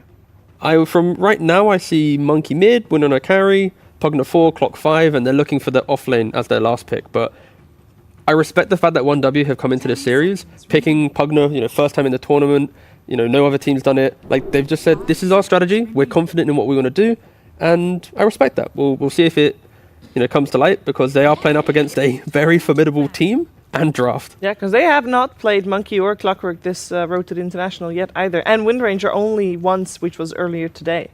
So they're coming in with a fairly fresh idea for them. The buff up as well, like, if you life drain a Windrunner who's throwing out the Whirlwind, we've seen Satanic be purchased by Windrunner. If you don't need to buy Satanic now, because your HP is coming from your support, and you're protected by the aggression of Clock and Monkey King, then it could mean your Windrunner goes for a slightly more fragile build. Like, sure, you get BKB, but you get damage items even quicker. Like, I can see the concept, but to get there, it's like time. You know, you need to hit your timings, you need to hit your items, and that can always fail when you're against Falcons. Yeah, we're heading the final bans. We, for 1W, should be looking for a hero for Cloud. There's still quite a few offline heroes in the pool that he likes playing. Primal Beast probably one of his staples still in. Early today played Brewmaster, Beastmaster, both still in the pool as well. For the side of Team Falcons, to be honest, they still have flexibility on who's going where. 10 seconds. But normally, in the normal sense, we are expecting a mid-hero to be picked up, so Melreen still lacking a hero there. As we have Puck and Storm banned out, so it seems like 1W is on board with that as well. We do know he's also a Grandmaster Batrider, and if he has the chance to play Batrider, he really likes it, so he will ask for it if he thinks it's good. This could be a really good Batrider game if this he monkey... goes mid? Yeah, if this monkey is going to be mid, Windranger... Because I don't see... They don't have last 1W pick, flexing. That's true, but I don't see 1W flexing this Monkey King to be played with Clockwork in the safe lane. You could put Windranger in the mid lane. It's not the strongest safe lane, so they do have something. I could also see, you know, some casual Razor that could come out for Team Falcons. Great against the Monkey King, of course. We've seen what the hero can do. Early BKB buyer, you get in there and you just like soak up the damage, set up for your own team. Visage is the final ban for Falcons. Speaking of soaking up the damage as Razor, this team really does it well. When Skeeter was playing it, he has the most damage taken so far at the road to the TI. Like, you remember the game when he goes run in past the run like yesterday? alone. Yeah. I guess that's why. He wanted to break some records. Yeah, but he didn't win that game. But he did break He a was record. very, very, very deep, as the So casters we've been called told. it. Let's see if he will get his hands on that, although he's probably the one playing the Weaver here, isn't he? We got Snapfire overall last pick coming out for Falcons, so that will be... Actually, there's still some flex potential. There is, but I love this Batrider mid from Malrine. I mean, we did see this Batrider mid be flexed by Team Spirit to Laurel, but if there is one player in the world that I trust on this mid Batrider flex after all of his nerfs and after he's become lackluster, it is Malrine. He is a Grandmaster at this hero. He does cool builds before anyone else thinks of it, and he's not really threatened by anything as a core Batrider. Whereas now you have a Snapfire who's an excellent replacement for the Bat. She has incredible amounts of damage and can easily pressure the Windranger in a way that Bat also could have. I think, unfortunately for 1W, the creativity of their draft has now been forced by the Batrider, and they might need to simplify it by picking like the offlaner that just facilitates the fight, like the Mars, any hero in this capacity, because I'm not seeing them flexing them like a Monkey King to offlane, and they go for Beastmaster, sure. Enigma was banned out earlier by Falcons. I was liking that a lot, but it was taken out very early on. The Visage as well was a respect towards 1W's kind of overall strategy of pacing. I think Beastmaster is a little bit slower than what a Visage can do, but still fundamentally will be rally behind me and take the fight. Mm-hmm. This gives them the tempo to play off of that they lacked before. Like you mentioned, he's similar to the Visage, but I also just don't think it gives them enough, unfortunately. I really wanted to see some kind of hero that enables plugging up Beastmaster in a sense can, like him standing there with his Ags getting the life drain up on him. But now that you have this mid Batrider who's gonna get a BKB, he's gonna handle this plug up every fight, easily. And the rest of his team should be able to play into the Windranger because Curling does not look that advantageous for reasons that we mentioned.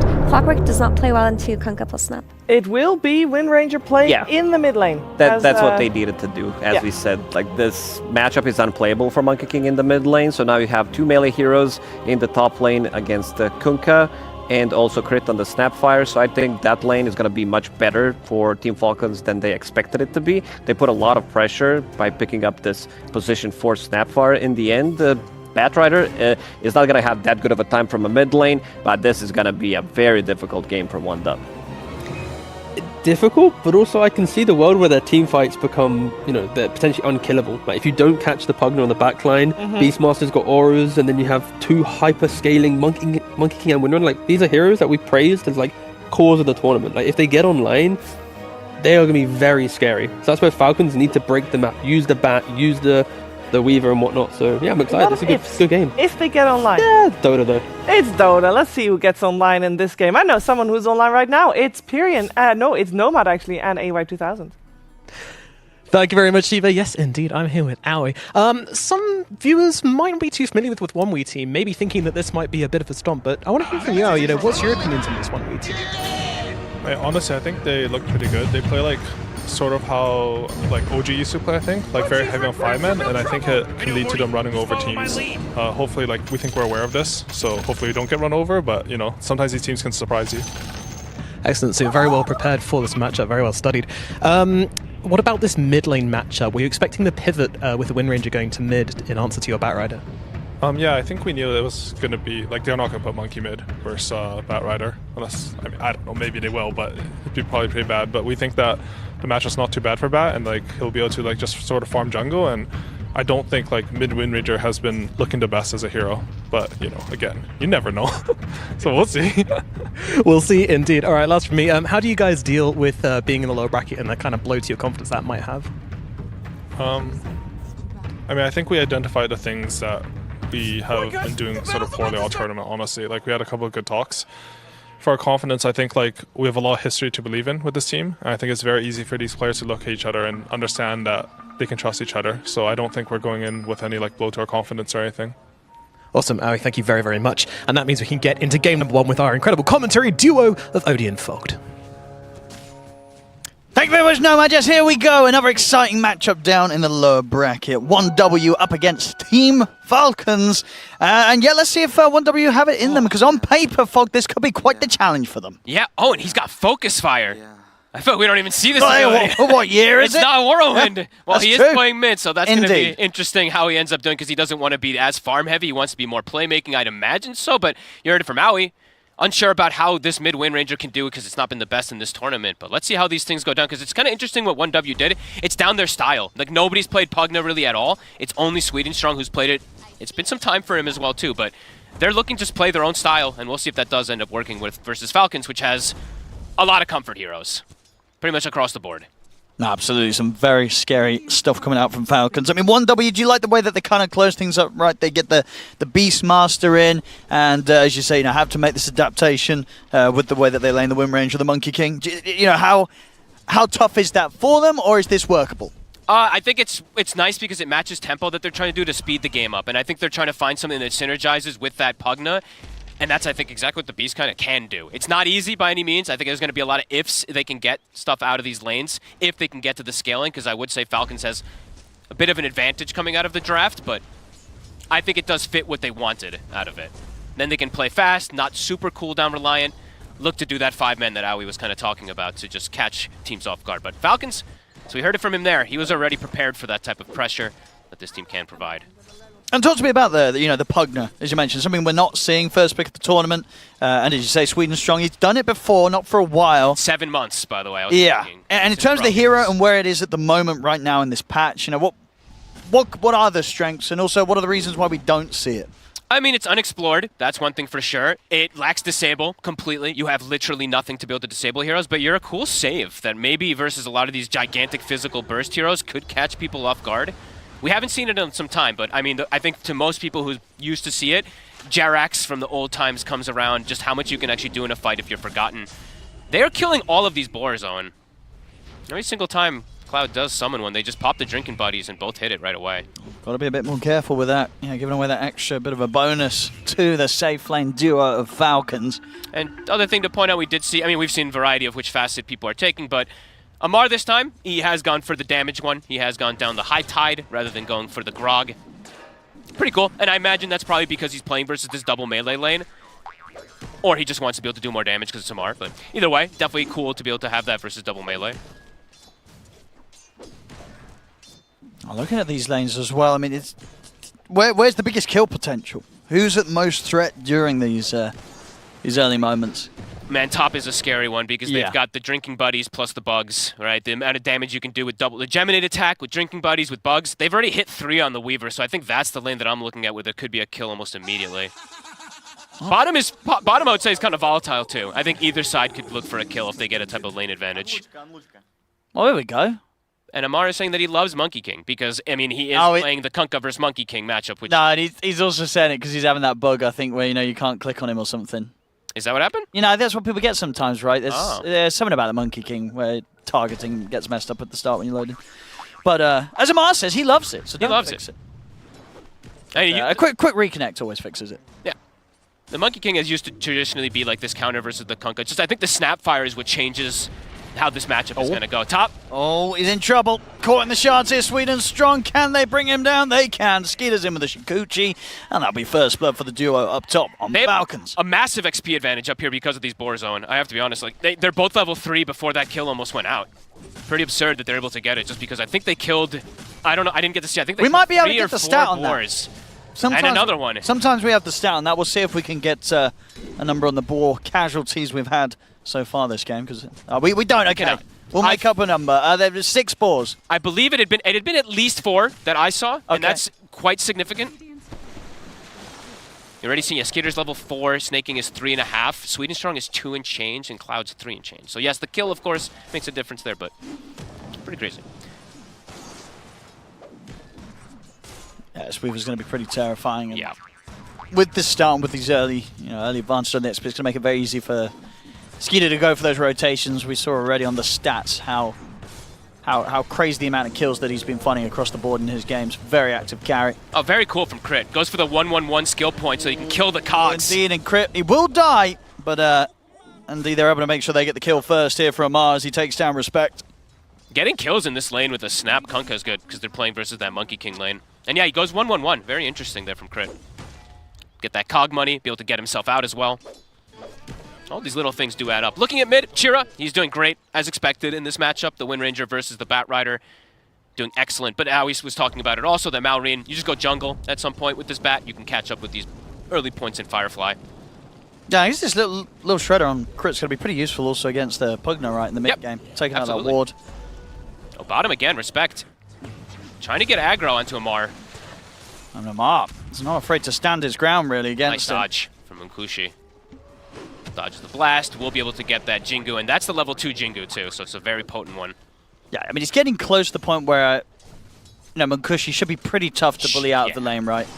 He should be pretty okay down here. Until rotation, maybe we'll see something like that from Weaver, like you said. Crit! They're going to try and go for him. Yes, a fantastic torrent, though, from Amar. Heading onto the 2 of them and making sure that they cannot continue to chase down Crit. Nice dodges. I mean, that's like 3 or 4 times I've seen Munkushi either dodge the Tidebringer or dodge the Scatter Blast, so keeping himself nicely sustained in this lane.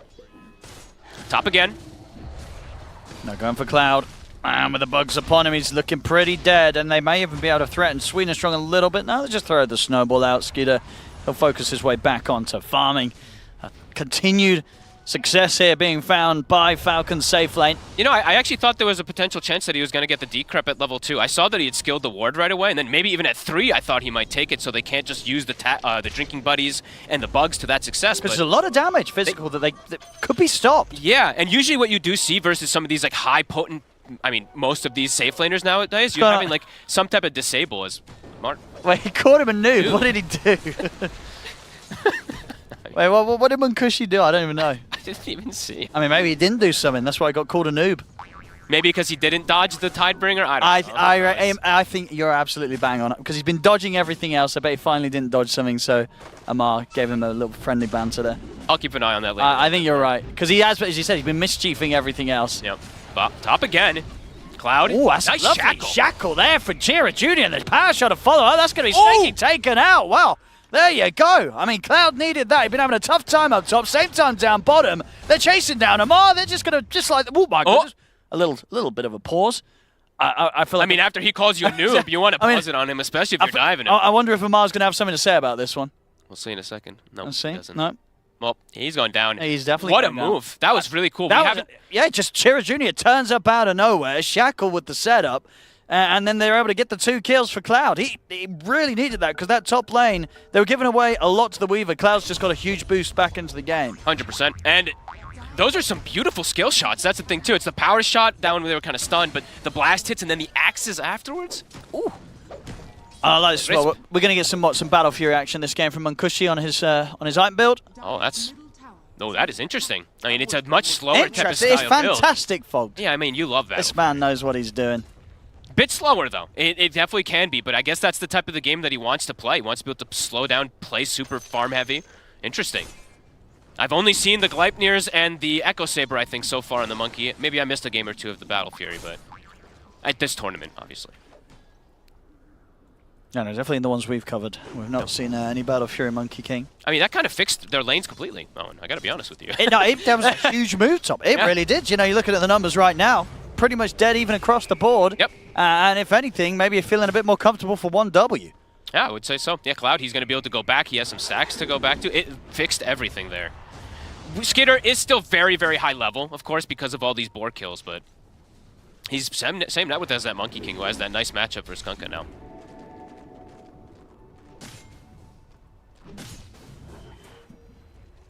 I imagine both teams calm things down a little bit now. No need to push for kills. 1W after making that play top. They're happy with the fact that they've sort of leveled the playing ground. Yeah, and overall, like making that aggressive move sometimes up top, you have to catch these stuns, especially on the Tusk as well too, because you have to watch out for some type of snowball save into that time lapse as well too. So if you do that type of play, you kind of have to land like this double shackle that he did get, or control the Tusk during it. And so far, Chira, even with the rotation, he didn't get any damage onto his mid tower, because I've seen a few times when Malreen's playing versus these heroes that leave the mid lane, he'll kill the mid tower by 10 minutes on the bat. This tower is almost full HP mid. Oh, bottom.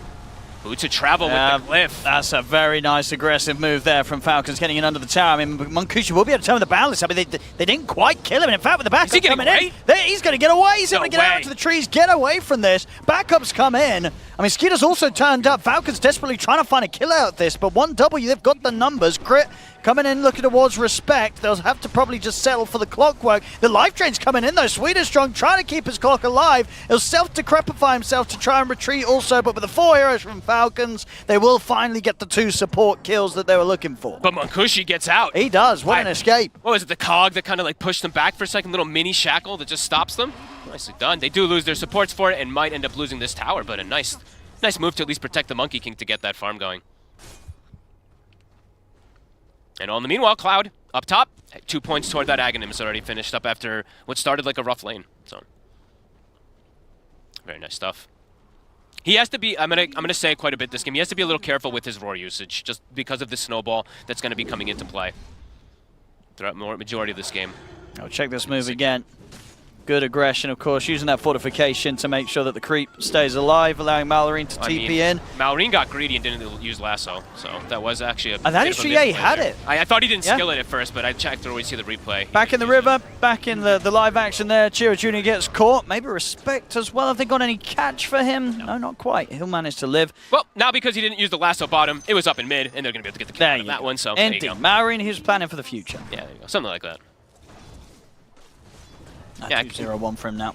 And very cool to see that he's gone just immediately boots of travel. Just really wants to play active on the map. I mean, they're so active, right? You got bots on the Batrider, you got Skeeter playing as Weaver. These 2 cores, they're not going to be missing out on any of the action that Falcons look to bring. No, and if you do see Munkushi's going for Battle Fury as well, too, that's going to be let's go time, right? We're going to play super aggressive because it's hard to get involved as much with the Battle Fury compared to anything like a Gleipnir, obviously. So they could definitely look to take advantage of the fact that he is going very, very greedy on this Monkey King.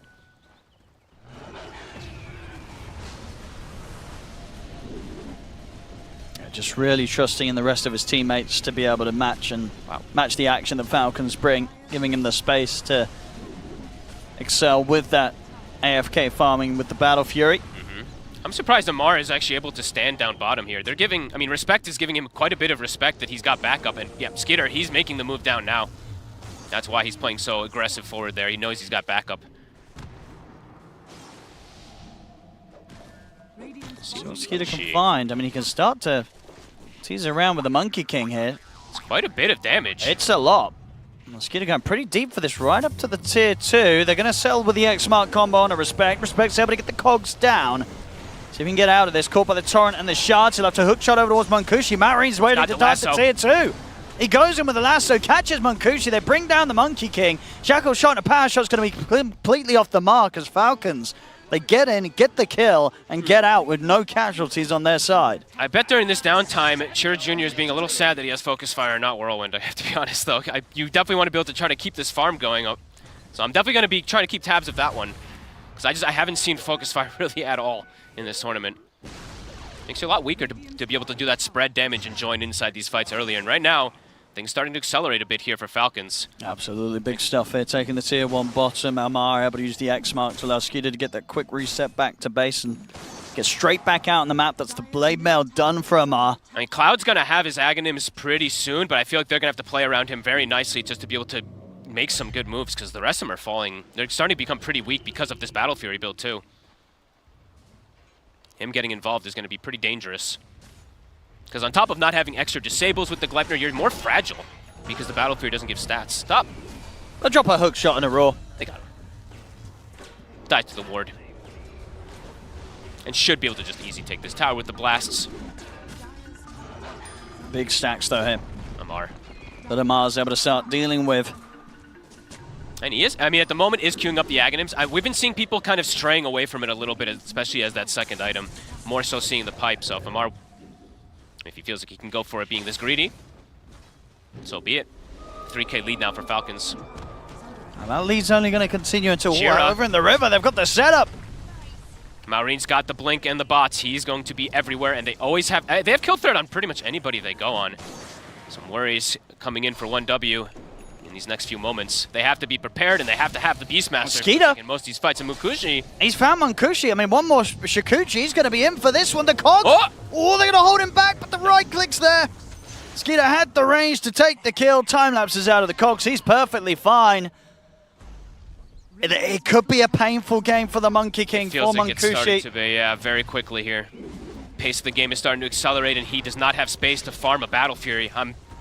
I don't know, and this is definitely, I think, too greedy in this current meta. I mean, just the item in general. The right? item. At this international, how many wins have there been with the Battle Fury carry? I don't know how to do that. I'm not smart enough to find those But I stats, feel like but someone can give it to us. But do you recall watching any games where someone won with the Battle Fury? I remember a game where the PA tried to build one. It went horribly wrong. Yeah, I mean, who builds Battle Fury nowadays? It's PA and Ursa, and I guess Monkey King in this game, but in particular, not many. There's not really many of those melee carries. And if they are melee carries, they're still going Gleipnir, it feels like, so. Yeah, we'll see if that pays off. 5K lead. Maureen's got Lasso again. He used Lasso under Arcane. They're just charging at them. So it's up again. Cloud. Ooh, okay. Let's get the roar off. He does indeed. And the Snowball's going to be there, though, allowing them to continue to stay on top of Cloud. They're in with a punch. Sweet and Strong's going to try his best to help fight back. They're able to bring down Malorine. Big damage from Cloud. Across them, giving the run buff. Amar keeping them strong against Cloud, but not strong enough to keep Snaking alive as they're taken out too. This move from Falcons going horribly wrong as 1W able to turn up and hold the fight. And I think it was sort of the attempt at the initiation from Marin, and what he immediately gets landed upon by a Hawk, right? Yep. That was, I mean, I don't think they respected Cloud having this Axe time. No. Just able to stand and pretty much withstand everything that's coming in. They've got the Pugna heal too. Very cool stuff. Respect. So he's got anywhere to play his way out of this. He has got a hook shot if he can find the angle. Does he have a creep wave? He does, but they're kind of blocking him. He's going to try. Oh, nice effort. Did make the connection, but was already dead before his body could get pulled over to the creep. So that's cool. I didn't know that I didn't know that's how it worked, though. The stun connects, but if your body doesn't connect, the damage doesn't connect from the clockwork. So very random little mechanic, but. All right, well, 1W, they get a bit of signs of life, that's for sure, at least from the Beastmaster, but yeah. The concern still is there for me for the Monkey King of how much is he going to be able to do, and is he actually going to be able to get the time to be able to farm. I know T, especially on the panel, was saying a lot of ifs. If they can get to these items, if they can make it to those later stages, then perhaps, but let's see if they can't delay enough for this Monkey King. And the Battle Fury's nearly there, right? Nearly. He's got it. Got it. Okay, Battle Fury online. All right. Here we go. Let's see if that 4K gold lead that Falcons has right now starts to dwindle a little bit.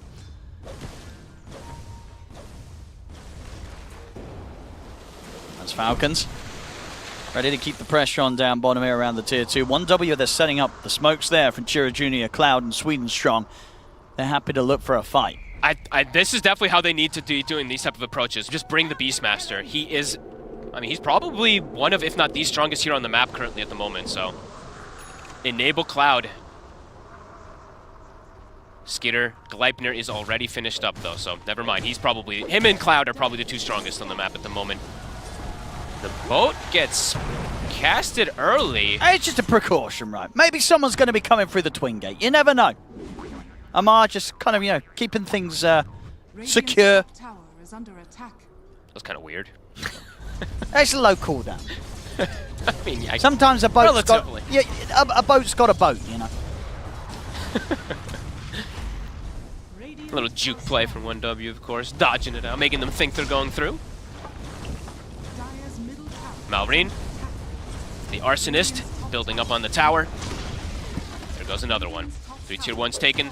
They have potential to just go for Roshan if they'd like to, but maybe they want to find a kill first out of the lasso, because they do kill it very fast on the side of Falcons. Definitely not the easiest, I would say, for 1W to contest that up there at the moment. Dire's middle tower has fallen. See what they want to go for next. Yeah. All tier 1's taken. They've got their options open here, Falcons. They've got a ward here up on the high ground. If they can catch Skeeter here, it would be huge.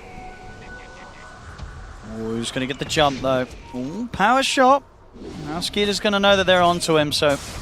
Too elusive. Unlikely that they're able to do anything more with this. Skeeter's out. Might need a blink on Cloud. I mean, he's got BKB pretty soon, but I think they need that extra form of catch for this Weaver. I mean, he's farming pretty quickly. He is. And as long as, you know, Falcons start to slow things down and don't go running for tier 2s, that 1W probably will have the time to get kind of that BKB blink done on the Beastmaster. And at this pace as well, also very likely to have that BKB very soon for Munkushi's. Getting a lot of space with the Battle Fury. Can they contest this first Roche, though? That's going to be the question, because it does feel like... I mean, I would imagine it's time for Falcons pretty soon to look for it, but Amar wants a kill.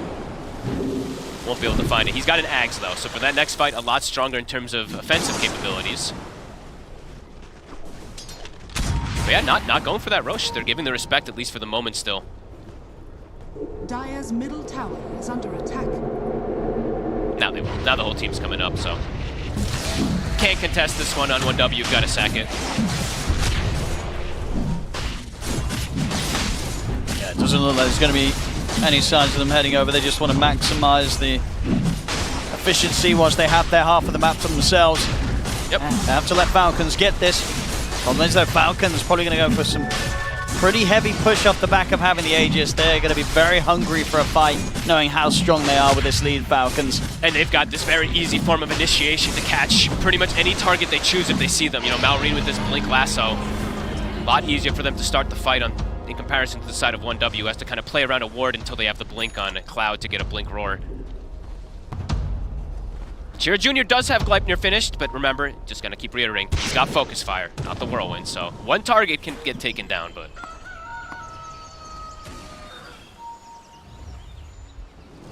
Falcons. They're ready to hit. The smokes there, they're charging straight down the bottom lane. 1W, will they choose to try and tackle a fight around the tier 2, or just let it go? I think Mukushi needs BKB to be able to fight. Beastmaster's got his, so maybe he can look to get involved. Smoke coming out. Amar scouts it. This is very difficult for 1W to try and enter into. Falcons, they have the favorable position on the high ground. I mean, Munkushi has to join the fight very late, or he just dies because no BKB. So let's see what angle that they can get with the Roar. 1W, they really want to try and do this, but it's risky. Which target do you go for? Because there's a lot of saves. There's cookies, there's Force Stabs, there's snowballs. And now fighting into this part below the lane is very tricky. They're going to know for sure that Falcons have this vision set up. They don't want to try and fight into this. They're cutting the wave. They blasted the wave out, so there's no extra creep wave that Falcons has to push forward here. They'll finish the tower in time. And yeah, they'll back away. Munkushi probably saying, guys, I'm getting pretty close to BKB. Wait till we have that before we take a head-on fight. Especially into Aegis. Now 1W will make the move all the way over to be able to sneaky take away a Wisdom Rune from Falcons, so a little bit of something found with that. Yeah, that's pretty nice, right? They get the double Wisdom, some good experience, and they'll be able to claim their own Tormentor. nice move when you're playing against that Aegis and don't want to take a fight. And yeah, 700 until the BKB on Munkushi.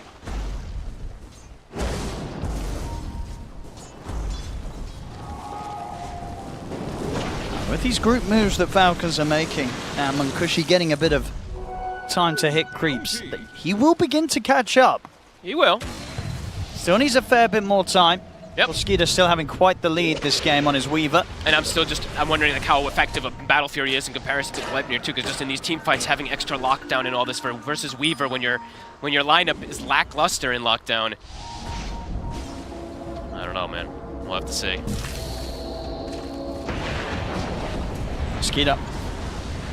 Starting to get some sort of reaction. It's going to allow them to have the vision to set up for the combo onto Sweden Strong. The Pugna caught in the combo over Mar. Lasso drop down on the Cloud.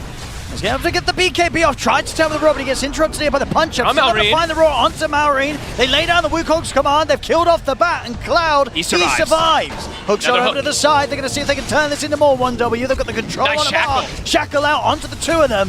Falcons, they've still got the numbers, and 1W, they don't quite have the damage to push on for those kills. Now Falcons, they can maybe get more themselves. They look for the setup on the Respect. They catch him in the torrent. Snowball over to Chira Jr. as they take out Respect on the Clockwork. She's got BKB. He's getting turned upon, but Chira Jr. will go down. Buyback comes out now from Respect. 1W trying to find more from this Skeeter, getting incredibly low, but even if they take him out, he of course still has that Aegis. The cookie heal's there though, and Skeeter, he's not even going to lose that. Keeps the Aegis safe, gets out of there. Crit, he'll get caught in the trees though. Munkushi jumps forward, boundless strike, puts a stop to Crit's escape. Okay, alrighty.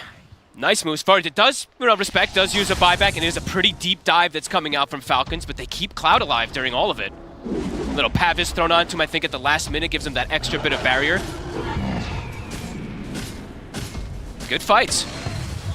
And now Munkushi, he's got the BKB, so he can start getting involved. I mean, we'll see this again. It was a pretty aggressive move from Falcons with this Aegis. But he's able to get the BKB up before the whole chain stun kind of comes into play, so very nicely done to keep that Beastmaster alive as long as possible.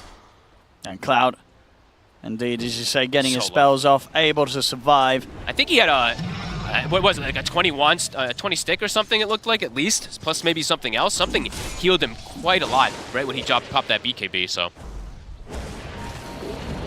Oh, Cloud. He's going to have to roar and run away from Skeeter. Should do it, unless Falcons want to try and go for another tier 2 dive.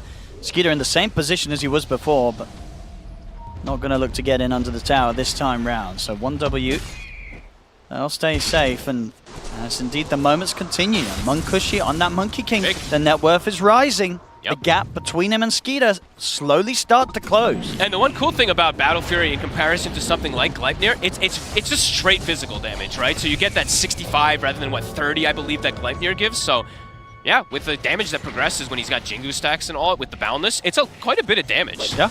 And we've seen it a few times now, with the farm that Cloud's got on the Beastmaster and the fact that he is having a good game. Skeeter's not really able to go for him in these solo kill potentials. He doesn't at the moment have the damage to take down this Beastmaster. Cloud, as you say, progressing with the items, Blink Online. Another beautiful shackle. And with the damage coming in with the backup of Munkushi, that's Malrine gone. Jump forward as well. They could try and chase for crit. I mean, Snake King and Skeeter have turned up to try and fight back. They'll look over towards Munkushi, got his the BKB, and now Snake King's kind of trapped in with him. He turns, starts to put up Jingu. He's able to break the distance between the two of them. They've lost their Wind Ranger, and Munkushi this time will fall. Skeeter able to chase him out. The final bit of damage coming in from crit. Amar turns, cuts down Sweden Strong. Cloud, he has to go for the BKB TP out. They got the physical to kill him off. They don't. Cloud, he'll live.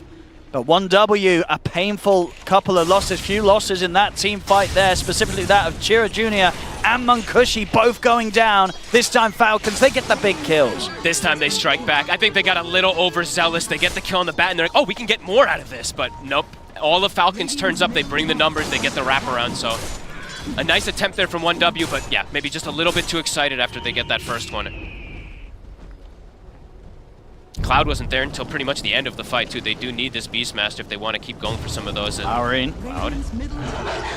Seeing if you can close the gap there on Cloud, but Cloud, he's out. Pipe's finished up now for Amar. So on top of that, Aghanims, now he's got that extra survivability for his team to be able to go for those crazy type of dive plays. And the lead has, I mean, just after that one fight, it did swing pretty big. It stopped at, what, 3K for a second, up to 7. They've all finished up a full secondary set of items. And Chira almost having BKB. He really needs it, because it feels like he's just a free kill if they lasso him. Oh, talking about a free kill, he has been found. Irrespect's going to try and help out, comes in with the cogs, but there's no saving the Wind Ranger. Chira Jr. dead again. He's just too susceptible to this magical burst. If he gets caught in any type of them, he's just dead. They will have the follow-up. 5 times now they've been able to find this Wind Ranger. He's found some good shackles, but they've been able to find the better grabs just to be able to finish him off. And they have this ward bottom. They saw Cloud, I believe, for a second, but he's able to at least get to high ground. Gleipnir setup. Diving the tier 3, maybe a bit too risky, and indeed, especially with the backup of Swedenstrong. They're trying to pop some BKB. kisses, though. And yep, Cloud feels pressure to put the BKB with the kisses coming in from Crit, so he has to BKB and walk it off. That's a pretty smart usage there of the kisses. Now they're kind of trapped in their base, no BKB up on their strongest hero.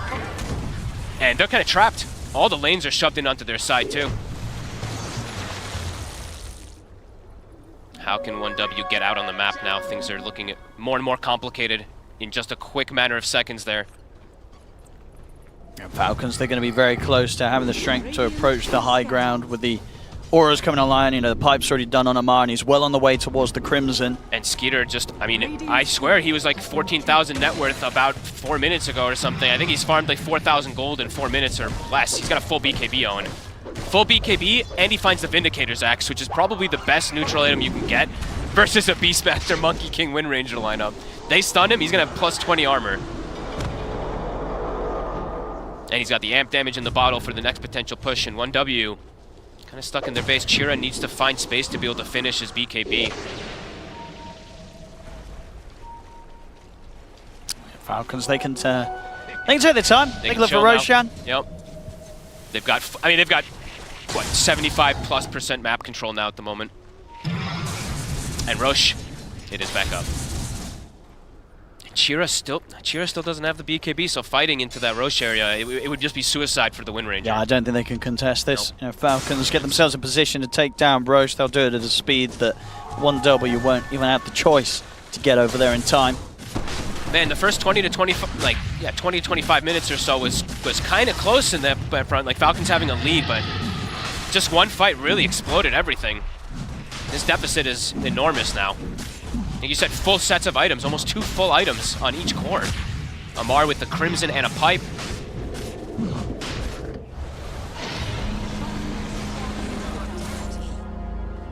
And the progression for 1W, it's completely stopped.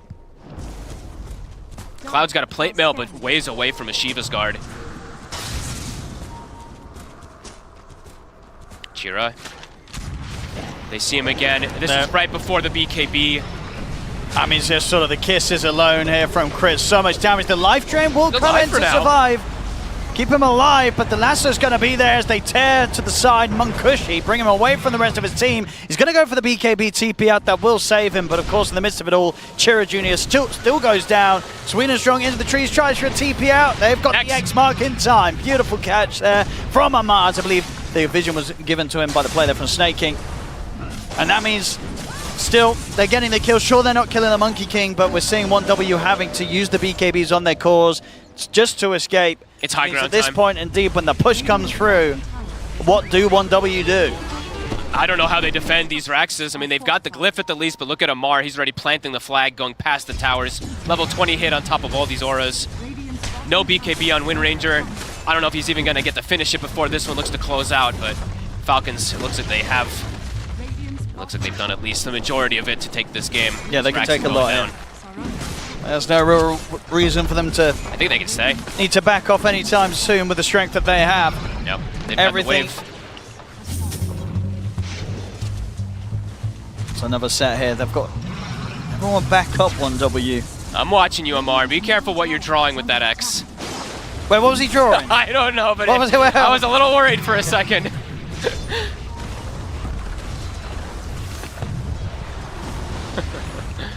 Catapult wave.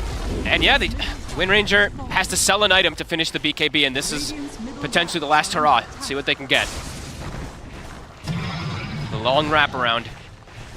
I mean, I guess you got to go on snaking, right? Have to stop him from snowball. Exactly. The snowball's just going to save anyone else. But the boat and the crimson and the pipe. I mean, at this point.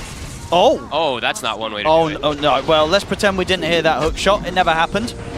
But that was not the way to try and start the final fight potentially of the game. Never mind, they still have a chance here with the Wukong's command laid down. No, they don't. He got pushed out of it. So the Wukong's command gets put to a stop. They've got the shackle on a Snake King. He's pretty tanky. They're With all taking these auras zero that are being damage. kicked out by Amar. I mean, they're just not doing anything at all. They're not doing anything. They've just got to run. They're getting picked apart one by one. It's all too much here for 1W at this point. Falcons, they'll kill off the 4 of them, respect the last one left alive. GG. He'll live alive long enough to call GG. This one's over. Falcons taking game 1, Fogged. Yeah, like I said, first 20-25 minutes was pretty decent, I would say. I mean, they went for focus fire on the Wind Ranger, which I think also slows down his momentum and his growth overall. You could see that Chira's farm was pretty stagnated, I feel like, and he was desperate to find kills to be able to get that farm going, which he did get some cool shackles, but this game exploded very quick. 20-25 minutes, decently close. One team fight that goes poorly, game's kind of over.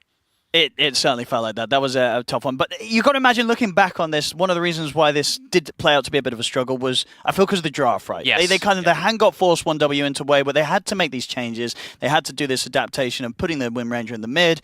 Maybe indeed the Beastmaster was not their ideal choice of heroes, even though Cloud, for the most part, had a pretty good early to mid game. They were forced into a tough spot. Yeah, I think like opening up with these 2 heroes that are cores, then you pick these 2 supports which aren't the most potent, especially not the Pugna in a way. You kind of revealed so much of your hand early, so I think Falcons, they knew how to play around it, and we saw, especially as the game progressed, they knew exactly how to play around it. They did. Falcons looking excellent, as always, as they'll get this first win against 1W. In very convincing fashion as well. And this was game 1 of a best of 3 elimination series. It's the second time today we're seeing 1W. They earlier were able to take out Team Zero. And if they want to have a chance of moving further, they do have to eliminate Falcons here, which I know is a tough ask, especially after seeing that game 1. Whew, yeah, no, there's going to be a big bounce back required for 1W to, muscle up against a team like Team Falcons. And in this game, you got to give props like Skidder on the Weaver. Right? He leaves his top lane, he occupies the bottom side of the map very early on, he keeps just applying pressure. And that was also kind of the theme of everyone on Team Falcons. Like, oh, look, we're starting the highlight. Guess who's diving to tier 2? I think this was, of course, we're kind of 20 minutes deep and it kind of feels like good. But before this highlight as well, it just kept happening and over again. So, yeah, 1W, maybe you could say a little bit too much reliance on items to play this game. And you can't do that against this pace. And also the flex to mid from Wind Ranger made it so that the Wind Ranger had to go Gleipnir first, have presence on the map, because you want your Wind Ranger to be able to move around and fight into the enemies. And because of that, the BKB timing was incredibly delayed. By the time that Falcons got the second Roche, Wind Ranger was still farming up that BKB. They go through the gate afterwards, kill Wind Ranger again before she finishes the BKB. And at that point, you're only playing, when Falcons get that strong, you're only playing on 1 BKB. On your Monkey King. So Monkey King would have to commit it. Maybe they get a kill on the Bat Rider, but while that's happening, you're getting all of this range damage from Weaver. You have this Kunkka boat that you're worried about, and I gotta say, Weaver, Skeeter, he really popped off. He played an incredible game. Yeah, and we talked about how, so many times we do mention how much damage can you do in the laning stage, in the mid game.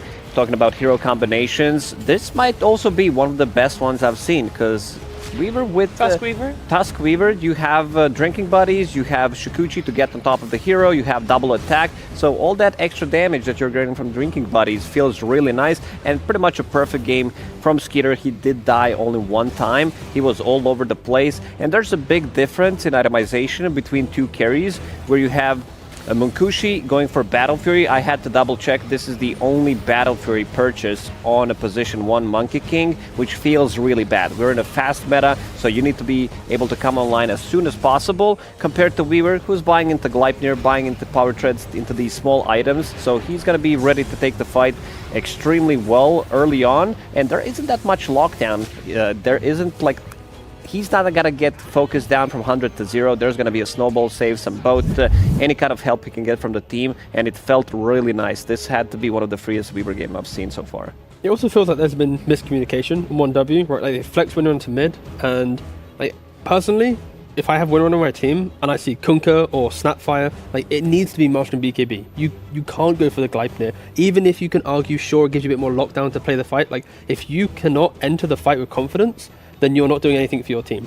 And then you have the Battle Fury on the Monkey King. You basically put your position 1 and 2 to be vulnerable to any early game damage, to not fight into Falcons. And it's like, I don't think they were ready for this type of flex, because I think if this is Winrunner and carry, he's going for a BKB. But on the mid lane, his mindset's completely different, because like, I need to find kills, I need to be active. It's like, maybe the BKB and Winrunner with a slightly more aggressive build from Monkey would have changed everything. But during the game, to call for that takes a lot of discipline, and I just don't think they had it in this game. No, I kind of also feel like at some point later on, it felt like Shira Jr., if he was just struggling a lot, he was found a lot by Falcons. Yeah, Falcons never really let up. Even though we did see them get killed a few times around the map, they still kept barreling down whichever lane. And they saw the itemization coming out from 1W's heroes. They saw that Windranger didn't have this BKB, and there was nothing really to defend him from anything. So they kept running into him over and over again. There were so many tools at their disposal, with the Mortimer's Kisses, with the X, with the Lasso. It was not a safe game for Windranger to step up. And again, we talk about the BKB, but you're going to regret not making it in a game like that, because it made it so that you were unable to fight. And here we can see Amar's stats come up. I mean, Kunkka as a hero, look at this itemization. The Crimson Guard, the Pipe, the Mech, the Ags.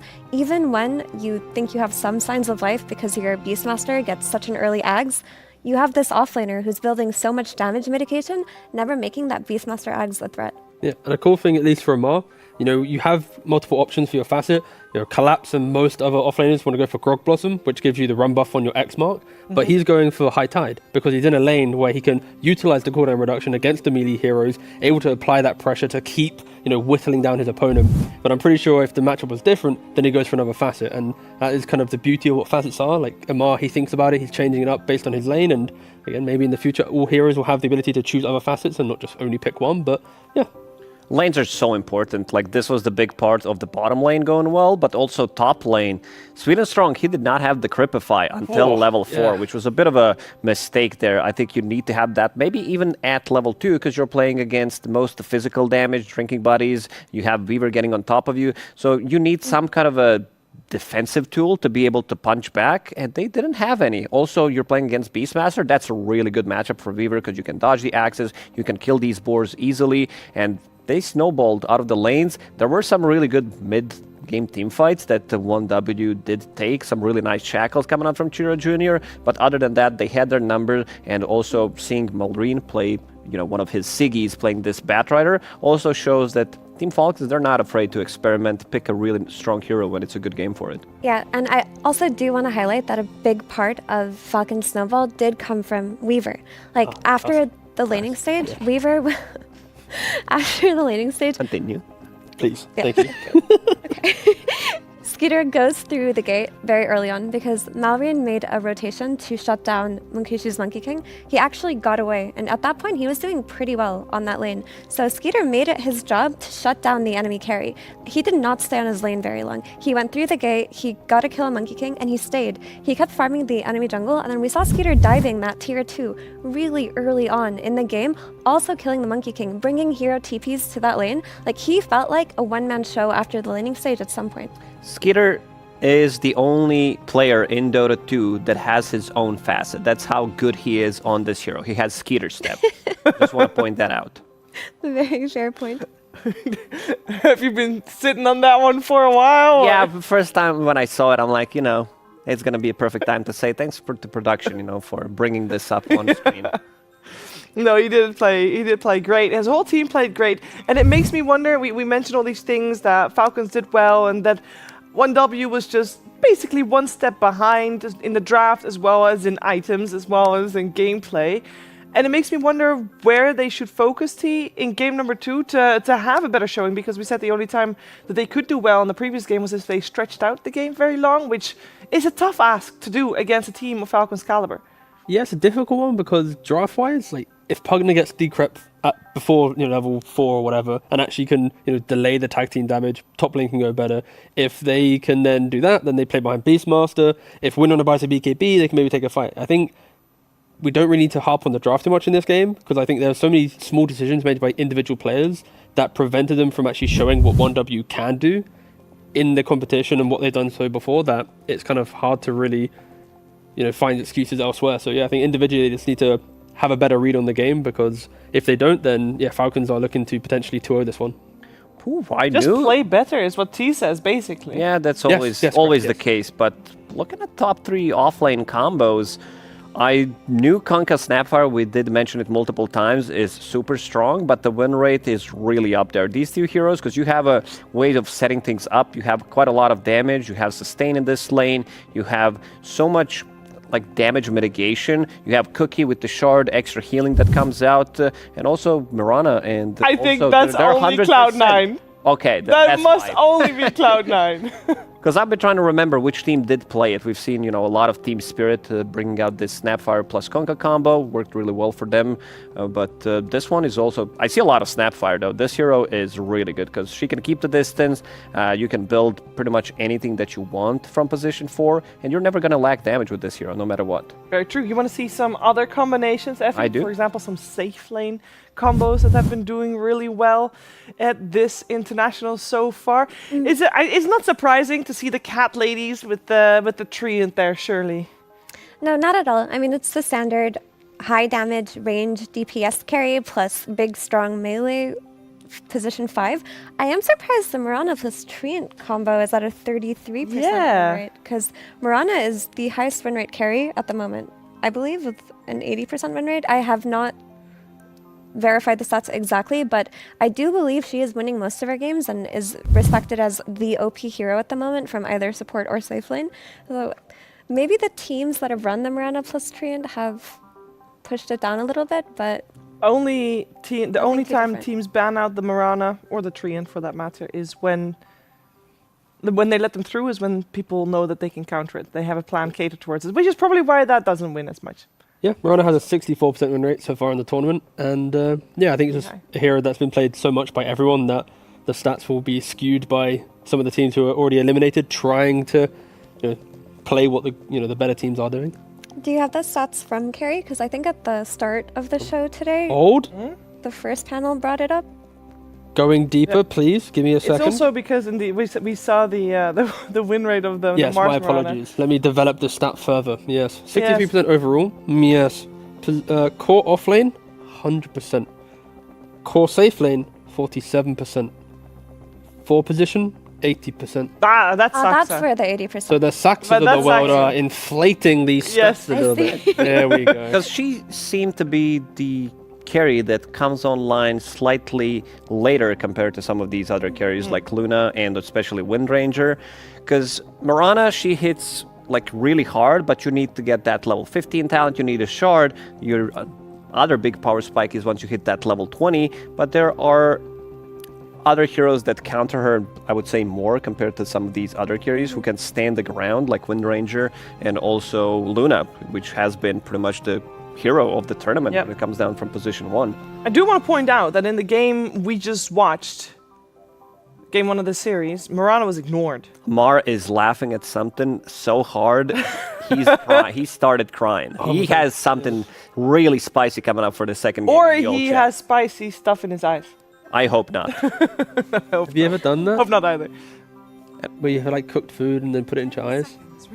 I think I did, but I thought I washed it off, and then you know It how you happens sometimes again. like you want to remove like you think you washed your hands, but you didn't do it well enough. I'm still pondering the stats that we talked about, because I remember the first panel talking about Mirana's stats, and I heard 80%, and having it be played from 4, it has gone ignored, and there was a Kunkka in the last game, and Falcons opted for the Weaver instead, and they showed us why. It looked so good. It was played to perfection by a Skeeter, but teams have seemed to kind of look at Mirana as a finesse hero. I feel like she's a lot more individualistic for player styles than these Windrangers and Lunas that have been played for multiple months. Because Mirana has recently emerged as the hero of the tournament. So similarly to Sand King at Riyadh, who a lot of teams didn't play before and started playing then, I think Mirana is also in that situation, which could be why her safe lane win rate is lower than you would expect. That being said, in Falcons, we got Snaking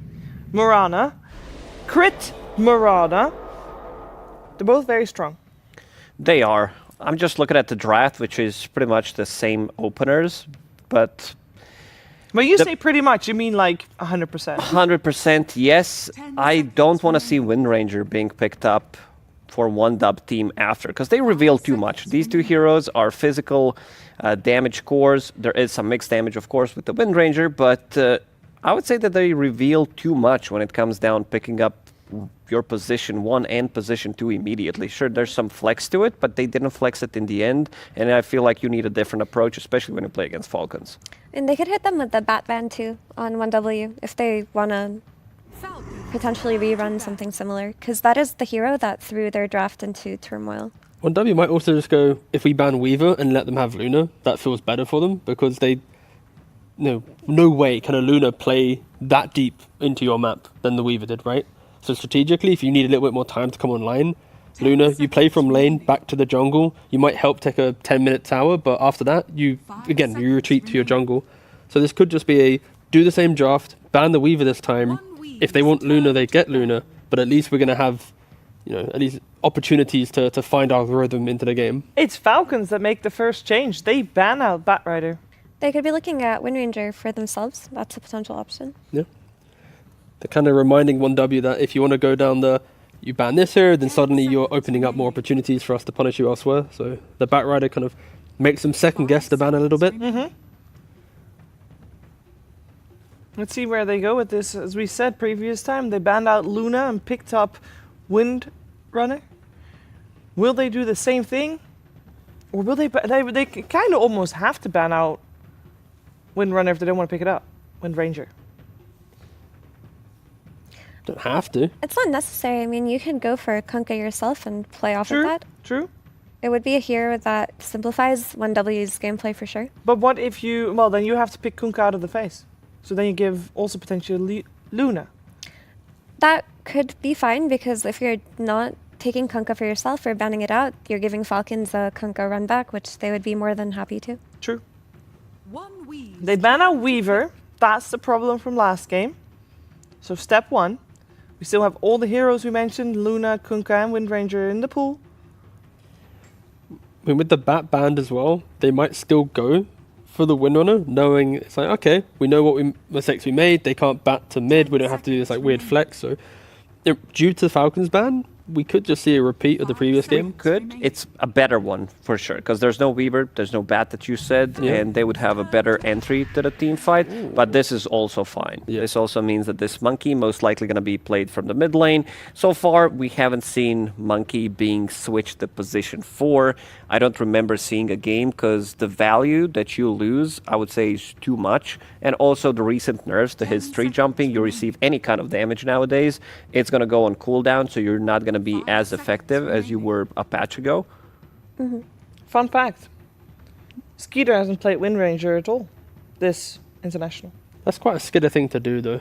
To enter a tournament, not to play the most popular hero of the tournament. We're going back to Nature's Prophet. Yeah. And his heroes have worked for him, though. That's the one thing about Falcons is it always seems like Skeeter's had a slightly different hero pool than all other carries. Running Weaver when it wasn't popular, running Wraith King consistently when it fell out of favor. Yeah, so, when he came into the scene, this guy was playing CK back in, I don't know when that was, 2016, 17, playing for Penta Esports, making the start of his career, playing CK when nobody else wanted to touch that hero, and that was one of his Siggies, still is to the day, because he really likes to play it, and he really plays it well. Yeah, Falcons here in this position. I kind of expect the 4 again. The Snapfire, the Mirana, all these heroes that we're mentioning before. Any good laning setup for Kunkka?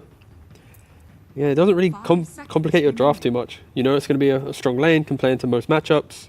You still have the last pick for your carry. And there it is. It would be surprising if it went ignored again with another Kunkka, with it being such a classic combo of X and Arrow. But the flex is still open. We talked about Skeeter's slightly hipster hero pool, but this could still be a 1 or a 4. 10 seconds remaining. Very true. It's something that 1W will have to speculate on as well, as they need some support for themselves. Previously, they went for Clockwork Kunkka. This time around, they get the beefy boy. That's the one we just saw. Big team fights, a lot of circles. Trin Protector with Monkey King, very easy to execute. Throw in Luna's damage from the Eclipse. You have a very easy team fight. You don't have to, necessarily hit any of these spells like, wow, I need to hit X mark into arrow combo, snowball save. This type of a draft is relatively easy to play from OneDub. And we saw the win rate of these two heroes as a safe lane pairing. It's the highest of the tournament for any safe lane pairing. But also, if this Mirana was being considered in the carry role, Trian is a solution to her, because you can just overgrowth, stop her leaps, stop her attacks, with all of that immense damage from Solar Flare. And OneW is a team that can still play the Monkey support. We already mentioned that we don't see it, but Sweden Strong, he was the first Monkey King player when the new map got released, with the trees on top of the... So, do you know how big the map is? There used to be trees on the extremes of the map. He was the player, the first pro, to jump on those trees, making it untargetable, and actually getting it patched out within 24 hours. But yeah, he likes playing position for Monkey King, and that flex to the very end could enable the draft a little bit more, because Tree Luna doesn't need help. Beastmaster, after some waves, could be independent to some degree, and then you can play on the map, so something to consider. And we talked about the Skeeter hipster hero pool. Gyro was also one of the heroes that he was consistently playing, even without an IO, as part of the Falcons' identity. It has strong lane presence and a strong map presence early on, but this hero is not popular at all in this patch. We saw the stats come up just now on the screen. 1 pick this entire tournament. It didn't win. It's been banned 4 times. This hero is not considered very good, so it's not on the radar of many teams. But it's filthy right now due to drinking buddies. You thought Flak was annoying in lane? You gotta do now is drinking buddies to your gyrocopter. He gets free damage, flaks. No more tag team on the hero. You can flak everything. Creep waves, neutrals, heroes. It's a very spooky lane. This does to a lane, especially if this monkey is gonna be played from position 4. The team mentioned. I think you need to take an L and play this monkey mid. Yes, you find have to, another position 4. Again, we're going back to Snapfire to break the comp. She's banned, never mind. Some other position 4, because this lane, the way you play out this lane with Gyrocopter and Tusk, you shove out the wave, you have sentries on your Tusk, and then you have pretty much both pools open, because you can't get close to this, because damage is too high. Your boars, your hawks are not going to do anything. You're going to kill that off almost immediately. And not just that, because the lane is constantly pushed into Beastmaster's tower, that allows for early triangle access if Gyro wins this lane. Like, he is one of the carries that can walk into a stack, take it very quickly, and walk out with the help of his support +1. Yeah. Falcons just do a very good job in the draft where they identify a flex or something that OneW are leaning on, and then they remove it. Like the bat to take away the monkey flex, the gyrocopter to take away like the monkey king. It's like, it really complicates it, and you see from the bans as well, OneW protecting the monkey mid now with a Huskar ban, a Storm ban. You might need some like casual Rubik thrown in here for OneDub team. There are good spells to steal. X mark to break the enemy X mark, Snowball. Against Gyrocopter, it's not as good. Stuff from Mirana is okay-ish. I also like Jakiro. We haven't seen him that much, but it's a lot of, ranged poke for the Gyro, lots of combo break with the Ice Path. Could potentially disrupt some X's, some snowballs. Together with Beastmaster, so far they have only played Bat and Pugna, and obviously Bat is out of the pool. Pugna is still in, though. Yay. If he levels Decrep, sure. That sounded very enthusiastic. So you're excited for some more Pugna.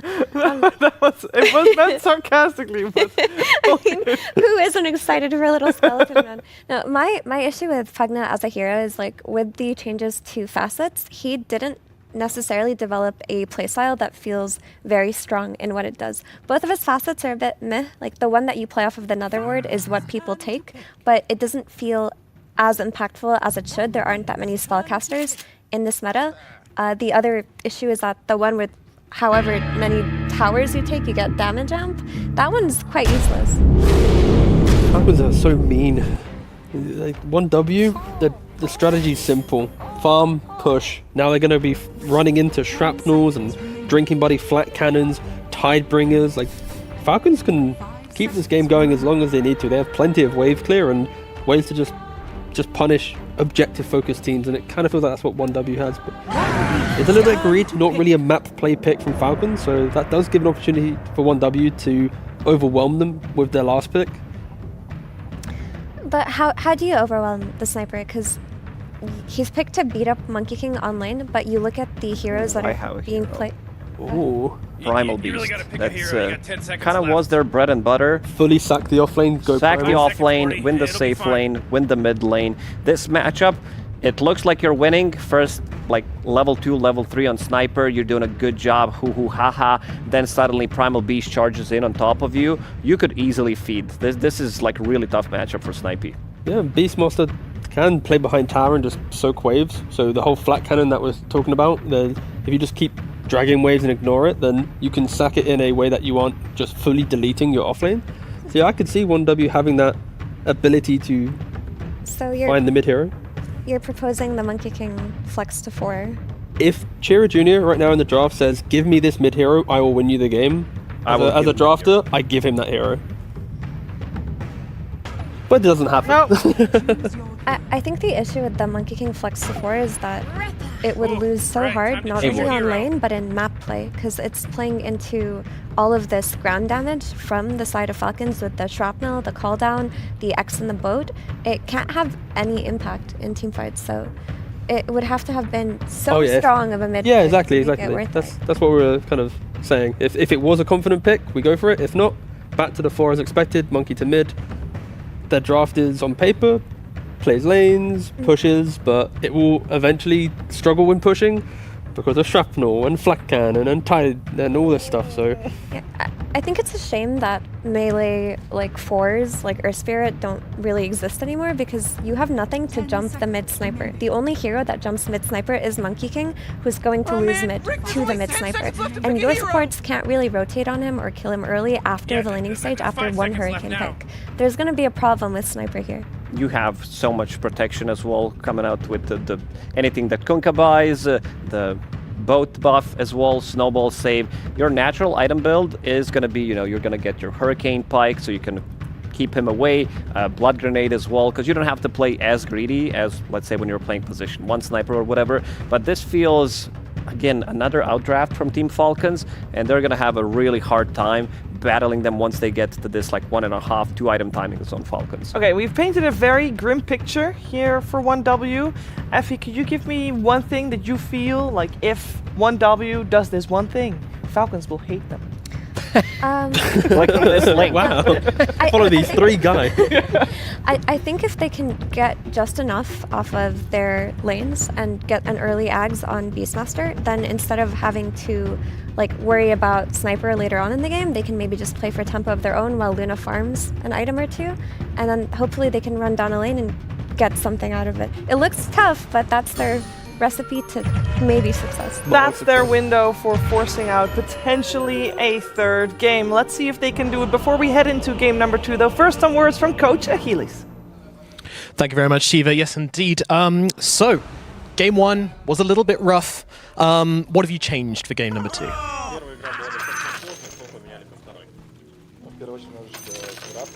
Why aren't they doing anything? They're just standing around. Relax, Morty. So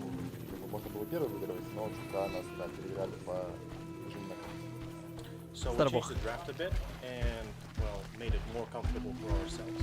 We could have won the first one, but some things were outplayed by our opponents. Absolutely. I mean, Falcons are very good opponents indeed. So, when you prepared for today, did you prepare for both series equally, or were you most focused on one series over the other? Когда вы к сегодняшнему дню готовились, вы готовились ко всей серии серьезно? Ну, ко всей серии или готовились к какой-то определенной игре? Мы готовились и сразу, то есть и к Team Zero, и к Team Falcon, то есть мы сразу готовы были играть сегодня целый день. So they were prepared to play against Team Falcon and Team Zero, so they were ready to play the whole day.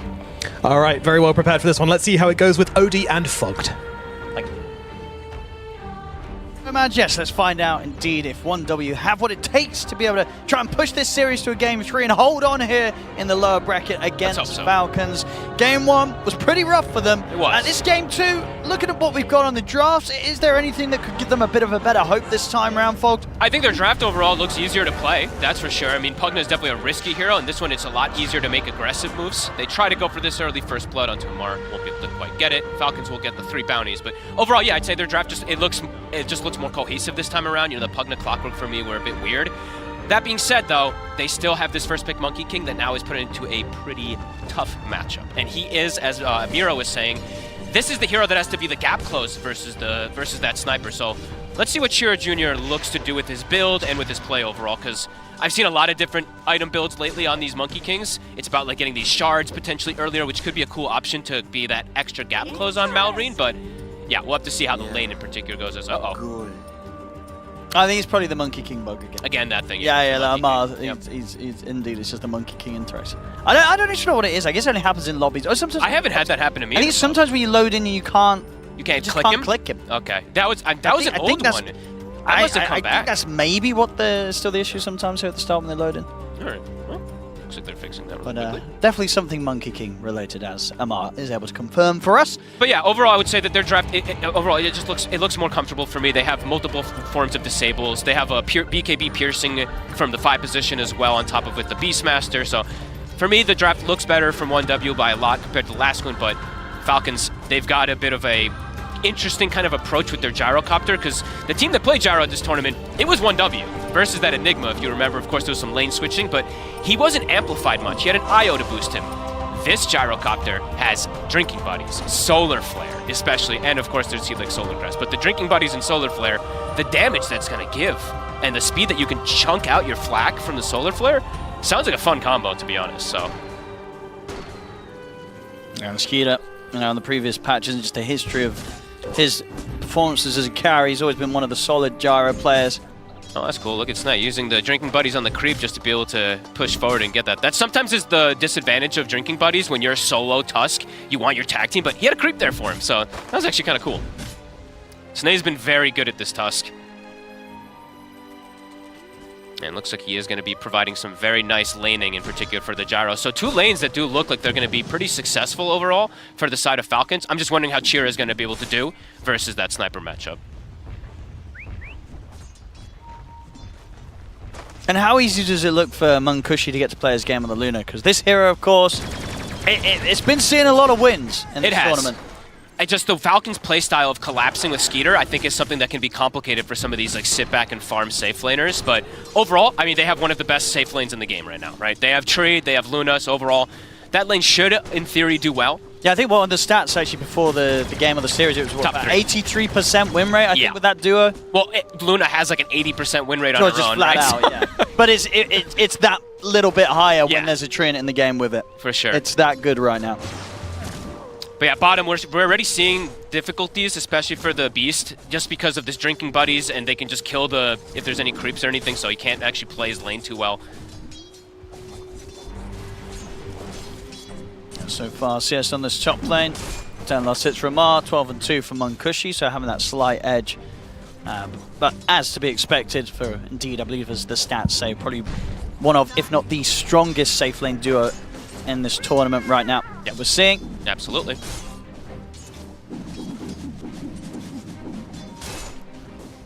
On that mid lane, 17 for 3 against the 13 for 2.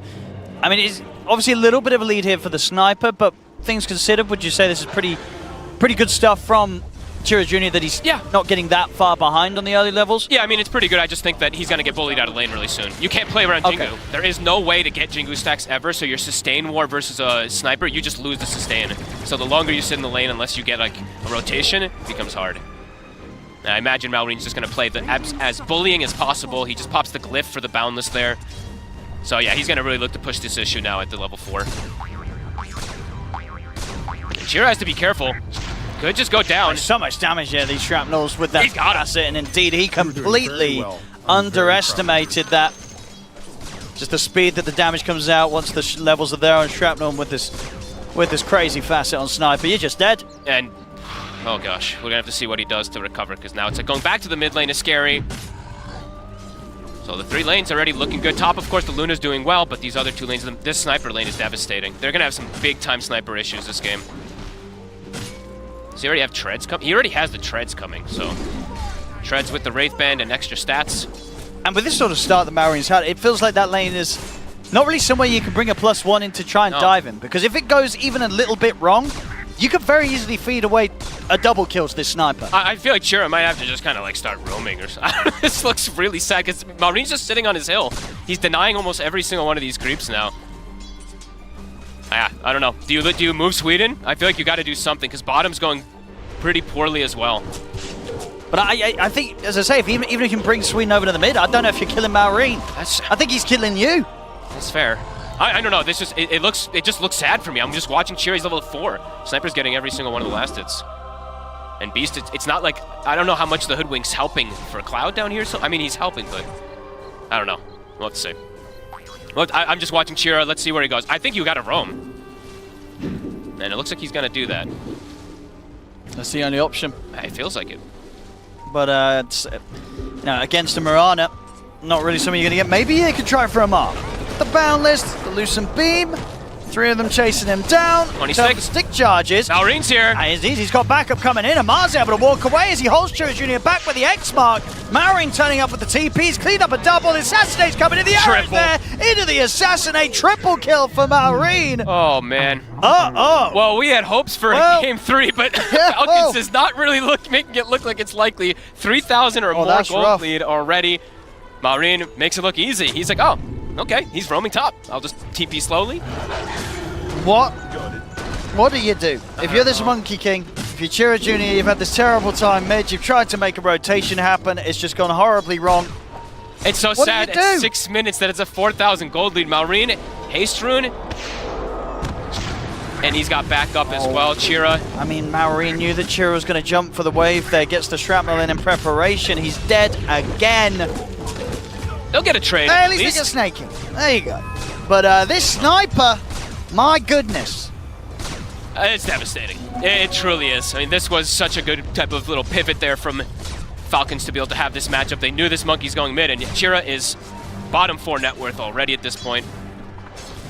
Great play from Amar, baiting them, of course, with the 21 when that whole play happens top, but oh boy. Recovery outlet time already. It's kind of sad. You have to like kind of play around getting stacks, but Crit with a haste, looking to steal the rune. Oh yeah, he wants that wisdom.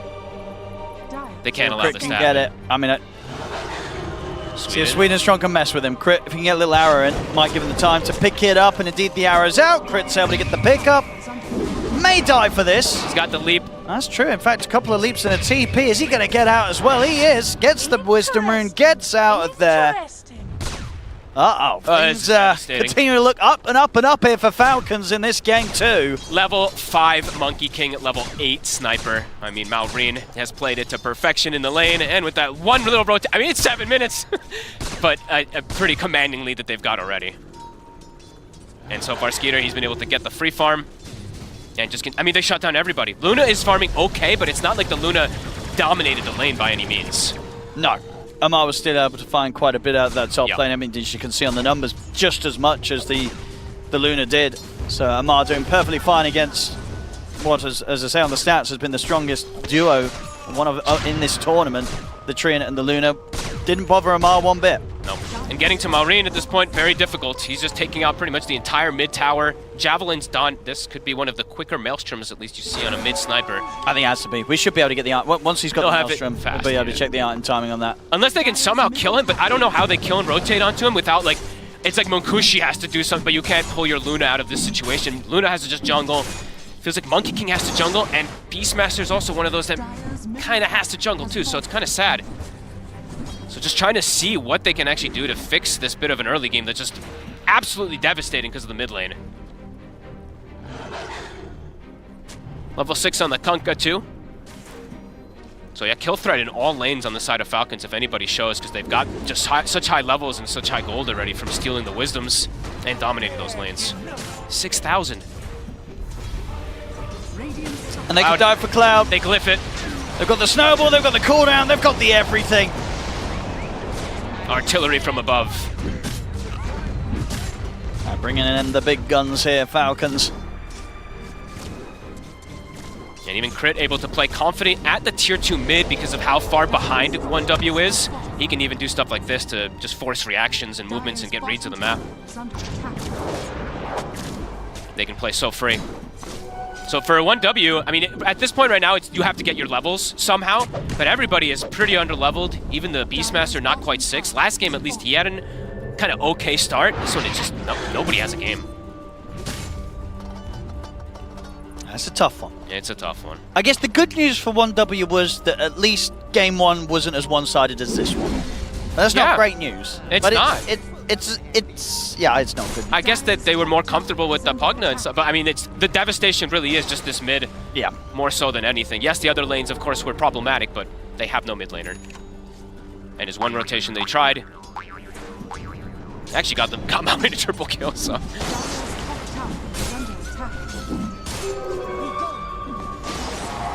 It's lingering around top. Munkushi. He's got the Eclipse. They might have a chance to take down Amar. Drinking Buddies pulls him out to the side though. Snaking trying to save him. Drops down the shards, but the bushwhack is there. They'll be able to drag back Amar. They get the kill, but Maorine's turned up, and Falcons, they're ready to get some kills in return. Jira Jr. Assassinate's coming in. Bam! That's the Monkey King gone. At least they'll get Amar. They're going to be smiling about that one. And Snaking. He wants more. Indeed, maybe seeing if he can get a further catch. He's got the shards up in a second. Kushi, gotta be careful, he sticks around here. Okay, he'll back away. But they have to commit a lot to be able to bring down the Kunkka, and they're still gonna lose their tower out of it.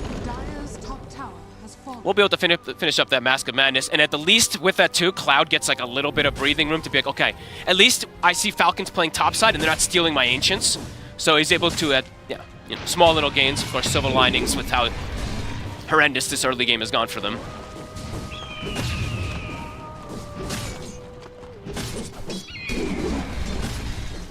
Let's see what Falcons want to take next. World is their oyster. Tier 1's all gone. Play Mal for Amar, so next time round, if they do go on in a similar fashion, it's highly likely that, I mean, especially with the difference and just how far behind they are, they'll kill themselves pretty quickly on the blade mail damage. They're going to have to be careful about how they try and tackle this Kunkka. I actually feel like they don't really have damage without Eclipse. I think that's by far their only way to really kill people at this point. And if they don't get the full burst onto him like pre-Braum or pre-Boat, he probably just lives. Or gets Snowball saves and Snake. He's pretty much always there to get those type of saves. And yeah, there's that Maelstrom. So Tread's Maelstrom with 2 wands and a bunch of stat items. Maybe not the absolute fastest, but yeah, might not be the fastest Maelstrom, because we've definitely seen some rushed. But indeed, if you take into account his full inventory, definitely one of the higher GPMs we've had on a sniper at 12 minutes in. They're looking to make a move on Amar, but he's so tanky, and it's on Munkushi instead. It's the boat connection. All right, off the mark. And Munkushi should have the chance to run from this. Off to the side, Respect's going to get shot down very quickly by Malorine. Amar is still chasing. Yes, Munkushi should be fine. He has enough backup to get underneath the safety of the tier 2 tower, so we'll be able to continue farming. Falcons bring in the entire squad. Crit now at this point has surpassed the mid laner, poor Chira Jr. Just trying to get the farm up with the Primal Springs, but yeah, he's starting to get surpassed by these supports as well. Just can't make any type of move successful. Just feels like if he jumps in, he's just gonna die or potentially set up for a disastrous move. They just have to try to get farm on this Munkushi, on this Luna. But Falcons not really giving them much breathing room. 4 heroes playing inside the enemy jungle.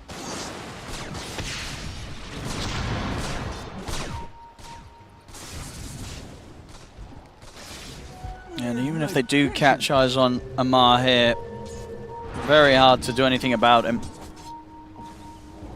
They have a ward on Malorine right now.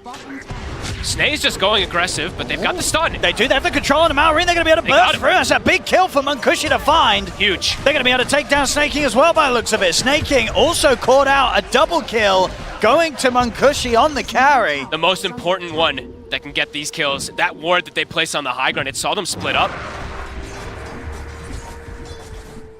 Yeah, quite a bit of something there. I mean, he needs. I give him every single kill at this point. Like it is essentially. It's pretty much a full 4 protect 1 at this point. So, all about Munkushi. Oh, they want the 14-minute Wisdom Rune, Falcons,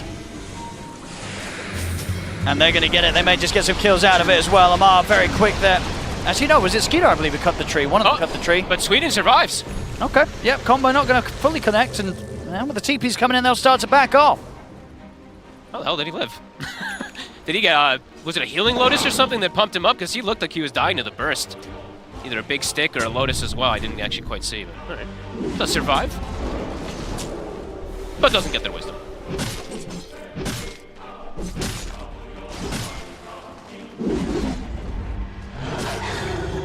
And 1W.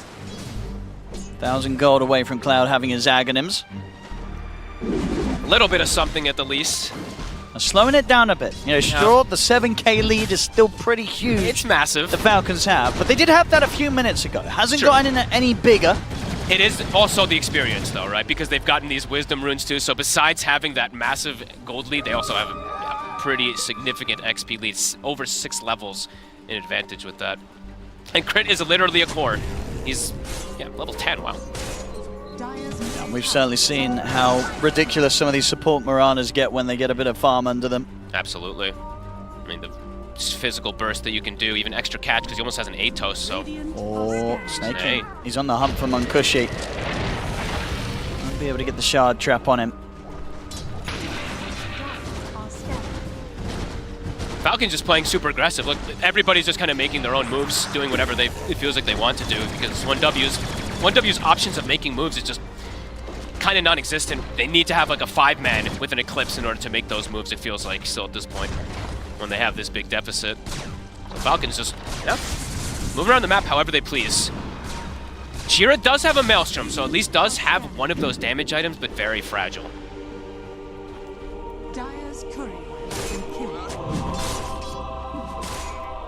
Now even starting to deny a bit of these Ancients away, so more gold being lost. The 1W can't quite contest right now. But that Aghanim is for the Beastmaster. It is about to be finished, so could be a time for them maybe to group up and look for one of these kind of 5-man fights, but still could be problematic because you're playing into this boat and this, of course, 9,000 gold lead. Yeah, I mean, we did see some good fights around the Ags timing last game, and Cloud was able to pick that up.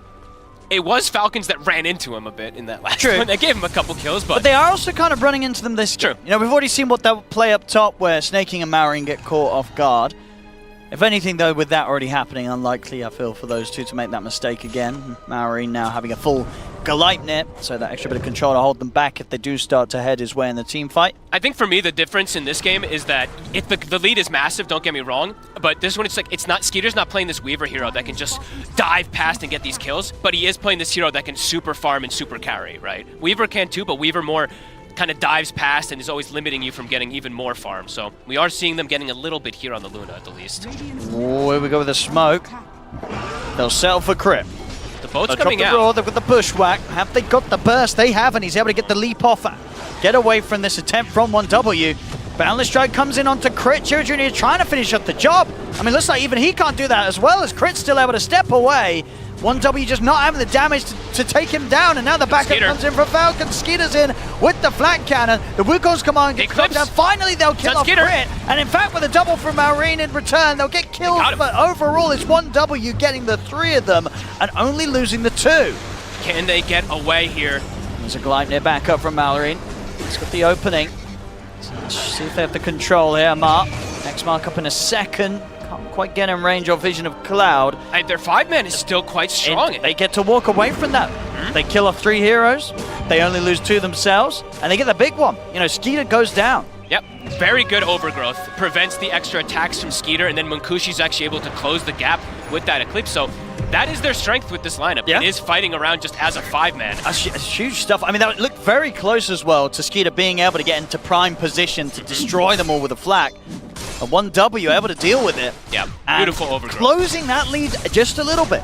It's starting to fall a little bit. Not by much, still around that 7k. But again, they're holding on and making sure, as you can see, that things are starting to flatline a bit. Just a little bit. If they can get this type of, I mean, if they can do their ulti synergy in a really good manner, then you can definitely see possibilities. If they can keep Munkushi alive as long as possible, he now has pretty much the same net worth as those other cores, so have to time this overgrowth pretty much with the flat cannon. They're going to go straight for a mark. They remember the burst. Drinky Buddies from Snakey pushes him out to the side. He's going to get the turn straight away to burst Jira Jr. down. Lemon Jira Jr. is still alive. He'll get the Jigu Mastery up. Can he survive with his life steal? He's still alive finally. The arrow gets him, but again, Falcons, they lost 2 heroes for that. 1W. making these moves happen. They really are. He has sacrificed himself at least there a bit, but he survived so long. He really did. He nearly survived completely. I mean, it's lucky for Falcons that Crit had that arrow coming in to finish off the job. I mean, respect. He's going to get spotted. Can he set anything up here for Munkushi? He can't. Gets shredded too quickly there by Crit and Skeeter. Did they have I guess they have a sentry on the south side. He didn't expect that one just below, so only about 20 seconds left on it, but it does end up getting the catch there. And now Cloud shows himself bottom. Shrapnel's there with the setup. Marin's got a lot of damage for this. Crit's in as well. I don't know if there's any way he can dance out of this. Nice Hawk. Okay, the Hawk did block the arrow. Doesn't matter. They still get the kill. Falcons able to take down Cloud. As soon as they start splitting up, I mean, it's difficult to always be like a 5-man unit. You know, you never really want to do that either, but 1W has to be cautious when they do split up. When they're 5, they're strong. When they're not, they're quite weak. And that 7k deficit still continuing to show. As Roche, probably on the menu, I'd say, here for Falcons, switching down toward bottom. Amar. See if he can catch Sweden Strong. TP's at the ready if Sweden Strong wants to juke and go for a TP with the Torrent already used. There's no further chance for Amar to go hunting into the trees, so Sweden Strong escapes, but space is there. Roshan is claimed. Aegis going to be going into the hands of Skeeter. And Skeeter now does have the full Aghanims. So before that last fight, he just kind of had components and everything. Now he's got it finished up. So damage has accelerated massively for him too, on top of Solar Flare and all these drinking buddies and stuff too. Here comes the push. Yep. Falcons feeling strong with the Aegis. And it still is really, it's mostly just this Luna who is farmed. As a 5-man, as we said, 1W, they can maybe take some of these fights. It's still complicated, but It's just that rough time as well, 21 minutes, the Wisdom Rune's going to spawn, they should be able to grab that, and if they want to with this tier 2 taken, could consider going for the Tormentor. See how strong that they feel that they are, or how safe they want to play. Looks like they're going to start pulling back. Same time, 1W able to move over to Falcon's side of the map, claim their Wisdom. I'm going to be clicking on Skeeter quite a lot just to see the overwhelming damage now at this point. Because looking with Drinking Buddies, it's 270. With a full Solar Flare, it's going to be doing well over 300 damage. That's flacking out as well, and it comes fast because of the Solar Flare attack speed too. So I guess it's what, all pretty much on the overgrowth. The overgrowth or the roar. Something's got to be thrown down onto this gyro. If Skeeter's able to hit in the team fights, there's going to be a lot of pain and suffering for 1W. Yeah, everybody will be shredded, so they have to. I mean, how far are they from Blink? I mean, very far still for Respect, but he can sneak in invisible to try to get some of these stops for it, but Sweden Strong. This time they'll find him. Another kill for Mallory, 10-1 and 2 on the sniper. Over towards the top, 1W may have lost their Tormentor to Falcons, but in return 1W will be able to take Falcons Tormentor away from them. That's pretty nice. At least get something out of the map, because you can't actually go back toward your side at the moment here. And how's Munkushi's farm for the BKB looking? He's got it done. It's good, yeah. His farm, you can see, staying level really with the cause of Falcons.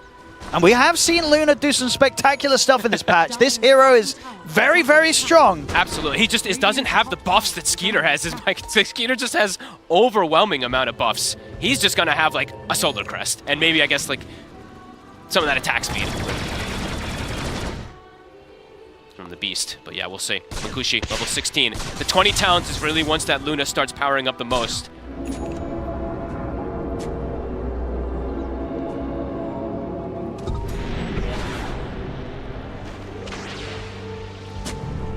Two and a half minutes left to play with the Aegis on Skeeter. I think the Falcons will at the least look for the tier 2 top, try and clean out the last remaining outer tower that 1W have standing. Hurricane Pike for Skeeter as well, so it's going to be even easier for him to get into position in these fights to get the damage done with the flat cannon. As you say, it's going to be heavy pressure on 1W to find some sort of way to lock down this gyro. It's Cloud or Respect, right? It's got to be one of these two. You either have to roar him or root him, isolate him somehow, do not let him get these flak hits off. Absolutely. But he's not the only one who's doing damage either. We have to remember Malrine is a very big... It's true. As well. It's true. Oh, Amar! They're going to deep. find him. They catch him with the roar. He's going to get pulled to the side with the Trinket Buddies into the snowball. There's going to be bailout here, front snaking. Wukong's command has got laid down. Have they got the damage to take these two out yet? Caught in the Wukong's, they're falling down low. But Skeeter's doing damage. Go down first. Skeeter indeed bringing in the damage alongside Malrine. Double kill for Skeeter. Malrine's able to take down the kills. Sweden Strong also likely to fall as the Squirrel desperately tries to retreat. The Torrent won't catch him, but the Starstorm, it will. The right click's coming through from Skeeter's final hits. He picks up the triple, and Falcons get the team wipe. I think I got baited so hard. Amari just like giving them, he's like, please go on me. Snaking comes in. We've seen him do amazing things on his Tusk, on his Oracle. Save comes in. I think they even use Root on these two heroes as well. So Skeeter just comes in and really just crushes them from above. Oh, there we go. And up to the high ground now with the team wipe into their hands here, Falcons. I believe we're also going to be able to listen in to see what Falcons had to say in the comms during that last bit of action.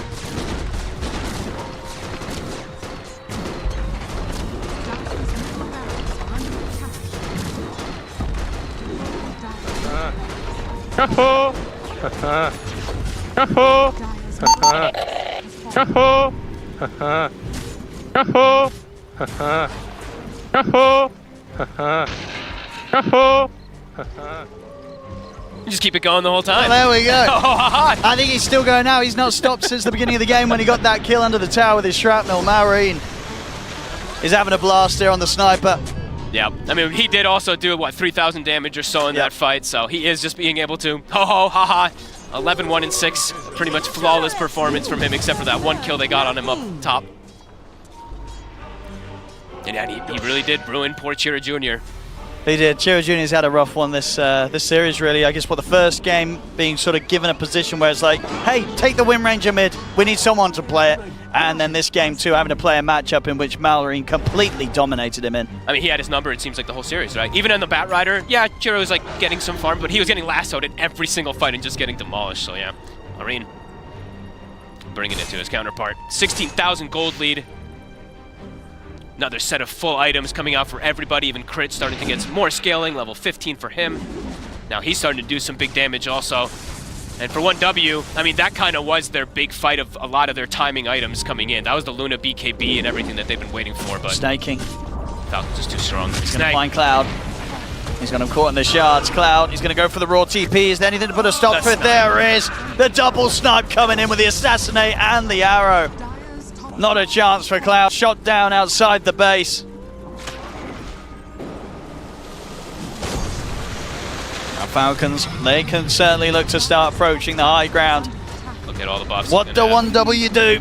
They're out on the map right now. They're going to have to get back if they want to put a stop to these racks going down. But these type of, I mean, we've seen these a lot. If you're not immediately wrapping, the teams usually know you're going to go for this type of wrap play. So let's see if Falcons does expect it. Because nobody's shown inside the base, so they're probably, are they going to flank on us? Let's have a look. Let's I mean, see. Chiro Jr., he's got that BKB, can stand his ground for a little bit. If he gets the Wukong's command out, still it's going to be an overwhelming amount of physical damage coming through. Okay. Look at how much they're flanking around. If they find Marine sees him. That's going to be pretty big if they can start the fight on towards the sniper. They will. They'll drop down the ward. They'll try to get the Wukong's, but his tree is being cut. Chiro Jr. tries for the setup, but it gets caught as the tree gets cut down. He'll get the BKB off, but he's taken out. They surround Munkushi. Munkushi trying to stand his ground against the four of them, but the damage is too much. Munkushi falls. They'll look over towards Sweden Strong as a missile heads his way to bring down the hood. And the arrow! It connects again. Crit, he just don't miss. As Cloud's been found, they're running out of buybacks. Respect, trying to get back into the action here with Sweden Strong, but none of the cores have buyback available. Well, they got the one. They got Marine. Problem is, there's a whole lot of heavy hitters on this squad. They get brought down, and they have to use buybacks, and the towers are falling. The final racks. Falcons. Making it look pretty easy They this time certainly around. are. Game one was pretty one-sided, but game two, Falcons, they stepped it up. Oh, yeah. And this is sort of the level of win that you expect from this squad. Getting this sniper mid really did feel like the beginning of that nail in the coffin, and after that first 4 minutes or so, Marine just put too much pressure. That's it. That's the Megas. Up against the Mega Creeps, 1W. Of course, they'll play on. This is the lower bracket. They lose this, they're going home. 2%. I mean, Munkushi tells them, push the throne. This is the classic And that's EU true, that's the strat Go using end. pubs. Go end. We're AFK. Crapper. Amar, no. He knows. He's seen this before, the end mid. But they've got a ward in the base. They see everybody on 1W. They might just jump him anyway. Here we go. Skeeter, it's straight in. They get the connection on towards Cloud. He's gone. Respect shot down. by Maureen, and into the base they go once more. Falcons chasing down Sweden Strong. He's into the trees. The cooldown, it's coming for him though, as he gets pushed back by the tidal wave into the cooldown.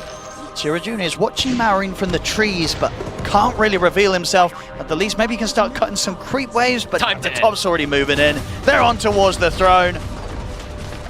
As Falcons take the tier 4s onto the Ancient. 1W, they'll have one more fight here with the two of them. Shira Jr. is in with the BKB, does get the Wukong's command off. Munkushi steps up, and Shira Jr. gets shot down by Maureen. Munkushi's out. GG, well played is called. Falcons, they'll be moving on in the lower bracket here, taking the series 2-0, knocking 1W out. Just a tough matchup, really, in particular. You could tell Falcons just a skill level ahead of 1W, really, today. In these lanes, in the draft, and just across the board with the way that they played. Just super confident, super aggressive, and yeah, it's sad. Sad for 1W, of course. You know, we've seen them kind of growing and everything, but this was one of the hardest matchups you can get put in. Oh, it was. This is a terrifying team to run into in the lower bracket, especially when they've got the level of preparation that they showed off today here. Just completely thwarting any sort of thing, any plan that 1W tried to put together from the drafting phase onwards against them. Falcons, they'll be moving on 2-0 here, knocking 1W out. Thank you very much, ODPixel and Fogged, and congratulations to Falcons to making it to the Royal Arena and securing top 8 with that series. We're going to break it all down here. Tigov, this game, we already knew it was going to be hard. We painted one potential road where 1W could do it, but it would have been a very difficult one. Yeah, no, they pretty much lost all their lanes, right? You got the gyrocopter just pushed out the Beastmaster, then you had Sniper slaughter the mid lane, and not only that, when you see the Monkey King rotate to top, and then Maureen follows him, gets a triple kill, Amar lives on a sliver of HP, able to run it off, even do a little bit of ult chat, like that was the kind of the beginning of the end. And yeah, this is where it's like, now with this deep into the Road of International, the International's so close, like teams need to be a little bit kind of smarter with how they approach drafts, because the top teams, the tier 1 teams, they'll find ways to exploit the current meta, and that's exactly what Falcons did here. You know, the bat pick in the previous game, the gyrocopter pick in this game, with the sniper as well. Like, you cannot be so, you know, static like 1W was. And yeah, Falcons, incredible stuff, now progressing through the lower bracket. Yeah, Falcons just brought two simple solutions to the Monkey King that 1W just brought out in very early on in the draft. They had that Bat Rider flex in game 1. In this game, they had this pocket pick mid sniper, which is funny to say about sniper because we've seen him a lot, but for Falcons, it does feel out of pocket. And because of this sniper pick, Monkey King never really could get off to the start. T mentioned the rotation that Maureen matched on Shira Jr. top. That really was where they lost the game, honestly, because Monkey King needed to get whatever you could out of the map early on, and matching a rotation there, following him to the mid lane, with the two supports of Falcons, killing him again, only getting the return kill on Tusk. All of these things made it so that if Shira Jr. were to come back into the game, it would be off of throws. And that's what we saw. Falcon did, you know, die alone a few times, 2 heroes playing versus 4, playing without vision, but even that wasn't enough to stop the tempo of the Skeeter Gyro. Well, nothing went wrong for them. Like, this is one of those snowbally ones where your XP 7 minutes in gets stolen, everybody is on your side of the map, post 5 minutes, mid lane, unplayable matchup, not much more to say about it, especially since the addition of the facet for the sniper with the scatter shot, where you deal insane amount of damage over 1 second. You just don't have ways to play the game. We saw that rotation, getting a triple kill, very difficult to come back. They had some okay mid-game-ish fights, but they were so far ahead, and we've been theory crafting how to deal damage, how to deal as much damage as possible in shortest period of time. Gyro with the Tusk, with the Flak Cannon. Look at his neutral item. I believe that's Paladin Sword, but he did have the, you know, the splashy one, the tier 2 neutral one, where you're actually attacking more targets. Solar Flare on top of that. Your Flak Cannon, it goes out in a matter of seconds with that Solar Flare as well. Throwing Solar Crest, he had so many buffs, and big smiles from Skeeter for a good reason. Yep, he loves his Gyro. I mean, this is one of the heroes that Falcons played even when other teams didn't want to. They did the same thing here at TI. This is the second Gyro pick and the first win, so hats off to them for that. But this game overall, it felt like Falcons were never really in danger of losing, because even the fights, even the deaths that they gave away, they were just foolish fights, right? There was this one time where Sniper plus Tusk think they can fight on no vision, you know, 4 heroes from 1W rotate and kill them. Another fight, the one that looked good for 1W, was also just because Sniper wasn't there. Like, all of these fights didn't make it look back and forthy, it just kind of called for Falcons to finally group up, finally get that Aegis, and just play together to finish it. Yeah, and they did it, and it was the overall last big sniper that definitely helped them do that. And with mention of Melreen, why not hear some words from Melreen himself? Shiva, yes, indeed. I am here with Melreen, and we're going to have a chat about that series. I mean, firstly, looked very convincing, looked very, very strong. How did you find it to play? I feel like we just have the conversation about our losing in the previous series, and we just came up with some ideas. And now we're gonna look at the Dota right now, so we just realized it in the next matches, and we'll see in the next matches too against Bad Boom. Already looking forward then. Well, did just want to talk about the series a little bit. I mean, it like you guys were having a lot of fun, you know, a lot of old chat, a lot of banter, you know. One way, is this a team which you kind of joke around with a lot in scrims and such? Personally, I was not even chatting. I was like spamming the voice lines that it doesn't even count, you know. But probably was Amara only one who was spamming some chat wheels, like spamming in the chat. And I don't think he has some beefs. He's just making the fun for the community. So we don't have the beefs. We're just having fun. Awesome. I mean, it certainly looked like you guys were having a great time there. When you picked the sniper, were you kind of expecting the game to go this way?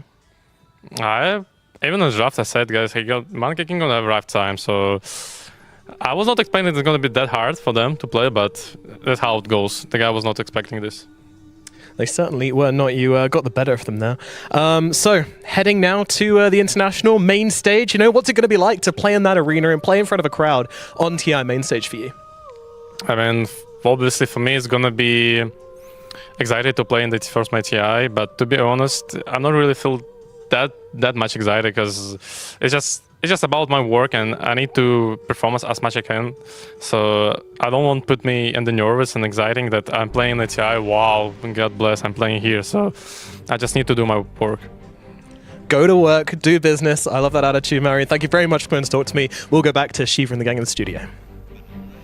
I think that's a very good attitude to have, Lacoste, to make sure, you know, eyes on the prize, don't get distracted, just play well. Yeah, focusing on the right thing in the back of your head, it's probably going to be there, but, you know, anxiety performance can pretty much kick in anytime. And Melreen, I would say he had some when he first came into the scene, but he shook it off almost immediately. And this guy, he feels fully ready to show what he's made of. His first TI, he's been dominating this year pretty much throughout the whole year. And it's always love to see him play because this guy's very young and he has like 5-6 heroes that are level 30 and always plays extremely well.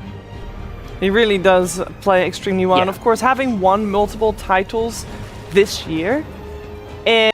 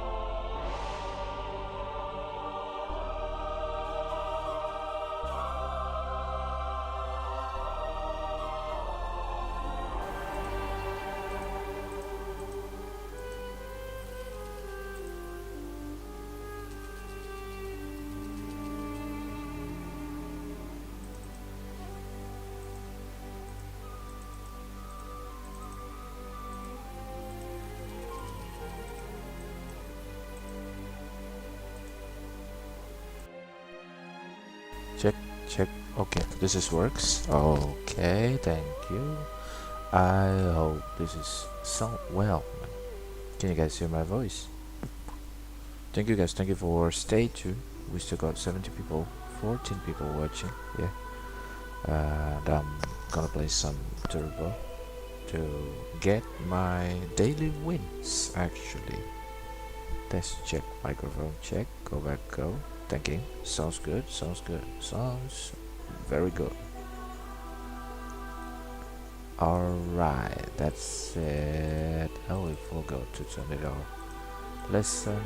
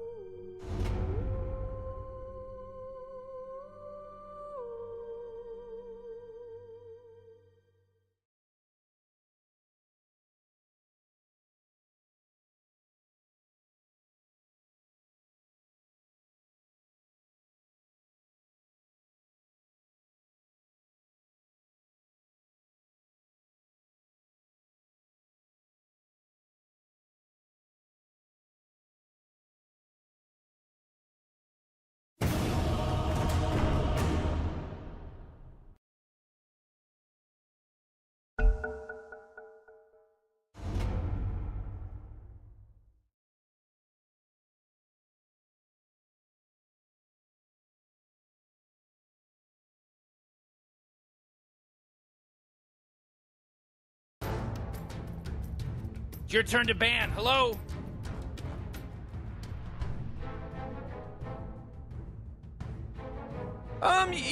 You better pick your hero. 5 seconds.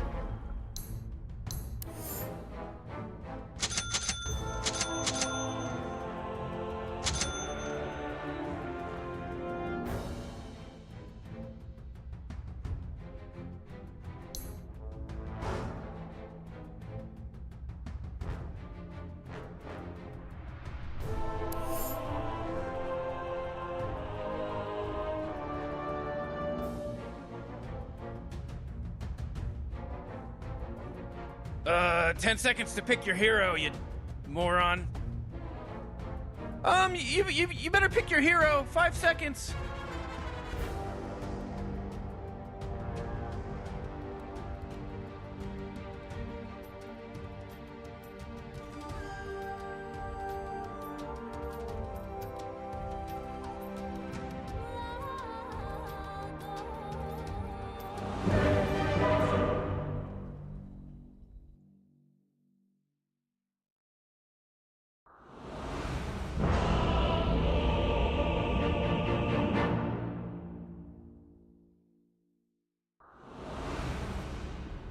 Slog.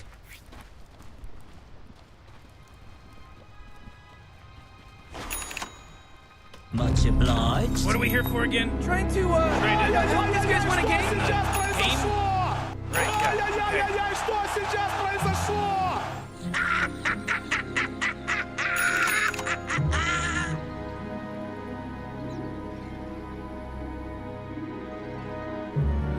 Whew, 30 seconds until this place goes ham.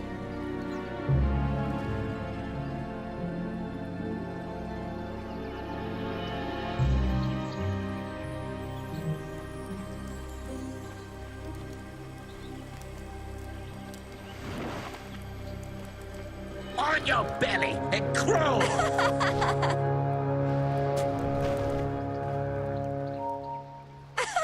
Who's that blowing the horn? Can somebody stop blowing that horn? Stay out of my way.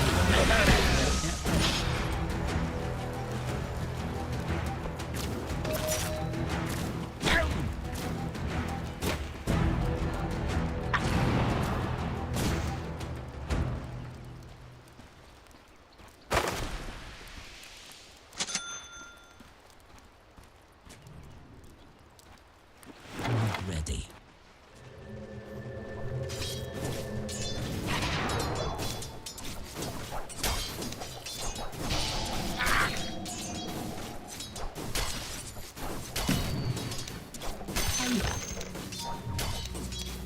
This is the very definition of first blood. Is cut.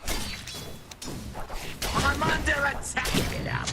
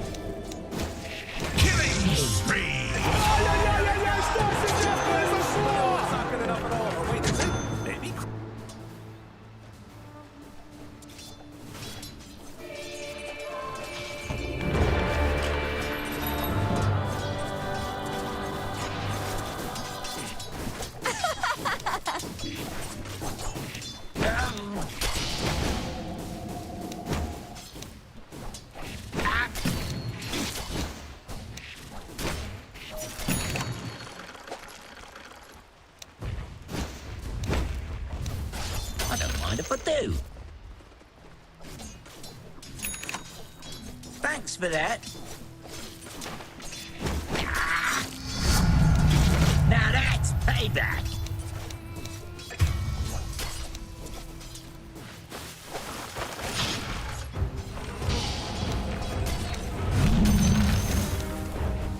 I'm burning up.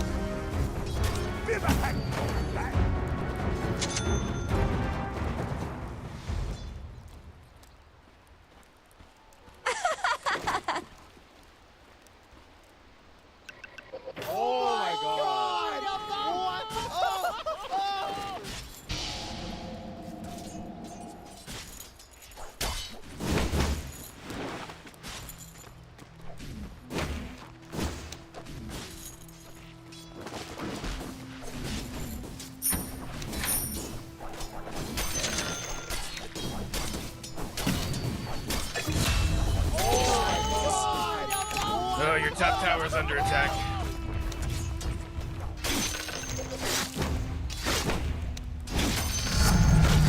Oh, this is going swimmingly.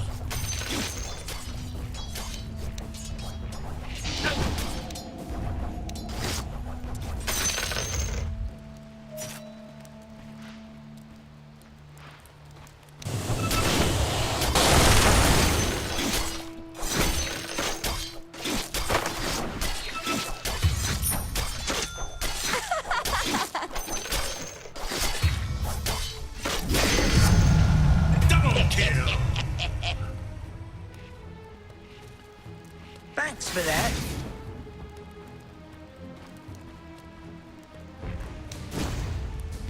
All right.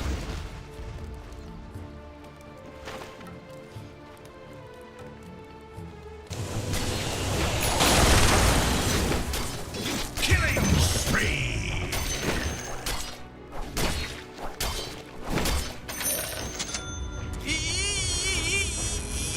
get serious. Top tower's under attack. This'll come in handy.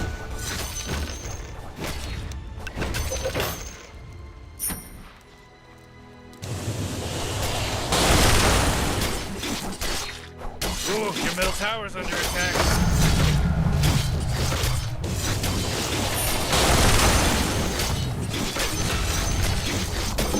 Oh boy, your middle tower just really took a big crap. Morty, you're not gonna like this. Top tower's under attack. Oh, sheesh. Oh, jeez, your middle tower's under attack. Ooh, oh, not good. Oh, jeez, middle tower's under attack.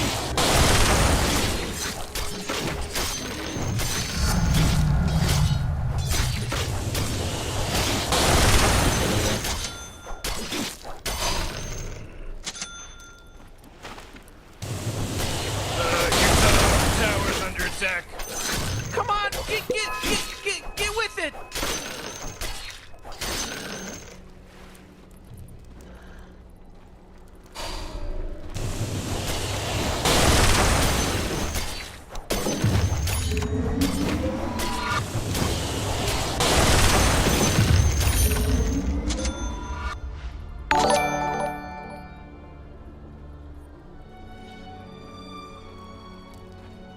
Much obliged.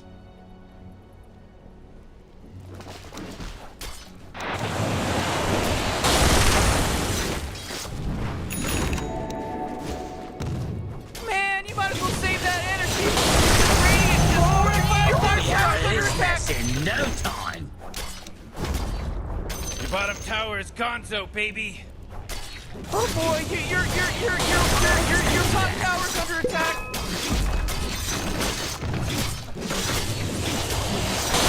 Oh jeez, your top tower's under attack. Oh man. Oh, your top tower's obliterated. Way to go. I can't believe how close that got.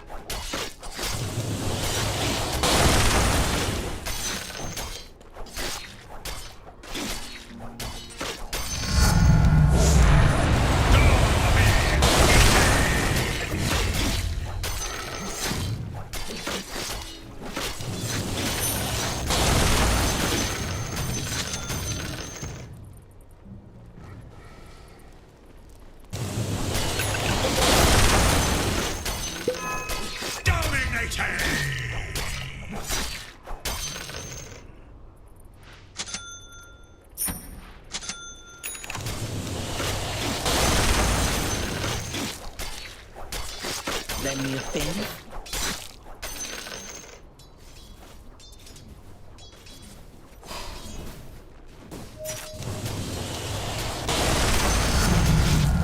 Come on, Chivy's nice and Flashlight! Mega kill! Mega kill!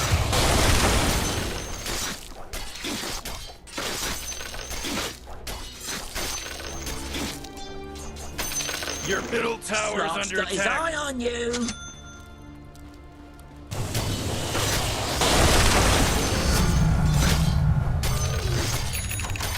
Oh come on, the middle tower's under attack.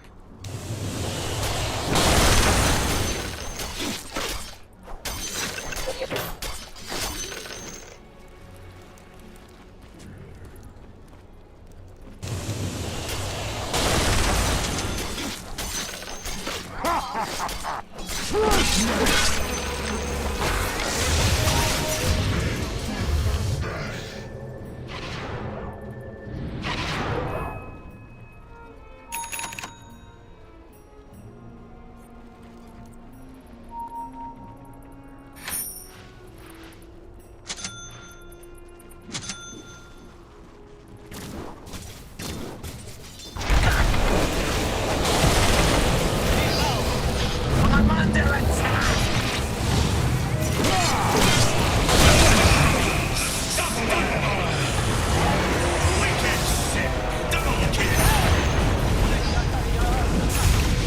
Oh, middle tower's under attack. You know, Morty, it sometimes feels like they don't even care. Oh, Dire, you gotta fortify them, their structures. Good work.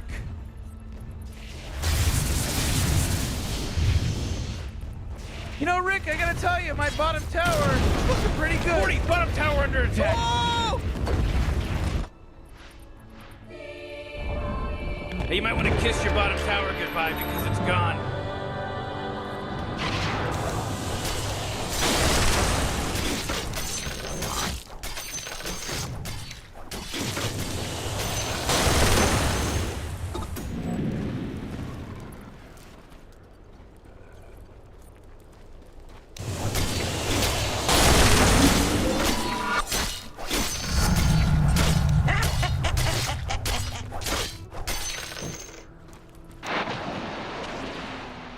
I'll take this one. Ah, fresh meat. This is the real deal.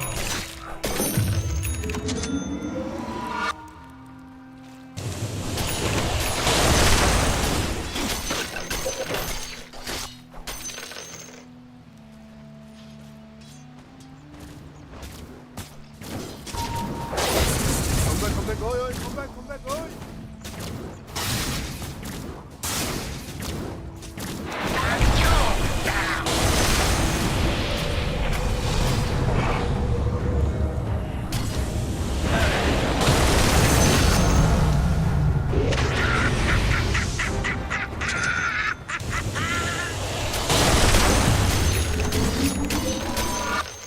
Morty, middle tower. I'm gonna look at it. Middle tower's under attack! Oh man, your middle tower just got destroyed.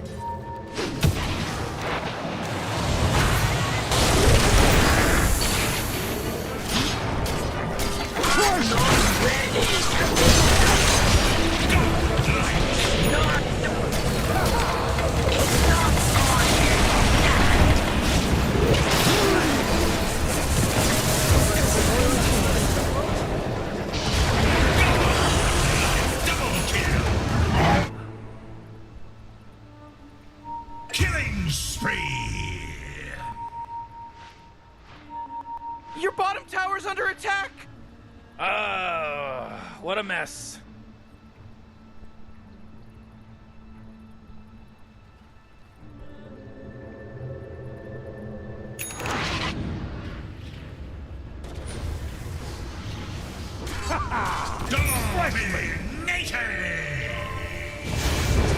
Your middle tower's under attack. Fishing is still better Looks than like the dire best. structures are fortified.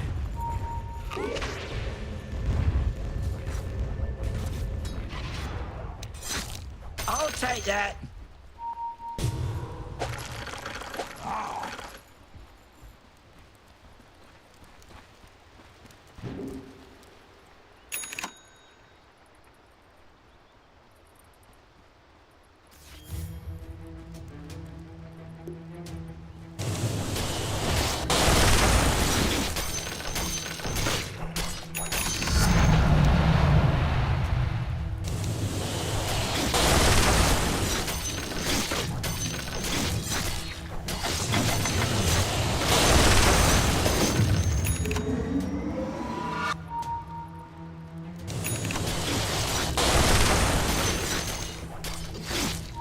Oh jeez, Rick, the top tower's getting hit.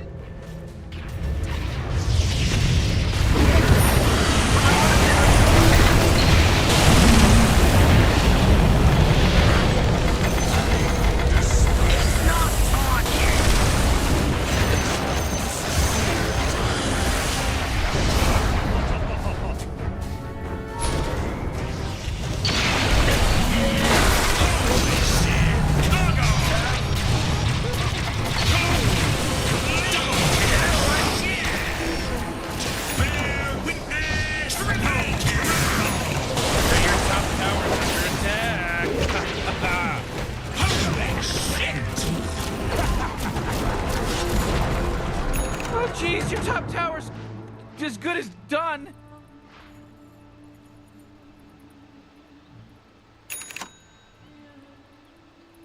Morty, you're not gonna like this. The top tower's under attack. Oh, sheesh! Your top tower's under attack. Top tower just got shattered. Whoever that was, you're gonna end up in low priority, punk. down, Morty. Calm down. Your top barracks? Yeah, they're gone now.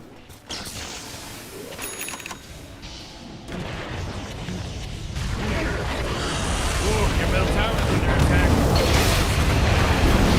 That force field leads me to believe that Dire fortified their structure.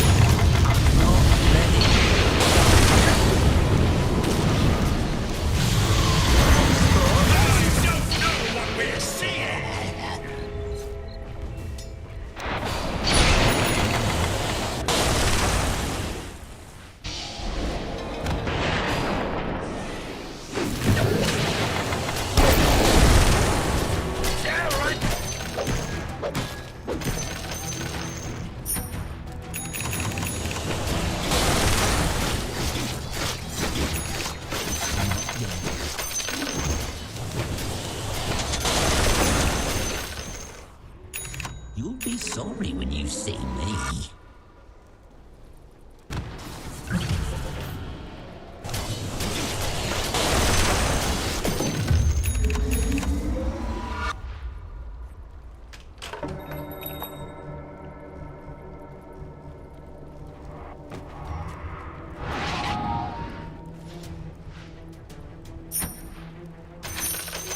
I'll take that.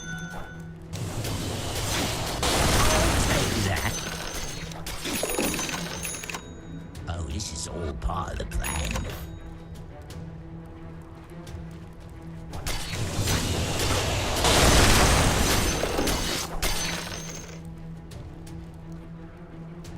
Slark's got his eye on you.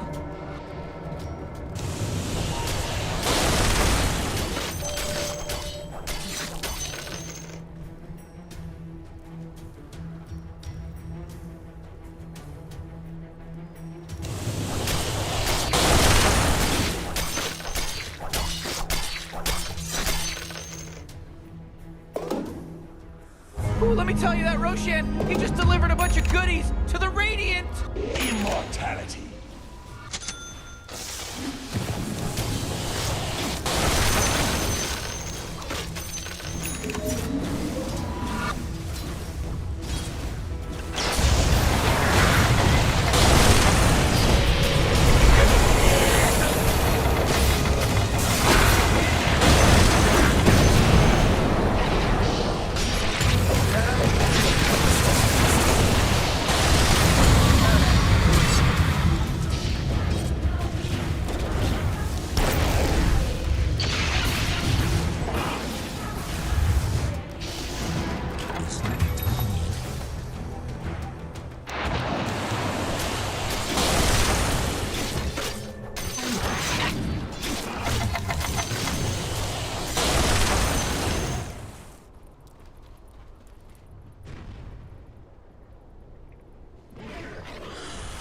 Oh, yeah, your bottom tower's under attack. Hey, Morty, guess what's not there? The bottom tower.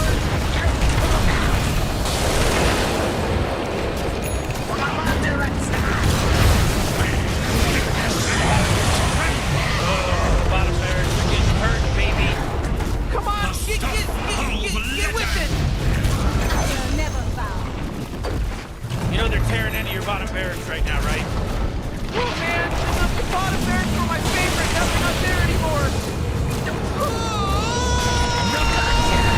Let's try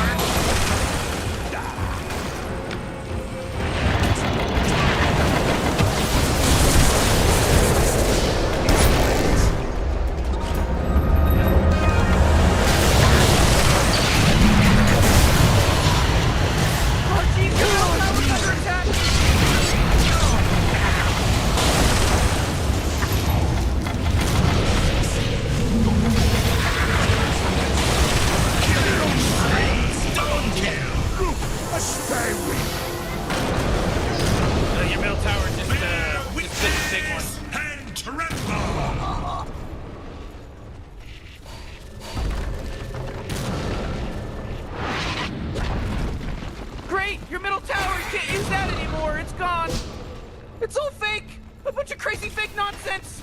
Hey, geez, why don't you start taking things seriously? You know.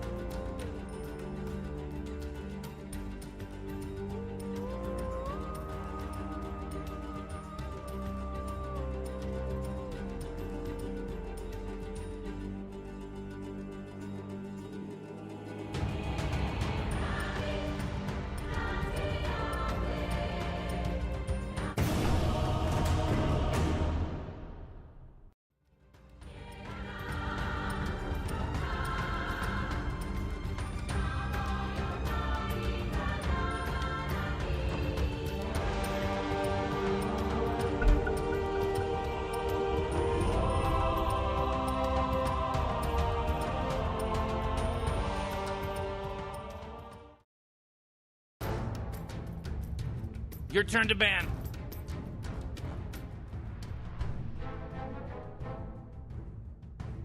Five seconds, Morty. It'll be fine.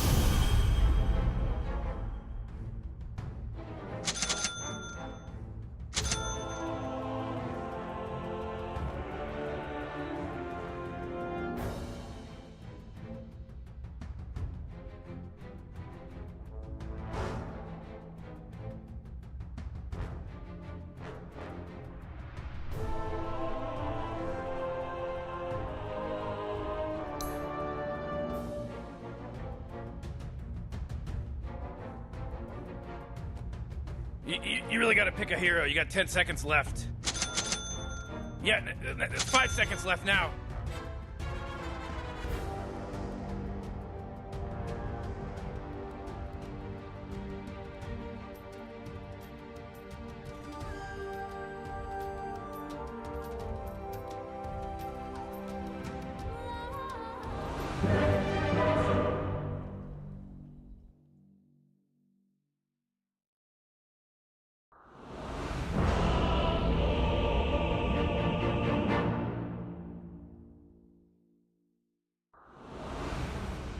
Juggernaut.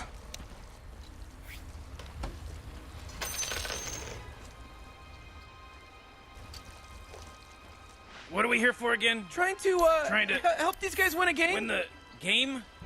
Right, yeah, okay.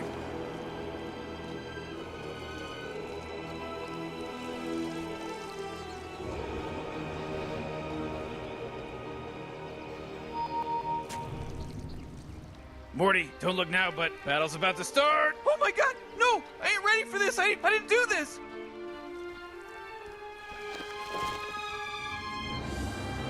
This much time.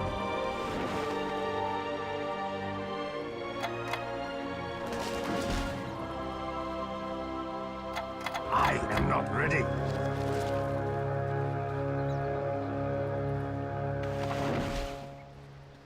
All right, now it's on, baby. Oh, jeez! Time is upon us.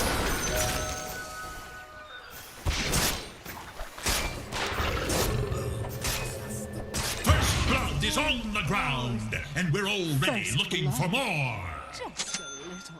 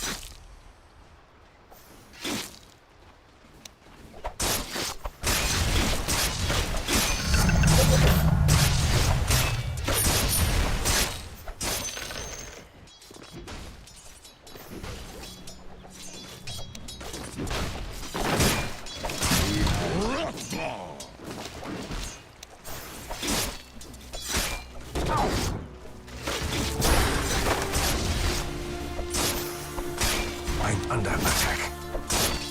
Just missing.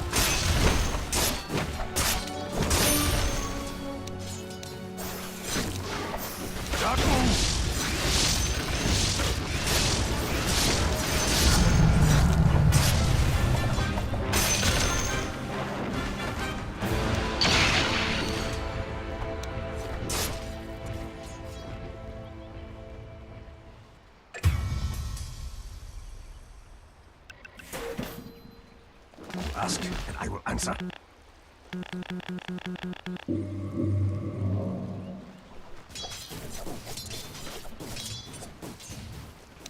Oh, Chief, middle tower's under attack! No less than I can.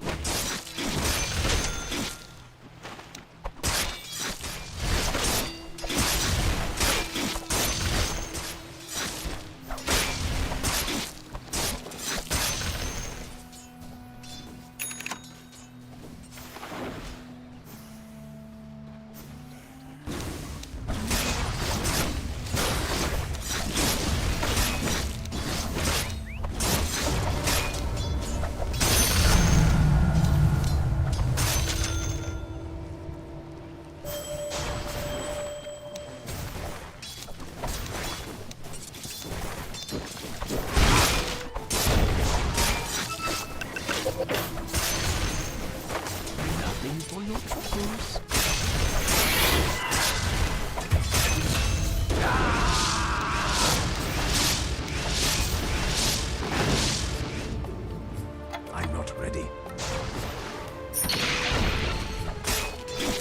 Double kill!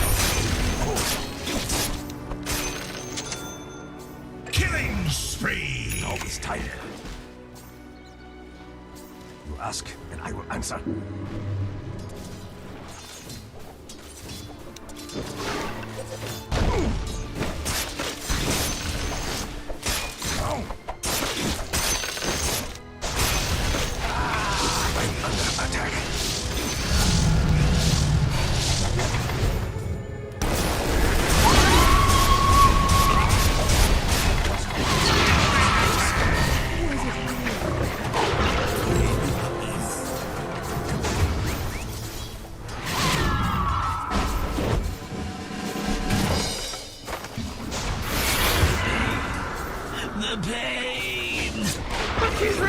top tower's getting hit!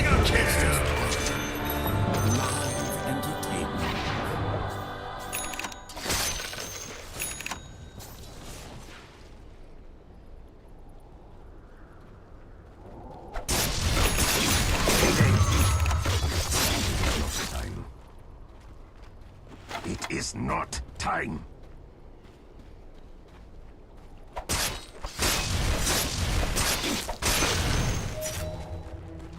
Now! Your bottom tower's under attack!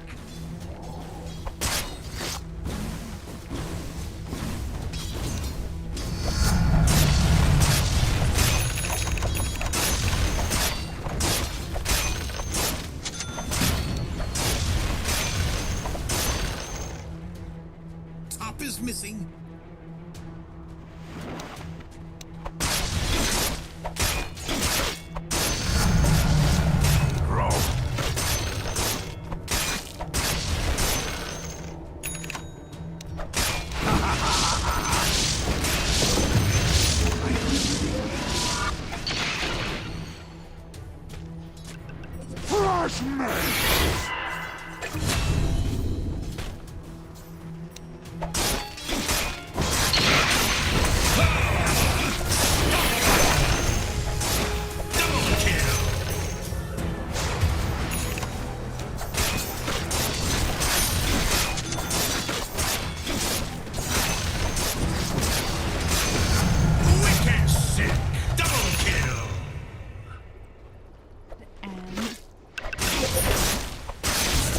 Oh, your top tower's under attack.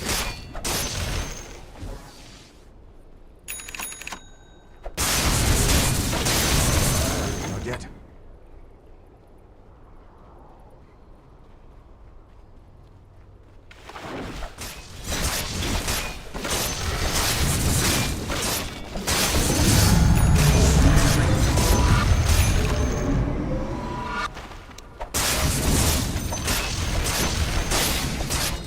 Not yet.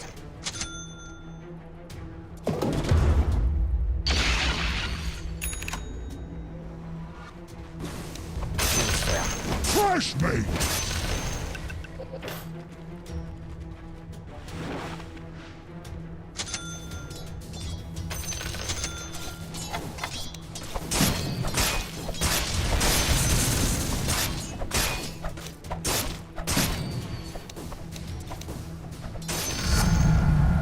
Fruits of the So your top tower's under attack.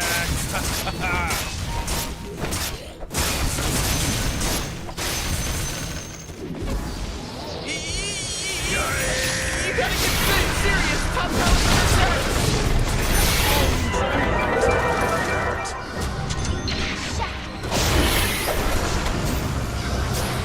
I gotta tell you, my bottom tower's pretty good. Crush me! Oh, your bottom tower's under attack! That's stupidity.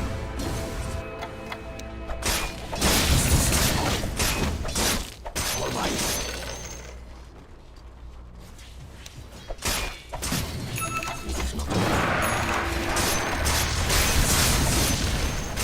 Now is time. Now is time. Not yet.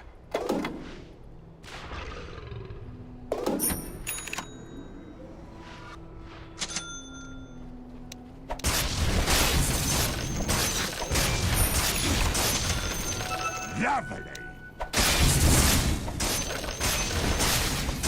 I'm not ready. Oh, middle tower's under attack. Bottom is missing.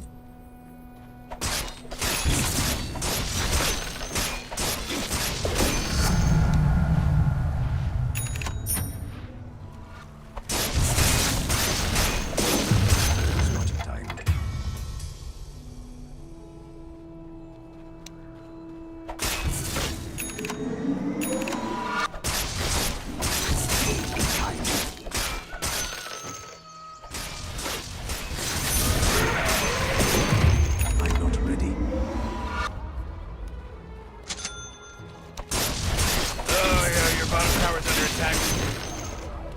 bottom tower is gonzo, baby.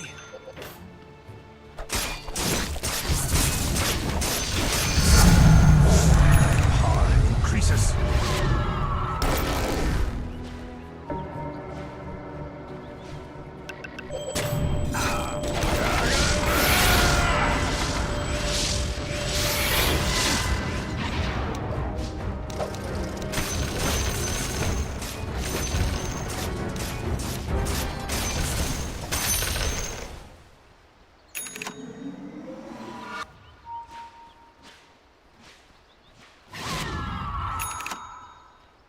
Ask, and I will answer now. Morty, middle tower. I'm gonna look at it.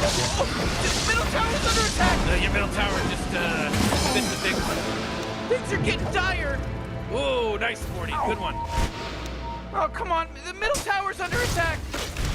Radiant's just fortified their structures! You know what I'm talking about? It is not time.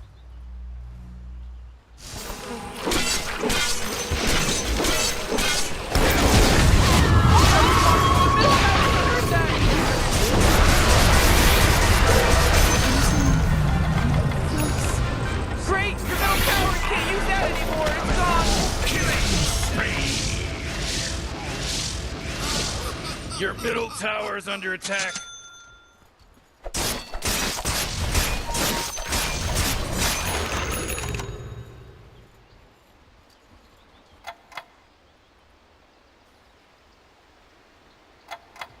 Not yet.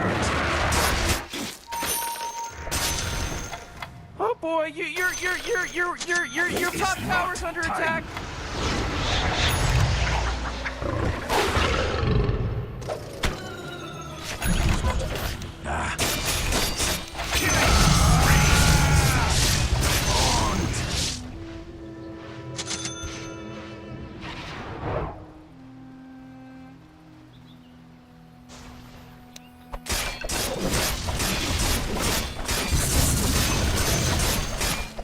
Practice becomes strength.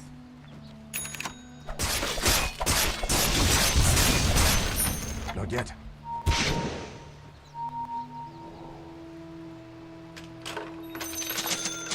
It is not time.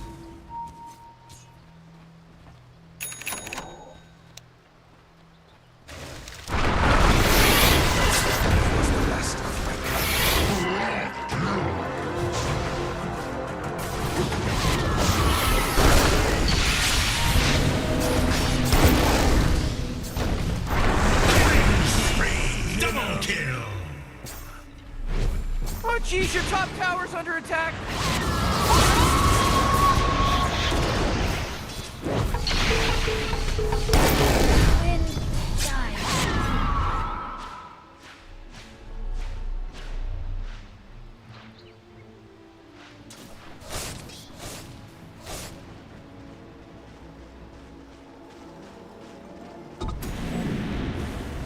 Your top tower's under attack. Oh man, what? Get up on out of here, cause Radiant just fortified their structures! Oh. I loved it.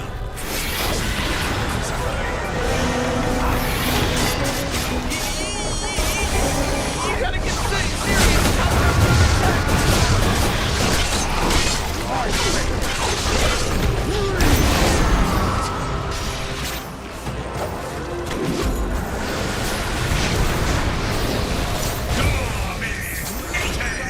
Mega kill. Double kill. An exquisite toxin.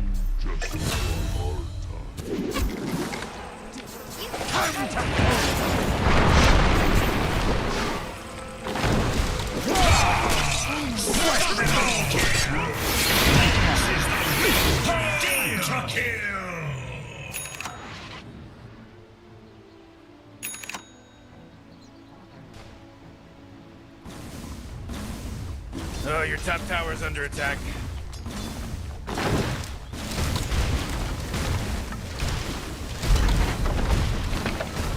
Oh jeez, Rick!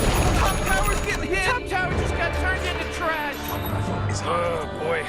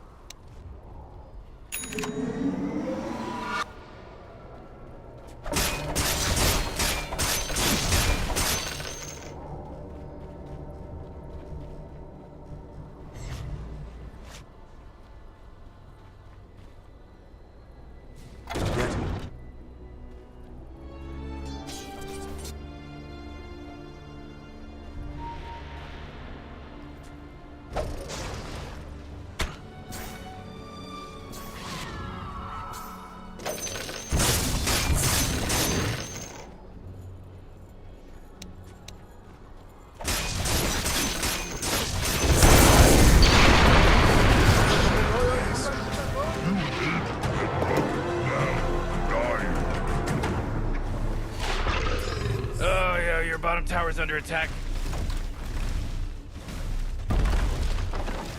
You know, Rick, I gotta tell you, my bottom You might tower want to kiss your is bottom looking tower pretty good. goodbye because Bottom it's tower gone. under attack. Oh! Snack 2.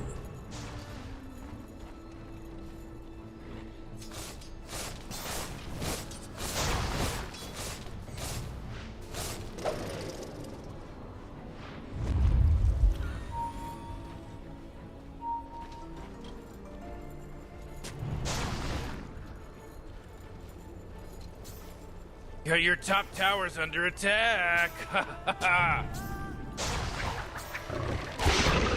a lash.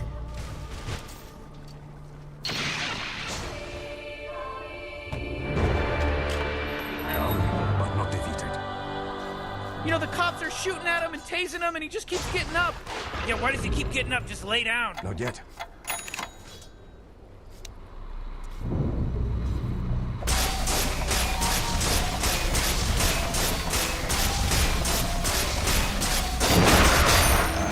I had such plans. Bro, I'm not ready.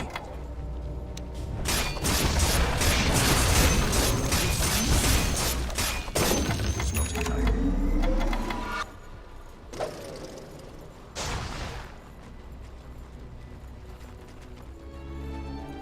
Not yet. Now is time. Ask and I will answer.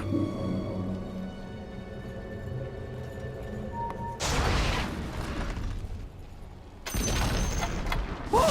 The enemy's top tower has fallen! Well, that's what I call teamwork.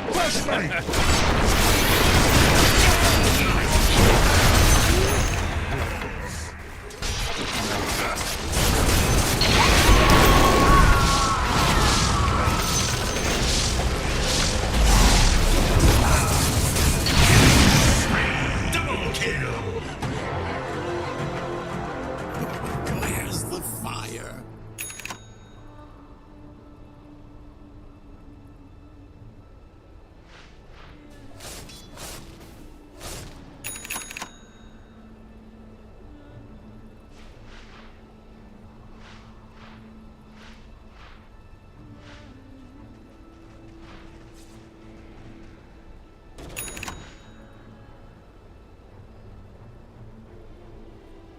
Morty, you're not gonna like this. The top tower is under attack. Oh, sheesh! Man, you might as well save that energy because Radiant just Fortified.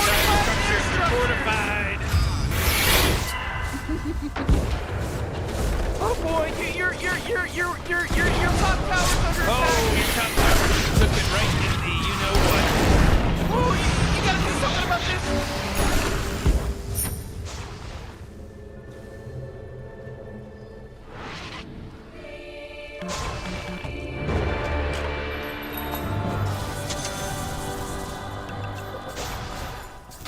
I'm not ready.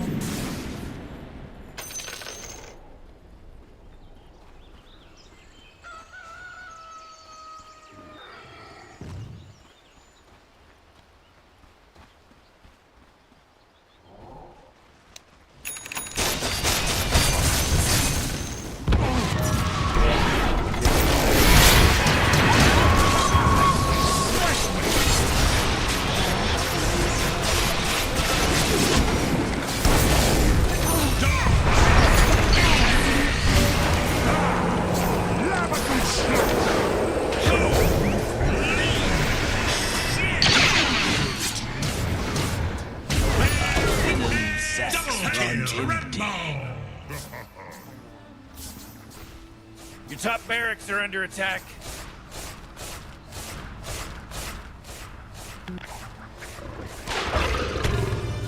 Watch out, your top barracks are getting hit.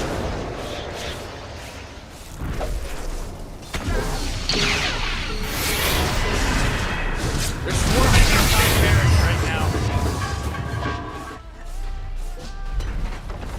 Well, you don't have any top barracks anymore. Ooh, they took out the enemy's middle tower. Oh, your top barracks? Yeah, they're gone now.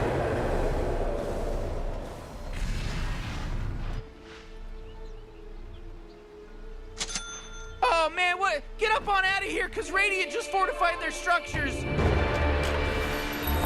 your middle tower's under attack.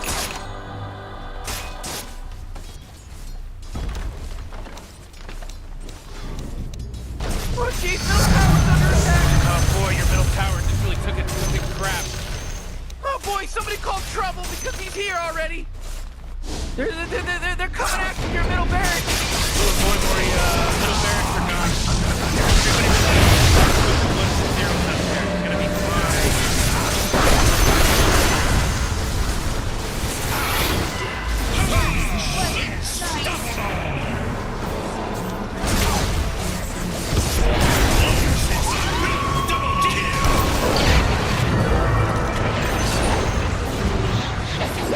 They're fighting against your middle barracks right now.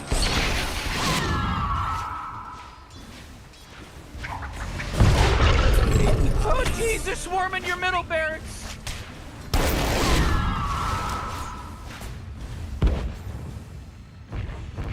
Oh jeez, your middle tower's under attack. Ooh, oh, not good. Ooh, your middle barracks just got wiped off the face of the map. Oh, middle tower's under attack.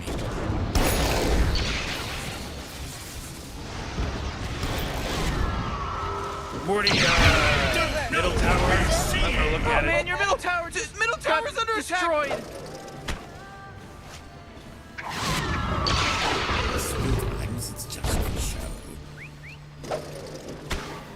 Your middle tower's under attack.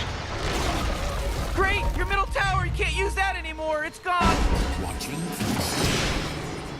Hey, dummy, your ancient's under attack.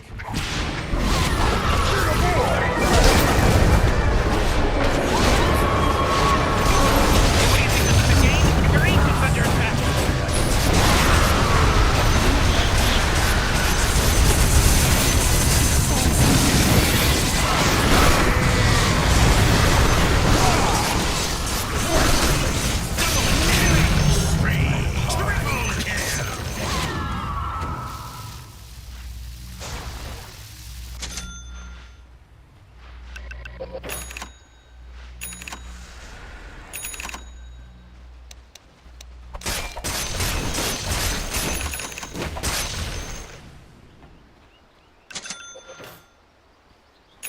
Bottom is missing.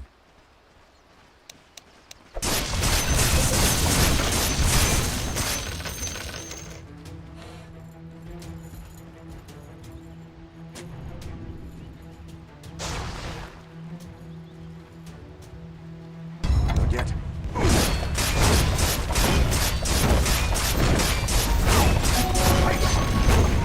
Oh, the enemy's middle tower's gone. Serves them right.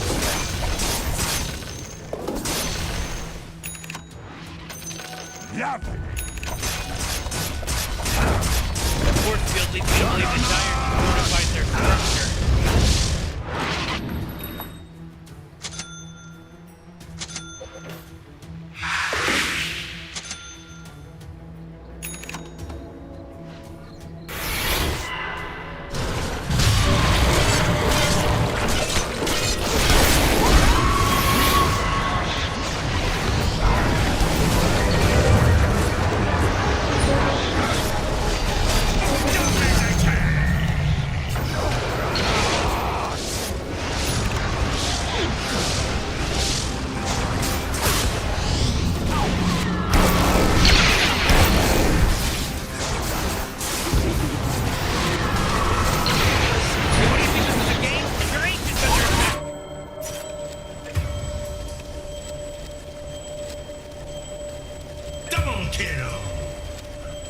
Hey, dummy, your ancient's under attack. Game over, baby. Oh, man. Yes! Please for me in defeat.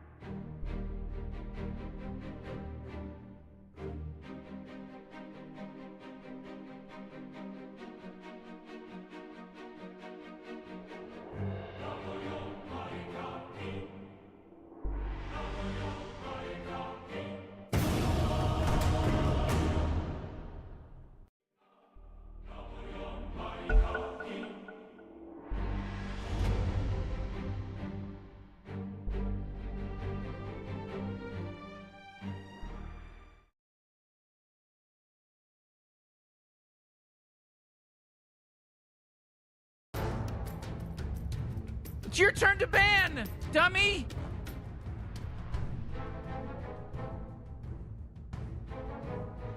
"5 seconds, Morty. It'll be fine."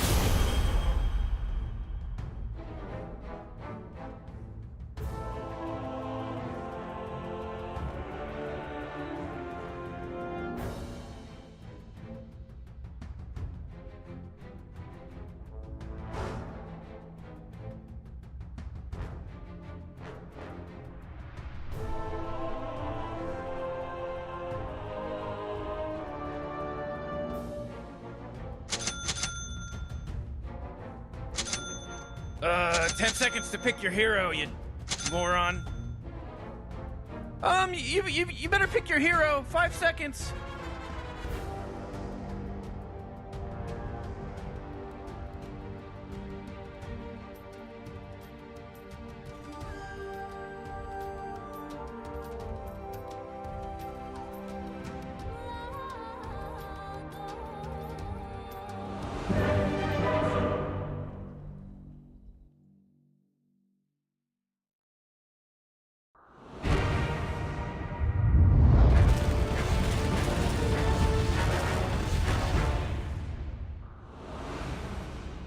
Rexus here.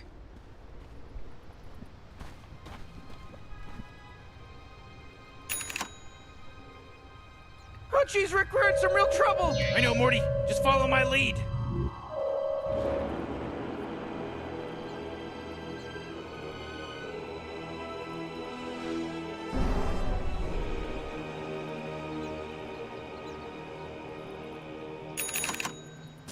All right, Morty, the game's about to start.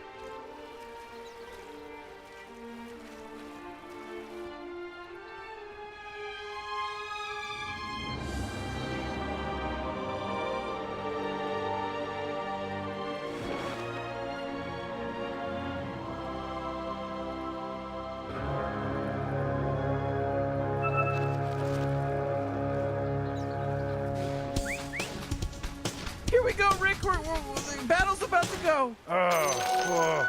I've waited for this moment.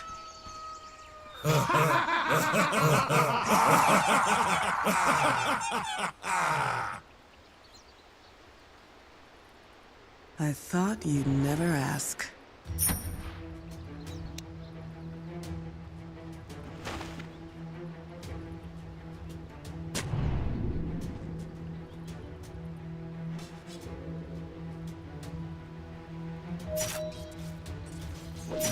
At last.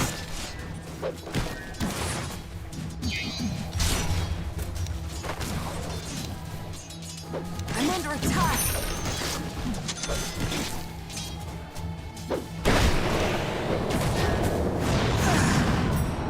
First blood. First blood for Salamene and Dark Thorn.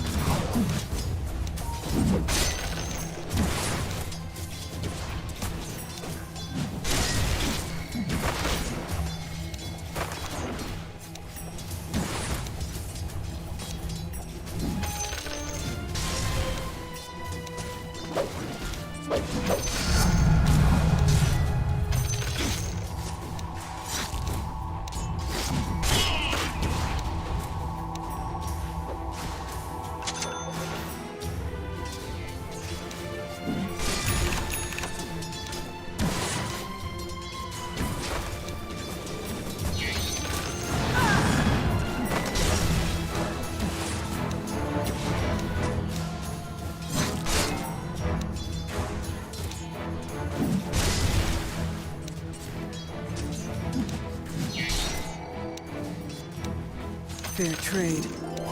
Don't you dare. Pride of the Drow.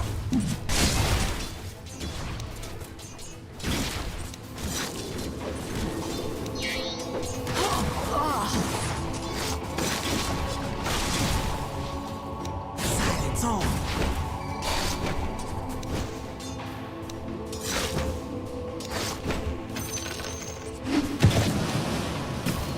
That's a good head.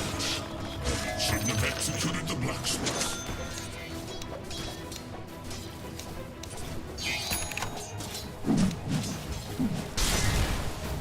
Morty, middle tower. I'm gonna look at it. Oh, middle tower's under attack!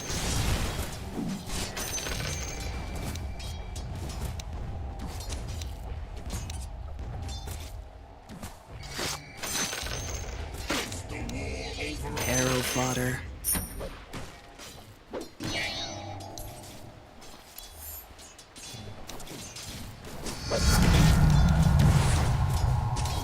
Denied. Uh-huh. Batter up!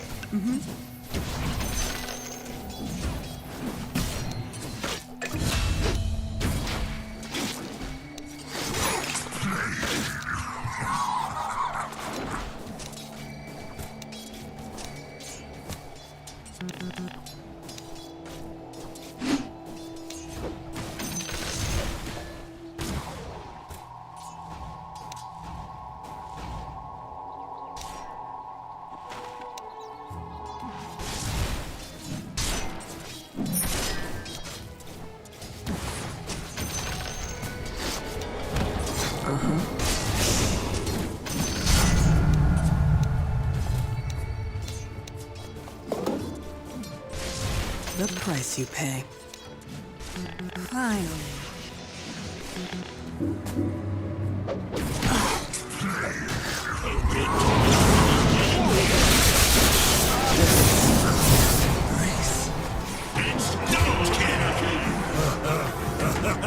Nothing brightens up the eons like a good game of collect the corpse. Oh, jeez, your top tower's under attack! Ooh, Dire, you gotta fortify them, their structures. Good work. Oh, jeez, Rick, the top tower's getting hit! Oh, the enemy's middle tower's gone! Serves them right!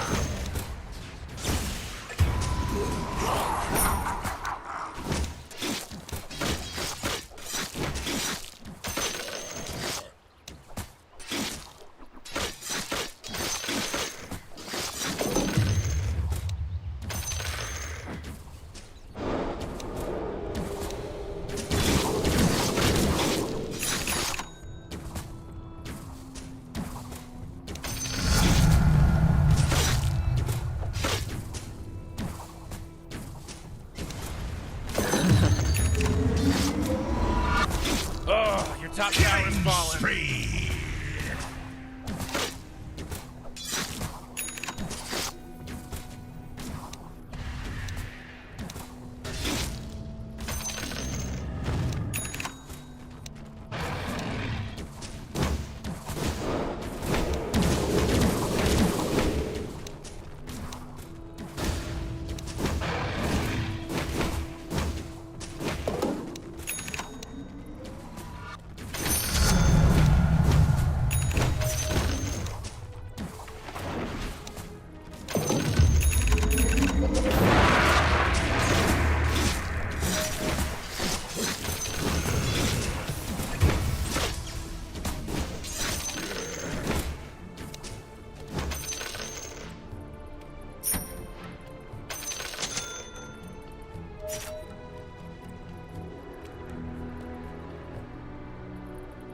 Uh-huh.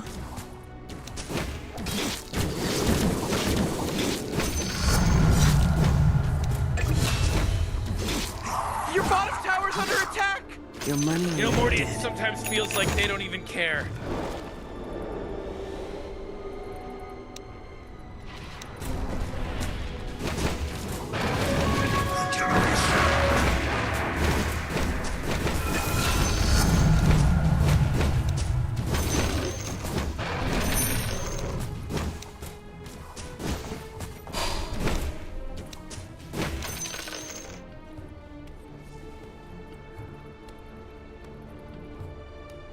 Radiant just fortified their structures! You know what I'm talking Ooh, about? Dire, you gotta fortify them, their structures. Good work.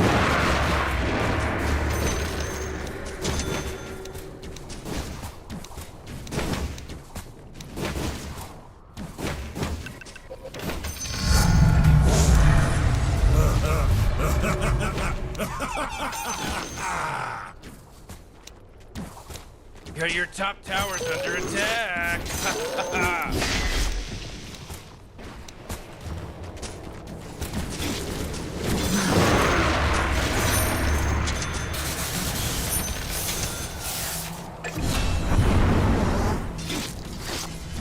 Killing spree! Double kill!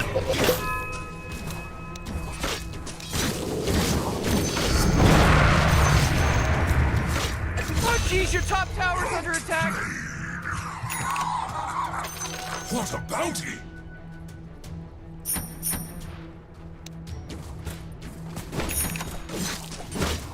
Not time.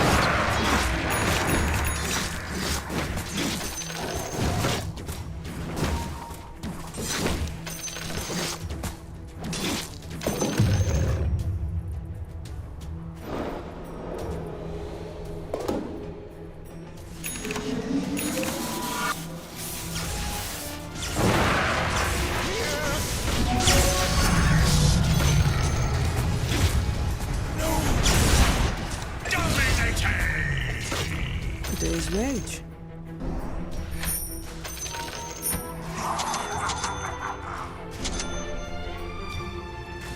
Your top tower's under attack.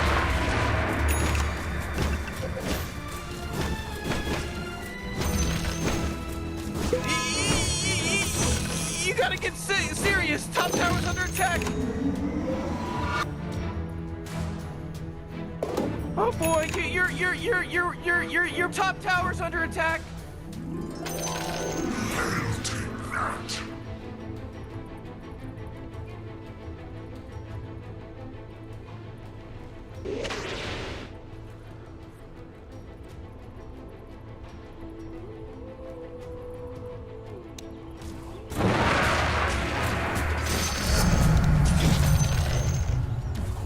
Oh, your bottom tower's under attack. Hey Morty, guess what's not there? The bottom tower.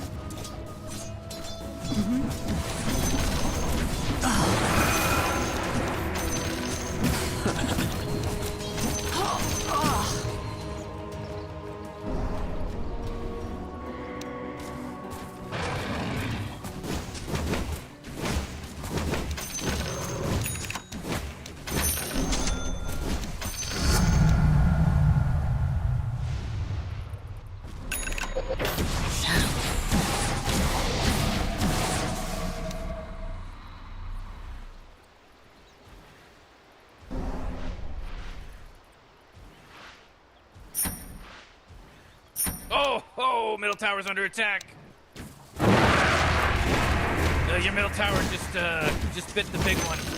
Oh, that's not good.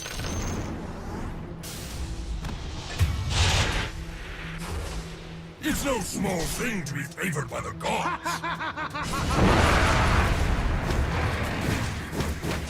Tastes so sweet.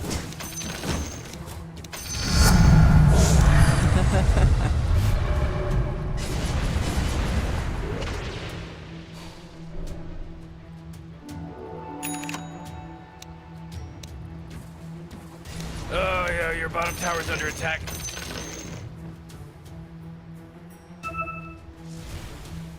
Kill the living and curse the stone.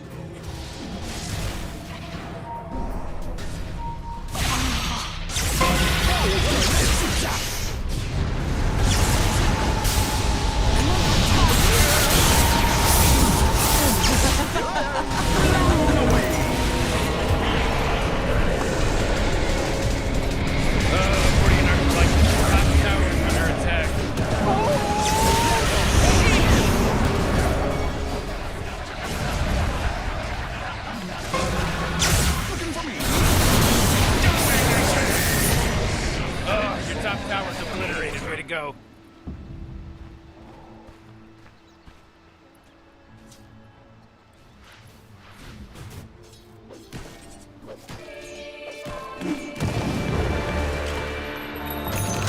That force field leads me to believe that Dire just fortified their structure.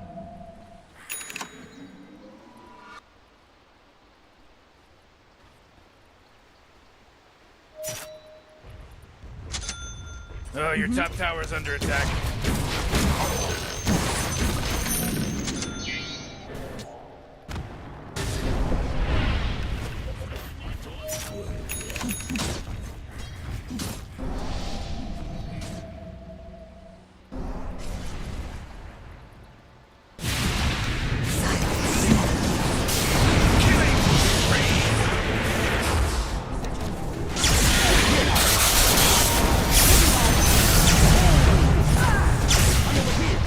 Come on, the middle tower's under attack! Ha-ha!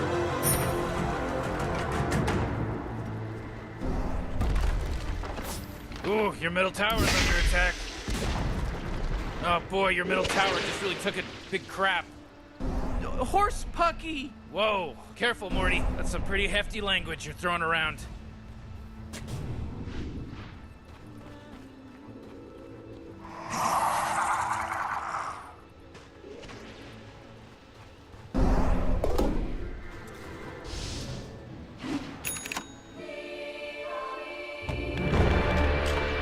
Back into the fray.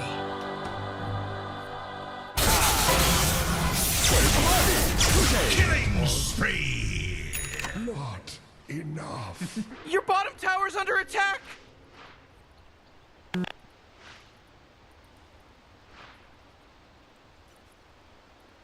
Oh, your bottom tower's under attack! Bottom tower is gonzo, baby! This normally never happens, Morty, and I know you won't believe it, but I think I made a mistake.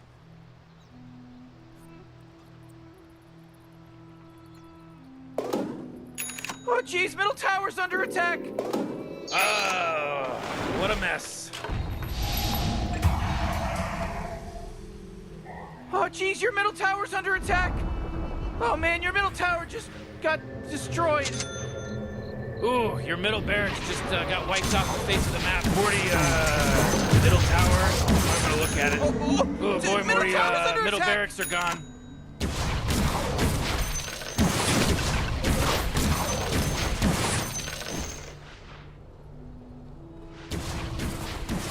Looks like dire structures are fortified. You know, Rick, I gotta tell you, my bottom tower is looking pretty good. Morty, bottom tower under attack. Hey, Morty, guess what's not there? The bottom tower. When are these people gonna learn? Hey, when are these people gonna learn? There's no bottom barracks anymore. Sorry, player. It's pretty lame. You know, so I don't know if you know this, but your bottom barracks are getting attacked.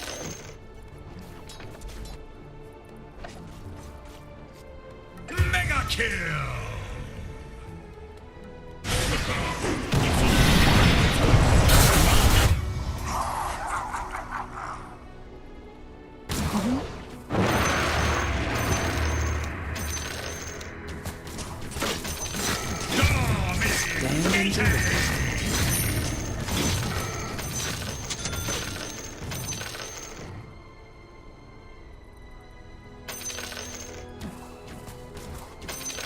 Your middle tower's under attack. Style.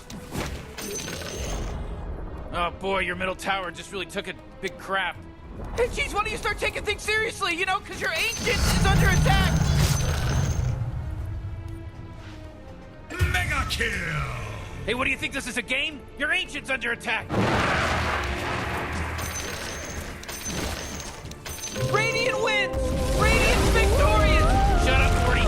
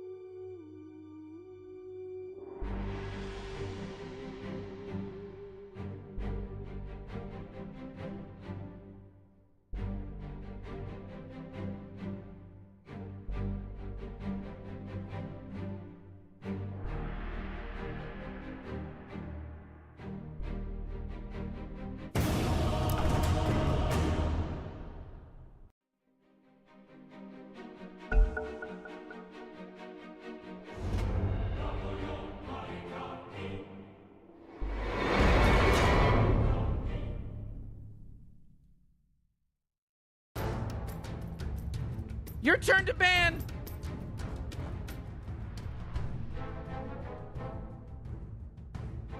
Yeah, 5 seconds left now.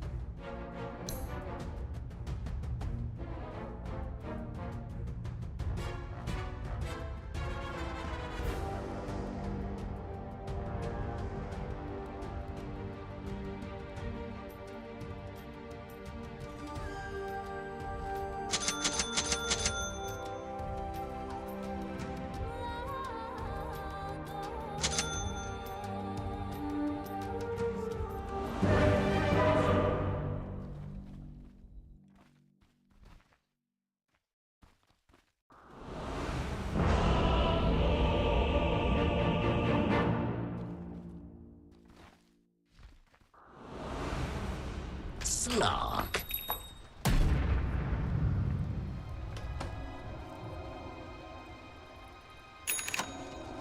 Huh.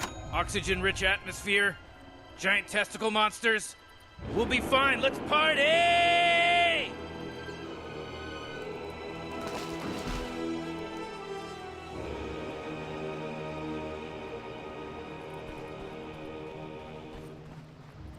Morty, I'm getting ready for the game to start in 30 seconds. Oh, I'm scared.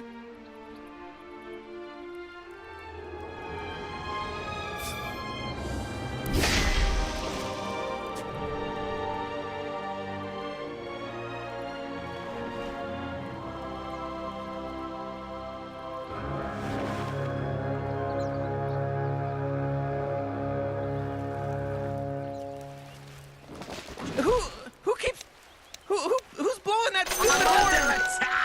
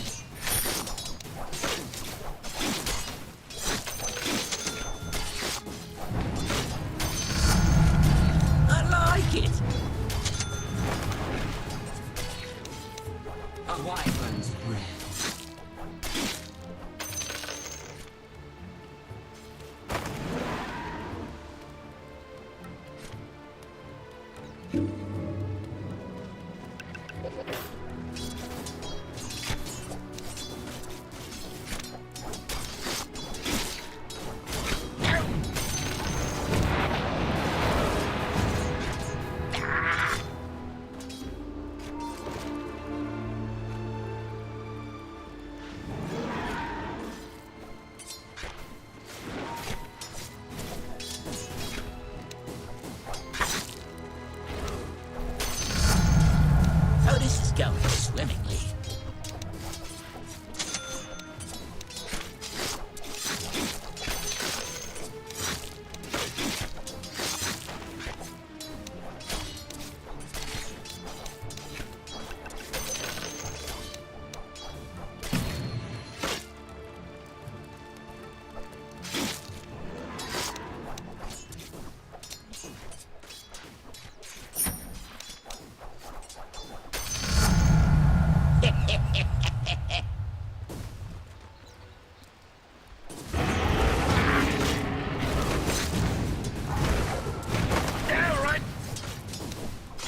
blood is on the ground, and we're already looking for more.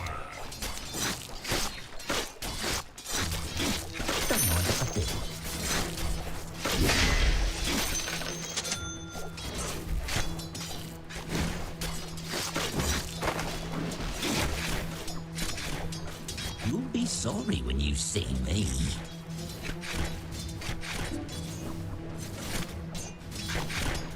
A wyvern's breath.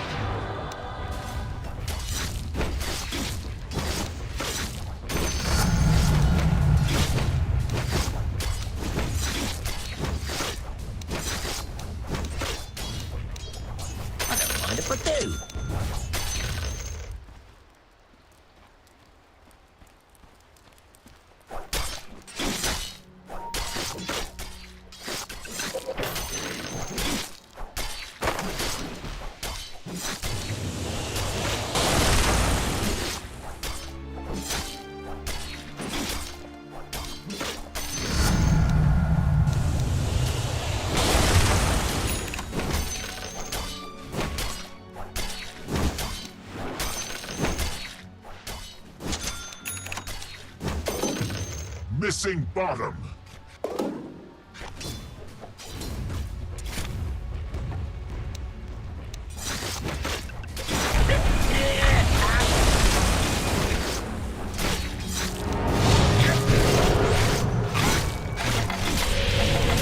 Got your top towers under attack.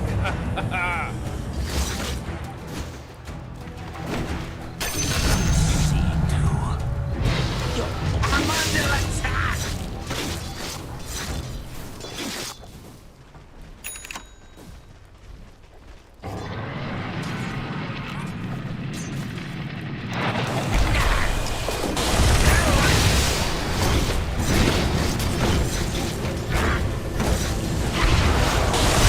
I hadn't spawned yet.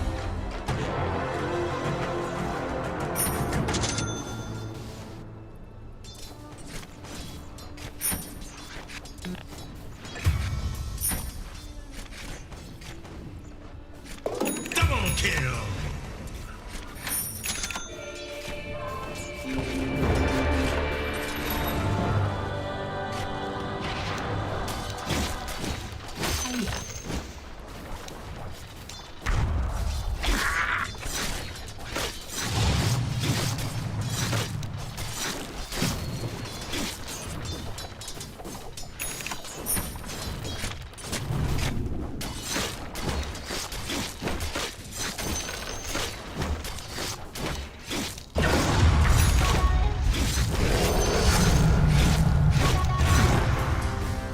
Unseen. Yes.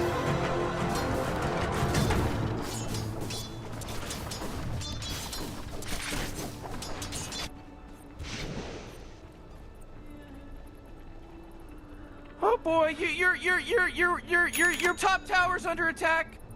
Oh man. Oh jeez, Rick, the top tower's getting hit. Killing spree. Sport.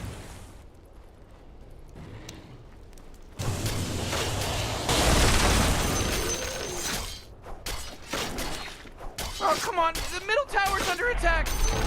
Ooh, oh, not good.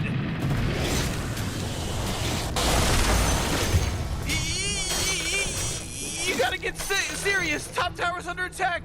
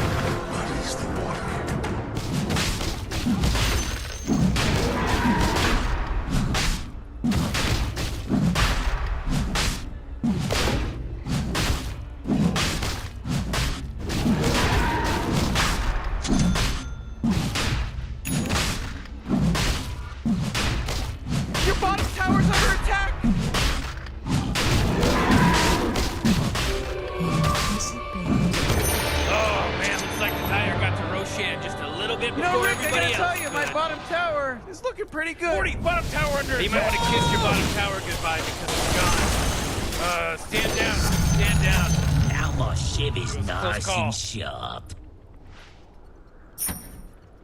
Oh, your bottom tower's under attack. My waters rise.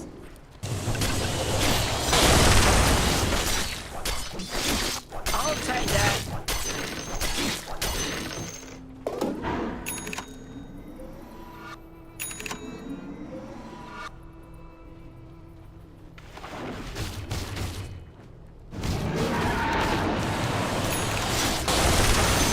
Oh, jeez, your middle tower's under attack.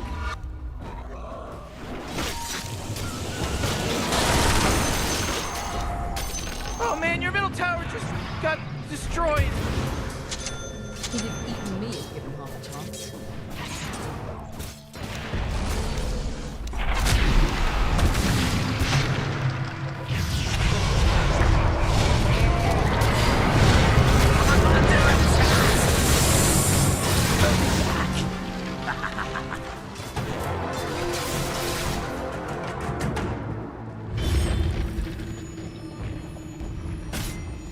Oh jeez, middle tower's under attack. Killing spree! Double kill!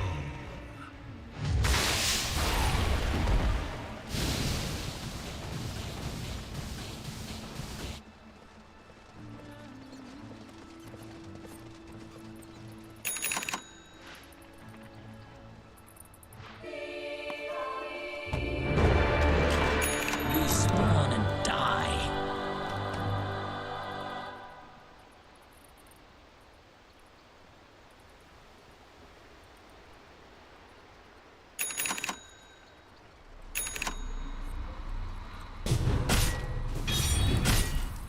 On your belly and crawl!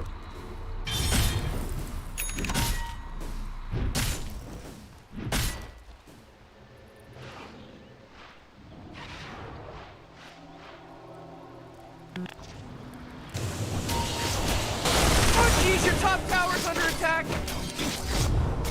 Oh, your top tower's falling. Give it here. Ooh, they took out the enemy's middle tower. Boy, oh boy. Oh my goodness gracious. Oh, your top tower's under attack.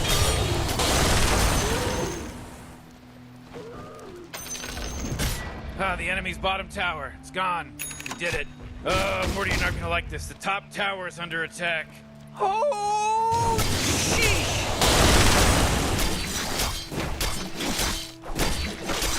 Your top tower's Oh under jeez, your attack. top tower's as good as it's done.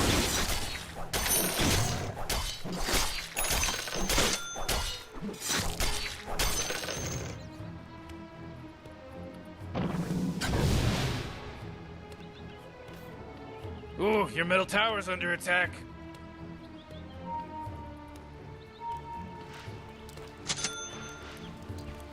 I'll take that.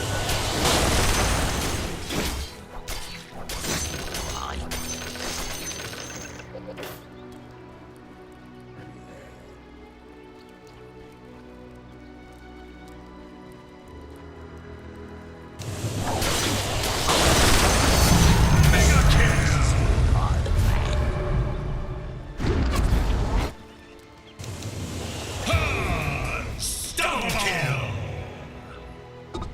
Your middle tower's under attack.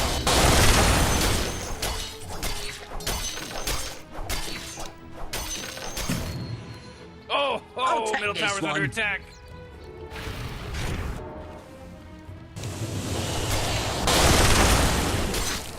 Ooh, your middle tower's under attack. Great, your middle tower, you can't use that anymore. It's gone.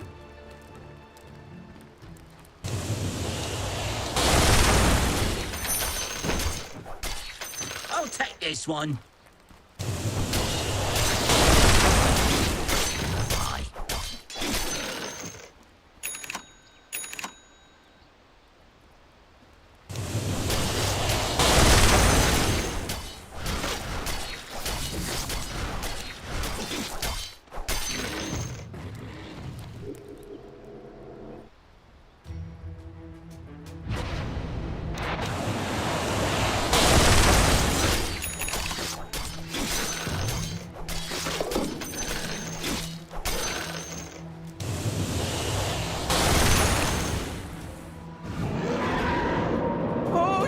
bottom tower's under attack!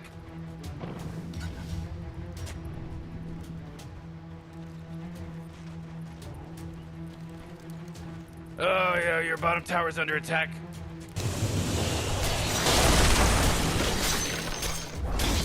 Hey, you might want to kiss your bottom tower goodbye because it's gone. Whatever you do, don't bother trying to get the VC to help you improve Whoa, your game. the enemy's top tower got sucks too destroyed! bad.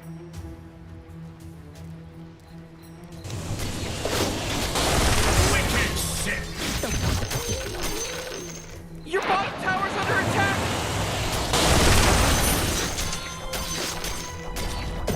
Bottom tower is gonzo, baby. Oh, the bottom barracks are getting hurt, baby. Hey, already, there's no bottom barracks anymore. Sorry, player. Oh man, the bottom barracks were my favorite. Now they're not there anymore. Man, get up on out of here, because Radiant just fortified their structures.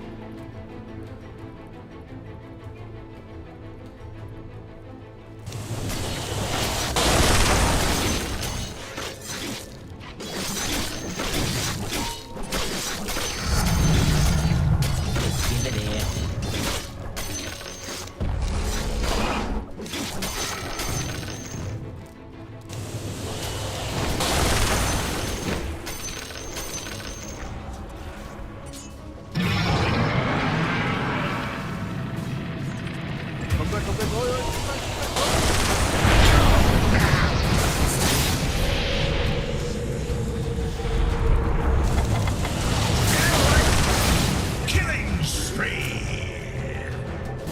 I'm under attack! Godlike. Death on You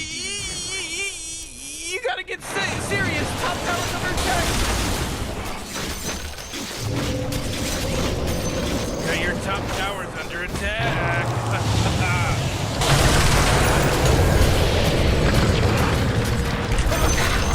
Watch out, your top barracks are getting hit. Well, you don't have any top barracks anymore. Barracks? Yeah, they're gone now. Oh, jeez, your middle tower's under attack.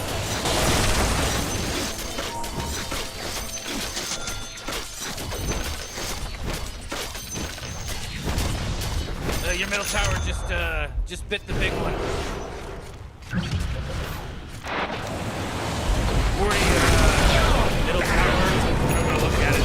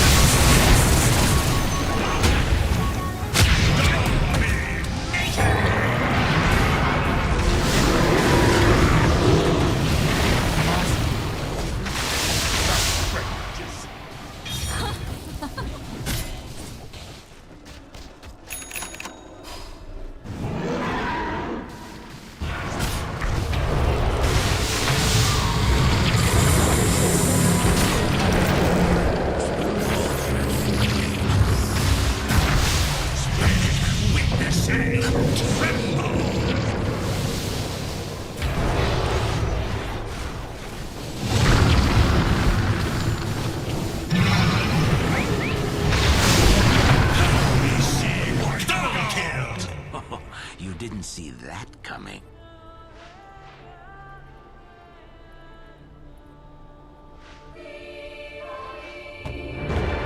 Oh boy, Morty, middle barracks are gone. Whoa, Morty, I've been across the cosmos. Your middle barracks just got wiped out. Crazy enemy has mega creeps. This is definitely like not structures are fortified at all in any way, shape, or form. Come on, the middle tower's under attack. Your middle tower just bit the big. Oh jeez, middle tower's under attack. Oh man, your middle tower just got destroyed.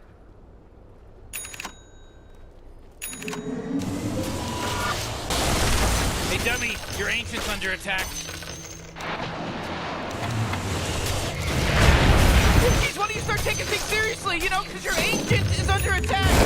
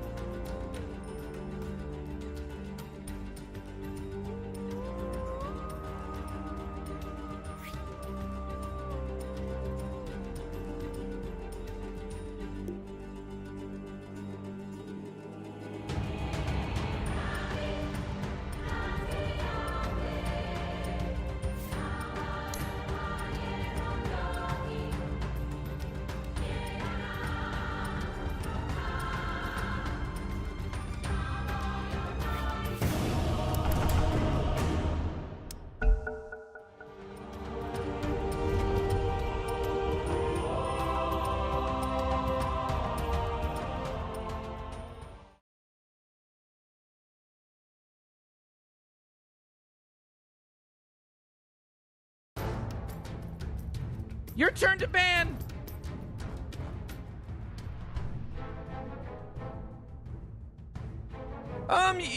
You better pick your hero. 5 seconds.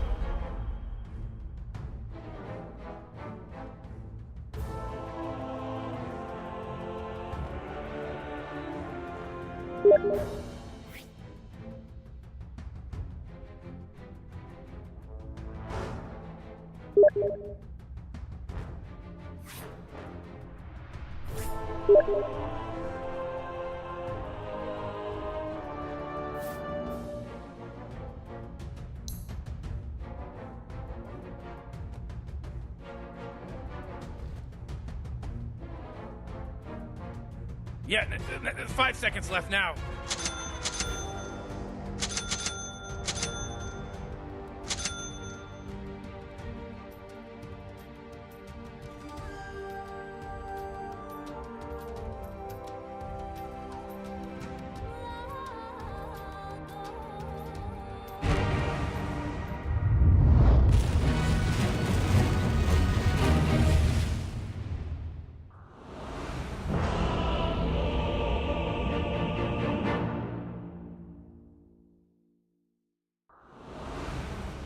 Beware the bite of frost.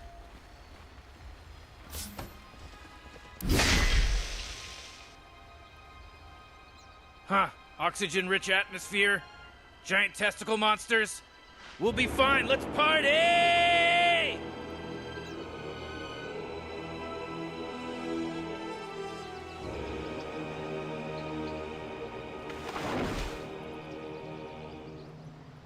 Um, 30 seconds to game start.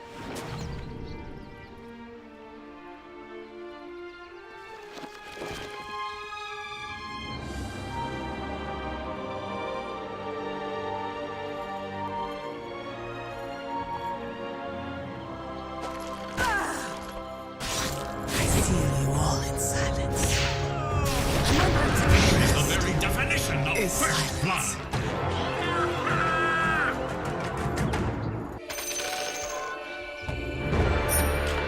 How came I here?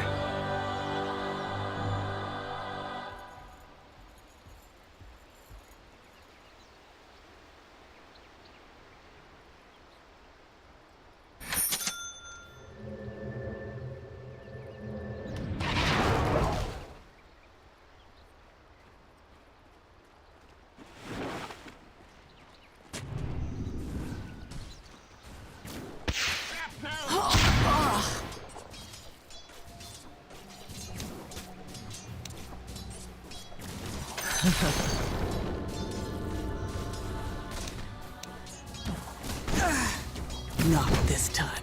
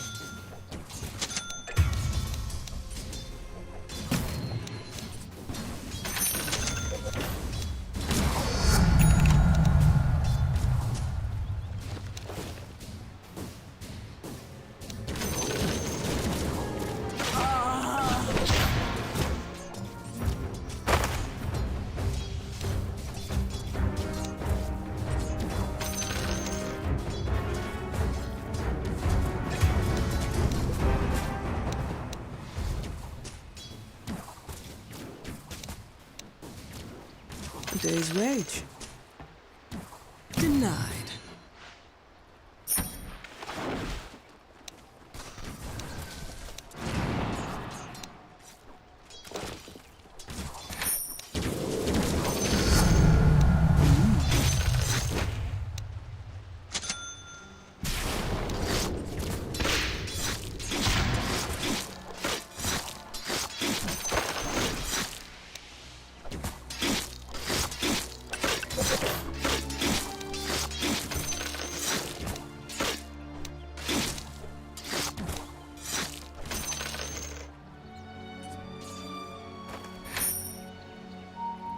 Uh-huh.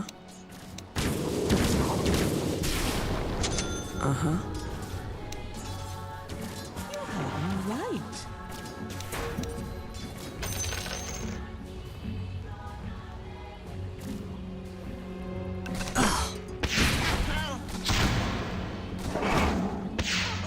I'm under attack.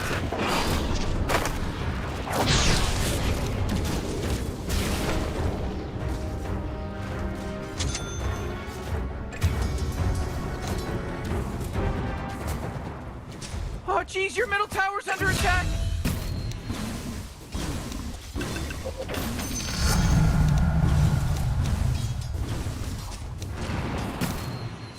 I'll take that. Morty, middle tower. You might want to look at it.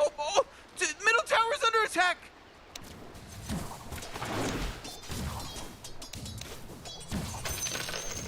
Denied.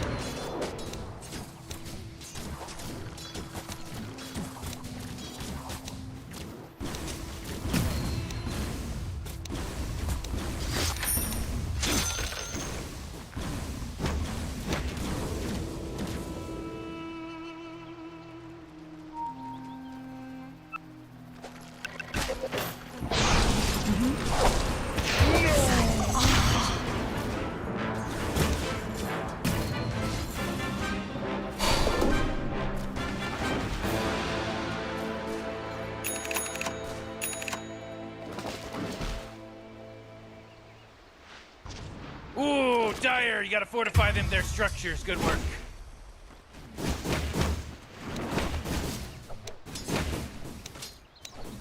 Your money or you're dead.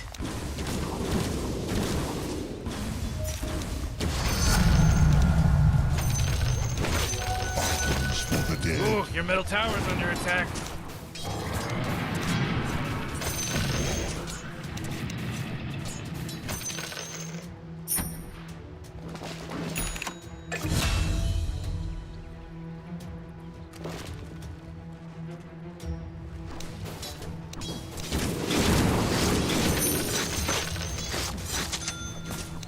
Oh, middle tower's under attack.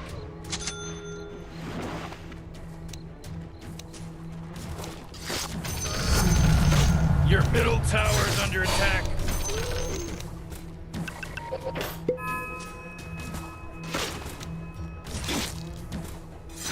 Oh, come on. The middle tower's under attack. Oh boy, your middle tower just really took a big crap. Bet you're loving this. You get to be the mayor Oh, geez, your of middle Excelsior tower's under Town. attack. You're welcome. Silence afflict thee. Oh, geez, middle tower's under attack.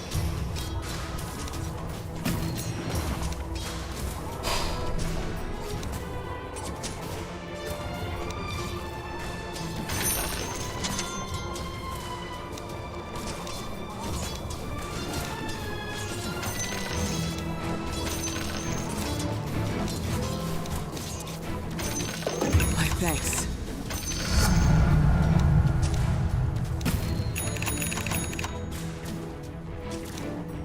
Oh, your top tower's under attack.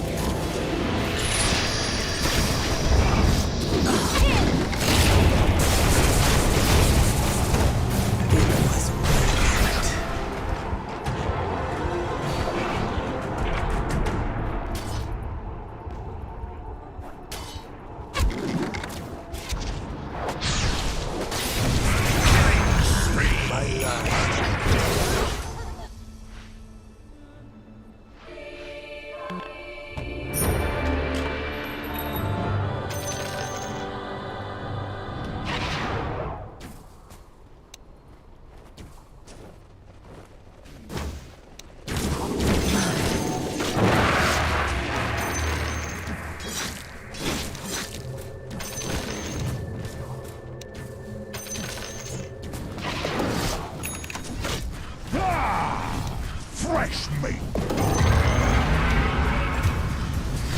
You know, Rick, I gotta tell you, my bottom tower is looking pretty good. 40, bottom tower under attack. Oh!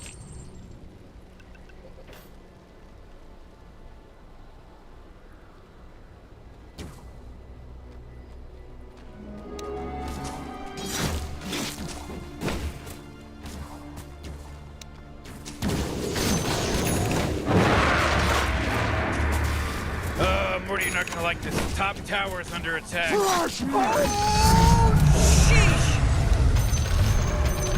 the twins. Sorry.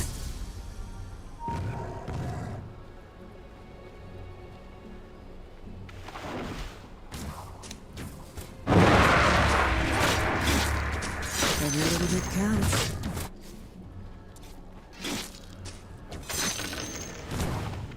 Oh, jeez, Rick! The top tower's getting hit! Not right. As deep as forest shade.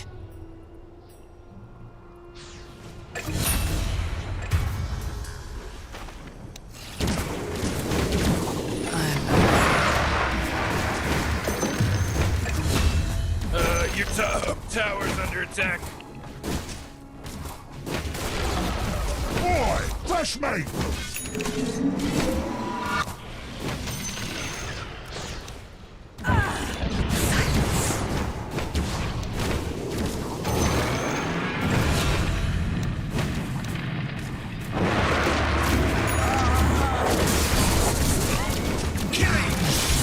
Ends be. Your phase ends.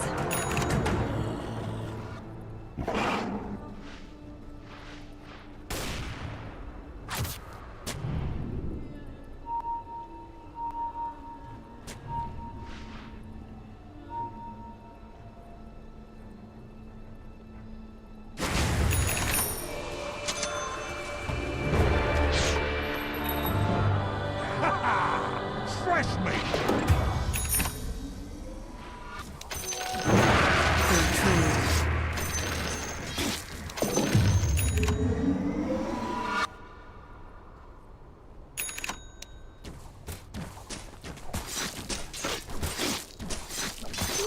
You know, Rick, I gotta tell you, my bottom tower is looking pretty good. 40, bottom tower under attack. Oh!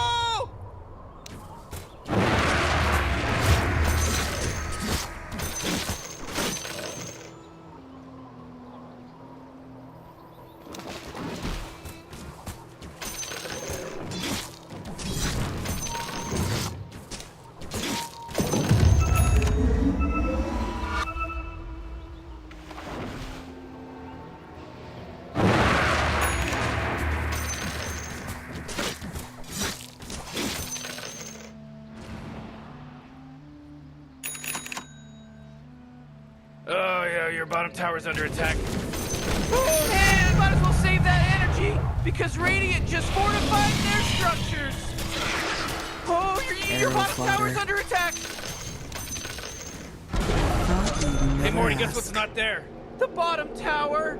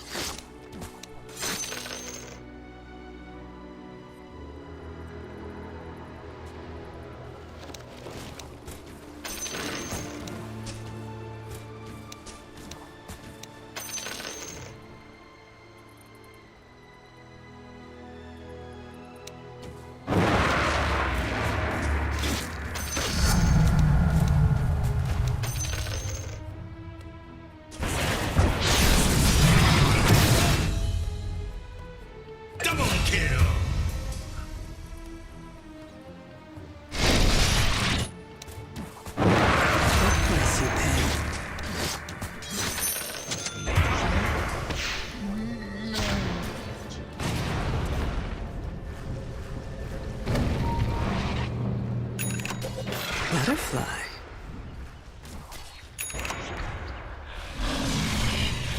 Killing on spree! Double kill! Uh-huh.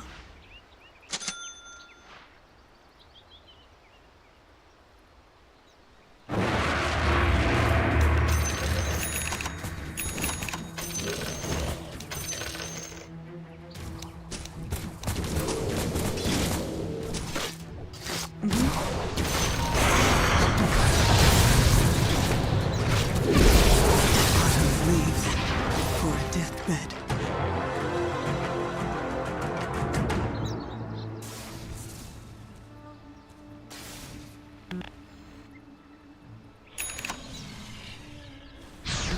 Oh, jeez, your top tower's under attack.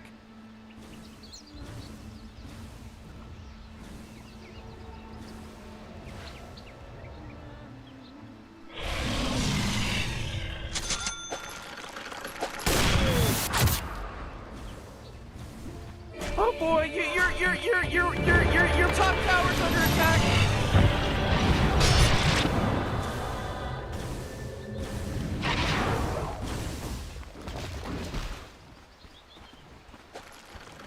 I'm not ready.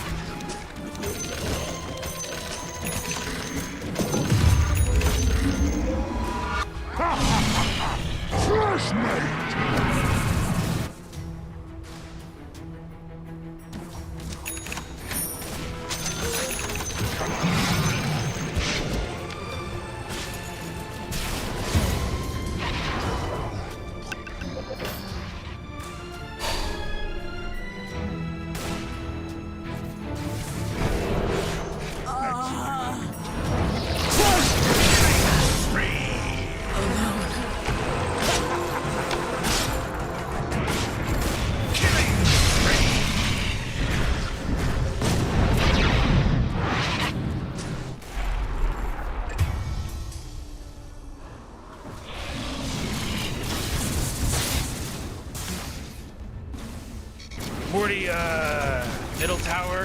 Might want to look at Radiant just fortified their structures. You know what I'm talking about? Oh, middle tower's under attack. Great, your middle tower, you can't use that anymore. It's gone.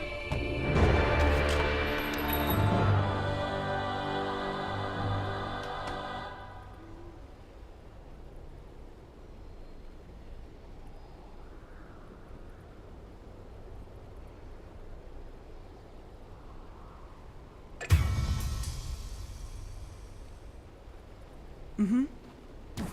I'll take that.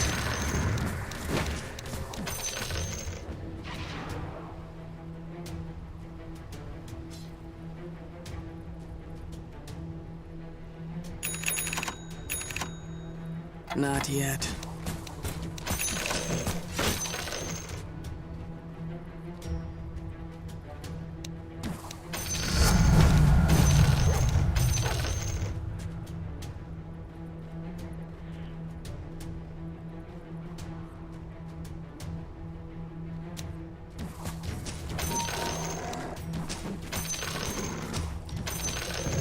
Your bottom tower's under attack. Uh-huh. That force field leads me to believe that Dire just fortified their structure. Oh, your bottom tower's under attack! You might want to kiss your bottom tower goodbye.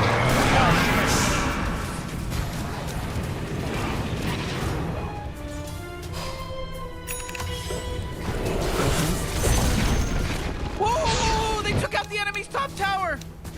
Oh, you're gonna do this.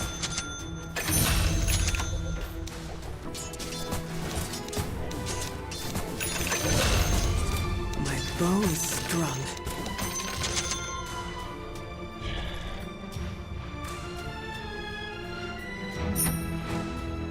Double kill.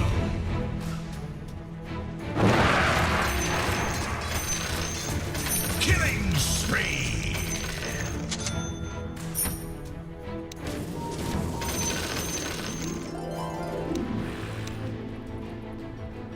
It's not time yet.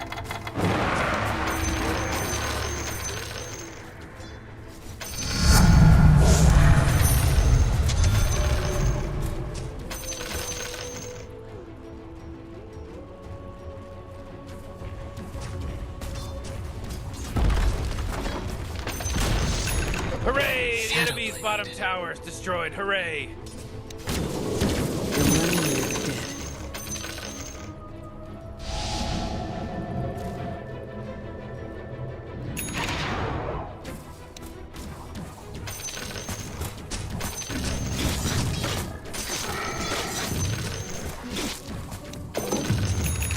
The secrets of the wood are mine.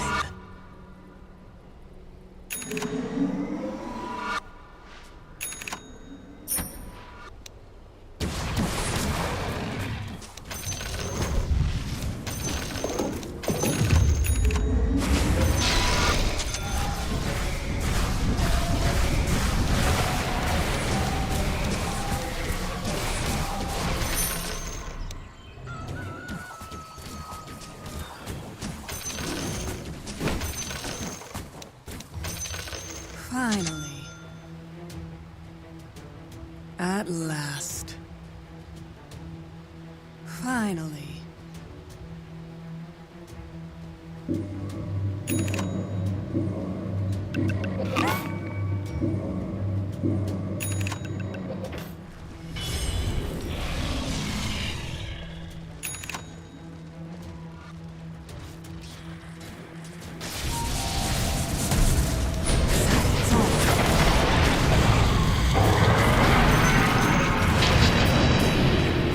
It's not time yet. Crush me.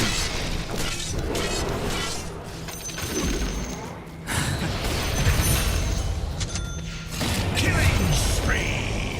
Uh-huh. Dominating. Double kill. Black King Bar.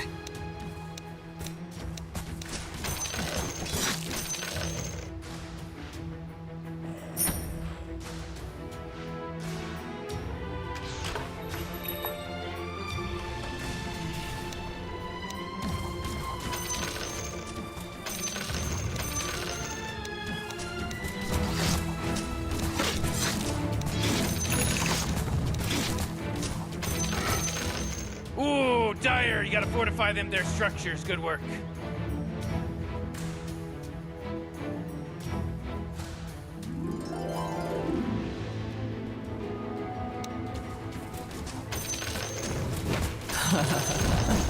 Oh man, the enemy denied their middle tower!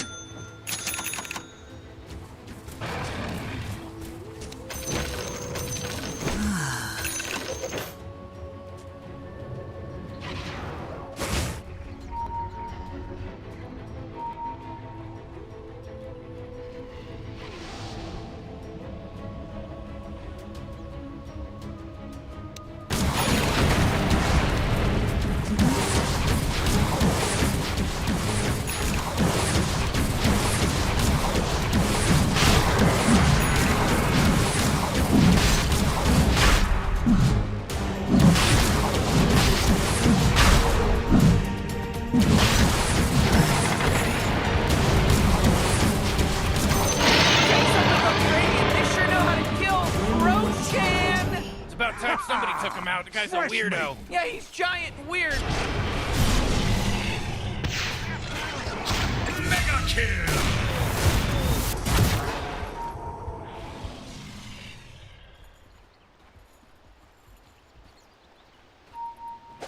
Get over!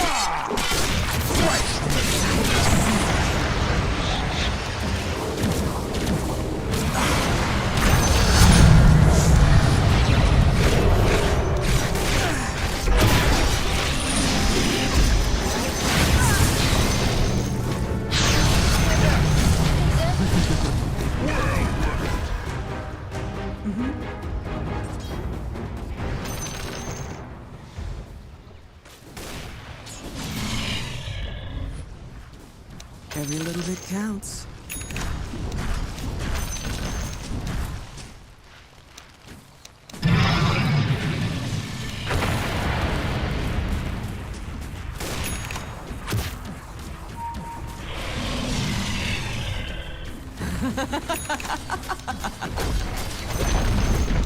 Oh, the enemy's middle tower's gone. Serves them right. Man, you might as well save that energy because Radiant just fortified their structure. The force field leads me to believe that Dire just fortified their structure.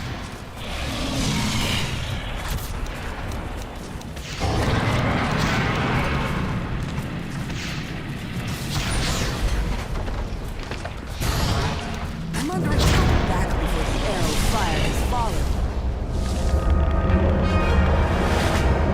Not yet.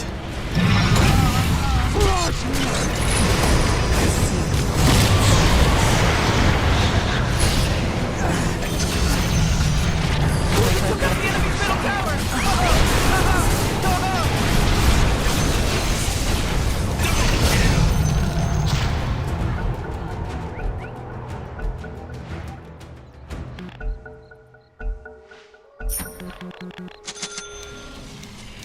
Fair trade.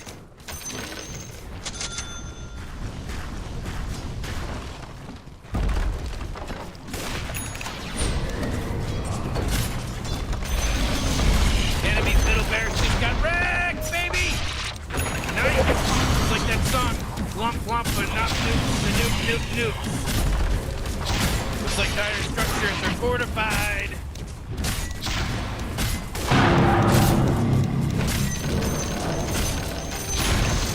Ooh, they took out the enemy's middle tower.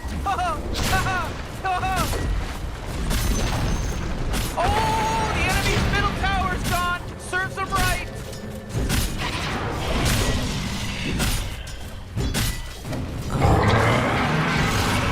They're radiant.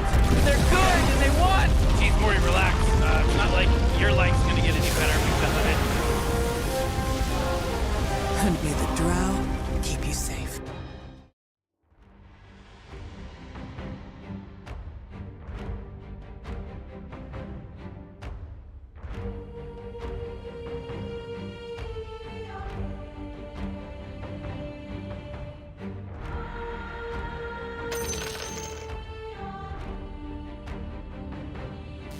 Ini rahasia gue lawan Tepa baru.